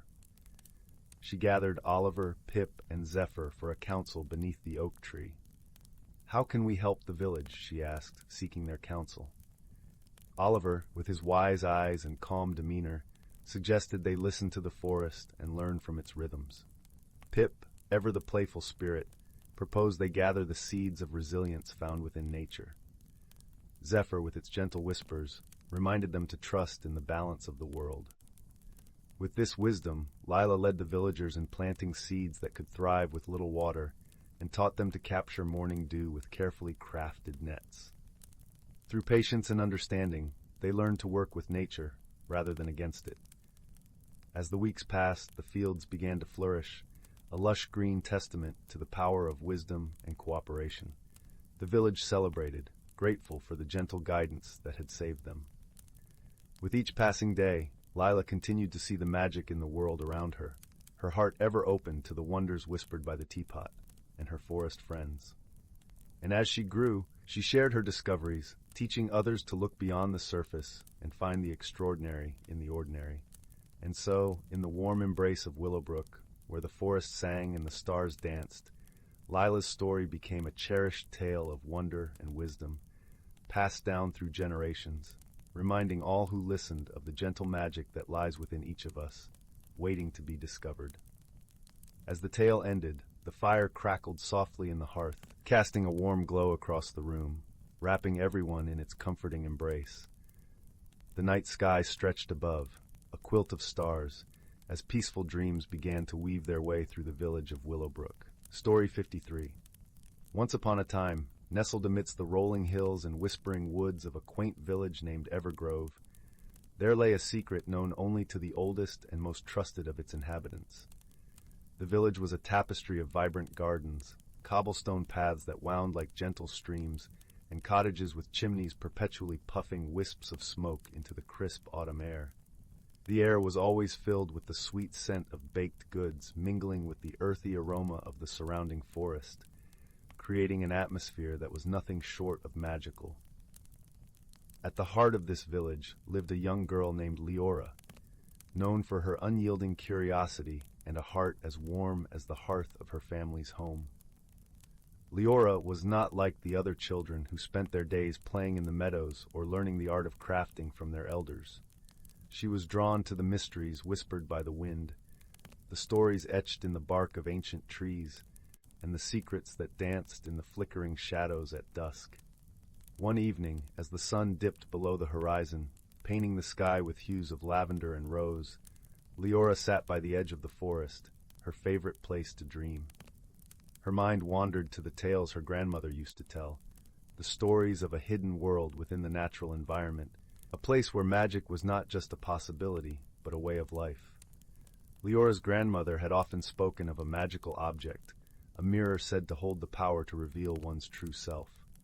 The mirror, as legend had it, was guarded by the trees themselves, deep within the heart of the forest in a place known only as the Glade of Whispers. It was said that those who gazed into the mirror would embark on a journey of transformation, one that would forever change their fate. Determined to uncover the truth behind these tales, Leora decided to venture into the forest, her heart filled with a mix of trepidation and excitement. As she walked, the forest seemed to embrace her, the leaves rustling softly as if to guide her on her way. The path was dappled with moonlight, and the air was cool and fragrant with the scent of pine and earth. As she ventured deeper, the familiar sounds of the village faded away, replaced by the symphony of the forest, crickets chirping, owls hooting softly, and the gentle rustle of the wind through the trees. The air was thick with a sense of magic, a feeling that anything was possible. After what felt like hours, Leora stumbled upon a clearing bathed in silvery moonlight. The Glade of Whispers, she realized with a start. At its center stood an ancient oak, its branches stretching towards the heavens, cradling a mirror within its gnarled embrace. The mirror's surface shimmered like liquid silver, reflecting the world in its own mysterious way. Heart-pounding, Leora approached the mirror, her reflection wavering in the glass. As she gazed into its depths, the world around her seemed to shift and change. The forest faded away, and she found herself standing on a path that wound through a landscape unlike any she had ever seen. It was a place of vibrant colors and strange, otherworldly beauty. Before her stood a figure, a woman with hair like spun gold and eyes that held the wisdom of ages. "Welcome, Leora," the woman said, her voice as soothing as a lullaby. "You have found the mirror of truth, and with it, your journey begins." Leora felt a thrill of anticipation mingled with fear. "What journey?" she asked, her voice barely a whisper. "The journey to discover who you truly are," the woman replied. "The mirror will show you the way, but it is your heart that must guide you." With these words, the woman turned and began to walk along the path, beckoning Leora to follow. As they walked, the landscape around them shifted and changed, revealing scenes from Leora's life. She saw herself as a child, playing with her siblings, her laughter ringing through the air. She saw moments of joy and sorrow, triumph and defeat, each memory teaching her something about herself. Through it all, the woman remained by her side, a constant presence offering guidance and comfort. As they journeyed together, Leora began to understand the true nature of the mirror's magic. It was not simply a tool to reveal one's true self, but a means to explore the depths of one's heart and soul, to uncover hidden strengths and confront buried fears. The journey was not easy, and there were moments when Leora felt overwhelmed by the weight of her own emotions. But each time she faltered, the woman was there to offer a hand, her touch as reassuring as a mother's embrace. Finally, after what felt like a lifetime, they reached the end of the path. The landscape around them faded once more, and Leora found herself back in the glade of whispers, standing before the mirror. But she was not the same girl who had set out on this journey. She was stronger, wiser, and more at peace with herself than she had ever been. The woman smiled, her eyes filled with pride. "You have completed your journey, Leora," she said. "You have discovered the truth within your heart, and with it, the power to shape your own destiny." As the woman spoke, the mirror shimmered one last time before fading into the bark of the ancient oak, leaving no trace of its existence. The glade was silent, save for the gentle rustle of leaves and the distant call of a nightingale. Leora knew then that she had been forever changed. She returned to the village with a newfound sense of purpose, ready to face whatever challenges lay ahead. And though the mirror was gone, its magic lived on in her heart, a reminder that true strength and wisdom come from within. The villagers noticed the change in Leora, and they marveled at her newfound confidence and grace. She shared her story with those who would listen, always careful to emphasize the importance of kindness, friendship, and self-discovery. Her tale became a cherished part of Evergrove's lore, a beacon of hope and inspiration for generations to come. And so it was that Leora's journey became a testament to the power of the human spirit, a story of transformation and growth that warmed the hearts of all who heard it. As the years passed and the seasons changed, the village of Evergrove remained a place of magic and wonder, a haven for dreamers and seekers alike. In the quiet moments of twilight, when the world was bathed in the soft glow of the setting sun, Leora would often find herself drawn back to the edge of the forest. There, she would sit beneath the canopy of stars, her heart filled with gratitude for the journey that had shaped her into the woman she had become. And though the mirror's magic was no longer tangible, its legacy endured in the lives of those who dared to look within and embrace the truth of their own hearts. For in the end, it was not the mirror that held the power, but the journey itself, a journey of self-discovery, friendship, and the endless possibilities of the human spirit. As the night deepened and the village settled into a peaceful slumber, the forest whispered its secrets to the wind, carrying Leora's story to all who would listen.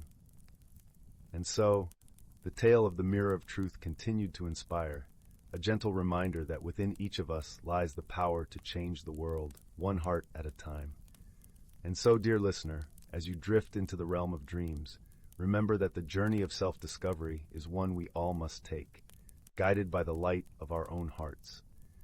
May you find the courage to embrace your true self and the wisdom to see the beauty in every step along the way. Story 54. In a world where magic danced through the misty forests and glittering streams, there lived a young rabbit named Hazel. Her home was a cozy burrow beneath the twisted roots of an ancient oak tree, and she spent her days frolicking through the wildflowers, nibbling on succulent berries, and listening to the whispering winds. One crisp autumn evening, as the leaves were turning golden and the air was crisp with the promise of winter, Hazel noticed something strange. The usually cheerful bluebirds that nested in the hollows of her oak tree were nowhere to be seen. Their sweet songs, which typically filled the forest with joy, had fallen silent. Concerned, Hazel sought the counsel of her dear friend, Willow, the wise old oak nymph. Willow's face was etched with the wisdom of 1,000 seasons, and her verdant eyes sparkled with ancient magic. "Dearest Hazel," Willow said, her voice as gentle as a summer breeze, "the bluebirds have not abandoned us. A mysterious force has cast a somber spell over our beloved forest, and the birds have been rendered mute, unable to sing their cheerful melodies. Hazel's whiskers twitched with worry. But what could have caused such a dreadful thing, and how can we lift this gloomy enchantment? Willow smiled warmly. Fear not, little one. The answer lies in the heart of the forest, where the ancient guardian spirit dwells. We must seek their guidance and follow the clues they provide. With newfound determination, Hazel and Willow ventured deep into the heart of the forest, where the trees grew thick and the shadows danced with the secrets of ages past. They soon came upon a magnificent clearing, where a towering oak stood as a solemn sentinel, its branches reaching towards the heavens. As they approached, a shimmering figure emerged from the trunk, taking the form of a majestic stag with antlers adorned with glittering moss and twigs. This was the ancient guardian spirit, whose wisdom was as vast as the forest itself. Welcome, travelers, the spirit's voice echoed through the clearing, rich and resonant. You seek to lift the somber spell that has silenced the songs of our feathered friends. Hazel and Willow nodded, their eyes wide with wonder and respect. The guardian spirit continued, The answer lies in the heart of the forest, where a mischievous sprite has cast his melancholic enchantment. Follow the trail of wilted flowers and listen for the faint whispers of sorrow. There you will find the source of the spell and the key to breaking it. With a grateful bow, Hazel and Willow set off, their eyes peeled for any signs of wilted flora or lingering sadness. As they wandered deeper into the forest, they noticed a trail of drooping bluebells and fading violets, their vibrant colors muted and their petals drooping with despair. Following the sorrowful trail, they soon came upon a small clearing where a tiny sprite sat atop a toadstool, his face buried in his hands as he wept bitter tears. The very air around him seemed heavy with melancholy, and the once lively foliage nearby had withered and faded. Approaching cautiously, Hazel spoke in a gentle voice. Dear sprite, why are you so sad? Your sorrow has cast a gloomy spell over our beloved forest, and the birds can no longer sing their joyful songs. The sprite lifted his head, his eyes glistening with tears. O kind travelers, I did not mean to cause such distress. My heart is heavy with the weight of loneliness, for I have no one to share the wonders of this forest with. My melancholic tears have inadvertently cast a spell of silence and sorrow upon these woodlands. Willow stepped forward, her voice as soothing as a gentle rain. Dear sprite, you need not be alone any longer. We are here, and we would be honored to be your friends and companions in this enchanted forest. Together, we can revel in its beauty and lift the veil of sadness that has fallen upon it. At Willow's words, the sprite's face brightened, and a glimmer of hope shone in his eyes. As his spirits lifted, the wilted flowers around him began to perk up, their colors slowly regaining their vibrant hues. The air grew lighter, and the melancholic hush that had blanketed the forest lifted, replaced by the tentative chirps of birds testing their voices once more. Hazel, Willow, and the sprite spent the remainder of the evening exploring the forest together, marveling at its wonders and sharing stories and laughter. As the sun began to set, painting the sky in brilliant hues of orange and pink, the birds burst into a joyous chorus, their songs filling the air with a symphony of gratitude and celebration.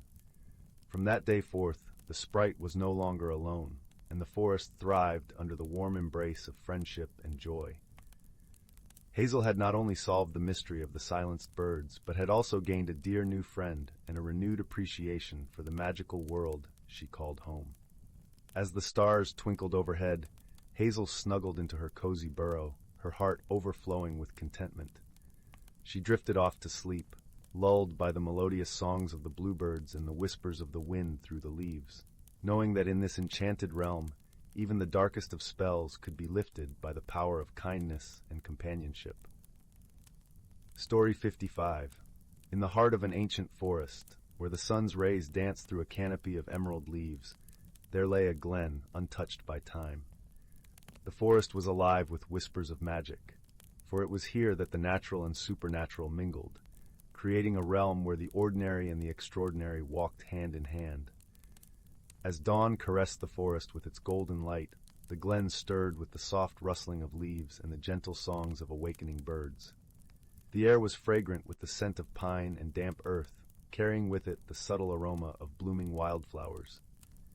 In this serene cradle of nature, a family of deer grazed gracefully, their eyes reflecting the tranquility of their surroundings. Among them was a young fawn named Bramble, whose curiosity about the world knew no bounds. Bramble's coat was a dappled pattern of sunlight and shadow, perfectly camouflaged against the forest floor. His large, inquisitive eyes seemed to capture the very essence of the forest, filled with wonder and a thirst for knowledge. He often wandered a little further from his family, exploring the nooks and crannies of the glen, his small hooves leaving delicate imprints in the soft loam. One morning, as the forest awoke to the gentle symphony of nature, Bramble noticed something unusual. A fine, silvery mist had settled over the glen, glistening like 1,000 tiny crystals as the sun's rays pierced through it. The mist seemed alive, swirling and shifting with a life of its own, casting a magical glow over everything it touched. Intrigued, Bramble ventured closer, his heart fluttering with excitement. As he approached, a soft voice, like the whisper of the wind through the leaves, reached his ears. "Welcome, young one," it said, gentle and warm. Bramble paused, his ears twitching, for the voice seemed to come from everywhere and nowhere at once. From the mist emerged a figure, delicate and ethereal. It was an elder fox, her fur a soft russet, touched with silver akin to the mist itself. Her eyes were wise and kind, holding the deep knowledge of the forest's ancient secrets. "Do not be afraid, little one," she continued. "I am known as Sage, the keeper of the glen's wisdom." Bramble, though startled, felt a strange comfort in Sage's presence. "What is this mist?" he asked, his voice a mix of awe and curiosity. Sage smiled, a gentle curve of her muzzle. "This mist is the breath of seasons," she explained. "It comes but once a year, marking the balance between summer's warmth and autumn's embrace. It is a reminder of the harmony that nature holds, a time when the forest shares its deepest secrets with those who listen." Bramble's eyes widened, captivated by Sage's words. "Can you teach me?" he asked, his voice small but hopeful. "Of course, dear Bramble," Sage replied. "But remember, true wisdom is not just about knowing. It is about understanding and respecting the balance of all things." With that, Sage led Bramble deeper into the mist, where the forest seemed to transform into a world of wonder. The trees whispered stories of old, and the wind carried the laughter of ancient spirits. Bramble listened intently as Sage spoke of the forest's cycles, of life and renewal, of the interconnectedness of all creatures. As they wandered, Sage taught Bramble about the delicate dance between light and shadow, growth and decay. She showed him how the falling leaves were not an end, but a beginning, nourishing the soil to bring forth new life. She spoke of the importance of each creature, from the tiniest ant to the tallest oak, each playing a role in the great tapestry of existence. Bramble absorbed these lessons like a sponge, feeling a deep sense of belonging and purpose. He learned that wisdom was not just in words, but in actions, in the way he moved through the world, gentle and aware. As the day wore on, the mist began to lift, its silvery veil giving way to the clarity of the afternoon sun. Bramble felt a pang of sadness, knowing that his time with Sage was drawing to a close. But Sage, with her ever-present smile, reassured him. "You carry the forest's wisdom within you now, Bramble. Share it with others, and you will never be alone." With a final, affectionate nuzzle, Sage faded back into the mist, leaving Bramble standing in the glen, a young fawn now wise beyond his years. He returned to his family, his heart full of the forest's secrets, ready to share his newfound understanding with those around him. And so, as the seasons turned and the forest changed, Bramble grew. He became a gentle guardian of the glen, teaching others the harmony of nature and the importance of balance. Under his watchful eyes, the glen flourished, a testament to the enduring power of wisdom and friendship. In the quiet moments of dawn and dusk, when the world was hushed and the air was thick with magic, Bramble would often pause and listen, hoping to hear the whisper of Sage's voice once more. And though the elder fox never returned in form, her teachings lingered in the rustle of leaves and the sigh of the wind, a gentle reminder of the harmony that binds us all. Story 56. In the heart of the whispering woods, where the air was imbued with the scent of blooming moonflowers, and the gentle hum of nature lulled all creatures to calmness, there lay a quaint little village named Willow Hollow. This village was known for its serenity and the warmth of its residents, who cherished the simple pleasures of life.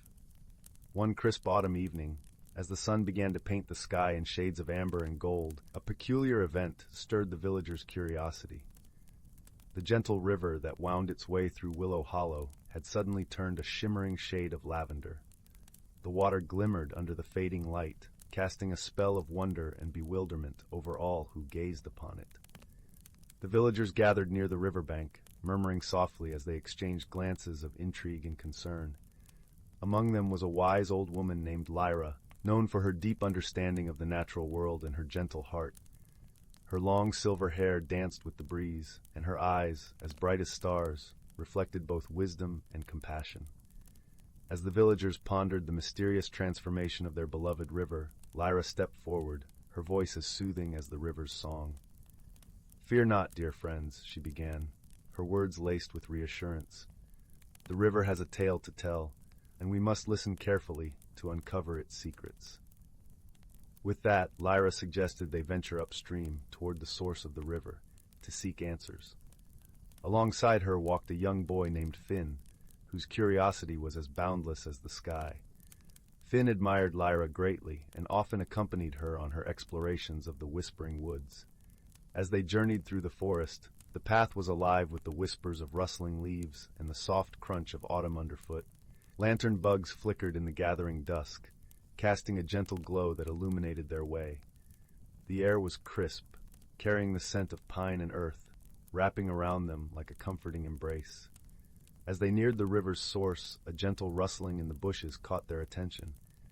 Out stepped a creature as delightful as the morning dew, a lumina fox, its fur aglow with an inner light that pulsed in harmony with the forest's rhythm.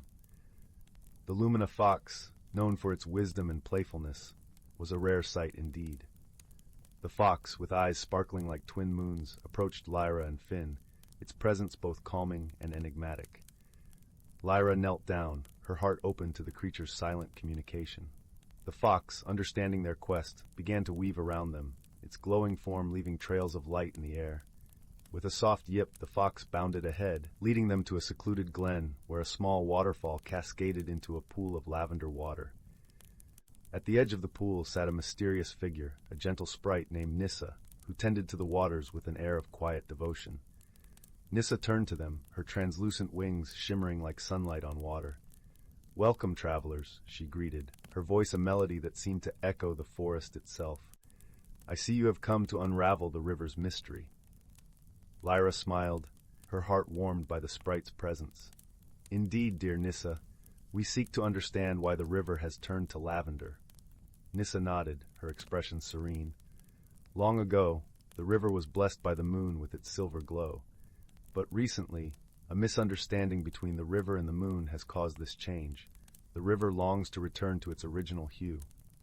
With a thoughtful hum, Lyra turned to Finn, who had been quietly observing. "What do you think, Finn? How might we help the river and the moon reconcile?" Finn pondered, his gaze drifting to the Lumina fox, who watched them with an encouraging nod. "Perhaps," Finn began with a thoughtful tone, "the river needs to be reminded of the moon's light. Maybe we can find a way to reflect the moon's glow directly into the river." Nissa clapped her hands, the sound like tinkling chimes. "A wonderful idea, young one. There is a mirror flower that blooms only by the light of the full moon. Its petals could capture and reflect the moonlight perfectly." With renewed purpose, Lyra, Finn, and the Lumina fox set off in search of the elusive mirror flower. As night unfurled its star-studded cloak, they navigated by the fox's glow, its light guiding them with unwavering certainty. In a hidden grove, nestled among ferns and night-blooming jasmine, they found the mirror flower. Its petals were like polished silver, gleaming with a soft luminescence. Carefully, they gathered the petals, their hearts filled with hope and excitement. Returning to the waterfall, they arranged the petals upon the water's surface. As the moon climbed high, its light kissed the petals, sending ripples of silvery luminescence dancing across the pool. The river, touched by the moon's reflection, began to shimmer with its familiar silvery hue. Nissa watched with delight, her wings fluttering in gratitude. "You have brought harmony back to the river," she said, her voice like a gentle breeze. "The moon and river thank you." The Lumina fox, now resting beside Finn, let out a contented sigh. its inner glow radiating warmth. Lyra, Finn, and the villagers who had followed them rejoiced, their hearts lightened by the river's restored beauty. As they made their way back to Willow Hollow, the village was aglow with lanterns, each one a beacon of warmth and community. The villagers celebrated not just the river's return to silver, but also the spirit of friendship and understanding that had guided them. That night, as the village settled into a peaceful slumber, Lyra tucked Finn into bed, her voice a soothing lullaby. "Remember, dear Finn," she whispered, "sometimes the answers we seek are found in the simplest acts of kindness and understanding." And so, under a sky sprinkled with stars, Willow Hollow fell into a serene sleep, cradled by the gentle embrace of the forest, where mysteries were unraveled with wisdom, and where the bonds of friendship sparkled like the river's silver waters. Story 57. Once upon a time, nestled in a sleepy village cradled by rolling emerald hills, lived a young dreamer named Lila. Her home, a quaint cottage with ivy-strung walls and a thatched roof, was always filled with the comforting aroma of baking bread and the gentle hum of her mother's lullabies. Lila was known far and wide for her curiosity, her eyes always twinkling with the wonder of the unseen and the unimagined. One crisp autumn morning, as the sun draped the world in golden light, Lila set out on her daily walk. The air was sweet with the scent of fallen leaves, and the sky was a brilliant canvas of azure. As she ambled along the winding path that snaked through the heart of the village, something caught her eye. There, nestled between two ancient oaks, was a path she had never noticed before, veiled in a soft mist that seemed to shimmer with hints of lavender and gold. With her heart fluttering like a bird in her chest, Lila stepped onto this mysterious path. The forest around her was unlike any she had seen. Trees with silvery bark and leaves like spun sugar arched overhead, casting dappled shadows on the ground. The air was filled with the soft chorus of 100 tiny bells, swaying in the gentle breeze. As Lila ventured deeper, she heard a soft rustling in the underbrush. Out popped a creature that looked like a rabbit, but with fur that glistened like moonlight and eyes the color of sapphires. The creature tilted its head and regarded her with a curious gaze. Lila crouched down, her fingers brushing the soft grass, and whispered, "Hello there, little friend. Are you from this magical place?" The creature, seemingly understanding her words, bounded a few steps away and then paused, looking back as if to invite her to follow. Lila, heart brimming with excitement and a touch of trepidation, followed her new companion. They wound their way through the enchanted forest, where luminous flowers bloomed in an array of kaleidoscopic colors and streams of clear tinkling water danced over smooth stones. Soon they arrived at a clearing bathed in the gentle glow of afternoon sunlight. In the center stood a grand tree, its trunk wide and gnarled, reaching up to the sky as if holding it aloft. Its leaves whispered secrets in the wind, and nestled among its roots was a small door, intricately carved with symbols that seemed to shift and change as Lila looked at them. Feeling a pull of curiosity and courage, Lila approached the door. She hesitated for a moment, her hand hovering over the ornate handle, before she took a deep breath and turned it. The door swung open with a soft creak, revealing a world that took her breath away. Inside was a garden unlike any other, filled with plants that glowed with an inner light and creatures that flitted about with wings of gossamer. The air was fragrant with the scent of honey and spices, and the sky above was a swirling tapestry of stars, despite the sun still shining in the world outside.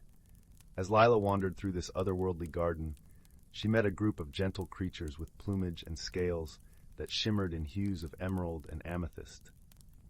They greeted her warmly, their voices a harmonious blend of chimes and whispers. "Welcome, brave traveler," they said.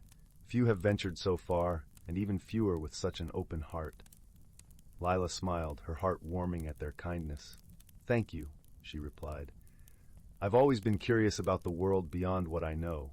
What is this place?" "This is the Vale of Dreams," one of the creatures explained, its eyes glinting with wisdom. "It exists for those who dare to explore beyond their boundaries, to discover the beauty in the unknown." As she spent time in the Vale, Lila learned from its inhabitants about the power of courage and the joy of discovery. She danced with the creatures under the starlit sky, learned the songs of the winds and waters, and found within herself a strength she never knew she had. When it was time to return home, the creatures gathered around her, their presence a comforting embrace. "Remember," they said, "the spirit of exploration lies not in the destination, but in the journey itself. You have the heart of an adventurer, and that will always guide you." Lila stepped back through the door, the memory of the veil etched in her heart. As she made her way home, the path seemed different, filled with possibilities and wonder she hadn't noticed before. When she reached her village, the sun was setting, painting the sky in shades of pink and gold.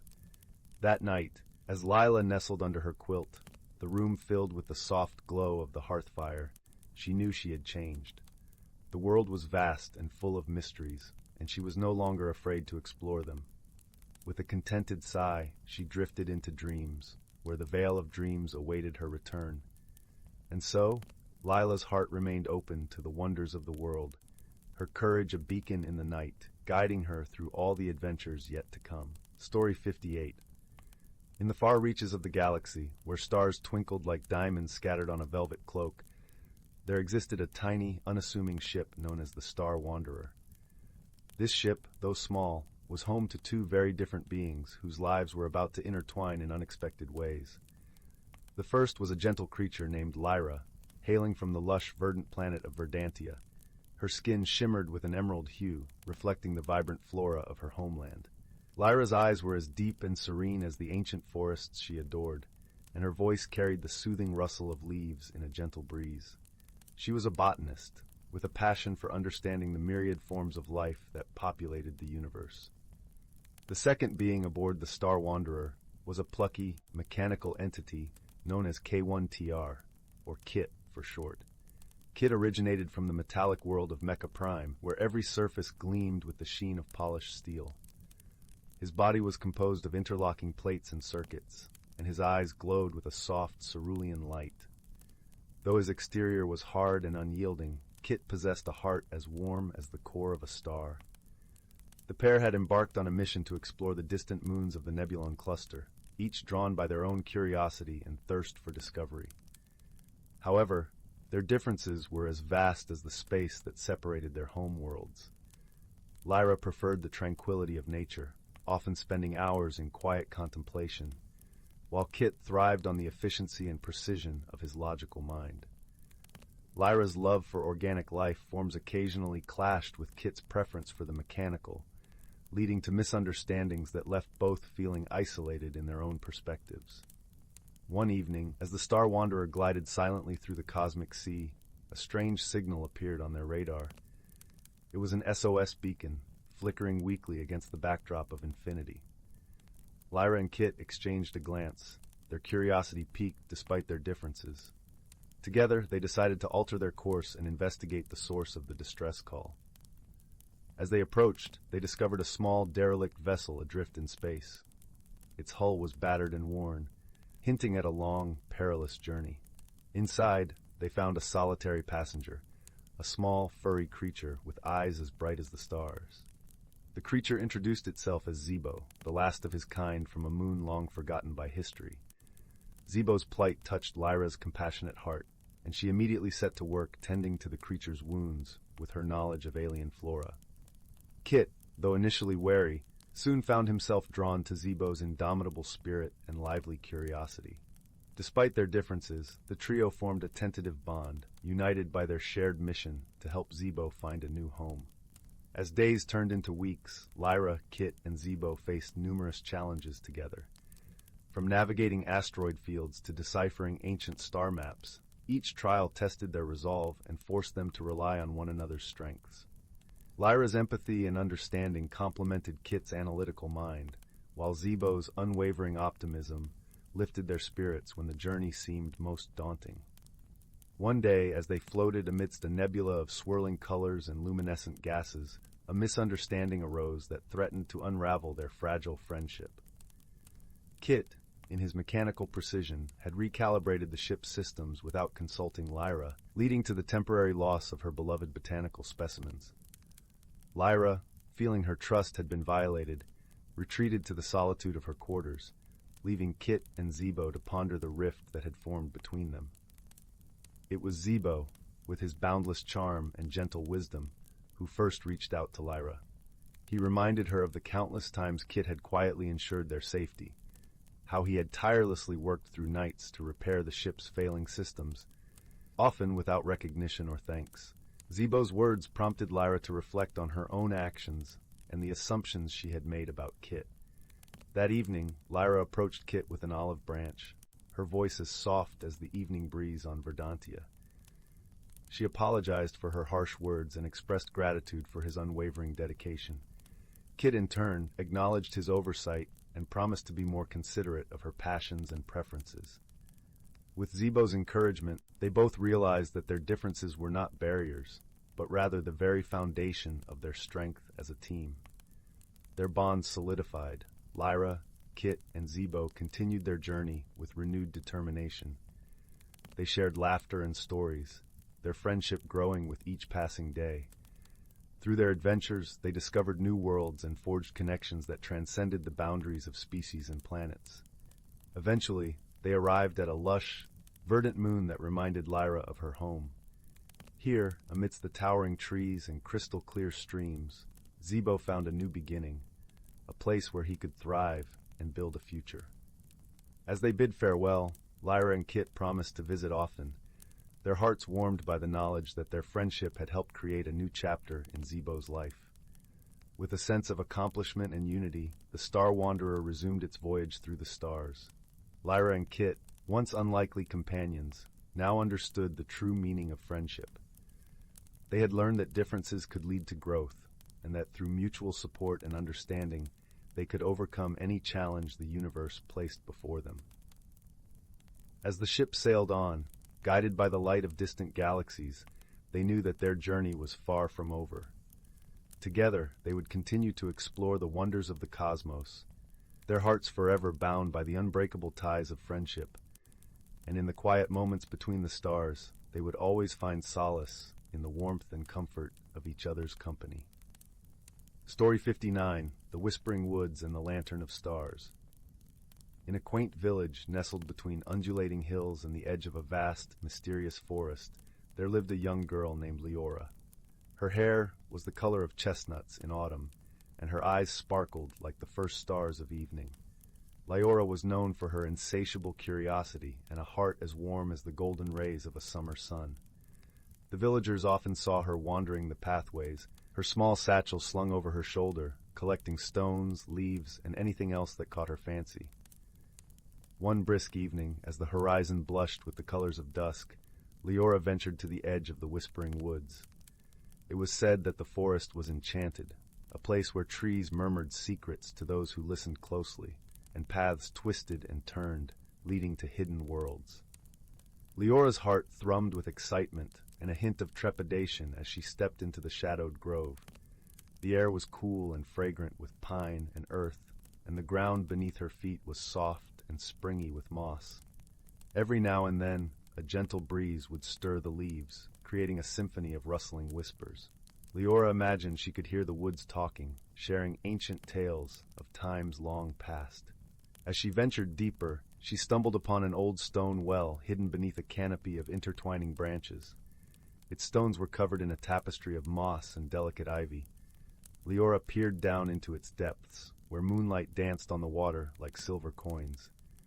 It was here that she found something truly extraordinary, a small, intricately carved lantern resting on the well's edge. Its metalwork was adorned with tiny stars, and as Leora lifted it, the lantern glowed with a soft, welcoming light. Intrigued, Leora decided to take the lantern back to her cozy cottage at the village's edge. As she carried it home, the lantern seemed to hum, a gentle, melodic vibration that resonated in her fingertips.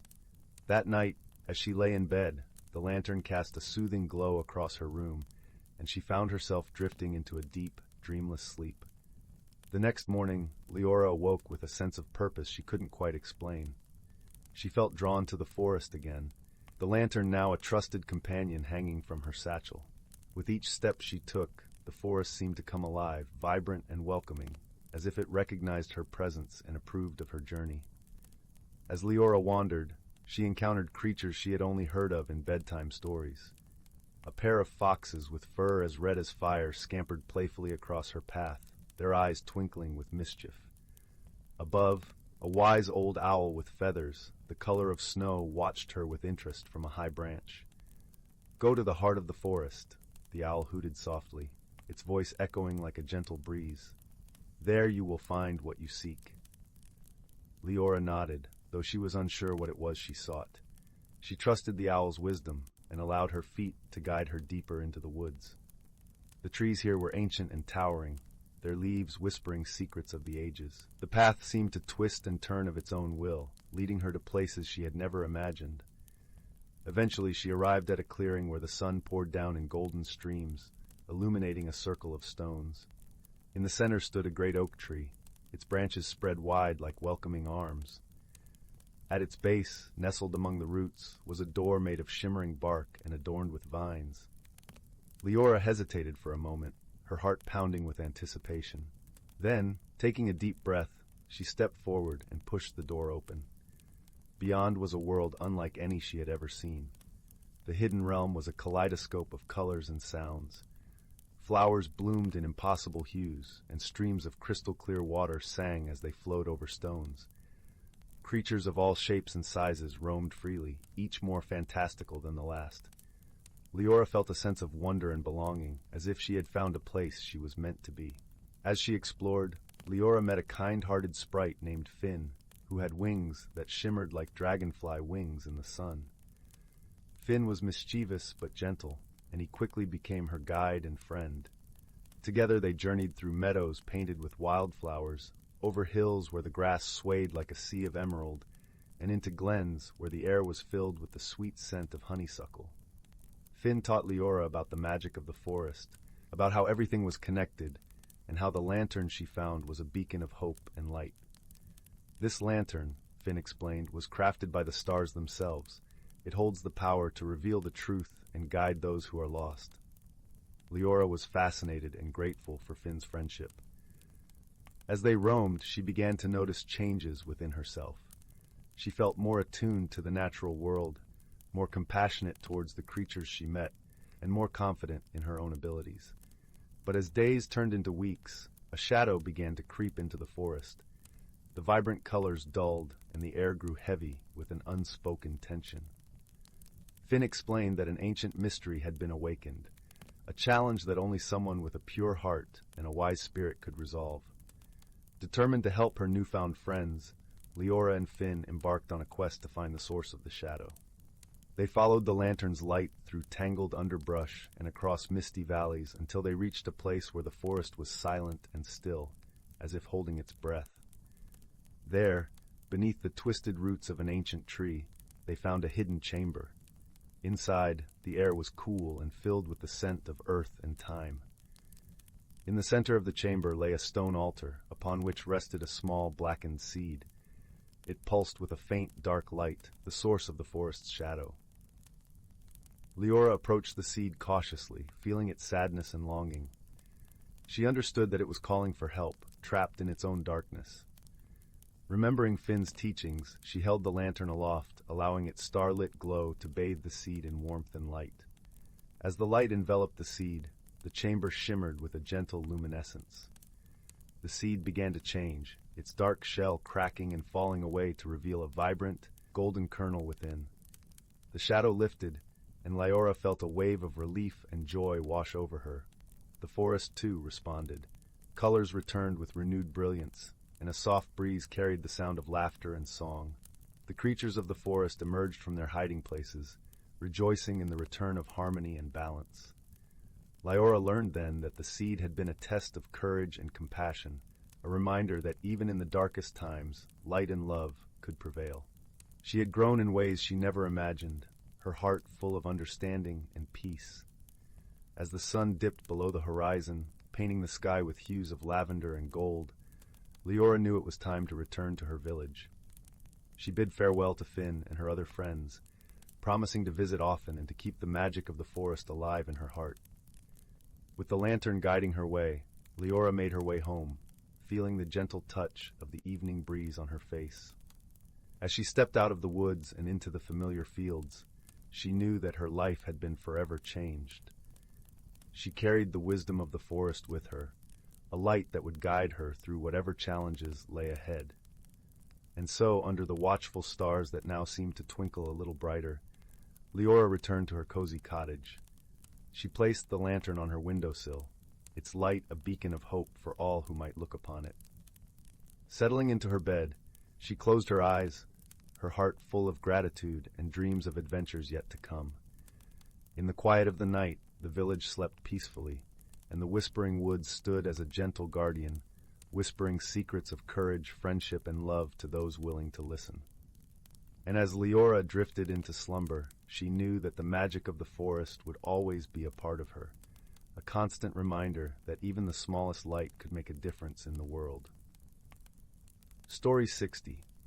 In a corner of the galaxy where stars twinkled like scattered bits of silver dust on a velvet blanket, there orbited the planet of Zalora, known for its lush emerald forests and rivers that shimmered like liquid sapphire. Zalora was home to the gentle lumens, beings of light and energy, who spent their days tending to the vibrant flora that thrived under their care.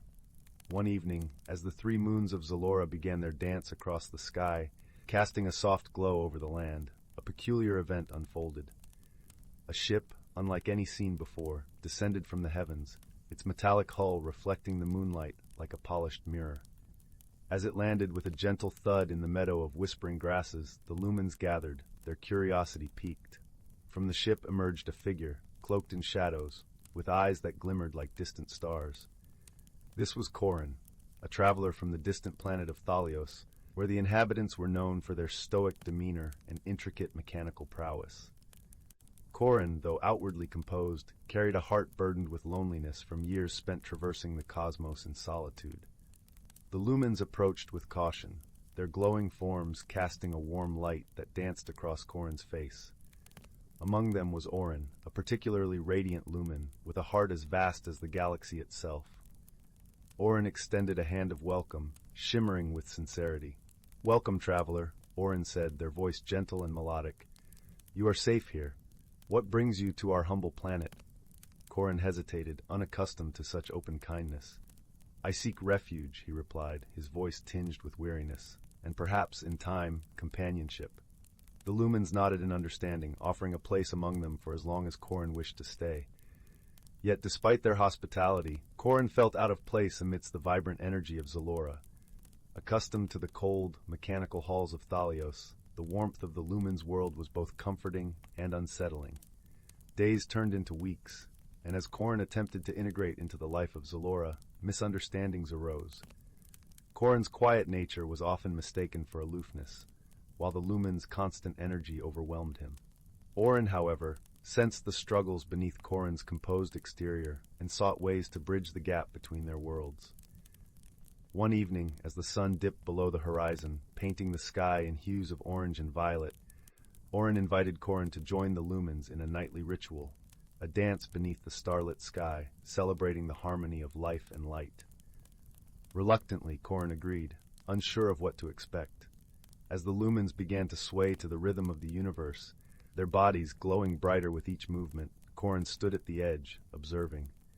Orin, noticing his hesitation, approached with a smile that shone as brightly as the stars above. "Would you care to join us, Corin?" Orin asked, extending a hand. Corin hesitated, then took Orin's hand, stepping into the circle of light. As he moved, awkwardly at first, he found himself slowly attuning to the lumen's rhythm. The dance, he realized, was not about perfection, but about connection. In that moment, Corin felt a sense of belonging he hadn't known in years, a warmth spreading through him that thawed the cold edges of his soul. In the days that followed, Corin began to open up, sharing stories of Thalios and his travels. The lumens listened with rapt attention, their curiosity insatiable. In turn, they shared their own stories of Zalora, of the symbiotic relationship between the lumens and the vibrant ecosystem they nurtured. Through these exchanges, Corin learned to appreciate the beauty in diversity, understanding that differences could be celebrated rather than feared. The lumens, in turn, discovered the depth of Corin's wisdom, gleaned from years of solitary exploration. A deeper bond formed between Corin and Orin, one of mutual respect and understanding. When storms swept across Zalora, threatening the delicate balance of life, Corin used his knowledge of mechanics to help fortify the lumens' shelters, while Orin guided him in working with the natural elements of their world. Together, they faced challenges that tested their newfound friendship, each moment strengthening the trust they had in one another. When Corin's ship required repairs, Orin gathered the lumens to assist, their combined efforts a testament to the power of collaboration and friendship. As the seasons changed on Zalora, Corin found himself less eager to return to his solitary travels. The planet, with its vibrant landscapes and kind-hearted inhabitants, had become a home unlike any other. The lumens, once strangers, were now friends, and among them, Orin held a special place in his heart. One evening, as the three moons cast their silvery light upon the land, Corin and Orin sat together beneath the ancient Celestia tree, its branches woven with the shimmering threads of starlight. The air was filled with the sweet scent of blooming nocturnal flowers, and the gentle hum of the lumen's energy surrounded them like a comforting embrace. "Thank you, Orin," Corin said softly, his voice carrying the weight of his gratitude, "for showing me the beauty of your world and the kindness of your people." Orin smiled, their light glowing warmly in the moonlit night. "It is you who have taught us, Corin. You've shown us the strength in unity and the joy found in understanding." They sat in companionable silence, the stars above a silent witness to their friendship, a friendship that had grown from the seeds of misunderstanding, blossoming into something beautiful and enduring.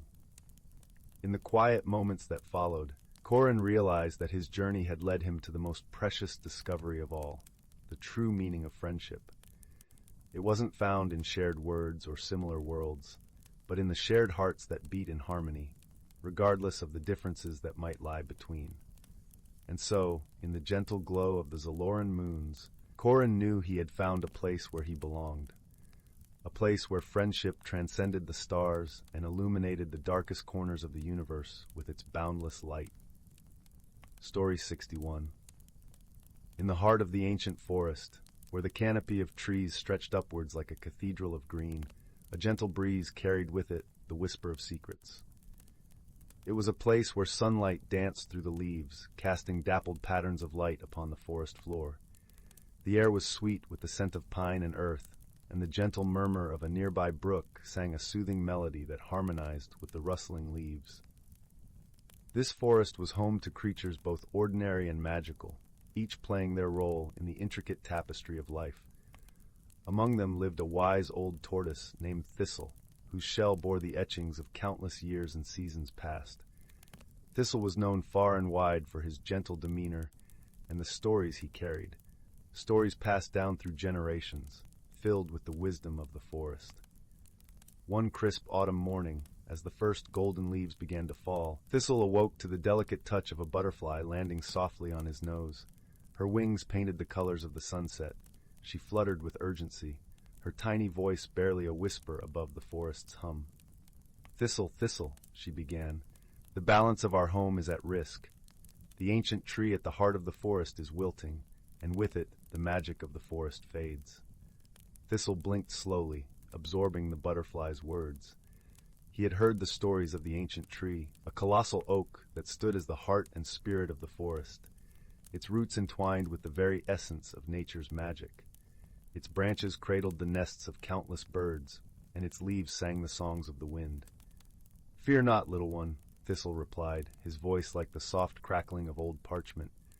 "We shall gather our friends and restore the tree's strength.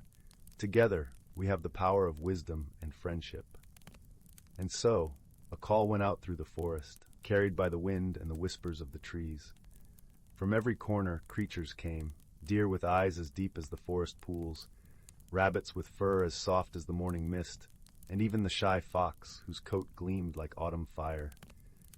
Among them was a young squirrel named Pippin, whose curiosity and lively spirit were matched only by his courage. Pippin had never known the forest without the soothing presence of the ancient tree, and the thought of its magic fading filled him with determination. As the creatures gathered beneath the woven arches of nature, Thistle began to speak, his voice weaving a tapestry of hope. "We must seek the wisdom of the seasons," he said, "for in their cycles, they hold the secrets to life's balance. The creatures listened intently, their hearts warmed by Thistle's gentle authority. With the chill of autumn wrapping around them, they set out on their quest, each carrying a part of the forest's spirit within them. Their journey took them through the golden fields of autumn, where leaves crunched beneath their feet and the sun painted the world in hues of amber and gold. The air was crisp, filled with the scent of ripe apples and the distant echo of migrating birds. As they traveled, the creatures shared stories of their own, tales of courage and kindness, of storms weathered and friendships forged. Each story was like a thread, weaving them closer together, strengthening the bond that tied them to the forest and to one another. Finally, they arrived at a clearing bathed in the soft glow of twilight. In its center stood the ancient tree, its mighty trunk gnarled with age, but its branches drooping with the weight of countless years. A hush fell over the gathering, and even the wind seemed to pause in reverence. Pippin scampered forward, his heart pounding with a mix of awe and determination. "We must speak to the spirits of the seasons," he declared, his voice clear and bright, "for they hold the magic we need." With a nod from Thistle, the creatures formed a circle around the tree, their eyes closed in quiet concentration. As they breathed in unison, the air shimmered with a gentle light, and the spirits of the seasons began to appear. First came Spring, her gown woven from blossoms and her breath sweet with the promise of new beginnings. She smiled upon them, her touch a gentle caress that stirred the air with life. Next was Summer, her laughter warm and bright like sunlight on a clear day. She brought with her the scent of wildflowers and the soft hum of bees. Autumn followed, her cloak a riot of colors, her presence a soothing balm of harvest and rest. She nodded to Thistle, her eyes filled with understanding and wisdom. Finally came Winter, his robe spun from frost and his gaze as sharp and clear as the morning ice. Though his demeanor was stern, his heart was kind, and he wrapped them all in a blanket of quiet strength. Together there, the spirits of the seasons encircled the tree, infusing it with their magic.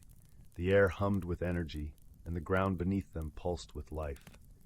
As the creatures watched, the ancient tree began to straighten, its branches lifting, its leaves regaining their vibrant green. The magic of the forest surged back to life, a wave of warmth and light that swept through the clearing and beyond. The creatures cheered, their voices rising in a joyous chorus, echoing through the forest like a song of hope. As the spirits of the seasons faded, their task complete, Thistle spoke once more, his voice filled with gratitude and pride. "We have restored the balance," he said, "but remember, it is our duty to protect it, to cherish the harmony of our home." The creatures nodded, their hearts light and their spirits renewed. They knew that the forest was more than just a place. It was a living, breathing tapestry of life, woven together by the bonds of friendship and the wisdom of the ages. As they made their way back through the forest, the sun dipped below the horizon, painting the sky with a tapestry of stars. The air was filled with the gentle rustle of leaves and the soft lullaby of the brook, a symphony that lulled the forest to sleep. And so the ancient forest thrived once more, its magic a beacon of peace and harmony, a testament to the power of wisdom and the strength of friendship. The creatures returned to their homes, their hearts full of the stories they had shared, and the knowledge that together they could overcome any challenge. As the night deepened, Thistle settled into his cozy burrow, his shell warmed by the memories of the day. He closed his eyes, knowing that the forest was safe, its magic vibrant and alive, a place where dreams could grow and the whispers of the past could guide the future. And somewhere in the heart of the forest, the ancient tree stood tall, its branches reaching for the stars, a guardian of secrets and stories, a reminder that in harmony there is always hope. Story 62. Once upon a time, in a realm where dreams danced among the stars, there lived a young girl named Willow. Her eyes sparkled with curiosity, and her heart brimmed with a longing for adventure. Little did she know that a chance encounter would whisk her away into a world of enchantment and self-discovery. One crisp autumn evening, as the leaves swirled in a tapestry of crimson and gold, Willow wandered deep into the ancient forest near her home. The trees seemed to whisper secrets, beckoning her deeper into their embrace. Suddenly a twinkling light caught her eye, and she found herself drawn to a peculiar object nestled among the roots of a towering oak. As Willow knelt to inspect the curious find, she gasped in awe. It was a crystal orb, pulsing with an ethereal glow that cast dancing shadows across the forest floor. Without warning, the orb emanated a warm radiance, enveloping Willow in a shimmering veil of light. In a heartbeat, the familiar scenery melted away, and Willow found herself transported to a realm unlike any she had ever known. Towering mushrooms dotted the landscape, their caps adorned with intricate patterns that seemed to shift and swirl. Streams of glittering water trickled over mossy rocks, singing a soothing melody. Willow gazed in wonder, her senses overwhelmed by the vibrant hues and enchanting sounds that surrounded her. As she ventured further into this hidden world, Willow encountered a peculiar creature. A tiny sprite with gossamer wings and a mischievous grin.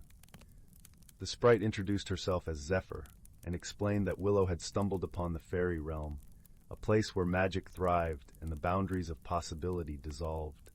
Zephyr became Willow's guide, leading her through winding paths and past whimsical dwellings carved into the trunks of ancient trees.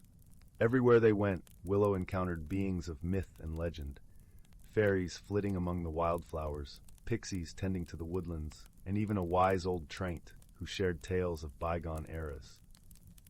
As the days passed, Willow found herself drawn deeper into the enchanting realm, forging friendships with its inhabitants and learning the ways of their world.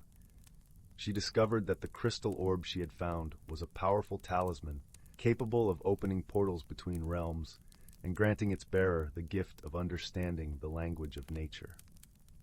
With Zephyr's guidance, Willow embarked on a quest to unravel the mysteries of the fairy realm and uncover the true purpose of the talisman. Their journey led them through mystical glades, where they encountered challenges that tested their wit and courage. In one such trial, they stumbled upon a riddle etched into the bark of an ancient willow tree. Deciphering the cryptic clues, Willow and Zephyr discovered a hidden path that led them to a breathtaking waterfall cascading into a crystalline pool. Within the shimmering waters dwelled a colony of mermaids who guarded a secret treasure, a map revealing the location of a long-lost fairy kingdom. As they delved deeper into the realm, Willow found herself transforming. The once shy and uncertain girl blossomed into a confident and resourceful companion, her spirit fortified by the lessons she learned from the fairies and the wonders she witnessed. In a climactic moment, Willow and Zephyr faced their greatest challenge yet, a malevolent force that sought to disrupt the delicate balance of the fairy realm. With the aid of the talisman's powers and the friendships they had forged, they confronted the darkness head-on, ultimately restoring harmony to the enchanted lands. As the last echoes of their triumph faded, Willow found herself back in the familiar forest, the crystal orb pulsing softly in her hand. She realized that her journey had been more than just a fantastical adventure. It had been a profound lesson in courage, friendship, and embracing the magic that dwells within us all. From that day forward, Willow carried the fairy realm's teachings in her heart, cherishing the bonds she had forged and the transformative power of stepping into the unknown. And whenever she gazed upon the crystal talisman, its radiant glow would remind her of the wondrous realms that awaited those brave enough to seek them out. Story 63. Once upon a time, nestled on the edge of a tranquil village where the scent of wildflowers danced on the breeze, there stood a quaint little cottage with a garden that seemed to hum with secrets. This was the home of young Clara, a girl with eyes the color of the twilight sky and a heart as open as the meadows surrounding her home. Clara's days were filled with simple joys, wandering through the fields, listening to the cheerful songs of birds, and tending to the vibrant blooms in her garden. Yet beneath her contentment lay a yearning for something more, a whisper of adventure that tickled her imagination. One soft morning, as the sun spilled golden light over the landscape, Clara was gathering herbs in her garden when she noticed a peculiar object glinting beneath her favorite lavender bush. Kneeling down, she gently brushed aside the fragrant stalks to reveal an intricately carved wooden box, small enough to fit in her hands. Its surface was adorned with swirling patterns that seemed to shimmer in the sunlight. Curiosity piqued, Clara carefully opened the box to find a delicate, translucent feather nestled within. The feather was unlike any she had seen before. It glowed with an ethereal light, shifting through hues of blue and silver. As she touched it, a warm, tingling sensation spread through her fingers, and she heard a soft, melodious voice whisper, "Seek the truth within the light." Bewildered yet intrigued, Clara decided to share her discovery with her dear friend, an elderly man named Finn, who was known for his wisdom and stories of old. Finn lived on the outskirts of the village in a cozy stone cottage surrounded by ancient oak trees. Upon hearing Clara's tale and examining the feather, Finn's eyes twinkled with a mixture of surprise and delight. "Ah, my dear Clara," he chuckled, "you have found a feather of illumination. It is said to reveal the unseen and guide the seeker on a journey of understanding." Together, they pondered the feather's riddle. Finn suggested that perhaps the answers lay within the great forest, a place known for its mysteries and enchantments. And so, with the feather safely tucked into her satchel, Clara set off on her adventure, her heart filled with anticipation. The path into the great forest was soft with moss and dappled with sunlight filtering through the canopy of leaves. As Clara ventured deeper, the world around her seemed to come alive with a gentle, magical energy. The trees whispered ancient secrets, and the air was sweet with the scent of pine and earth. Along her journey, Clara encountered a variety of kind-hearted creatures who offered their assistance. First, there was Lila, a sprightly squirrel with a coat as red as autumn leaves and eyes that sparkled with mischief. With her agility and keen sense of direction, Lila helped Clara navigate the winding paths and avoid the mischievous tricks of the forest's playful spirits. Next, Clara befriended a wise old owl named Orion, whose feathers were the color of midnight and whose voice was deep and comforting. Orion shared stories of the forest's history and taught Clara to listen to the whispers of the trees, for they carried wisdom from times long past. As the sun began to dip below the horizon, casting the forest in shades of amber and rose, Clara arrived at the heart of the great forest. Here, a serene pond lay still and undisturbed, its surface reflecting the sky in a mirror of liquid gold. At the water's edge stood an ancient willow tree, its branches trailing gently into the pond, cradling the world in its embrace. Clara felt drawn to the willow, sensing that this was the place where she might uncover the truth the feather spoke of. She sat beneath its boughs, letting the tranquility seep into her bones. As she held the feather of illumination in her hands, Clara closed her eyes and listened, truly listened, to the heartbeat of the forest. In the deepening silence, a vision began to unfold behind her closed eyelids. She saw her village, her garden, and her friends, all glowing with a light that pulsed with life and connection. She realized that the truth she sought was not a hidden treasure or a distant land, but the understanding that magic was woven into the very fabric of her everyday world. Filled with a newfound sense of wonder and gratitude, Clara opened her eyes to find the pond now aglow with the same ethereal light as the feather. The willow's leaves rustled in affirmation, and the forest seemed to hum with approval. She knew she had found her answer. With her heart full of joy and serenity, Clara thanked her forest friends and made her way back home, the path now lit by the soft glow of the moon. Upon returning to her village, she shared her journey and newfound insight with Finn, who listened with a gentle smile. From that day forward, Clara cherished the magic in the ordinary and found beauty in the simplest of moments. Her garden thrived under her tender care, and her laughter filled the village like the sweetest melody. And so the tale of Clara and the Feather of Illumination was told and retold, a gentle reminder that the wonders of the world are often hidden in plain sight, waiting to be discovered by those who seek with open hearts and gentle hands. And as the stars began to twinkle in the night sky, Clara would often sit by her window, the feather resting nearby, a glowing testament to the magical journey that taught her to see the world anew. In the warmth of her cozy cottage, Clara would drift off to sleep, knowing that the light of understanding would forever guide her, just as the feather had promised. Story 64. In the gentle glow of the twin moons over the planet of Larithia, a place where the night sky shimmered with 1,000 hues of lavender and gold, two unlikely travelers found themselves at the beginning of a remarkable journey. The air was crisp and carried the faint scent of the crystalline flowers that dotted the landscape, their petals catching the starlight like tiny mirrors. One of the travelers was Leora, a nimble creature from the verdant world of Zinthar, known for her emerald scales that gleamed like polished jade and her eyes that sparkled with the mischievous light of 1,000 secrets. Leora was a skilled navigator, her senses attuned to the subtle whispers of the universe, guiding her through the cosmic currents with an intuitive grace. Her companion, however, was of a starkly different nature. Tychon hailed from the mineral-rich planet of Cragmore, where the inhabitants were as sturdy as the mountains they called home.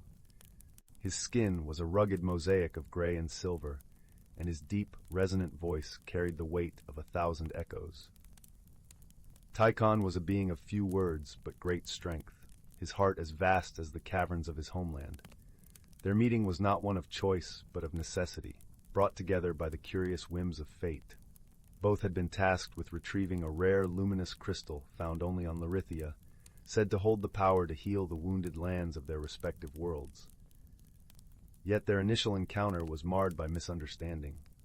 Leora, with her quicksilver tongue and penchant for mischief, had assumed Tychon to be a stoic guardian of the crystals, while Tychon, wary of Leora's agile movements and sparkling eyes, believed her to be a cunning thief. Their first exchange was a flurry of accusations and defenses, their voices rising above the gentle hum of the night creatures. But as the night wore on, under the watchful gaze of the luminous moons, the tension between them began to dissipate. It was the shared challenge of a sudden storm that began to weave the threads of understanding between them.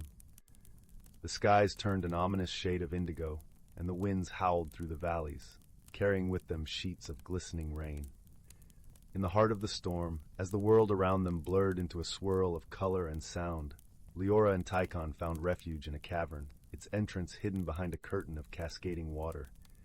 Inside, the air was warm and dry, the floor blanketed with soft moss-like growth that cushioned their weary forms. It was here, in the tranquil embrace of the cave, that they began to see beyond their differences. Leora, shivering from the cold, was offered a cloak by Tychon, its fabric woven from the sturdy fibers of Cragmore's native flora, providing warmth and comfort. In return, Leora shared with Tychon the light of a Zintharian lantern, its glow soft and soothing, transforming the cavern into a sanctuary of gentle luminescence. As they settled into the quiet, the storm raging outside became a distant lullaby, and they began to speak of their worlds, their hopes, and their dreams. Leora spoke of the lush forests of Zinthar, where the air was thick with the sweet scent of blooming flora, and the skies danced with colors at twilight. She described the vibrant festivals of her people, where laughter and music filled the air, and life was celebrated with every turn of the moon. Tychon, in his deep, melodic voice, shared tales of Cragmore's majestic peaks, where the sun rose in a blaze of golden fire, casting long shadows over the valleys below. He spoke of the quiet strength of his people, their lives intertwined with the rhythms of the earth, and the songs they sang to honor the mountains that cradled them.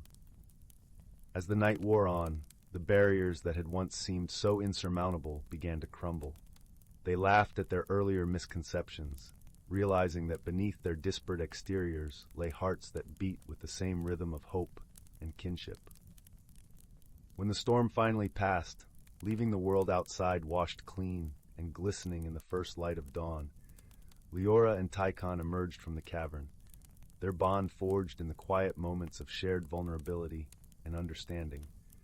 Together, they continued their quest for the luminous crystal, their journey no longer one of solitary purpose, but of shared adventure.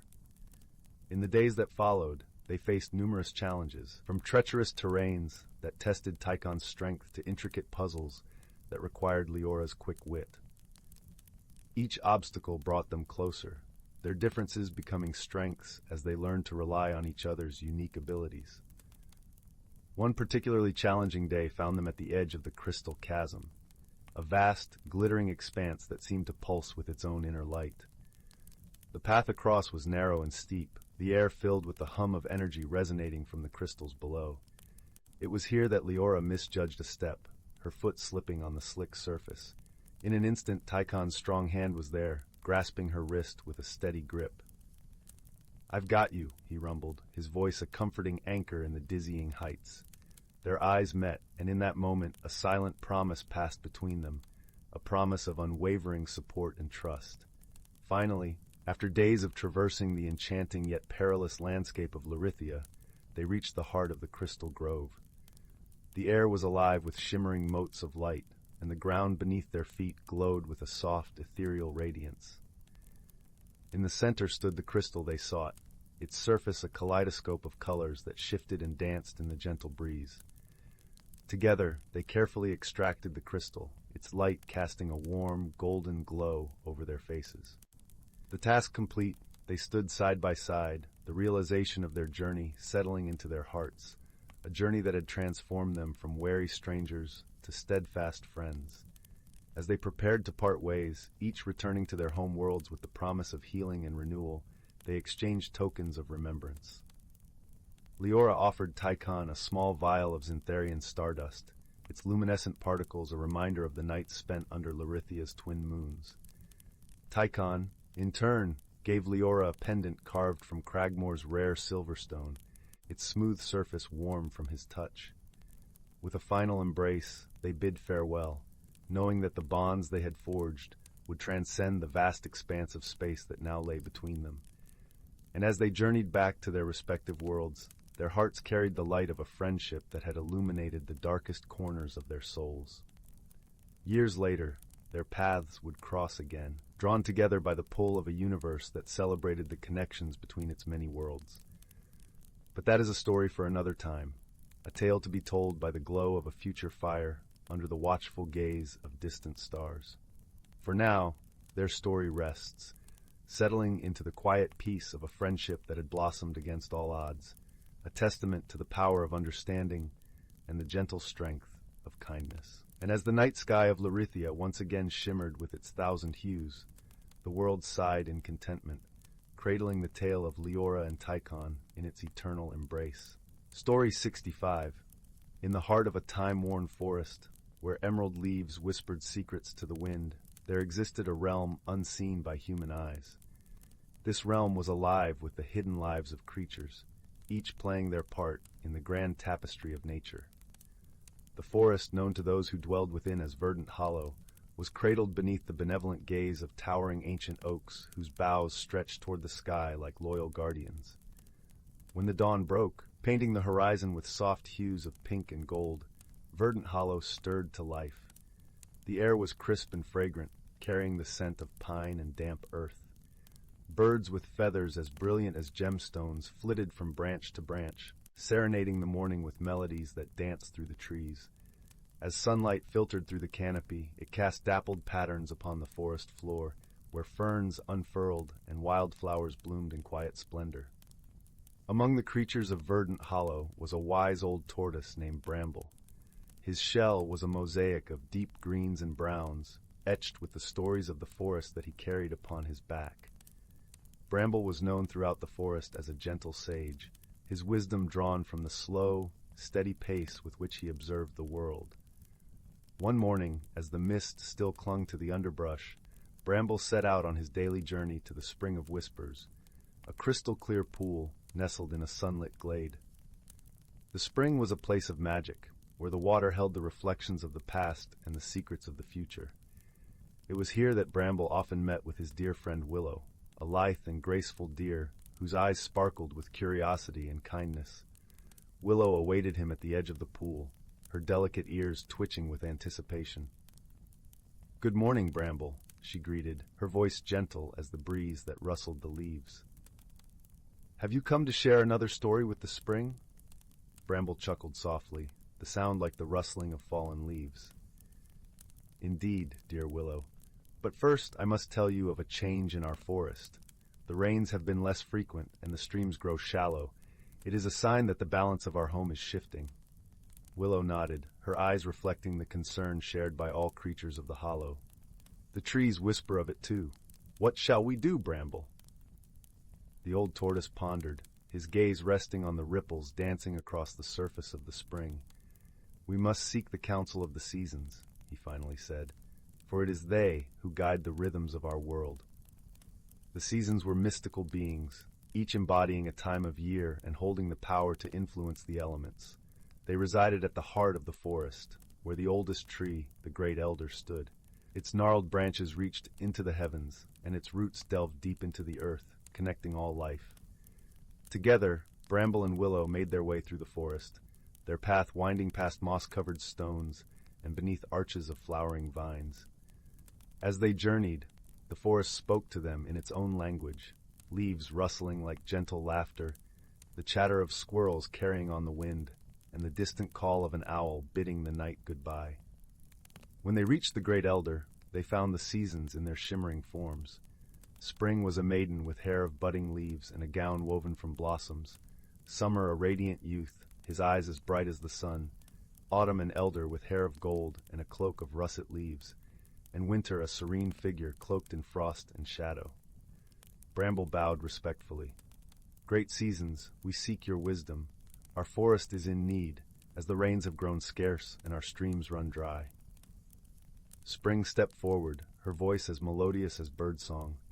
The earth is calling for balance, dear friends. It is time for us to share our gifts more harmoniously. Summer nodded, his warmth filling the clearing. We must ensure that each of us gives and takes in equal measure, so the forest may thrive. Autumn, with a voice like the rustle of fallen leaves, added, "Let us weave a new pattern, one where all creatures contribute to the cycle of life." Finally, Winter spoke, her tone soft and soothing as freshly fallen snow. "Together we shall restore the harmony of verdant hollow." The seasons joined hands, their energies merging in a radiant dance that enveloped the great elder, sending a surge of vitality through the roots and branches. As their magic spread, the forest seemed to breathe anew, the air filled with the vibrant scent of renewal. Bramble and Willow watched in awe, feeling the pulse of the forest quicken as life flowed back into its veins. The streams gurgled joyfully once more, and the rain began to fall, a gentle patter that nourished the earth. With the balance restored, Bramble turned to Willow, his eyes alight with gratitude. "See how the wisdom of the seasons guides us? We are all part of the same great story, and together we can overcome any challenge." Willow nodded, her heart swelling with hope. "Let us share this knowledge with all of Verdant Hollow, so that we may continue to live in harmony." And so Bramble and Willow returned to their home, spreading the wisdom of the seasons throughout the forest. The creatures of Verdant Hollow learned to work together, respecting the delicate balance that sustained their world. As time passed, the forest flourished, its beauty a testament to the power of unity and understanding.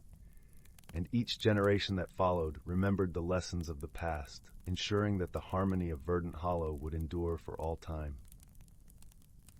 In the gentle embrace of the forest, beneath the watchful eyes of the ancient oaks, the creatures of Verdant Hollow thrived, their lives intertwined in a dance as old as the earth itself. And in this dance they found peace, knowing that as long as they listened to the whispers of the trees and the wisdom of the seasons, their world would remain a sanctuary of life and love. Story 66. In the heart of a gentle valley, nestled between rolling hills covered in a tapestry of wildflowers and tall, whispering grasses, lay the village of Willowbrook. This quaint village was known for its vibrant market days and the warm glow of its lantern-lit evenings. The villagers were a cheerful lot, their lives intertwined with the rhythm of the seasons and the gentle murmur of the brook that wound its way through their fields. At the edge of Willowbrook, where the village gave way to the mystery of the forest, lived a young girl named Marigold. She was a curious child, with bright eyes that reflected the sparkle of the brook and a spirit as free as the wind that danced through the trees. Marigold had an insatiable curiosity, a trait that often led her on adventures through the woods, where she would imagine the trees as ancient guardians and the streams as secret pathways to hidden worlds. One crisp autumn afternoon, when the air was filled with the scent of fallen leaves and the sky was painted in hues of gold and crimson, Marigold set off on one of her wanderings. She donned her favorite cloak, the one her grandmother had sewn from patches of colorful fabric, each piece a memory of adventures past.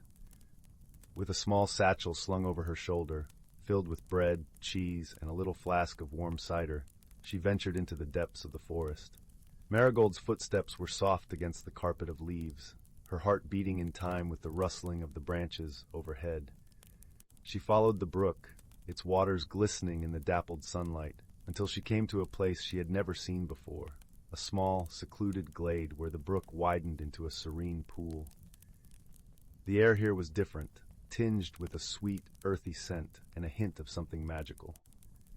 At the center of the pool, partially submerged and covered in a blanket of moss, was a large, weathered stone. Marigold felt an inexplicable pull towards it. She moved closer, her reflection rippling on the water's surface, and noticed a faint inscription on the stone. It was worn and ancient, the letters carved with care by hands long since past. As she traced the words with her fingers, the stone began to glow softly, a warm, inviting light that seemed to promise secrets untold. Suddenly, a gentle voice filled the glade, echoing softly like the rustling of leaves in the breeze. "Welcome, seeker of wonders," it said, its tone as soothing as the brook's murmur. Marigold looked around, searching for the source of the voice, but saw no one. Only the trees and the shimmering pool surrounded her. "Who's there?" she asked, her voice a curious whisper. "I am the guardian of the hidden glade," the voice replied. "This place is a gateway, a bridge between worlds. Few find it, and fewer still understand its purpose." Marigold's heart raced with excitement. A hidden world. Her imagination had often conjured such places, but she had never dreamed of actually finding one. "What is this place?" she asked, her eyes wide with wonder. "It is a sanctuary for those who seek to learn the true nature of friendship and wisdom," explained the guardian. "To enter, you must first prove your kindness and courage. There is a challenge that awaits, but fear not, for you are not alone in this journey." As the words faded, Marigold felt a gentle breeze caress her cheek, as if to reassure her. She took a deep breath, feeling the warmth of the stone seep into her bones, and nodded resolutely. "I am ready," she declared, her voice steady and filled with determination. With that, the pool began to shimmer, the water swirling with colors as vibrant as a summer sunset. Before Marigold's eyes, the glade transformed, revealing a path that led into the heart of the forest. She stepped forward, her feet light and sure on the soft earth, and began her journey into the hidden world. The path wound through groves of towering trees, their leaves whispering secrets in a language only the wind understood. Marigold walked with purpose, her senses alive to the wonders around her. She noticed how the light filtered through the canopy, casting playful patterns on the ground, and how the air was filled with the melodies of birds unseen. As she continued on her way, she came upon a small clearing where a group of woodland creatures had gathered. There was an air of tension among them, their eyes wide with fear as they faced a seemingly insurmountable obstacle. A great tree had fallen, blocking their path to the brook. The animals, a mix of rabbits, squirrels, and birds, chattered anxiously, unsure of how to overcome this barrier. Marigold approached them with a gentle smile, her heart full of compassion. "Don't worry, friends," she said softly. "Together, we can find a way." The animals looked at her with hopeful eyes, their fears easing at the kindness in her voice. Marigold set down her satchel and began to gather fallen branches and vines. With the help of her new friends, she fashioned a makeshift bridge over the fallen tree, creating a path wide enough for the smallest creatures to cross safely. One by one, the animals made their way across, their gratitude evident in the soft chirps and chatters they offered as thanks. Marigold felt a warmth spread through her chest, a sense of fulfillment that came from helping those in need. As the last squirrel scampered across, the guardian's voice returned, resonating through the clearing. "You have shown kindness and courage, Marigold," the voice said, its tone filled with approval. "Continue on your journey, and you shall discover the true magic of this hidden world." With renewed determination, Marigold pressed on, the path leading her deeper into the forest. She marveled at the beauty around her, the vibrant hues of the flowers, the sweet scent of pine and earth, and the gentle hum of life that filled the air. She felt a deep connection to this place, as if it were a part of her, and she a part of it. As the sun dipped lower in the sky, casting long shadows across the forest floor, Marigold found herself at the edge of a tranquil meadow. In the center stood a solitary oak, its branches spreading wide and proud, its leaves whispering secrets of the ages. Beneath its boughs sat an elderly fox, his fur a rich tapestry of silver and gold, his eyes wise and knowing. "Welcome, young traveler," the fox said, his voice a gentle rumble. "I am Alder, and I have been waiting for you." Marigold approached with reverence, sensing the fox's wisdom and strength. "Hello, Alder," she greeted, her voice soft with respect. "What brings you here?" Alder chuckled, a sound like the rustle of leaves in the wind. "I am here to guide you on the next part of your journey," he explained. "There is a mystery that needs unraveling, a lesson that lies hidden within. Are you ready to discover it?" Marigold nodded eagerly, her heart beating with anticipation. "I am ready," she affirmed, her eyes bright with determination. With a graceful leap, Alder joined Marigold, and together they set off across the meadow, the grass whispering beneath their feet.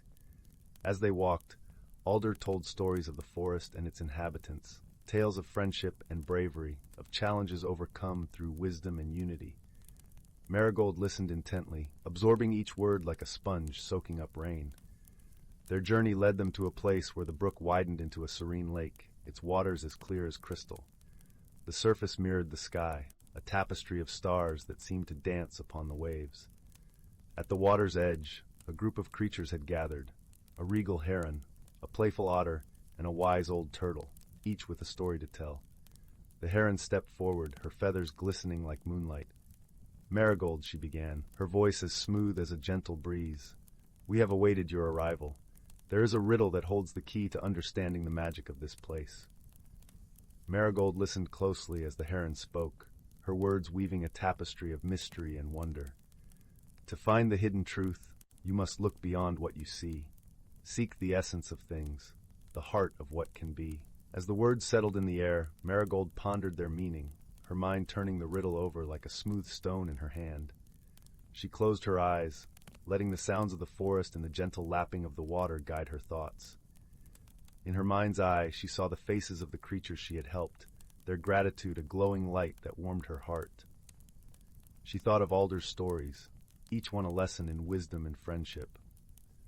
Slowly, the pieces began to fall into place, the riddle's meaning unfurling like a delicate blossom. "To see beyond what is," she murmured, her voice a soft breath in the stillness. "To understand the heart of things, to find the magic within." The realization dawned upon her like the first light of dawn, illuminating her understanding. It was not the magic of the place that was important, but the magic within her, the kindness, courage, and wisdom she carried in her heart. As the truth settled within her, the lake shimmered with a radiant glow, the water sparkling with 1,000 points of light. The creatures around her watched with knowing smiles, their eyes reflecting the wonder of the moment. "You have found the true magic, Marigold," Alder said, his voice warm with pride. "It is a gift that dwells within you, a light that guides and inspires. Cherish it, and it will always lead you true." Marigold felt a deep sense of peace and fulfillment, a quiet joy that filled her heart and soul. She knew that this journey had changed her, had shown her the depth of her own strength and the beauty of the world around her. As the night deepened and the stars cast their silver light upon the forest, Marigold bid farewell to her new friends. She promised to return, to visit the hidden glade and the magical creatures who had taught her so much. With Alder by her side, she retraced her steps through the forest, the path now familiar and welcoming. As they reached the edge of the glade, where the brook's gentle song mingled with the whispers of the trees, Alder paused, his eyes filled with warmth. "Remember, Marigold," he said softly, "the magic is always within you. Trust in it, and it will guide you through the challenges and joys of life." With those words, Alder turned and disappeared into the shadows, leaving Marigold to make her way home. As she stepped through the shimmering portal and back into her own world, she felt a deep gratitude for the journey she had undertaken, for the friends she had made, and for the lessons she had learned. The village of Willowbrook lay quiet beneath the moonlit sky, its lanterns casting a warm glow as Marigold made her way home. As she slipped inside her cozy cottage, the scent of her grandmother's baking filled the air, a comforting reminder of love and family. Marigold settled into her bed, her heart full and content. She knew that she would carry the magic of the hidden glade with her always, a guiding light in her life. As she drifted into a peaceful sleep, the whispers of the forest sang a lullaby, a melody of friendship and wonder that would stay with her forever. And so it was that Marigold's journey ended, but her story was just beginning. A tale of magic and discovery, of kindness and courage, of the light that shines within us all. Story 67. In a cozy little village nestled among rolling hills, there lived a young girl named Lily, who had a curious mind and a heart filled with wonder. One crisp autumn day, Lily was helping her grandmother tidy up the attic when she stumbled upon an old, worn book tucked away in a dusty corner. Intrigued, Lily opened the book and was instantly captivated by the enchanting tales within. Each page seemed to come alive with vibrant illustrations and magical adventures. As she turned the pages, she noticed something peculiar. The words began to shimmer and dance before her very eyes. Suddenly, a gentle voice whispered from the book, "Welcome, dear child.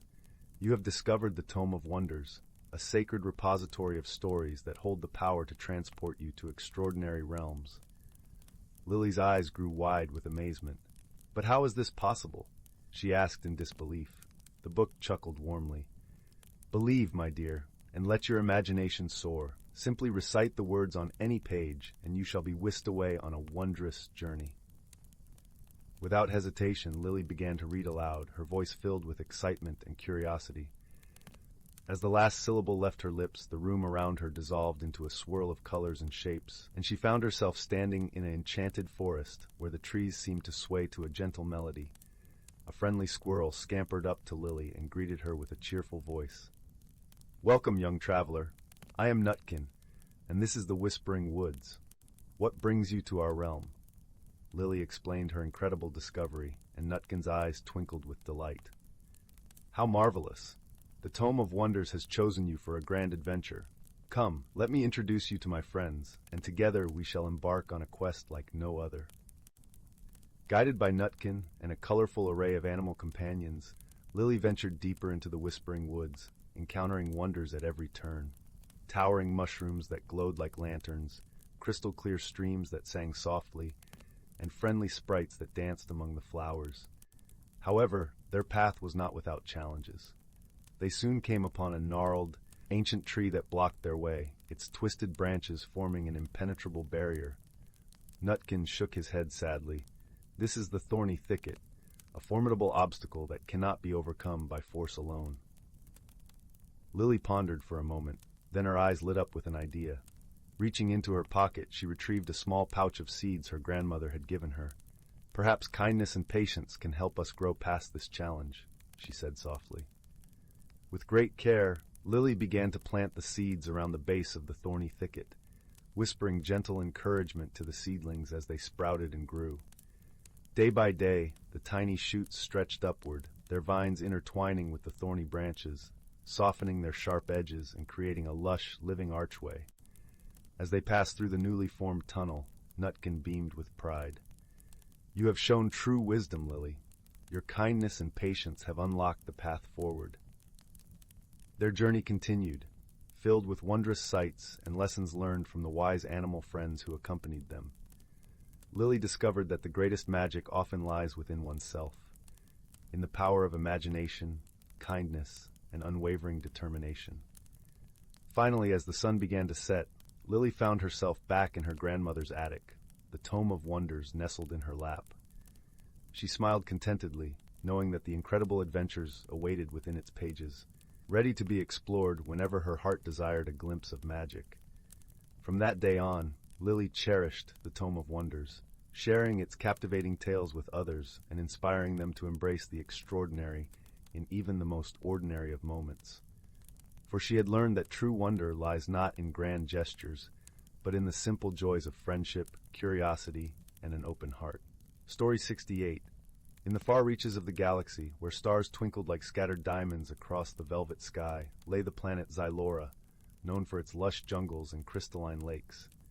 It was here that a peculiar friendship began, one that would span light years and transcend the boundaries of species. On Xylora, under the gentle glow of 3 moons, lived a creature named Leora. Leora was a luminaire, a species known for their luminescent skin that shimmered in ethereal hues of teal and lavender.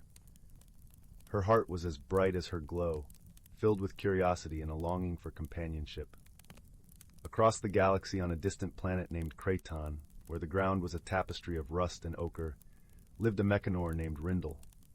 Mechanors were beings of metal and circuits, with eyes that glowed warm amber. Rindle was a tinkerer, always fascinated by the mechanical workings of the universe, yet he often felt a void that his gadgets could not fill. The paths of Leora and Rindle crossed one fateful day when a cosmic storm swept through the galaxy, carrying Rindle's spacecraft off course. His ship, though sturdy, was not immune to the storm's fury and crash-landed on Xylora, deep within its verdant heart. Leora, who loved to wander through the jungle, stumbled upon the crashed ship while on one of her explorations. Her heart pounded with a mix of fear and excitement as she approached the metallic structure, its surface glinting under the dappled sunlight that filtered through the canopy. Rindle emerged from his ship, his mechanical body slightly dented but operational. Seeing Leora, he raised his hands in a gesture of peace, his voice a gentle hum. "I mean no harm. Can you help me?" Leora hesitated, her luminescent skin flickering with uncertainty. "I will try," she replied, her voice as soft as the rustling leaves. Thus began their tentative friendship, built on gestures and fragmented words. Leora, unfamiliar with technology, watched with wide eyes as Rindle repaired his ship, her curiosity drawing her closer. She brought him fruits from the jungle and watched as he examined them with fascination, his amber eyes glowing with gratitude. Despite their differences, they found a shared language in the simple act of helping one another. Leora, guided by Rindle's instructions, gathered materials from the forest that he could use to mend his ship. In return, Rindle taught her about the stars and the vastness beyond her world, his words painting pictures of galaxies and planets she had never imagined. Yet misunderstandings were inevitable. One day, Leora, eager to help, accidentally disturbed a sensitive component of Rindle's ship. Sparks flew, and panic gripped her as the ship shuddered ominously. Rindle, momentarily frustrated, realized the fear in Leora's eyes and softened. "It's all right," he reassured her, his voice calm and kind. "Mistakes happen. We can fix this together." In that moment, Leora understood that friendship meant patience and forgiveness. She nodded, her glow returning as she whispered, "Thank you." As they worked side by side, the days turned into weeks, and a bond stronger than the toughest metal formed between them. They shared stories of their worlds, their voices mingling with the symphony of the jungle. Leora spoke of the vibrant flora and fauna of Xylora, while Rindle described the intricate machinery of Kraton. One evening, as they sat by a crystalline lake, the sky ablaze with the colors of dusk, Rindle turned to Leora. "I must leave soon," he said, his voice tinged with reluctance. "My ship will be ready." Leora's glow dimmed at the thought of parting. "I will miss you," she admitted, her voice a whisper against the evening breeze. "And I, you," replied Rindle, his mechanical hand gently clasping her glowing one. "But our friendship will light my path, no matter where I go." As the first stars appeared, they sat in a comfortable silence, knowing that the bond they had forged would remain, like a thread of light weaving through the cosmos. The day of Rindle's departure arrived with the gentle hum of machinery and the scent of blooming flowers. Leora stood by his ship, her eyes shimmering with unshed tears. "Thank you, Leora," Rindle said, his voice filled with warmth. "You've taught me the true meaning of friendship." "And you have taught me," Leora replied, her glow bright and steady. With a final embrace, Rindle boarded his ship. As it ascended into the sky, Leora watched until it was a speck against the star-strewn canvas. Though Rindle was gone, the light of their friendship lingered in Leora's heart, a beacon of hope and joy. And she knew, somewhere among the stars, Rindle carried the same light within him. And so, under the watchful gaze of the universe, the unlikely companions learned that friendship was a journey that transcended time and space, a journey that would forever illuminate their lives. Story 69. Once upon a time, nestled in the quiet village of Willowbrook, where the cobblestone paths wound like gentle streams, there was a quaint little shop named Whispering Wonders.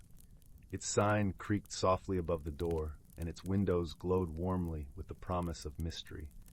The shop was known to the villagers as a place where ordinary things often turned out to be anything but. Lydia, a curious young girl with eyes like pools of starlit water, visited the shop every Saturday afternoon. She loved to run her fingers over the dusty shelves filled with peculiar trinkets and artifacts. One crisp autumn day, as the leaves danced in a golden ballet outside, Lydia's gaze settled on a seemingly ordinary teapot. Its surface was a rich azure, adorned with wisps of silver clouds painted as if in a dream. Intrigued, Lydia carefully lifted the teapot, feeling a gentle hum beneath her fingertips. As she peered inside, she discovered not tea leaves, but a tiny, twinkling galaxy swirling in the depths. The stars within whispered softly to her, a melody of ancient secrets and stories untold. With a heart full of wonder, Lydia carried the teapot to the shopkeeper, a wise old woman named Matilda, who had a twinkle in her eye and a voice as smooth as honey. "Ah, you found the teapot of time," Matilda said with a knowing smile. "It's said to reveal the hidden paths of one's heart and guide them on their true journey." Lydia's mind whirred with possibility. "How does it work?" she asked, her voice a flutter of excitement. "The teapot," Matilda explained, "will show you glimpses of your future, but only through the steam of tea brewed inside. It's a journey both inward and outward, meant for those ready to discover their deepest desires and fears." Eager to embark on this journey, Lydia rushed home with the teapot cradled gently in her arms. She brewed a pot of chamomile tea, the fragrance weaving through her room like a comforting embrace.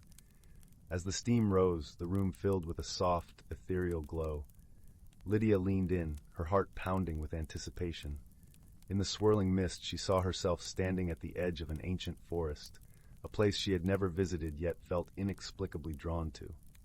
Beside her stood a small, wise-looking owl with feathers of silvery moonlight. His eyes were large and kind, reflecting the wisdom of ages.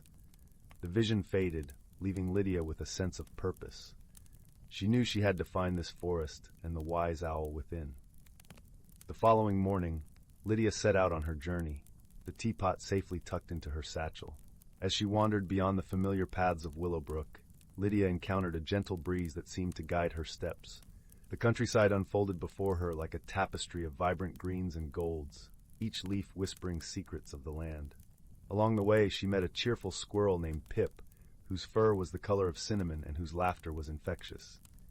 "Where are you off to, Lydia?" Pip chattered, his eyes gleaming with mischief. "I'm seeking the ancient forest and a wise owl," Lydia replied, feeling a swell of warmth at having found a companion. Pip, who knew every nook and cranny of the land, offered to guide her. Together they traveled through fields of wildflowers and over babbling brooks, sharing stories and laughter that filled the air with joy. Finally, they reached the edge of the forest, where shadows danced beneath the towering trees. The air was cool and fragrant, with the scent of pine and earth.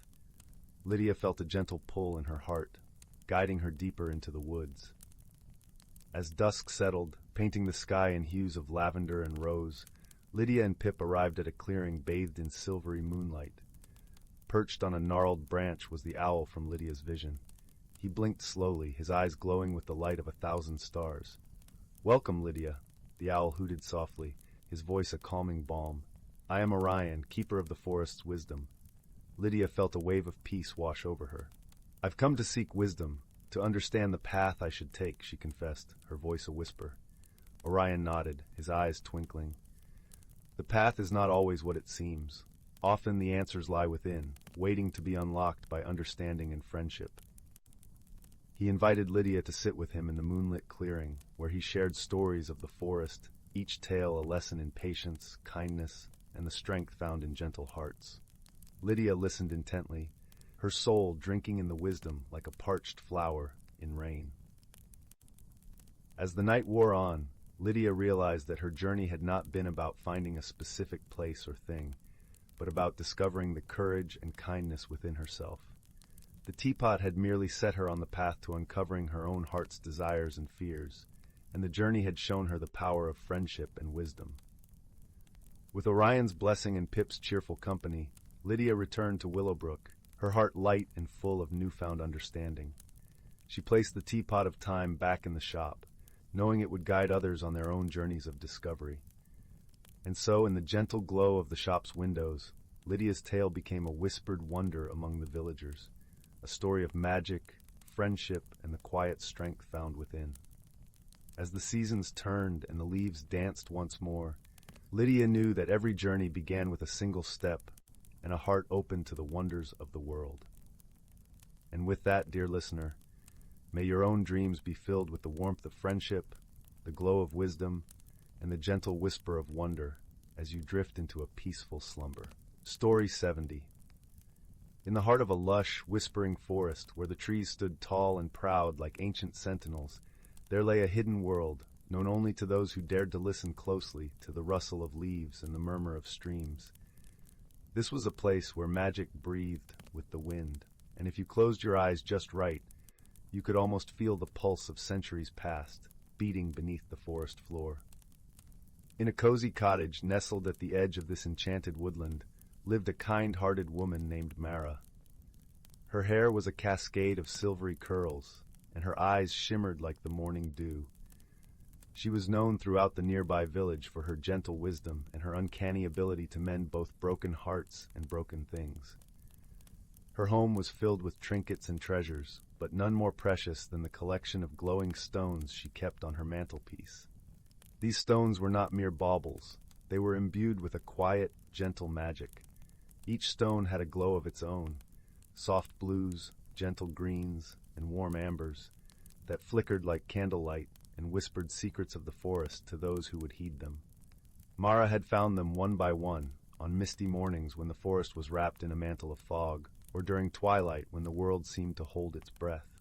One evening, as the sun dipped low and painted the sky in hues of peach and lavender, Mara sat by her hearth, knitting a blanket that promised warmth and comfort.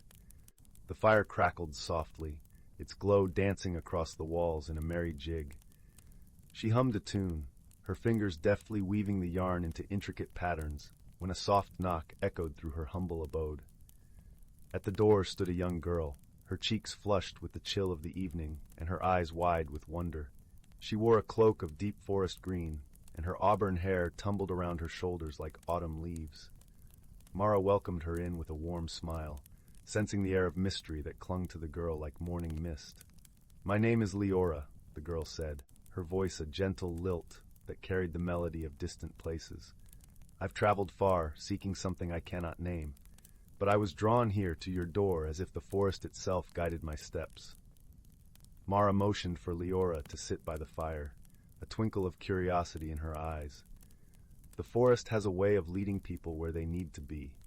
Perhaps what you seek is not a thing, but a journey of the heart." As the fire crackled and the night deepened, Leora shared a tale of longing and adventure. She spoke of a distant land where the stars shone brighter, where the air was rich with the scent of lavender and honey. She had left her home in search of something more, a sense of belonging, a place where her heart could find peace. Mara listened, her needles clicking softly against each other, as the story wove itself into the fabric of the night. When Leora fell silent, Mara rose and retrieved one of the glowing stones from the mantelpiece. It was a deep ocean blue, and it pulsed gently with a rhythm all its own. "This stone," Mara said, placing it in Leora's hands, "is a gift from the forest. It holds a magic that speaks to those who listen. Perhaps it can guide you on your journey, help you find what you're truly seeking."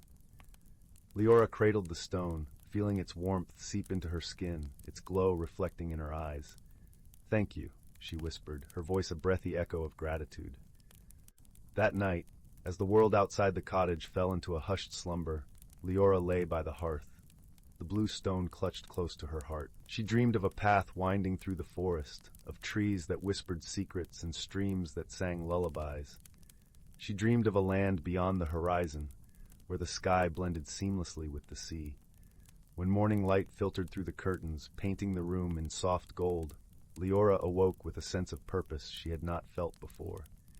She knew, deep in her soul, that her journey was far from over. With Mara's blessing and the stone's gentle magic guiding her, Leora set off into the forest, the path unfolding like a ribbon before her. The air was crisp and alive with possibility, the trees swaying gently to a rhythm only they could hear.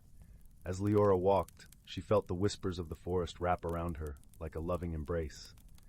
The stone in her pocket pulsed gently, guiding her steps, urging her onward. The forest, with its hidden wonders and ancient wisdom, became both her companion and her guide. Days turned into weeks, and Leora found herself growing attuned to the forest's magic. She learned to listen to the calls of the birds, to read the stories written in the patterns of the leaves. She discovered hidden groves where flowers bloomed in impossible colors, and crystal-clear pools where the moonlight danced upon the water. One day, as she wandered deeper into the heart of the forest, Leora stumbled upon a clearing bathed in the soft glow of twilight.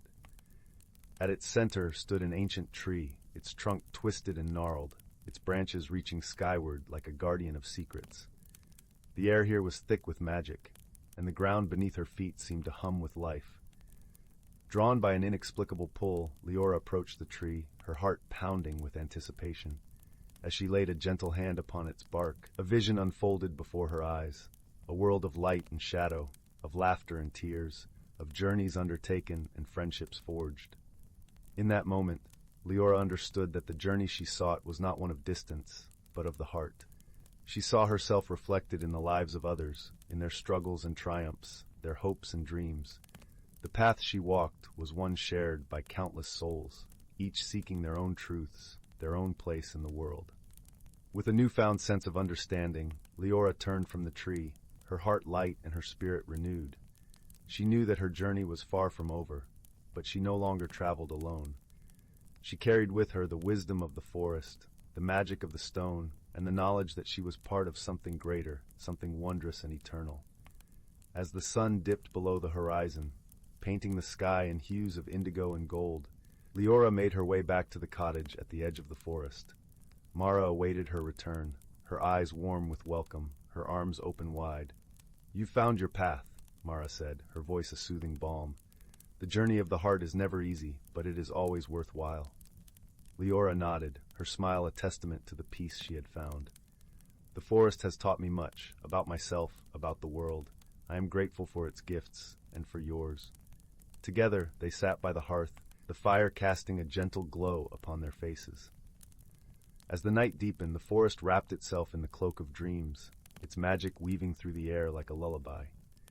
And in that quiet, timeless moment, Leora knew she had found her place, a place of belonging, of understanding, of endless possibilities, a place where the heart could wander freely, where the spirit could soar.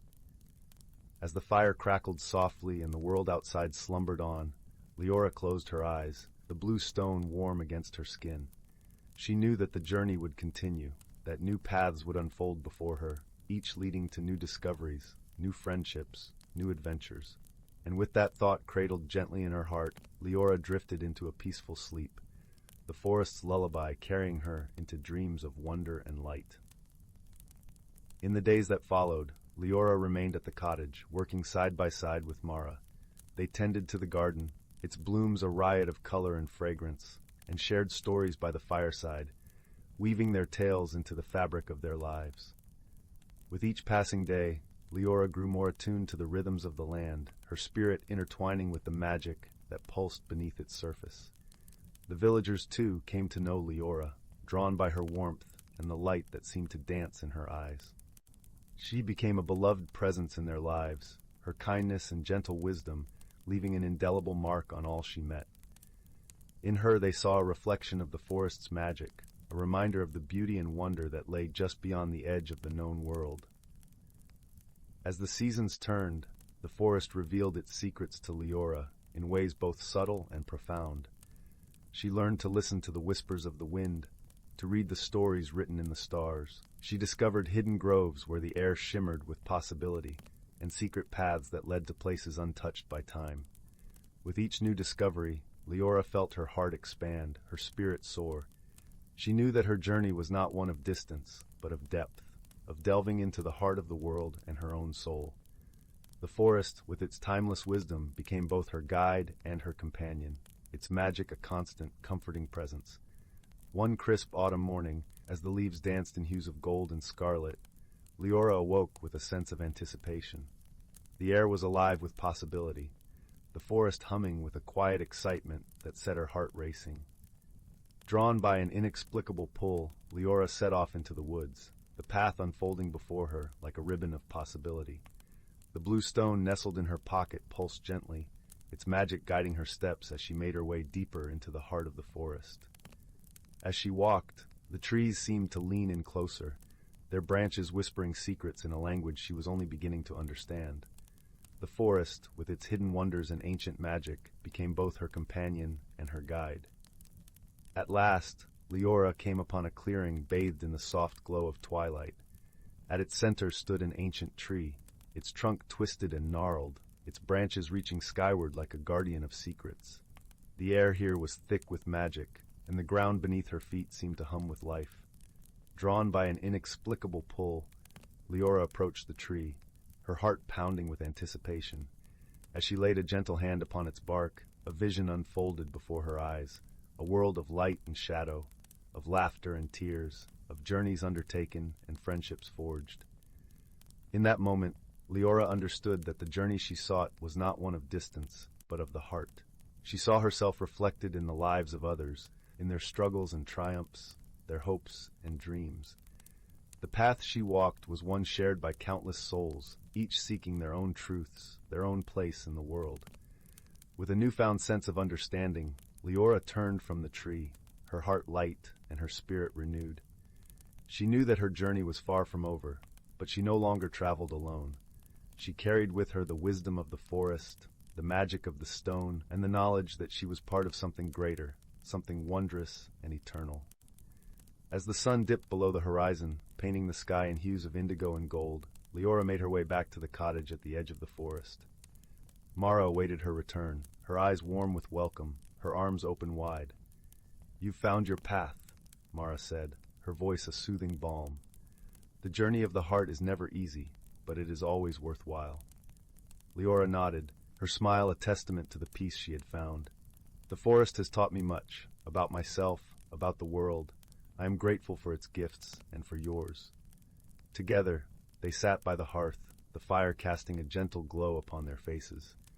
As the night deepened, the forest wrapped itself in the cloak of dreams, its magic weaving through the air like a lullaby.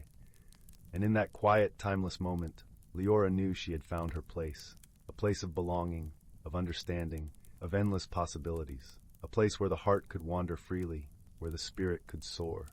As the fire crackled softly and the world outside slumbered on, Leora closed her eyes, the blue stone warm against her skin. She knew that the journey would continue, that new paths would unfold before her, each leading to new discoveries, new friendships, new adventures. And with that thought cradled gently in her heart, Leora drifted into a peaceful sleep, the forest's lullaby carrying her into dreams of wonder and light. The days turned into weeks, and the weeks into months, each one a tapestry of moments woven together with threads of laughter and light. Leora's bond with the forest deepened, its magic becoming as much a part of her as the air she breathed. She learned to speak with the animals, her voice a gentle melody that echoed through the trees. She listened to the stories told by the wind, its whispers carrying tales of far-off lands and ancient times. She became a part of the forest, and it became a part of her, its rhythms and songs echoing in her heart. The villagers, too, came to know Leora, drawn by her warmth and the light that seemed to dance in her eyes. She became a beloved presence in their lives, her kindness and gentle wisdom leaving an indelible mark on all she met. In her, they saw a reflection of the forest's magic, a reminder of the beauty and wonder that lay just beyond the edge of the known world. As the seasons turned, the forest revealed its secrets to Leora in ways both subtle and profound. She learned to listen to the whispers of the wind, to read the stories written in the stars. She discovered hidden groves where the air shimmered with possibility, and secret paths that led to places untouched by time. With each new discovery, Leora felt her heart expand, her spirit soar. She knew that her journey was not one of distance, but of depth, of delving into the heart of the world and her own soul. The forest, with its timeless wisdom, became both her guide and her companion, its magic a constant, comforting presence. One crisp autumn morning, as the leaves danced in hues of gold and scarlet, Leora awoke with a sense of anticipation. The air was alive with possibility, the forest humming with a quiet excitement that set her heart racing. Drawn by an inexplicable pull, Leora set off into the woods, the path unfolding before her like a ribbon of possibility. The blue stone nestled in her pocket pulsed gently, its magic guiding her steps as she made her way deeper into the heart of the forest. As she walked, the trees seemed to lean in closer, their branches whispering secrets in a language she was only beginning to understand. The forest, with its hidden wonders and ancient magic, became both her companion and her guide. At last, Leora came upon a clearing bathed in the soft glow of twilight. At its center stood an ancient tree, its trunk twisted and gnarled, its branches reaching skyward like a guardian of secrets. The air here was thick with magic, and the ground beneath her feet seemed to hum with life. Drawn by an inexplicable pull, Leora approached the tree, her heart pounding with anticipation. As she laid a gentle hand upon its bark, a vision unfolded before her eyes, a world of light and shadow, of laughter and tears, of journeys undertaken and friendships forged. In that moment, Leora understood that the journey she sought was not one of distance, but of the heart. She saw herself reflected in the lives of others, in their struggles and triumphs, their hopes and dreams. The path she walked was one shared by countless souls, each seeking their own truths, their own place in the world. With a newfound sense of understanding, Leora turned from the tree, her heart light and her spirit renewed. She knew that her journey was far from over, but she no longer traveled alone. She carried with her the wisdom of the forest, the magic of the stone, and the knowledge that she was part of something greater, something wondrous and eternal. As the sun dipped below the horizon, painting the sky in hues of indigo and gold, Leora made her way back to the cottage at the edge of the forest. Mara awaited her return, her eyes warm with welcome, her arms open wide. "You found your path," Mara said, her voice a soothing balm. "The journey of the heart is never easy, but it is always worthwhile." Leora nodded, her smile a testament to the peace she had found. "The forest has taught me much, about myself, about the world. I am grateful for its gifts, and for yours." Together they sat by the hearth, the fire casting a gentle glow upon their faces. As the night deepened, the forest wrapped itself in the cloak of dreams, its magic weaving through the air like a lullaby. And in that quiet, timeless moment, Leora knew she had found her place, a place of belonging, of understanding, of endless possibilities. A place where the heart could wander freely, where the spirit could soar. As the fire crackled softly and the world outside slumbered on, Leora closed her eyes, the blue stone warm against her skin. She knew that the journey would continue, that new paths would unfold before her, each leading to new discoveries, new friendships, new adventures. And with that thought cradled gently in her heart, Leora drifted into a peaceful sleep, the forest's lullaby carrying her into dreams of wonder and light. The days turned into weeks, and the weeks into months, each one a tapestry of moments woven together with threads of laughter and light. Leora's bond with the forest deepened, its magic becoming as much a part of her as the air she breathed. She learned to speak with the animals, her voice a gentle melody that echoed through the trees. She listened to the stories told by the wind, its whispers carrying tales of far-off lands and ancient times. She became a part of the forest, and it became a part of her, its rhythms and songs echoing in her heart. The villagers, too, came to know Leora, drawn by her warmth and the light that seemed to dance in her eyes. She became a beloved presence in their lives, her kindness and gentle wisdom leaving an indelible mark on all she met. In her, they saw a reflection of the forest's magic, a reminder of the beauty and wonder that lay just beyond the edge of the known world. As the seasons turned, the forest revealed its secrets to Leora in ways both subtle and profound. She learned to listen to the whispers of the wind, to read the stories written in the stars. She discovered hidden groves where the air shimmered with possibility, and secret paths that led to places untouched by time. With each new discovery, Leora felt her heart expand, her spirit soar. She knew that her journey was not one of distance, but of depth, of delving into the heart of the world and her own soul. The forest, with its timeless wisdom, became both her guide and her companion, its magic a constant, comforting presence. One crisp autumn morning, as the leaves danced in hues of gold and scarlet, Leora awoke with a sense of anticipation. The air was alive with possibility, the forest humming with a quiet excitement that set her heart racing. Drawn by an inexplicable pull, Leora set off into the woods. the path unfolding before her like a ribbon of possibility. The blue stone nestled in her pocket pulsed gently, its magic guiding her steps as she made her way deeper into the heart of the forest. As she walked, the trees seemed to lean in closer, their branches whispering secrets in a language she was only beginning to understand. The forest, with its hidden wonders and ancient magic, became both her companion and her guide. At last, Leora came upon a clearing bathed in the soft glow of twilight. At its center stood an ancient tree, its trunk twisted and gnarled, its branches reaching skyward like a guardian of secrets. The air here was thick with magic, and the ground beneath her feet seemed to hum with life. Drawn by an inexplicable pull, Leora approached the tree, her heart pounding with anticipation. As she laid a gentle hand upon its bark, a vision unfolded before her eyes, a world of light and shadow, of laughter and tears, of journeys undertaken and friendships forged. In that moment, Leora understood that the journey she sought was not one of distance, but of the heart. She saw herself reflected in the lives of others, in their struggles and triumphs, their hopes and dreams. The path she walked was one shared by countless souls, each seeking their own truths, their own place in the world. With a newfound sense of understanding, Leora turned from the tree, her heart light and her spirit renewed. She knew that her journey was far from over, but she no longer traveled alone. She carried with her the wisdom of the forest, the magic of the stone, and the knowledge that she was part of something greater, something wondrous and eternal. As the sun dipped below the horizon, painting the sky in hues of indigo and gold, Leora made her way back to the cottage at the edge of the forest. Mara awaited her return, her eyes warm with welcome, her arms open wide. "You've found your path," Mara said, her voice a soothing balm. "The journey of the heart is never easy, but it is always worthwhile." Leora nodded, her smile a testament to the peace she had found. "The forest has taught me much, about myself, about the world. I am grateful for its gifts, and for yours."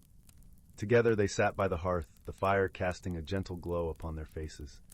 As the night deepened, the forest wrapped itself in the cloak of dreams, its magic weaving through the air like a lullaby. And in that quiet, timeless moment, Leora knew she had found her place, a place of belonging, of understanding, of endless possibilities. A place where the heart could wander freely, where the spirit could soar. As the fire crackled softly and the world outside slumbered on, Leora closed her eyes, the blue stone warm against her skin. She knew that the journey would continue, that new paths would unfold before her, each leading to new discoveries, new friendships, new adventures. And with that thought cradled gently in her heart, Leora drifted into a peaceful sleep, the forest's lullaby carrying her into dreams of wonder and light. Story 71. In the heart of a vast, ancient forest, where time seemed to slow its pace, a gentle mist clung to the air like a soft, silken shawl. The forest was a realm of whispers, where towering trees stood as sentinels of forgotten times, their roots woven deep into the earth like tendrils of memory. Here, beneath a canopy that shimmered as though dusted with emeralds, the hidden lives of natural creatures played out in a symphony of quiet wonder. As dawn unfurled its golden banner across the sky, a chorus of birds greeted the sun with melodies that danced through the trees, weaving a delicate tapestry of sound. It was this very morning that the forest stirred with a peculiar kind of magic, one that came only at the cusp of the changing seasons, when summer's warmth began to yield to the crisp embrace of autumn. Amidst this gentle transition, a small, unassuming creature named Finn awoke. Finn was a dormouse, his fur the color of toasted chestnuts, his eyes bright and curious.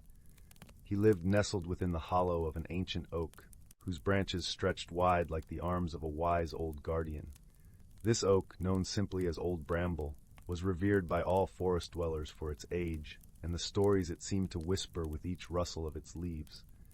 Finn stretched, feeling the coolness of the morning air tickle his whiskers. Today was a special day, for it marked the beginning of the Harvest Moon Festival, a time when creatures from all corners of the forest gathered to celebrate the balance of nature and the bounty it bestowed.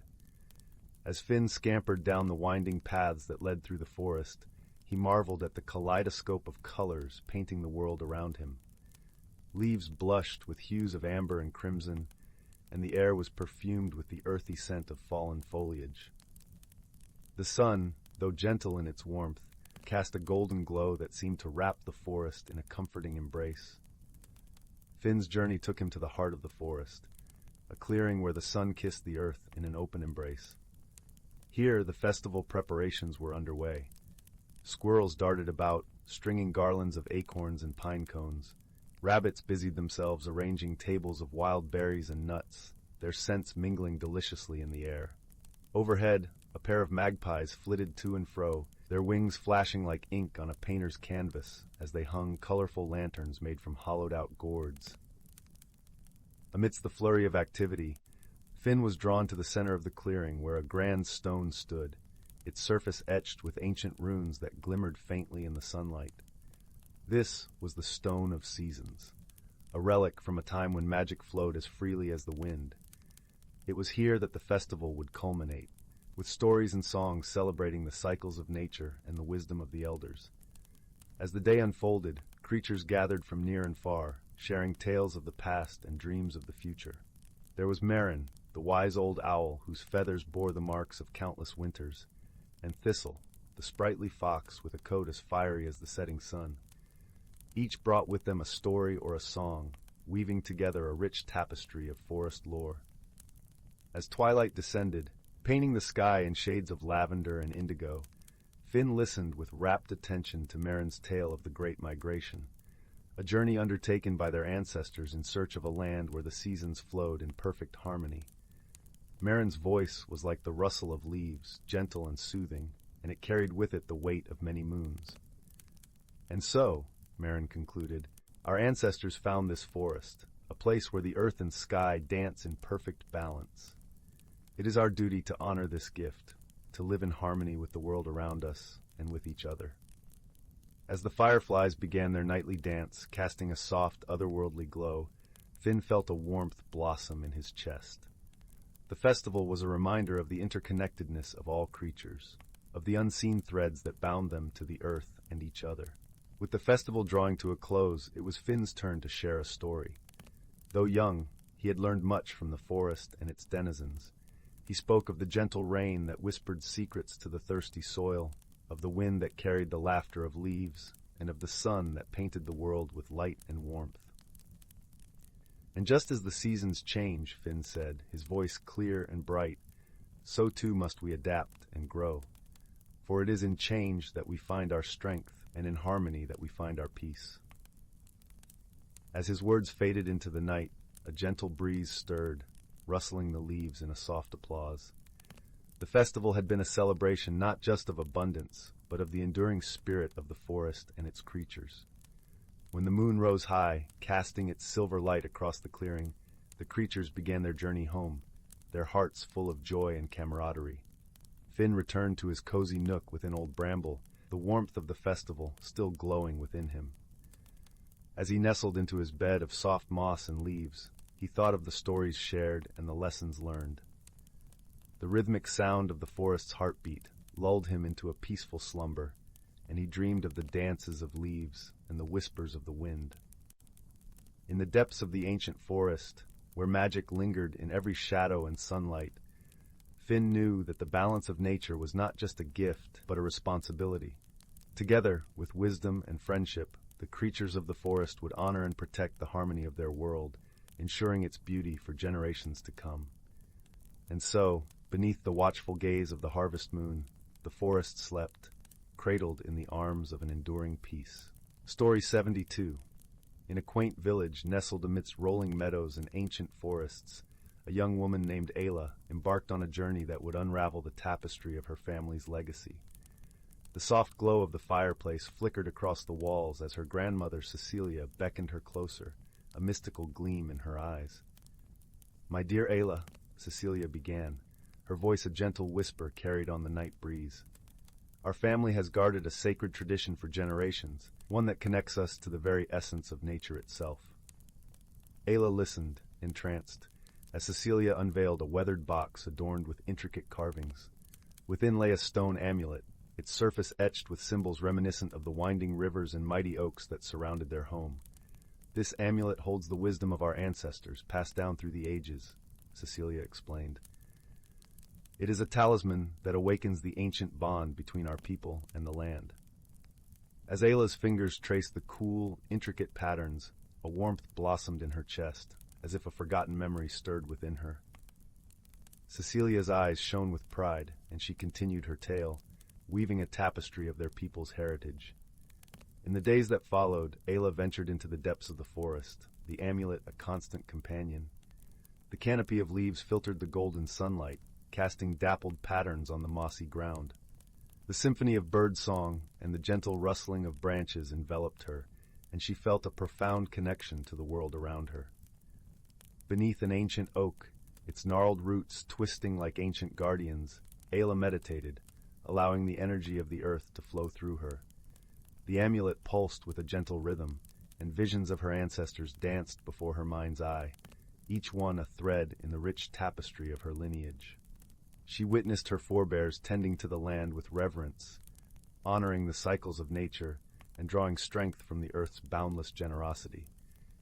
They lived in harmony, their existence woven into the fabric of the natural world. As the visions faded, Ayla felt a sense of belonging wash over her, a deep understanding of her place in the intricate web of life. The lessons of her ancestors resonated within her, reminding her of the importance of balance, respect, and stewardship. With newfound purpose, Ayla emerged from the forest, her heart brimming with gratitude for the legacy she carried. The village elders welcomed her with open arms, recognizing the awakening of her ancestral wisdom. Together, they tended to the land, nurturing the delicate ecosystems and ensuring the preservation of their cherished traditions. Ayla taught the younger generations the ways of their people, passing on the knowledge she had gained from her journey. In the evenings, as the sun dipped below the horizon, Ayla would sit by the crackling fire, the amulet resting against her heart. She shared stories of her ancestors, their voices echoing through the ages, reminding all who listened of the sacred bond between humanity and the earth. And as the night enveloped the village, a sense of peace settled over the land.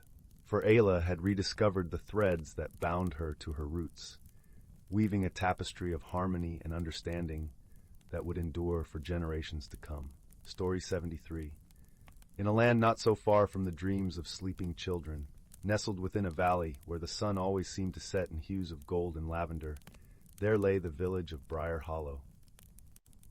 This quaint settlement was cradled by towering pines and gentle hills, with cobblestone paths that wound like friendly whispers through the heart of the town.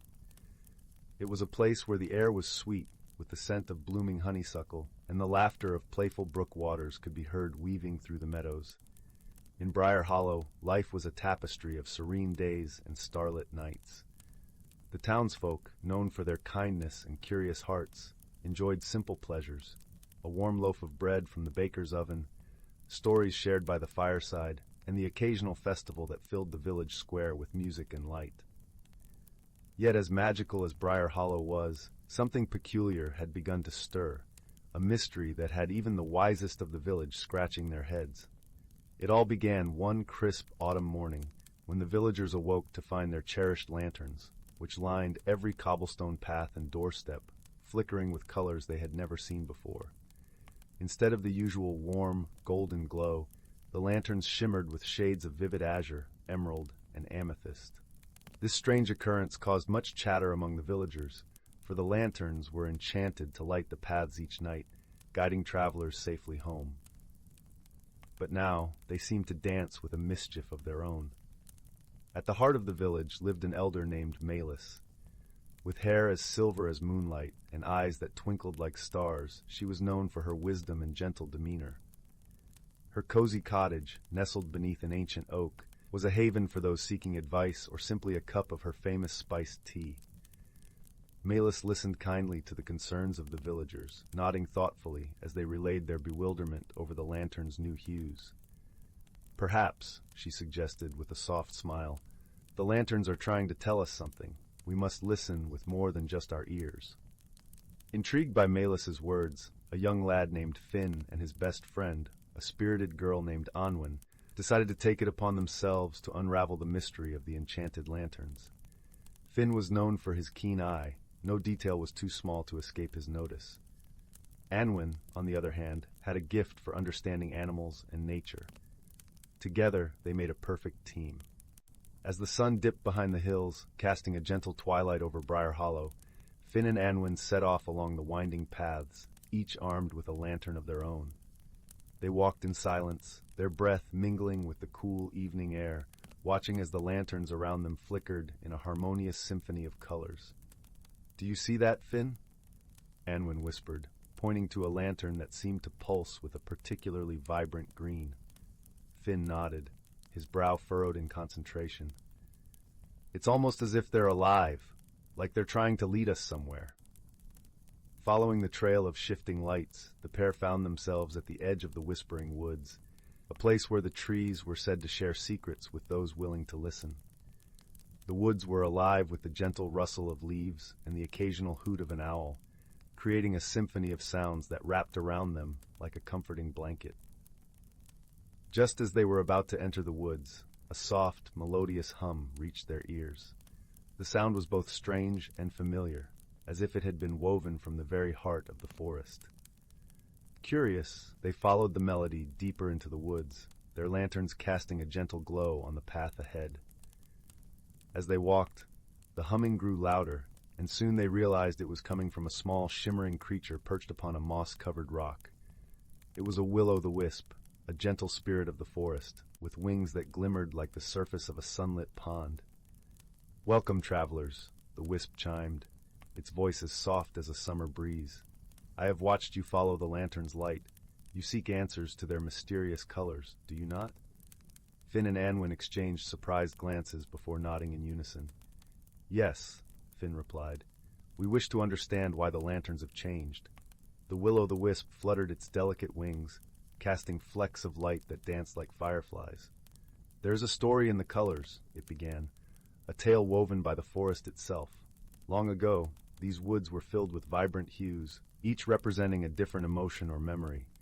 But over time, the colors faded, forgotten by those who walked these paths." Anwen's eyes sparkled with understanding. "The lanterns are bringing back the colors of the forest, reminding us of its stories." The wisp nodded, a smile in its voice. "Indeed, the lanterns are enchanted by the spirits of the woods, eager to share their tales with those who will listen. But they need your help to fully awaken the forest's magic." "How can we help?" Finn asked eagerly. "By gathering the colors and sharing them with the village," the wisp explained. "Each color has a memory, a story to tell. You must guide the villagers to embrace these stories, to remember the beauty and wisdom of the past." With newfound purpose, Finn and Anwen set off on their task, guided by the gentle light of their lanterns and the whispers of the will-o'-the-wisp. They spent the next few days exploring the woods, collecting vibrant leaves, delicate flowers, and even colorful stones that seemed to glow with an inner light. As they returned to the village with their treasures, the townsfolk gathered around, curious to hear the tales the young adventurers had uncovered. Malus, with her soothing voice, helped weave the stories into a tapestry of memories, each tale more enchanting than the last. The villagers listened with rapt attention as the stories unfolded, learning of the forest's ancient wisdom and the lessons held within each hue. The colors, once strange and mysterious, became familiar friends, guiding the villagers to cherish the magic within their own lives. As the final story was told, the lanterns throughout Briar Hollow glowed in a harmonious blend of colors, a testament to the unity and understanding that had blossomed among the villagers. The mystery of the lanterns had been solved, not through complex spells or grand gestures, but through the simple act of listening and learning. That night, as the stars twinkled in the velvet sky and the gentle breeze carried the scent of fresh pine, the village of Briar Hollow slept peacefully, cradled in the warmth of newfound wisdom and friendship. The lanterns, their colors now a comforting part of the village's nightly glow, continued to light the paths, guiding travelers safely home. And so, in the cozy heart of a magical world, where mysteries were solved with kindness and curiosity, the villagers of Briar Hollow found comfort in the gentle glow of their enchanted lanterns, a reminder that even in the quietest corners of the world, stories awaited those willing to listen. Story 74, In a quaint village nestled between lush emerald hills and a shimmering silver lake, there existed an ancient legend that whispered through the rustling leaves and echoed off the cobblestone streets. It was a tale of a magical compass, a relic from times long past, said to guide those who were lost, not just in the world, but within themselves. This compass, it was claimed, could reveal hidden paths, both in the heart and in the world around. In the heart of this village, there lived a young woman named Anwen, known for her gentle spirit and her insatiable curiosity. With hair the color of autumn leaves and eyes that sparkled like the morning dew, Anwen was beloved by all who knew her. Yet despite her cheerful demeanor, there was a restlessness within her soul. She yearned for adventure, for something beyond the familiar bounds of her village. One crisp autumn morning, as the sun painted the sky with hues of gold and amber, Anwen set out on her daily walk along the lake's edge. The air was cool and carried the scent of fallen leaves and distant pine. As she strolled, she noticed something shimmering beneath the water's surface. Curious, she knelt by the water's edge and reached into the cool depths, her fingers brushing against something smooth and metallic. To her astonishment, Anwen pulled out a beautifully ornate compass, its surface adorned with intricate engravings of vines and stars. The needle spun wildly before settling, pointing not north as she expected, but towards the dense forest that bordered the village. Anwen felt a thrill course through her, a sense of destiny calling her towards the unknown. She hurried back to the village, her heart racing with excitement and a hint of fear.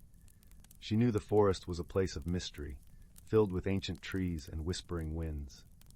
Yet, something within her urged her to follow the compass's direction. That evening, by the warmth of her fireplace, she pondered her decision. The fire crackled softly, its glow casting comforting shadows that danced along the walls. The next morning, Anwen awoke with a sense of resolve. She packed a small satchel with essentials, a loaf of freshly baked bread, a flask of water, and a worn journal to record her journey. With the compass clutched tightly in her hand, she set off towards the forest, her steps guided by the unwavering needle. As she entered the forest, the world around her transformed. The air was filled with the earthy scent of moss and rich soil, and the canopy above filtered the sunlight into dappled patterns on the forest floor. Every sound was amplified: the rustling leaves, the distant call of a bird, the gentle babble of a hidden stream. Anwen followed the compass for hours, delighting in the wonders around her. She marveled at the vibrant mushrooms that dotted the path, each one a splash of color against the green. She paused to watch a family of deer as they grazed, their presence serene and unthreatened by her quiet observation. As the sun climbed higher, she realized she was deeper into the forest than she had ever ventured before. Just as the afternoon light began to soften, Anwen came upon a clearing. In the center stood an ancient oak, its gnarled branches stretching skyward like welcoming arms. Beneath its boughs sat a small wooden bench, weathered but sturdy. The sight filled Anwen with a sense of peace, as if she had stumbled upon a secret place meant only for her. She settled onto the bench, letting the tranquility of the clearing seep into her bones. The compass lay silent in her lap, its duty seemingly fulfilled for the moment. As she rested, a gentle breeze stirred the leaves, carrying with it the faintest hint of music, soft, lilting notes that danced through the air like a lullaby. Anwen closed her eyes, allowing the music to envelop her. It was a melody of longing and hope, of dreams yet to be realized. When she opened her eyes again, she found she was not alone. Beside her sat a creature unlike any she had ever seen, a fox with fur as white as snow and eyes that glimmered like the moonlit lake. The fox regarded her with an intelligence that was almost human. It nodded its head once, a gesture of acknowledgement and perhaps approval. Anwen felt no fear, only a sense of wonder and connection. The fox stood and began to walk away, pausing to look back at her, as if to say, "Follow me." Trusting her instincts and the guidance of the compass, Anwen rose and followed the fox deeper into the forest. The path wound through groves of ancient trees, their trunks thick with age and wisdom. The air grew cooler, and the light took on a magical quality, casting everything in shades of twilight blue and silver. The fox led her to a hidden glade, a place untouched by time. In the center stood a small stone altar, its surface etched with symbols that seemed to pulse with an inner light. Anwen approached with reverence, feeling the weight of history and magic in the air. As she neared the altar, the compass in her hand began to glow softly, resonating with the energy of the place. Anwen understood then that this was the heart of the forest, a nexus of power and mystery. She felt a sense of belonging, as if she had been destined to find this place and unlock its secrets. The fox sat by the altar, watching as Anwen placed the compass upon it. A soft light enveloped the clearing, and she heard the music again, clearer this time, with harmonies that spoke of unity and understanding. The symbols on the altar shimmered, revealing an intricate map of the forest, with paths and places that no ordinary map could show. In that moment, Anwen realized that the compass was not just a guide through the physical world, but a key to understanding the hidden connections between all things. It was a reminder that every journey, no matter how solitary it might seem, was intertwined with the journeys of others. She understood that she was part of a greater story, one that spanned beyond her village and her lifetime. The fox, satisfied that Anwen had learned what she needed, rose and began to leave the glade. Anwen followed, feeling lighter and more at peace than she had in years. As they retraced their steps back to the clearing with the oak tree, Anwen felt a deep gratitude for the adventure and the wisdom she had gained. As the sun dipped below the horizon, casting the sky in hues of pink and violet, Anwen returned to her village, her heart full of stories to share. She knew that she would tell of the compass and the magical glade, of the white fox and the melodies of the forest. But more importantly, she would speak of the connections she felt, the understanding that had blossomed within her. And as she settled by her fireplace that night, the warmth of the flames a comforting presence, Anwen knew that her journey was just beginning. The compass lay on the mantel, its needle pointing towards possibilities yet to be explored. She smiled, content in the knowledge that she was never truly lost, for she carried the map of the world and her heart within her. In the days that followed, Anwen shared her tale with the villagers, inspiring them to seek their own adventures, to find their own hidden paths. The story of the compass became a cherished legend, a reminder of the magic that lay just beyond the familiar, waiting to be discovered by those brave enough to follow their hearts. And so, in the quiet village by the Silver Lake, the legend of the magical compass lived on, a beacon of hope and wonder for generations to come. The fire crackled softly, and the leaves rustled with the promise of new stories, weaving a tapestry of dreams that would never end. Story 75: The Whispering Woods and the Lantern of Dreams. In the quaint village of Eldergrove, nestled at the edge of the sprawling Whispering Woods, there was a legend that enchanted the hearts of young and old alike. This legend spoke of a mystical lantern of dreams, hidden deep within the woods, said to have the power to grant one's deepest desires. The villagers often gathered around crackling fires, sharing tales of the lantern's mysterious glow, which was said to shimmer like the stars on a clear night. The Whispering Woods, true to its name, was a place of murmuring leaves and rustling secrets, where the wind carried soft echoes of stories long forgotten. The towering trees, with their emerald canopies, swayed gently as if sharing their own ancient wisdom with the world. It was here, amid this enchanting backdrop, that a young boy named Finn found himself drawn, his heart yearning for an adventure that would change him forever. Finn was a kind-hearted lad, with a curiosity as boundless as the sky. His eyes, a shade of deep forest green, sparkled with dreams of discovering hidden worlds and uncovering secrets. Though small in stature, Finn possessed a courage that belied his years, and a smile that could warm even the coldest of nights. One crisp autumn morning, as the golden sun began its ascent, painting the sky in hues of rose and amber, Finn awoke with a sense of purpose. He had heard the legend of the Lantern of Dreams many times before, but today the call of the woods was stronger than ever. He packed a few essentials, a loaf of bread, some cheese, and a small flask of water, into his satchel, and with a heart full of anticipation, he set off toward the Whispering Woods. The path into the woods was lined with fallen leaves, their colors a tapestry of amber, crimson, and gold. As Finn walked, the crunch of leaves beneath his feet harmonized with the soft whispers of the breeze, creating a melody that seemed to guide him deeper into the forest. The air was cool and crisp, carrying the earthy scent of moss and pine, and as Finn breathed it in, he felt an inexplicable sense of belonging. As he journeyed further, the trees grew denser, their trunks thick with age, standing like silent sentinels guarding the secrets of the woods. Shafts of sunlight pierced through the canopy, casting dappled patterns on the forest floor. Finn paused for a moment, taking in the beauty of his surroundings, feeling the woods embrace him with their timeless magic. It wasn't long before Finn came across a clearing, where the sunlight pooled like liquid gold.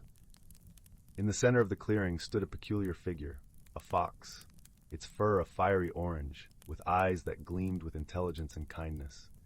The fox regarded Finn with a curious tilt of its head, as if assessing the boy's intentions. "Hello there," Finn greeted, his voice gentle and full of wonder. "I didn't expect to find company here." The fox, to Finn's astonishment, responded with a soft, melodic voice. "Greetings, young traveler. My name is Ember.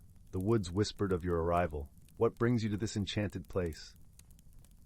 Finn's heart skipped a beat at the fox's unexpected reply, but he quickly composed himself. "I'm searching for the Lantern of Dreams," he confessed, his voice tinged with both hope and trepidation. "I've heard it can grant one's deepest desires." Ember's eyes shimmered with understanding. "The lantern is indeed real, but it is not easily found. Many have sought it, but few have succeeded. It requires more than just determination. It requires a heart that is true." Finn nodded, his resolve unshaken. "I understand. Will you help me find it?" The fox considered for a moment before nodding. "Very well. I shall guide you, but you must promise to listen to the wisdom of the woods and the whispers of your heart." With a grateful smile, Finn agreed, and together they ventured deeper into the forest, where the air grew cooler and the shadows longer. As they walked, Ember shared stories of the woods, tales of creatures both magical and mundane, and lessons learned from the land itself. Finn listened intently, his mind absorbing the knowledge like a sponge. He learned to recognize the calls of different birds, the tracks of woodland creatures, and the subtle signs of weather changes. Each lesson was a thread, weaving a tapestry of understanding about the natural world around him. The journey was not without its challenges. They crossed bubbling streams, navigated narrow paths, and climbed over fallen logs. Yet with each obstacle, Finn's confidence grew, and his bond with Ember deepened. The fox, with its graceful movements and wise eyes, became both a guide and a friend. One evening, as the sun dipped below the horizon, painting the sky in shades of lavender and indigo, they made camp beside a gentle brook. The sound of water trickling over stones was a soothing lullaby, and the scent of wildflowers filled the air. As they sat by the fire, Ember shared a story about the Lantern of Dreams.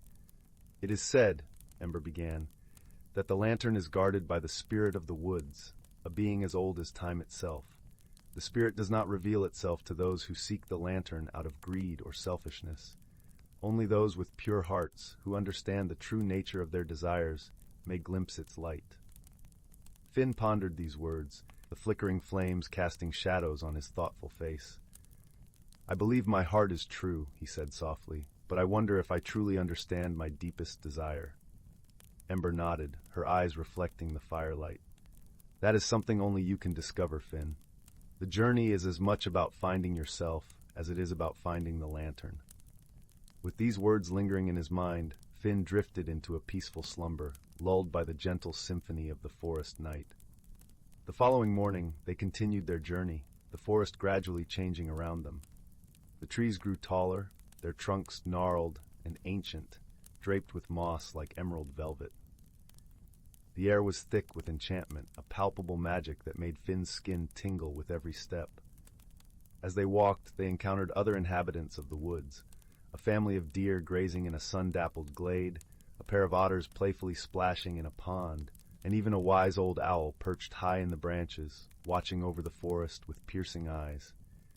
Each encounter was a reminder of the harmony and balance that existed within this hidden world. Finally, after what felt like days, but was really only a few hours, they reached the heart of the forest. Here, in a secluded grove, the trees stood in a perfect circle, their branches entwined like the fingers of old friends. In the center of this circle stood a stone pedestal, upon which rested the Lantern of Dreams. The lantern was a masterpiece of craftsmanship, its surface etched with intricate patterns that seemed to dance in the dappled sunlight. It glowed with a soft, ethereal light, a beacon of hope and wonder in the heart of the forest. Finn approached the lantern with reverence, his heart pounding with a mix of excitement and apprehension. As he reached out to touch it, a gentle breeze stirred the leaves, and a shimmering figure appeared before him, the spirit of the woods. The spirit was a being of pure light, its form ever shifting like the patterns of sunlight on water. It spoke with a voice that was both ancient and young, a melody woven from the whispers of the trees and the songs of the birds. "Greetings, Finn," the spirit said, its voice echoing through the grove. "You have journeyed far and faced many challenges to reach this place. What is it that you seek?" Finn hesitated, his heart full of conflicting emotions. "I seek the Lantern of Dreams," he replied. "But more than that, I seek to understand my own heart." The spirit regarded him with eyes that seemed to see into his very soul. "And what does your heart tell you, young one?" Finn closed his eyes, listening to the whispers within. He thought of his journey, of the friends he had made, and the wonders he had witnessed. Slowly, a realization dawned upon him, as gentle and profound as the morning light. "My deepest desire," Finn began, his voice filled with newfound clarity, "is not for wealth or power, but for the wisdom to cherish the world around me and the courage to follow my dreams, whatever they may be." The spirit smiled, a radiant warmth that enveloped the grove. "You have found the true light of the lantern, Finn. It is not merely an object of power, but a guide to the heart's true desires. The journey you have taken is the key to unlocking its magic." With these words, the Lantern of Dreams glowed brighter, its light filling the grove with a brilliance that seemed to transcend time and space. Finn felt a wave of peace wash over him, a deep sense of fulfillment and understanding. As the light faded, the spirit gently touched Finn's shoulder, imparting a final blessing. "May your heart always guide you, and may you find joy and wisdom in every step of your journey." With a nod of gratitude, Finn watched as the spirit dissolved into the air, leaving behind a sense of serenity and a promise of future adventures. With Ember by his side, Finn began the journey back to Eldergrove, his heart light and his spirit renewed.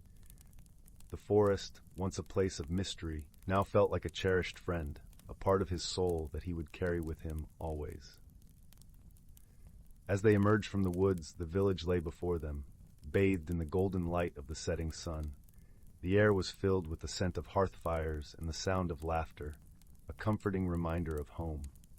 Finn's return was met with joy and celebration, the villagers eager to hear of his adventures and the wonders of the Whispering Woods. As he shared his tale, Finn realized that the true magic of his journey lay not just in the discovery of the lantern, but in the friendships forged and the wisdom gained along the way. That night, as Finn lay in his bed, the gentle rustle of the wind through the trees outside his window lulled him to sleep. His dreams were filled with visions of magical forests, shimmering spirits, and the enduring light of the Lantern of Dreams. And so in the quiet village of Eldergrove, nestled at the edge of the Whispering Woods, the legend of the Lantern of Dreams lived on, a beacon of hope and wonder for generations to come. And Finn, with a heart full of dreams and a spirit forever changed, knew that his journey was only just beginning. Story 76. Once upon a time, in a quaint village nestled between rolling hills, there lived a young girl named Elisa. Though she was just a child, Elisa possessed a heart filled with curiosity and a mind that always yearned for adventure. One crisp autumn evening, as Elisa was helping her grandmother gather firewood from the forest, she stumbled upon a peculiar sight, a small wooden box half buried beneath a fallen log. Intrigued, she brushed away the leaves and lifted the box, marveling at its intricate carvings and the strange symbols etched into its surface. As she turned the box over in her hands, a soft glow began to emanate from within, and a gentle voice whispered in her mind, "You have found the box of wonders, young one. Open it and let your imagination take flight." With trembling fingers, Elisa unlatched the tiny clasp, and the box sprang open, revealing a shimmering mist that swirled and danced before her eyes.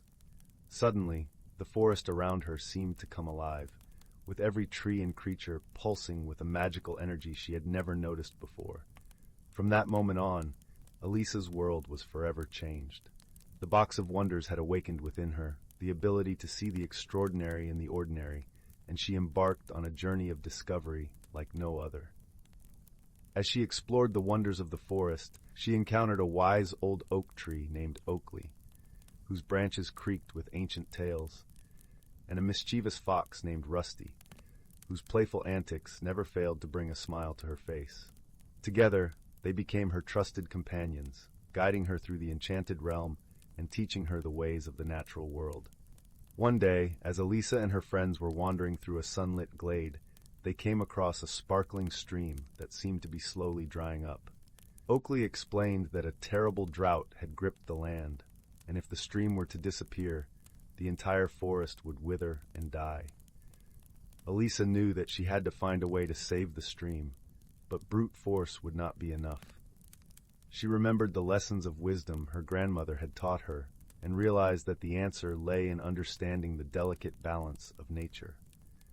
With Oakley's help, she learned about the intricate web of life that sustained the forest, and how every creature, plant, and drop of water played a vital role. Rusty, ever the mischievous one, showed her secret paths and hidden springs that could help replenish the stream. Together, they embarked on a quest to restore the water's flow, working in harmony with the forest's inhabitants. Elisa used her newfound abilities to coax the roots of ancient trees to release their moisture, and she convinced the beavers to build dams that would slow the water's journey, allowing it to seep into the parched earth. Day by day, the stream began to swell once more, and the forest regained its vibrant hues. Elisa had learned that true power lies not in force, but in understanding and respecting the natural world around us. As the years passed, Elisa's adventures continued, each one teaching her valuable lessons about friendship, perseverance, and the wonders that lie hidden in plain sight. The box of wonders had opened her eyes to a world of magic and possibility, and she vowed to cherish and protect its secrets forever. And so, on quiet evenings, when the stars twinkled overhead, Elisa would gather the children of the village around the crackling fire and share her tales of the enchanted forest. Her stories became a beacon of hope and joy, reminding everyone that even in the humblest of objects, incredible wonders can be found. If only we have the courage to open our hearts and let our imaginations soar. Story 77. In the heart of a lush emerald valley, surrounded by whispering pines and the gentle murmur of a crystal-clear brook, stood the quaint village of Elderglen.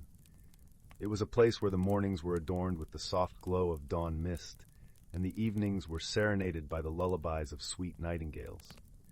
Here, nestled among the moss-covered stones and the ancient oak trees, lived a young villager named Lila. Lila had always felt a peculiar tugging at her heart, a soft, insistent whisper of something just beyond her understanding. She had grown up listening to her grandmother's tales of their ancestors, who were said to have been keepers of an ancient legacy, one that had long since faded into the mists of time.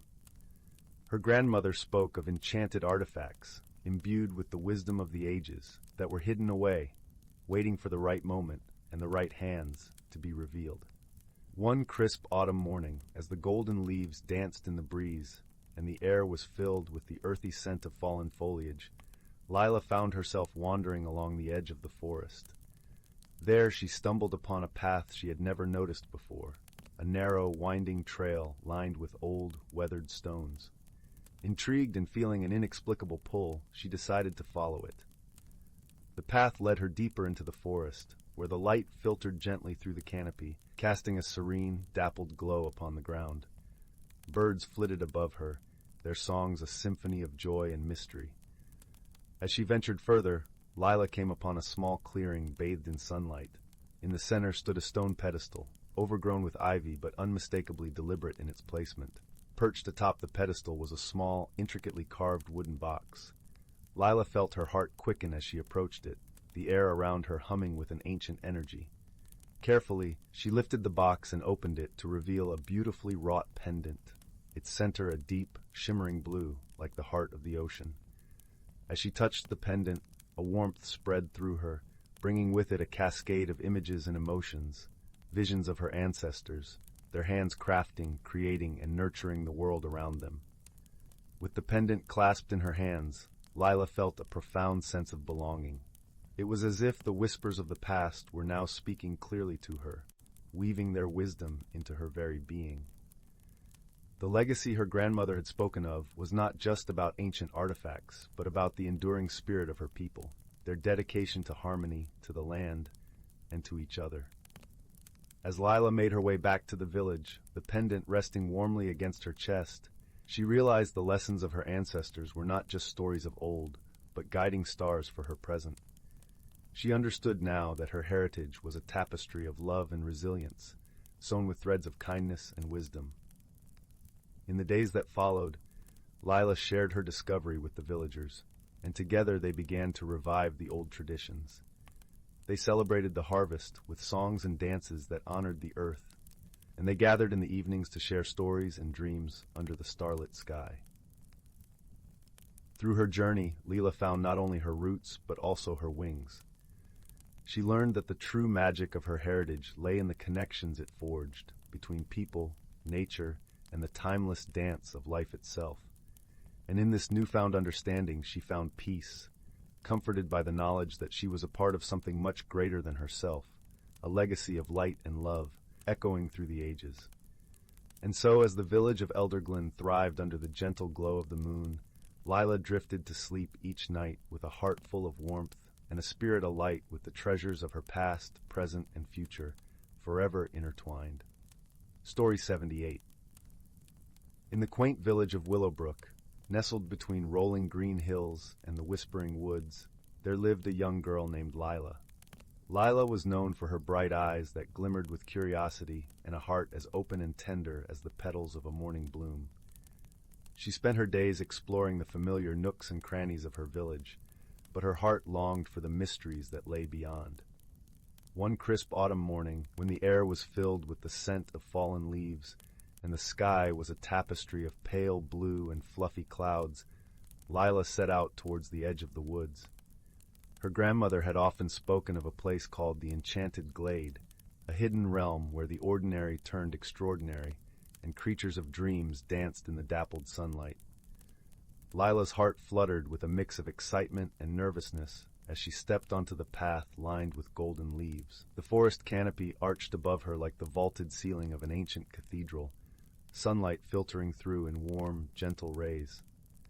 As Lila ventured deeper, the woods began to hum with a symphony of sounds, a gentle rustling of leaves, the soft trills of distant birds, and the faint, melodious tinkle of a brook nearby.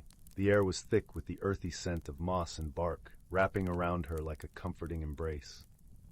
After walking for what felt like hours, Lila stumbled upon a peculiar sight, a shimmering archway formed by intertwined branches, glittering as though dusted with stardust. With a deep breath and a heart full of courage, she stepped through the archway and into the enchanted glade. The glade was a tapestry of wonders. Lush grass carpeted the ground, dotted with flowers that glowed with an inner light, violets, blues, and pinks that seemed to whisper secrets to one another. A gentle breeze carried the sweet aroma of honey and citrus, and the air was alive with the gentle buzz of tiny, winged creatures flitting from bloom to bloom. As Lila wandered deeper into the glade, she was greeted by a curious sight. A group of small, fluffy creatures with iridescent wings and eyes like sparkling gemstones hovered around her. They chirped in a harmonious chorus, their voices like the tinkling of silver bells. Lila smiled and greeted them with a gentle wave, feeling a sense of joy and wonder as they danced around her, leaving trails of shimmering light in their wake. The whimsical creatures led Lila to a crystal-clear pond at the heart of the glade. The water shimmered like liquid sapphire, and tiny fish with scales of silver and gold darted beneath the surface. Perched on a smooth stone by the water's edge was a wise-looking frog with a crown of delicate flowers atop its head. The frog regarded Lila with kind, knowing eyes. "Welcome, young adventurer," croaked the frog in a voice that rumbled like distant thunder, yet was as soothing as a lullaby. "You have journeyed far to reach the enchanted glade. What do you seek?" Lila pondered the question, her fingers brushing the soft petals of a nearby flower. "I seek to understand the magic of this place, she replied, "and to discover the wonders that lie beyond what I know." The frog nodded sagely. To embrace the unknown is to find the courage within oneself. The glade is a mirror, reflecting the heart of those who enter. You shall find what you seek, for you possess the heart of an explorer. With a gentle splash, the frog leapt into the pond, sending ripples across its surface that shimmered with colors unseen. As the ripples spread, they revealed a path of stepping stones leading across the water. Lila took a deep breath, her heart steady with newfound courage, and set foot on the first stone. The stones were cool and smooth beneath her feet, each step bringing her closer to the other side. As she reached the final stone, the whisper of the breeze carried a soft, melodious tune, as if the glade itself was singing her praises. On the far shore, Lila found a grove of towering trees with bark that glowed like moonlight. Nestled among the roots was a small, intricately carved door. She felt a gentle tug at her heart, urging her to open it. With a soft creak, the door swung open to reveal a hidden alcove. Inside, the alcove was filled with treasures of the natural world, glimmering stones, delicate feathers, and tiny vials of shimmering dust. And there in the center lay a simple, worn journal. Lila picked it up, feeling the weight of its stories and secrets. As she opened the journal, she found pages filled with tales of those who had ventured into the enchanted glade before her. Each entry spoke of courage, discovery, and the joy of exploring the unknown. Lila added her own entry, her words a testament to her journey and the magic she had found within herself. As the sun began to dip below the horizon, painting the sky in hues of orange and pink, Lila knew it was time to return home. She left the journal in its resting place, a gift for the next adventurer who would come seeking the glade's wonders. With a heart full of warmth and a spirit alight with discovery, Lila retraced her steps back through the forest. The path seemed brighter, the air sweeter, and the whispers of the woods more vibrant than ever before. As she emerged from the woods and into the village, the stars began to twinkle overhead, casting a gentle glow upon the world. Lila felt a deep sense of peace, knowing that the magic of the enchanted glade lived on within her, a reminder of the courage it took to step beyond the familiar and embrace the wonders of the unknown. And so, with a heart full of dreams and a spirit untamed, Lila drifted into a restful sleep, her dreams colored by the enchanting world she had discovered, ready to awaken to a new day full of possibilities. Story 79. In a quiet village embraced by the lush arms of the whispering woods, nestled in the gentle folds of rolling hills, there began a tale of wonder and warmth. The village, known simply as Hollowdale, was the kind of place where time seemed to slow, where mornings greeted each cottage with dewdrop kisses on the windows, and evenings were serenaded by the songs of crickets and the rustle of leaves in the gentle breeze. In this village lived a young girl named Lila. Lila had a heart as vast as the meadow and eyes that sparkled like the stars on the clearest nights. She was known for her kindness and her insatiable curiosity about the world beyond the familiar paths of Hollowdale. Her best friend, a gentle, golden-feathered bird named Pip, was her constant companion. Pip had been by Lila's side for as long as she could remember, ever since a summer storm had brought him, shivering and lost, to her window ledge. From that day on, their bond had grown strong, nurtured by shared adventures and whispered secrets. One afternoon, as the sun began its descent, painting the sky with shades of amber and rose, Lila and Pip wandered to the edge of the whispering woods. The forest was a place of mystery, its trees ancient and wise, their trunks wide and gnarled, their leaves whispering secrets that only those with open hearts could hear. It was said that deep within the woods lay a hidden world, a realm untouched by time, where magic flowed like a river through the roots of the earth. Lila had often dreamed of finding this hidden world, a place where the ordinary became extraordinary, and where the boundaries of imagination were the only limits. As they meandered along the forest path, Lila noticed something unusual, a soft, shimmering light peeking through the dense foliage. Curiosity piqued. She turned to Pip, who chirped excitedly, encouraging her to follow the glow. They ventured deeper into the woods, the air growing cooler, the sounds of the village fading into the soft symphony of nature. The light led them to a small clearing where a peculiar object lay nestled among the fallen leaves, a mirror, framed in intricately carved wood that seemed to pulse with a gentle golden glow. The mirror was unlike any Lila had ever seen. Its surface was not of glass but of water, smooth and still, reflecting not her own image, but a vast, starry sky.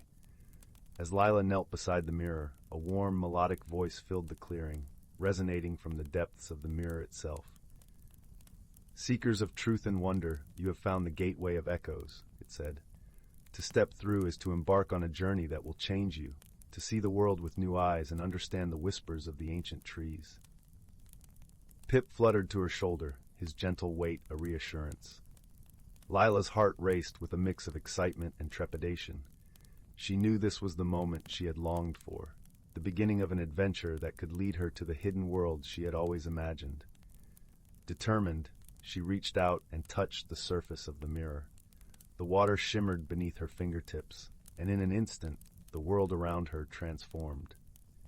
The clearing dissolved, replaced by a landscape of breathtaking beauty and wonder. They stood atop a hill overlooking an enchanted valley, where flowers glowed with an inner light, and streams of liquid crystal wound their way through the vibrant greenery. The air was alive with the scent of wild jasmine and honeysuckle, mingling with the earthy aroma of moss and rich soil. Above, the sky was a tapestry of swirling colors, a dance of auroras that painted the horizon in shades of emerald and violet. As Lila and Pip descended the hill, they marveled at the wonders around them. Creatures of all shapes and sizes roamed the valley, graceful deer with antlers that shimmered like moonbeams, squirrels with tails that sparked like tiny fireworks, and butterflies whose wings carried the colors of the dawn. In the heart of this hidden world stood an ancient tree, its trunk wide and twisted, its branches reaching toward the heavens. The tree was a guardian of the valley, its roots entwined with the magic that flowed through the land. Beneath its boughs sat a wise old tortoise named Eldrin, whose shell was etched with the stories of ages past. Eldrin greeted them with a slow, benevolent nod. "Welcome, travelers," he said, his voice deep and soothing, like the rumble of distant thunder. "You have crossed the threshold into the realm of the echoes. Here, you will find both challenges and companions, as you seek the answers to your heart's questions." Lila and Pip listened intently as Eldrin spoke of the valley's mysteries. He told them of a magical object, the Heartstone, which lay hidden somewhere in the realm. The Heartstone held the power to reveal one's true path and grant the wisdom to walk it. "But beware," Eldrin cautioned. "The path to the Heartstone is fraught with tests, designed to challenge your courage, kindness, and understanding. Only those who walk with an open heart can find their way." Thus began their journey through the Valley of Echoes. Each step brought them closer to the Heartstone and deeper into the magic of the hidden world. They met many creatures along the way, an owl with feathers like silver moonlight, who guided them through the forest's darkest corners, a family of foxes, who taught them the art of listening to the land, and a playful river spirit, who shared the secrets of the water's flow. With each encounter, Lila learned something new, not only about the world around her, but also about herself. She discovered the strength of her compassion, the depth of her understanding, and the courage she held within her heart. Pip, too, grew, his golden feathers glowing brighter with each challenge overcome, his song resonating with newfound wisdom. As they journeyed, they faced trials that tested their friendship and resolve. Yet through every hardship, they found solace in each other's company, their bond unbreakable in the face of adversity. It was this friendship that guided them through the final trial, a labyrinth of mirrors that reflected not only their physical forms but also their innermost fears and doubts. In the heart of the labyrinth, Lila stood before a mirror that showed her a world without Pip, a world where she walked alone. The image tugged at her heart, a reminder of how much their friendship meant to her. But as she reached for the mirror, Pip's gentle chirp filled her ears, a melody of hope and companionship. She realized that even in the darkest moments, they would always find each other, bound by the threads of love and trust. With this newfound understanding, they emerged from the labyrinth and found the Heartstone, cradled in the roots of a silver-barked tree. It was a gem of pure light, its surface shifting with colors that echoed the sky above. As Lila held it, the Heartstone pulsed with warmth, filling her with a sense of peace and clarity. The journey had changed her, not by altering who she was, but by uncovering the strength and wisdom that had always been within her. She understood now that the hidden world she had sought was not just a place of magic and wonder, but a reflection of the potential that lay within every heart. With the Heartstone's light guiding them, Lila and Pip returned to the Gateway of Echoes, the path home now clear in their minds. As they stepped back through the mirror, the world of Hollowdale welcomed them with open arms, the familiar sights and sounds a comforting embrace. The village seemed unchanged, yet Lila knew that she was not the same. She carried with her the lessons of the valley, a deeper understanding of the world and her place within it. As she and Pip wandered home, the stars began to twinkle in the sky, a gentle reminder of the wonders that lay beyond. That night, as Lila lay in her bed, Pip nestled beside her. She closed her eyes and drifted into a peaceful sleep. Her dreams were filled with the colors of the auroras, the scent of wildflowers, and the gentle whispers of the ancient trees. She knew that the hidden world was always there, waiting to be discovered by those who dared to dream. And so, in the heart of Hollowdale, a story of friendship, courage, and the magic of the unseen came to a gentle close, leaving behind a sense of warmth and wonder that would linger in the hearts of Lila and Pip forever. Story 80 title, The Whispering Woods. In the heart of a gentle valley, nestled between two rolling hills, lay the quaint village of Meadowbrook. The air was always sweet with the fragrance of wildflowers, and the gentle hum of bees could be heard in the warm sunlight. The villagers were known for their kindness and the way they cherished the simple joys of life. But what made Meadowbrook truly special was the forest that bordered it, a forest that held secrets whispered only to those who truly listened. One such listener was a young girl named Lila. With her chestnut curls and bright, curious eyes, she was known throughout the village for her love of stories. She would often wander into the woods, where the trees seemed to bend low to greet her, their leaves rustling like an old book turning its pages. Lila had a gift, though she did not yet know it. She could hear the whispers of the forest, subtle and melodic, as if the wind carried tales of old. One crisp autumn morning, as the sun painted the leaves in hues of gold and amber, Lila set out on an adventure. Her feet crunched on the path covered with fallen leaves, each step releasing a sweet, earthy scent.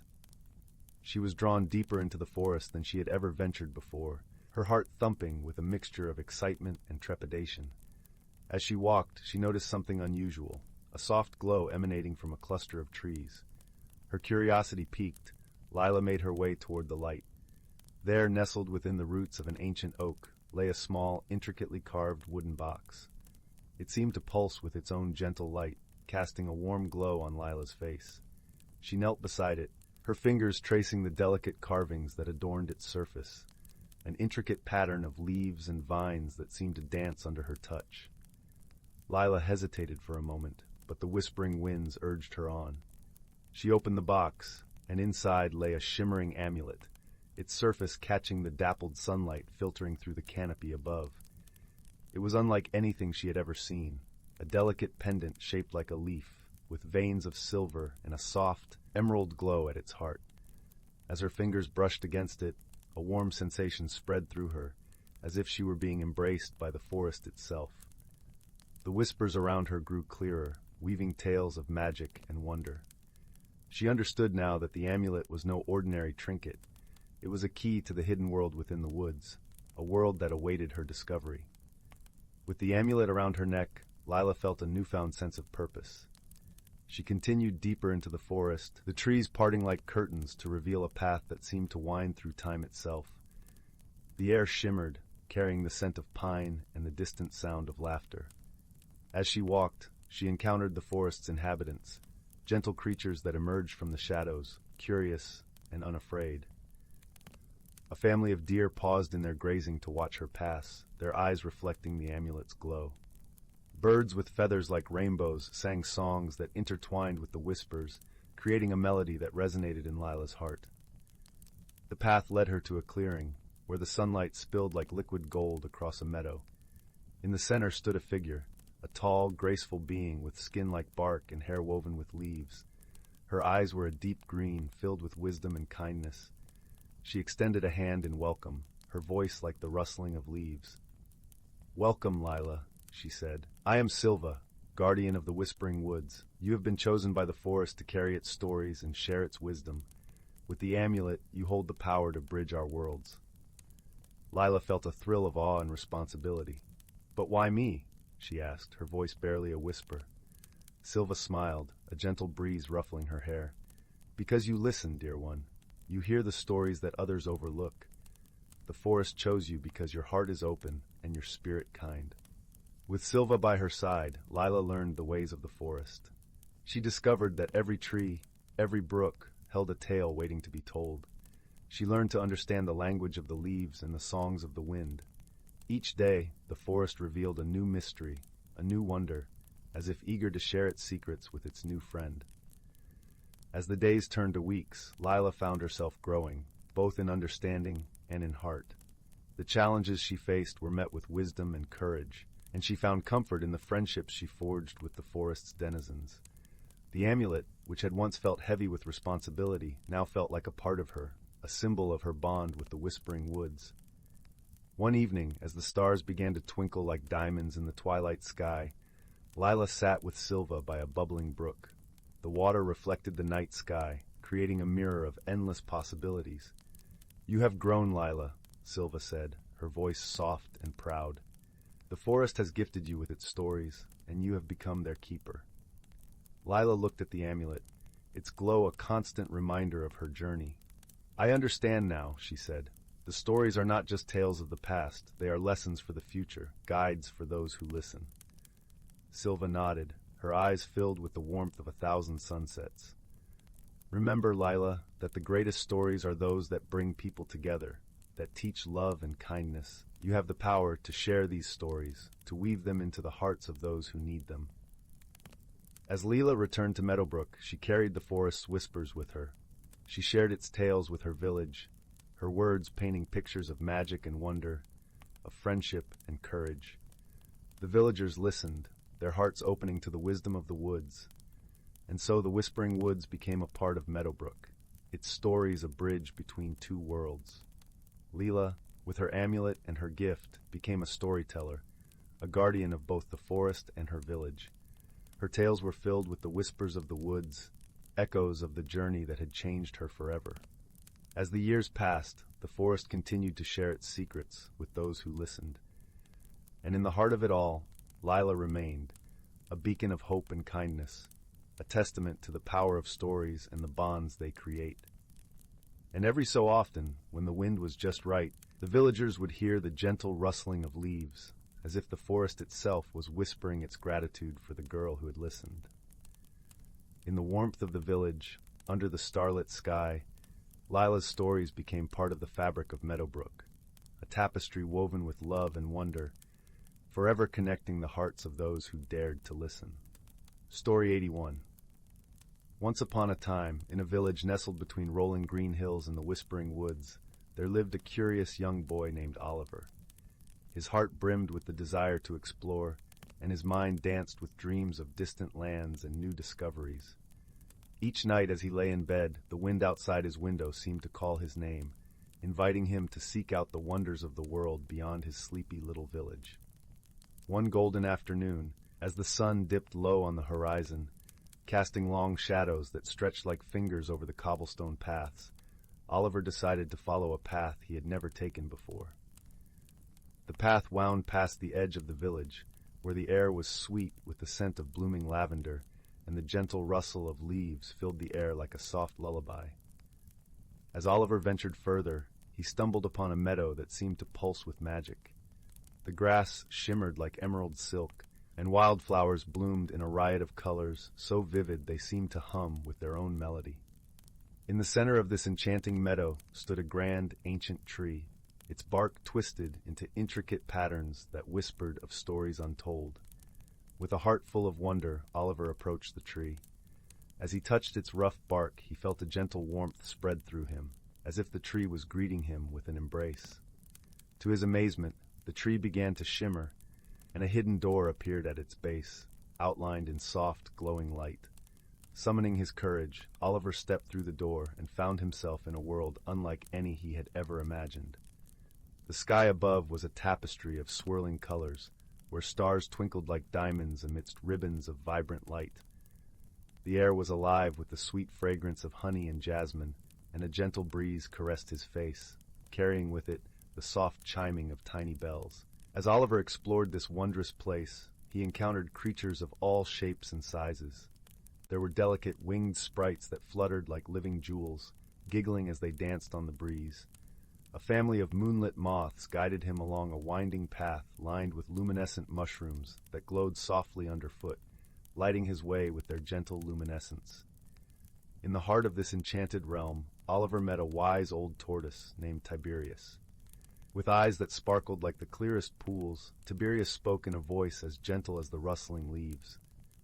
"Welcome, young traveler," he said. "You have shown great courage in venturing beyond the familiar. Here, you will find that exploration opens the heart to the wonders of the world."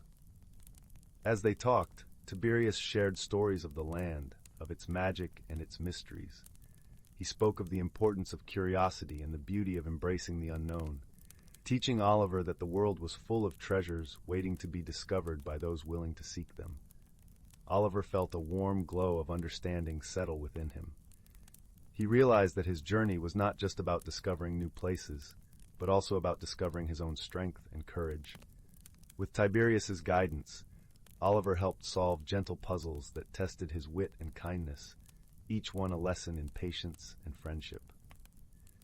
As the moon rose high in the sky, casting silver beams across the magical realm, Oliver knew it was time to return home. With a heart full of gratitude, he bid farewell to Tiberius and the whimsical creatures he had met. He retraced his steps to the ancient tree, carrying with him the lessons and memories of his enchanting adventure. Back in the meadow, Oliver paused to look back at the tree one last time. The door had disappeared, but the warmth of the journey remained within him, a gentle reminder of the wonders that lay beyond the known. As he made his way home, the stars twinkled above, and the night sang a lullaby of courage and exploration, wrapping him in a cozy embrace. Oliver returned to his village with a heart full of stories and a newfound appreciation for the beauty of the world around him. He knew that the path of discovery was endless, and he would always carry the spirit of adventure within him. And so, as he drifted off to sleep, the whispering wind seemed to murmur a promise of future journeys, of new friends and old wisdom, and of the courage that would always guide him into the unknown. Story 82. Once upon a twilight hour, when the sun's amber rays filtered through the canopy of whispering leaves, a young rabbit found herself at the heart of the wildwood forest. Her name was Willow, and she had wandered far from her warren, enchanted by the forest's ethereal beauty. As Willow hopped along the moss-carpeted paths, she couldn't help but notice the extraordinary creatures that called this realm home. Tiny glowworms illuminated the underbrush with their bioluminescent light, while jewel-toned butterflies danced among the wildflowers.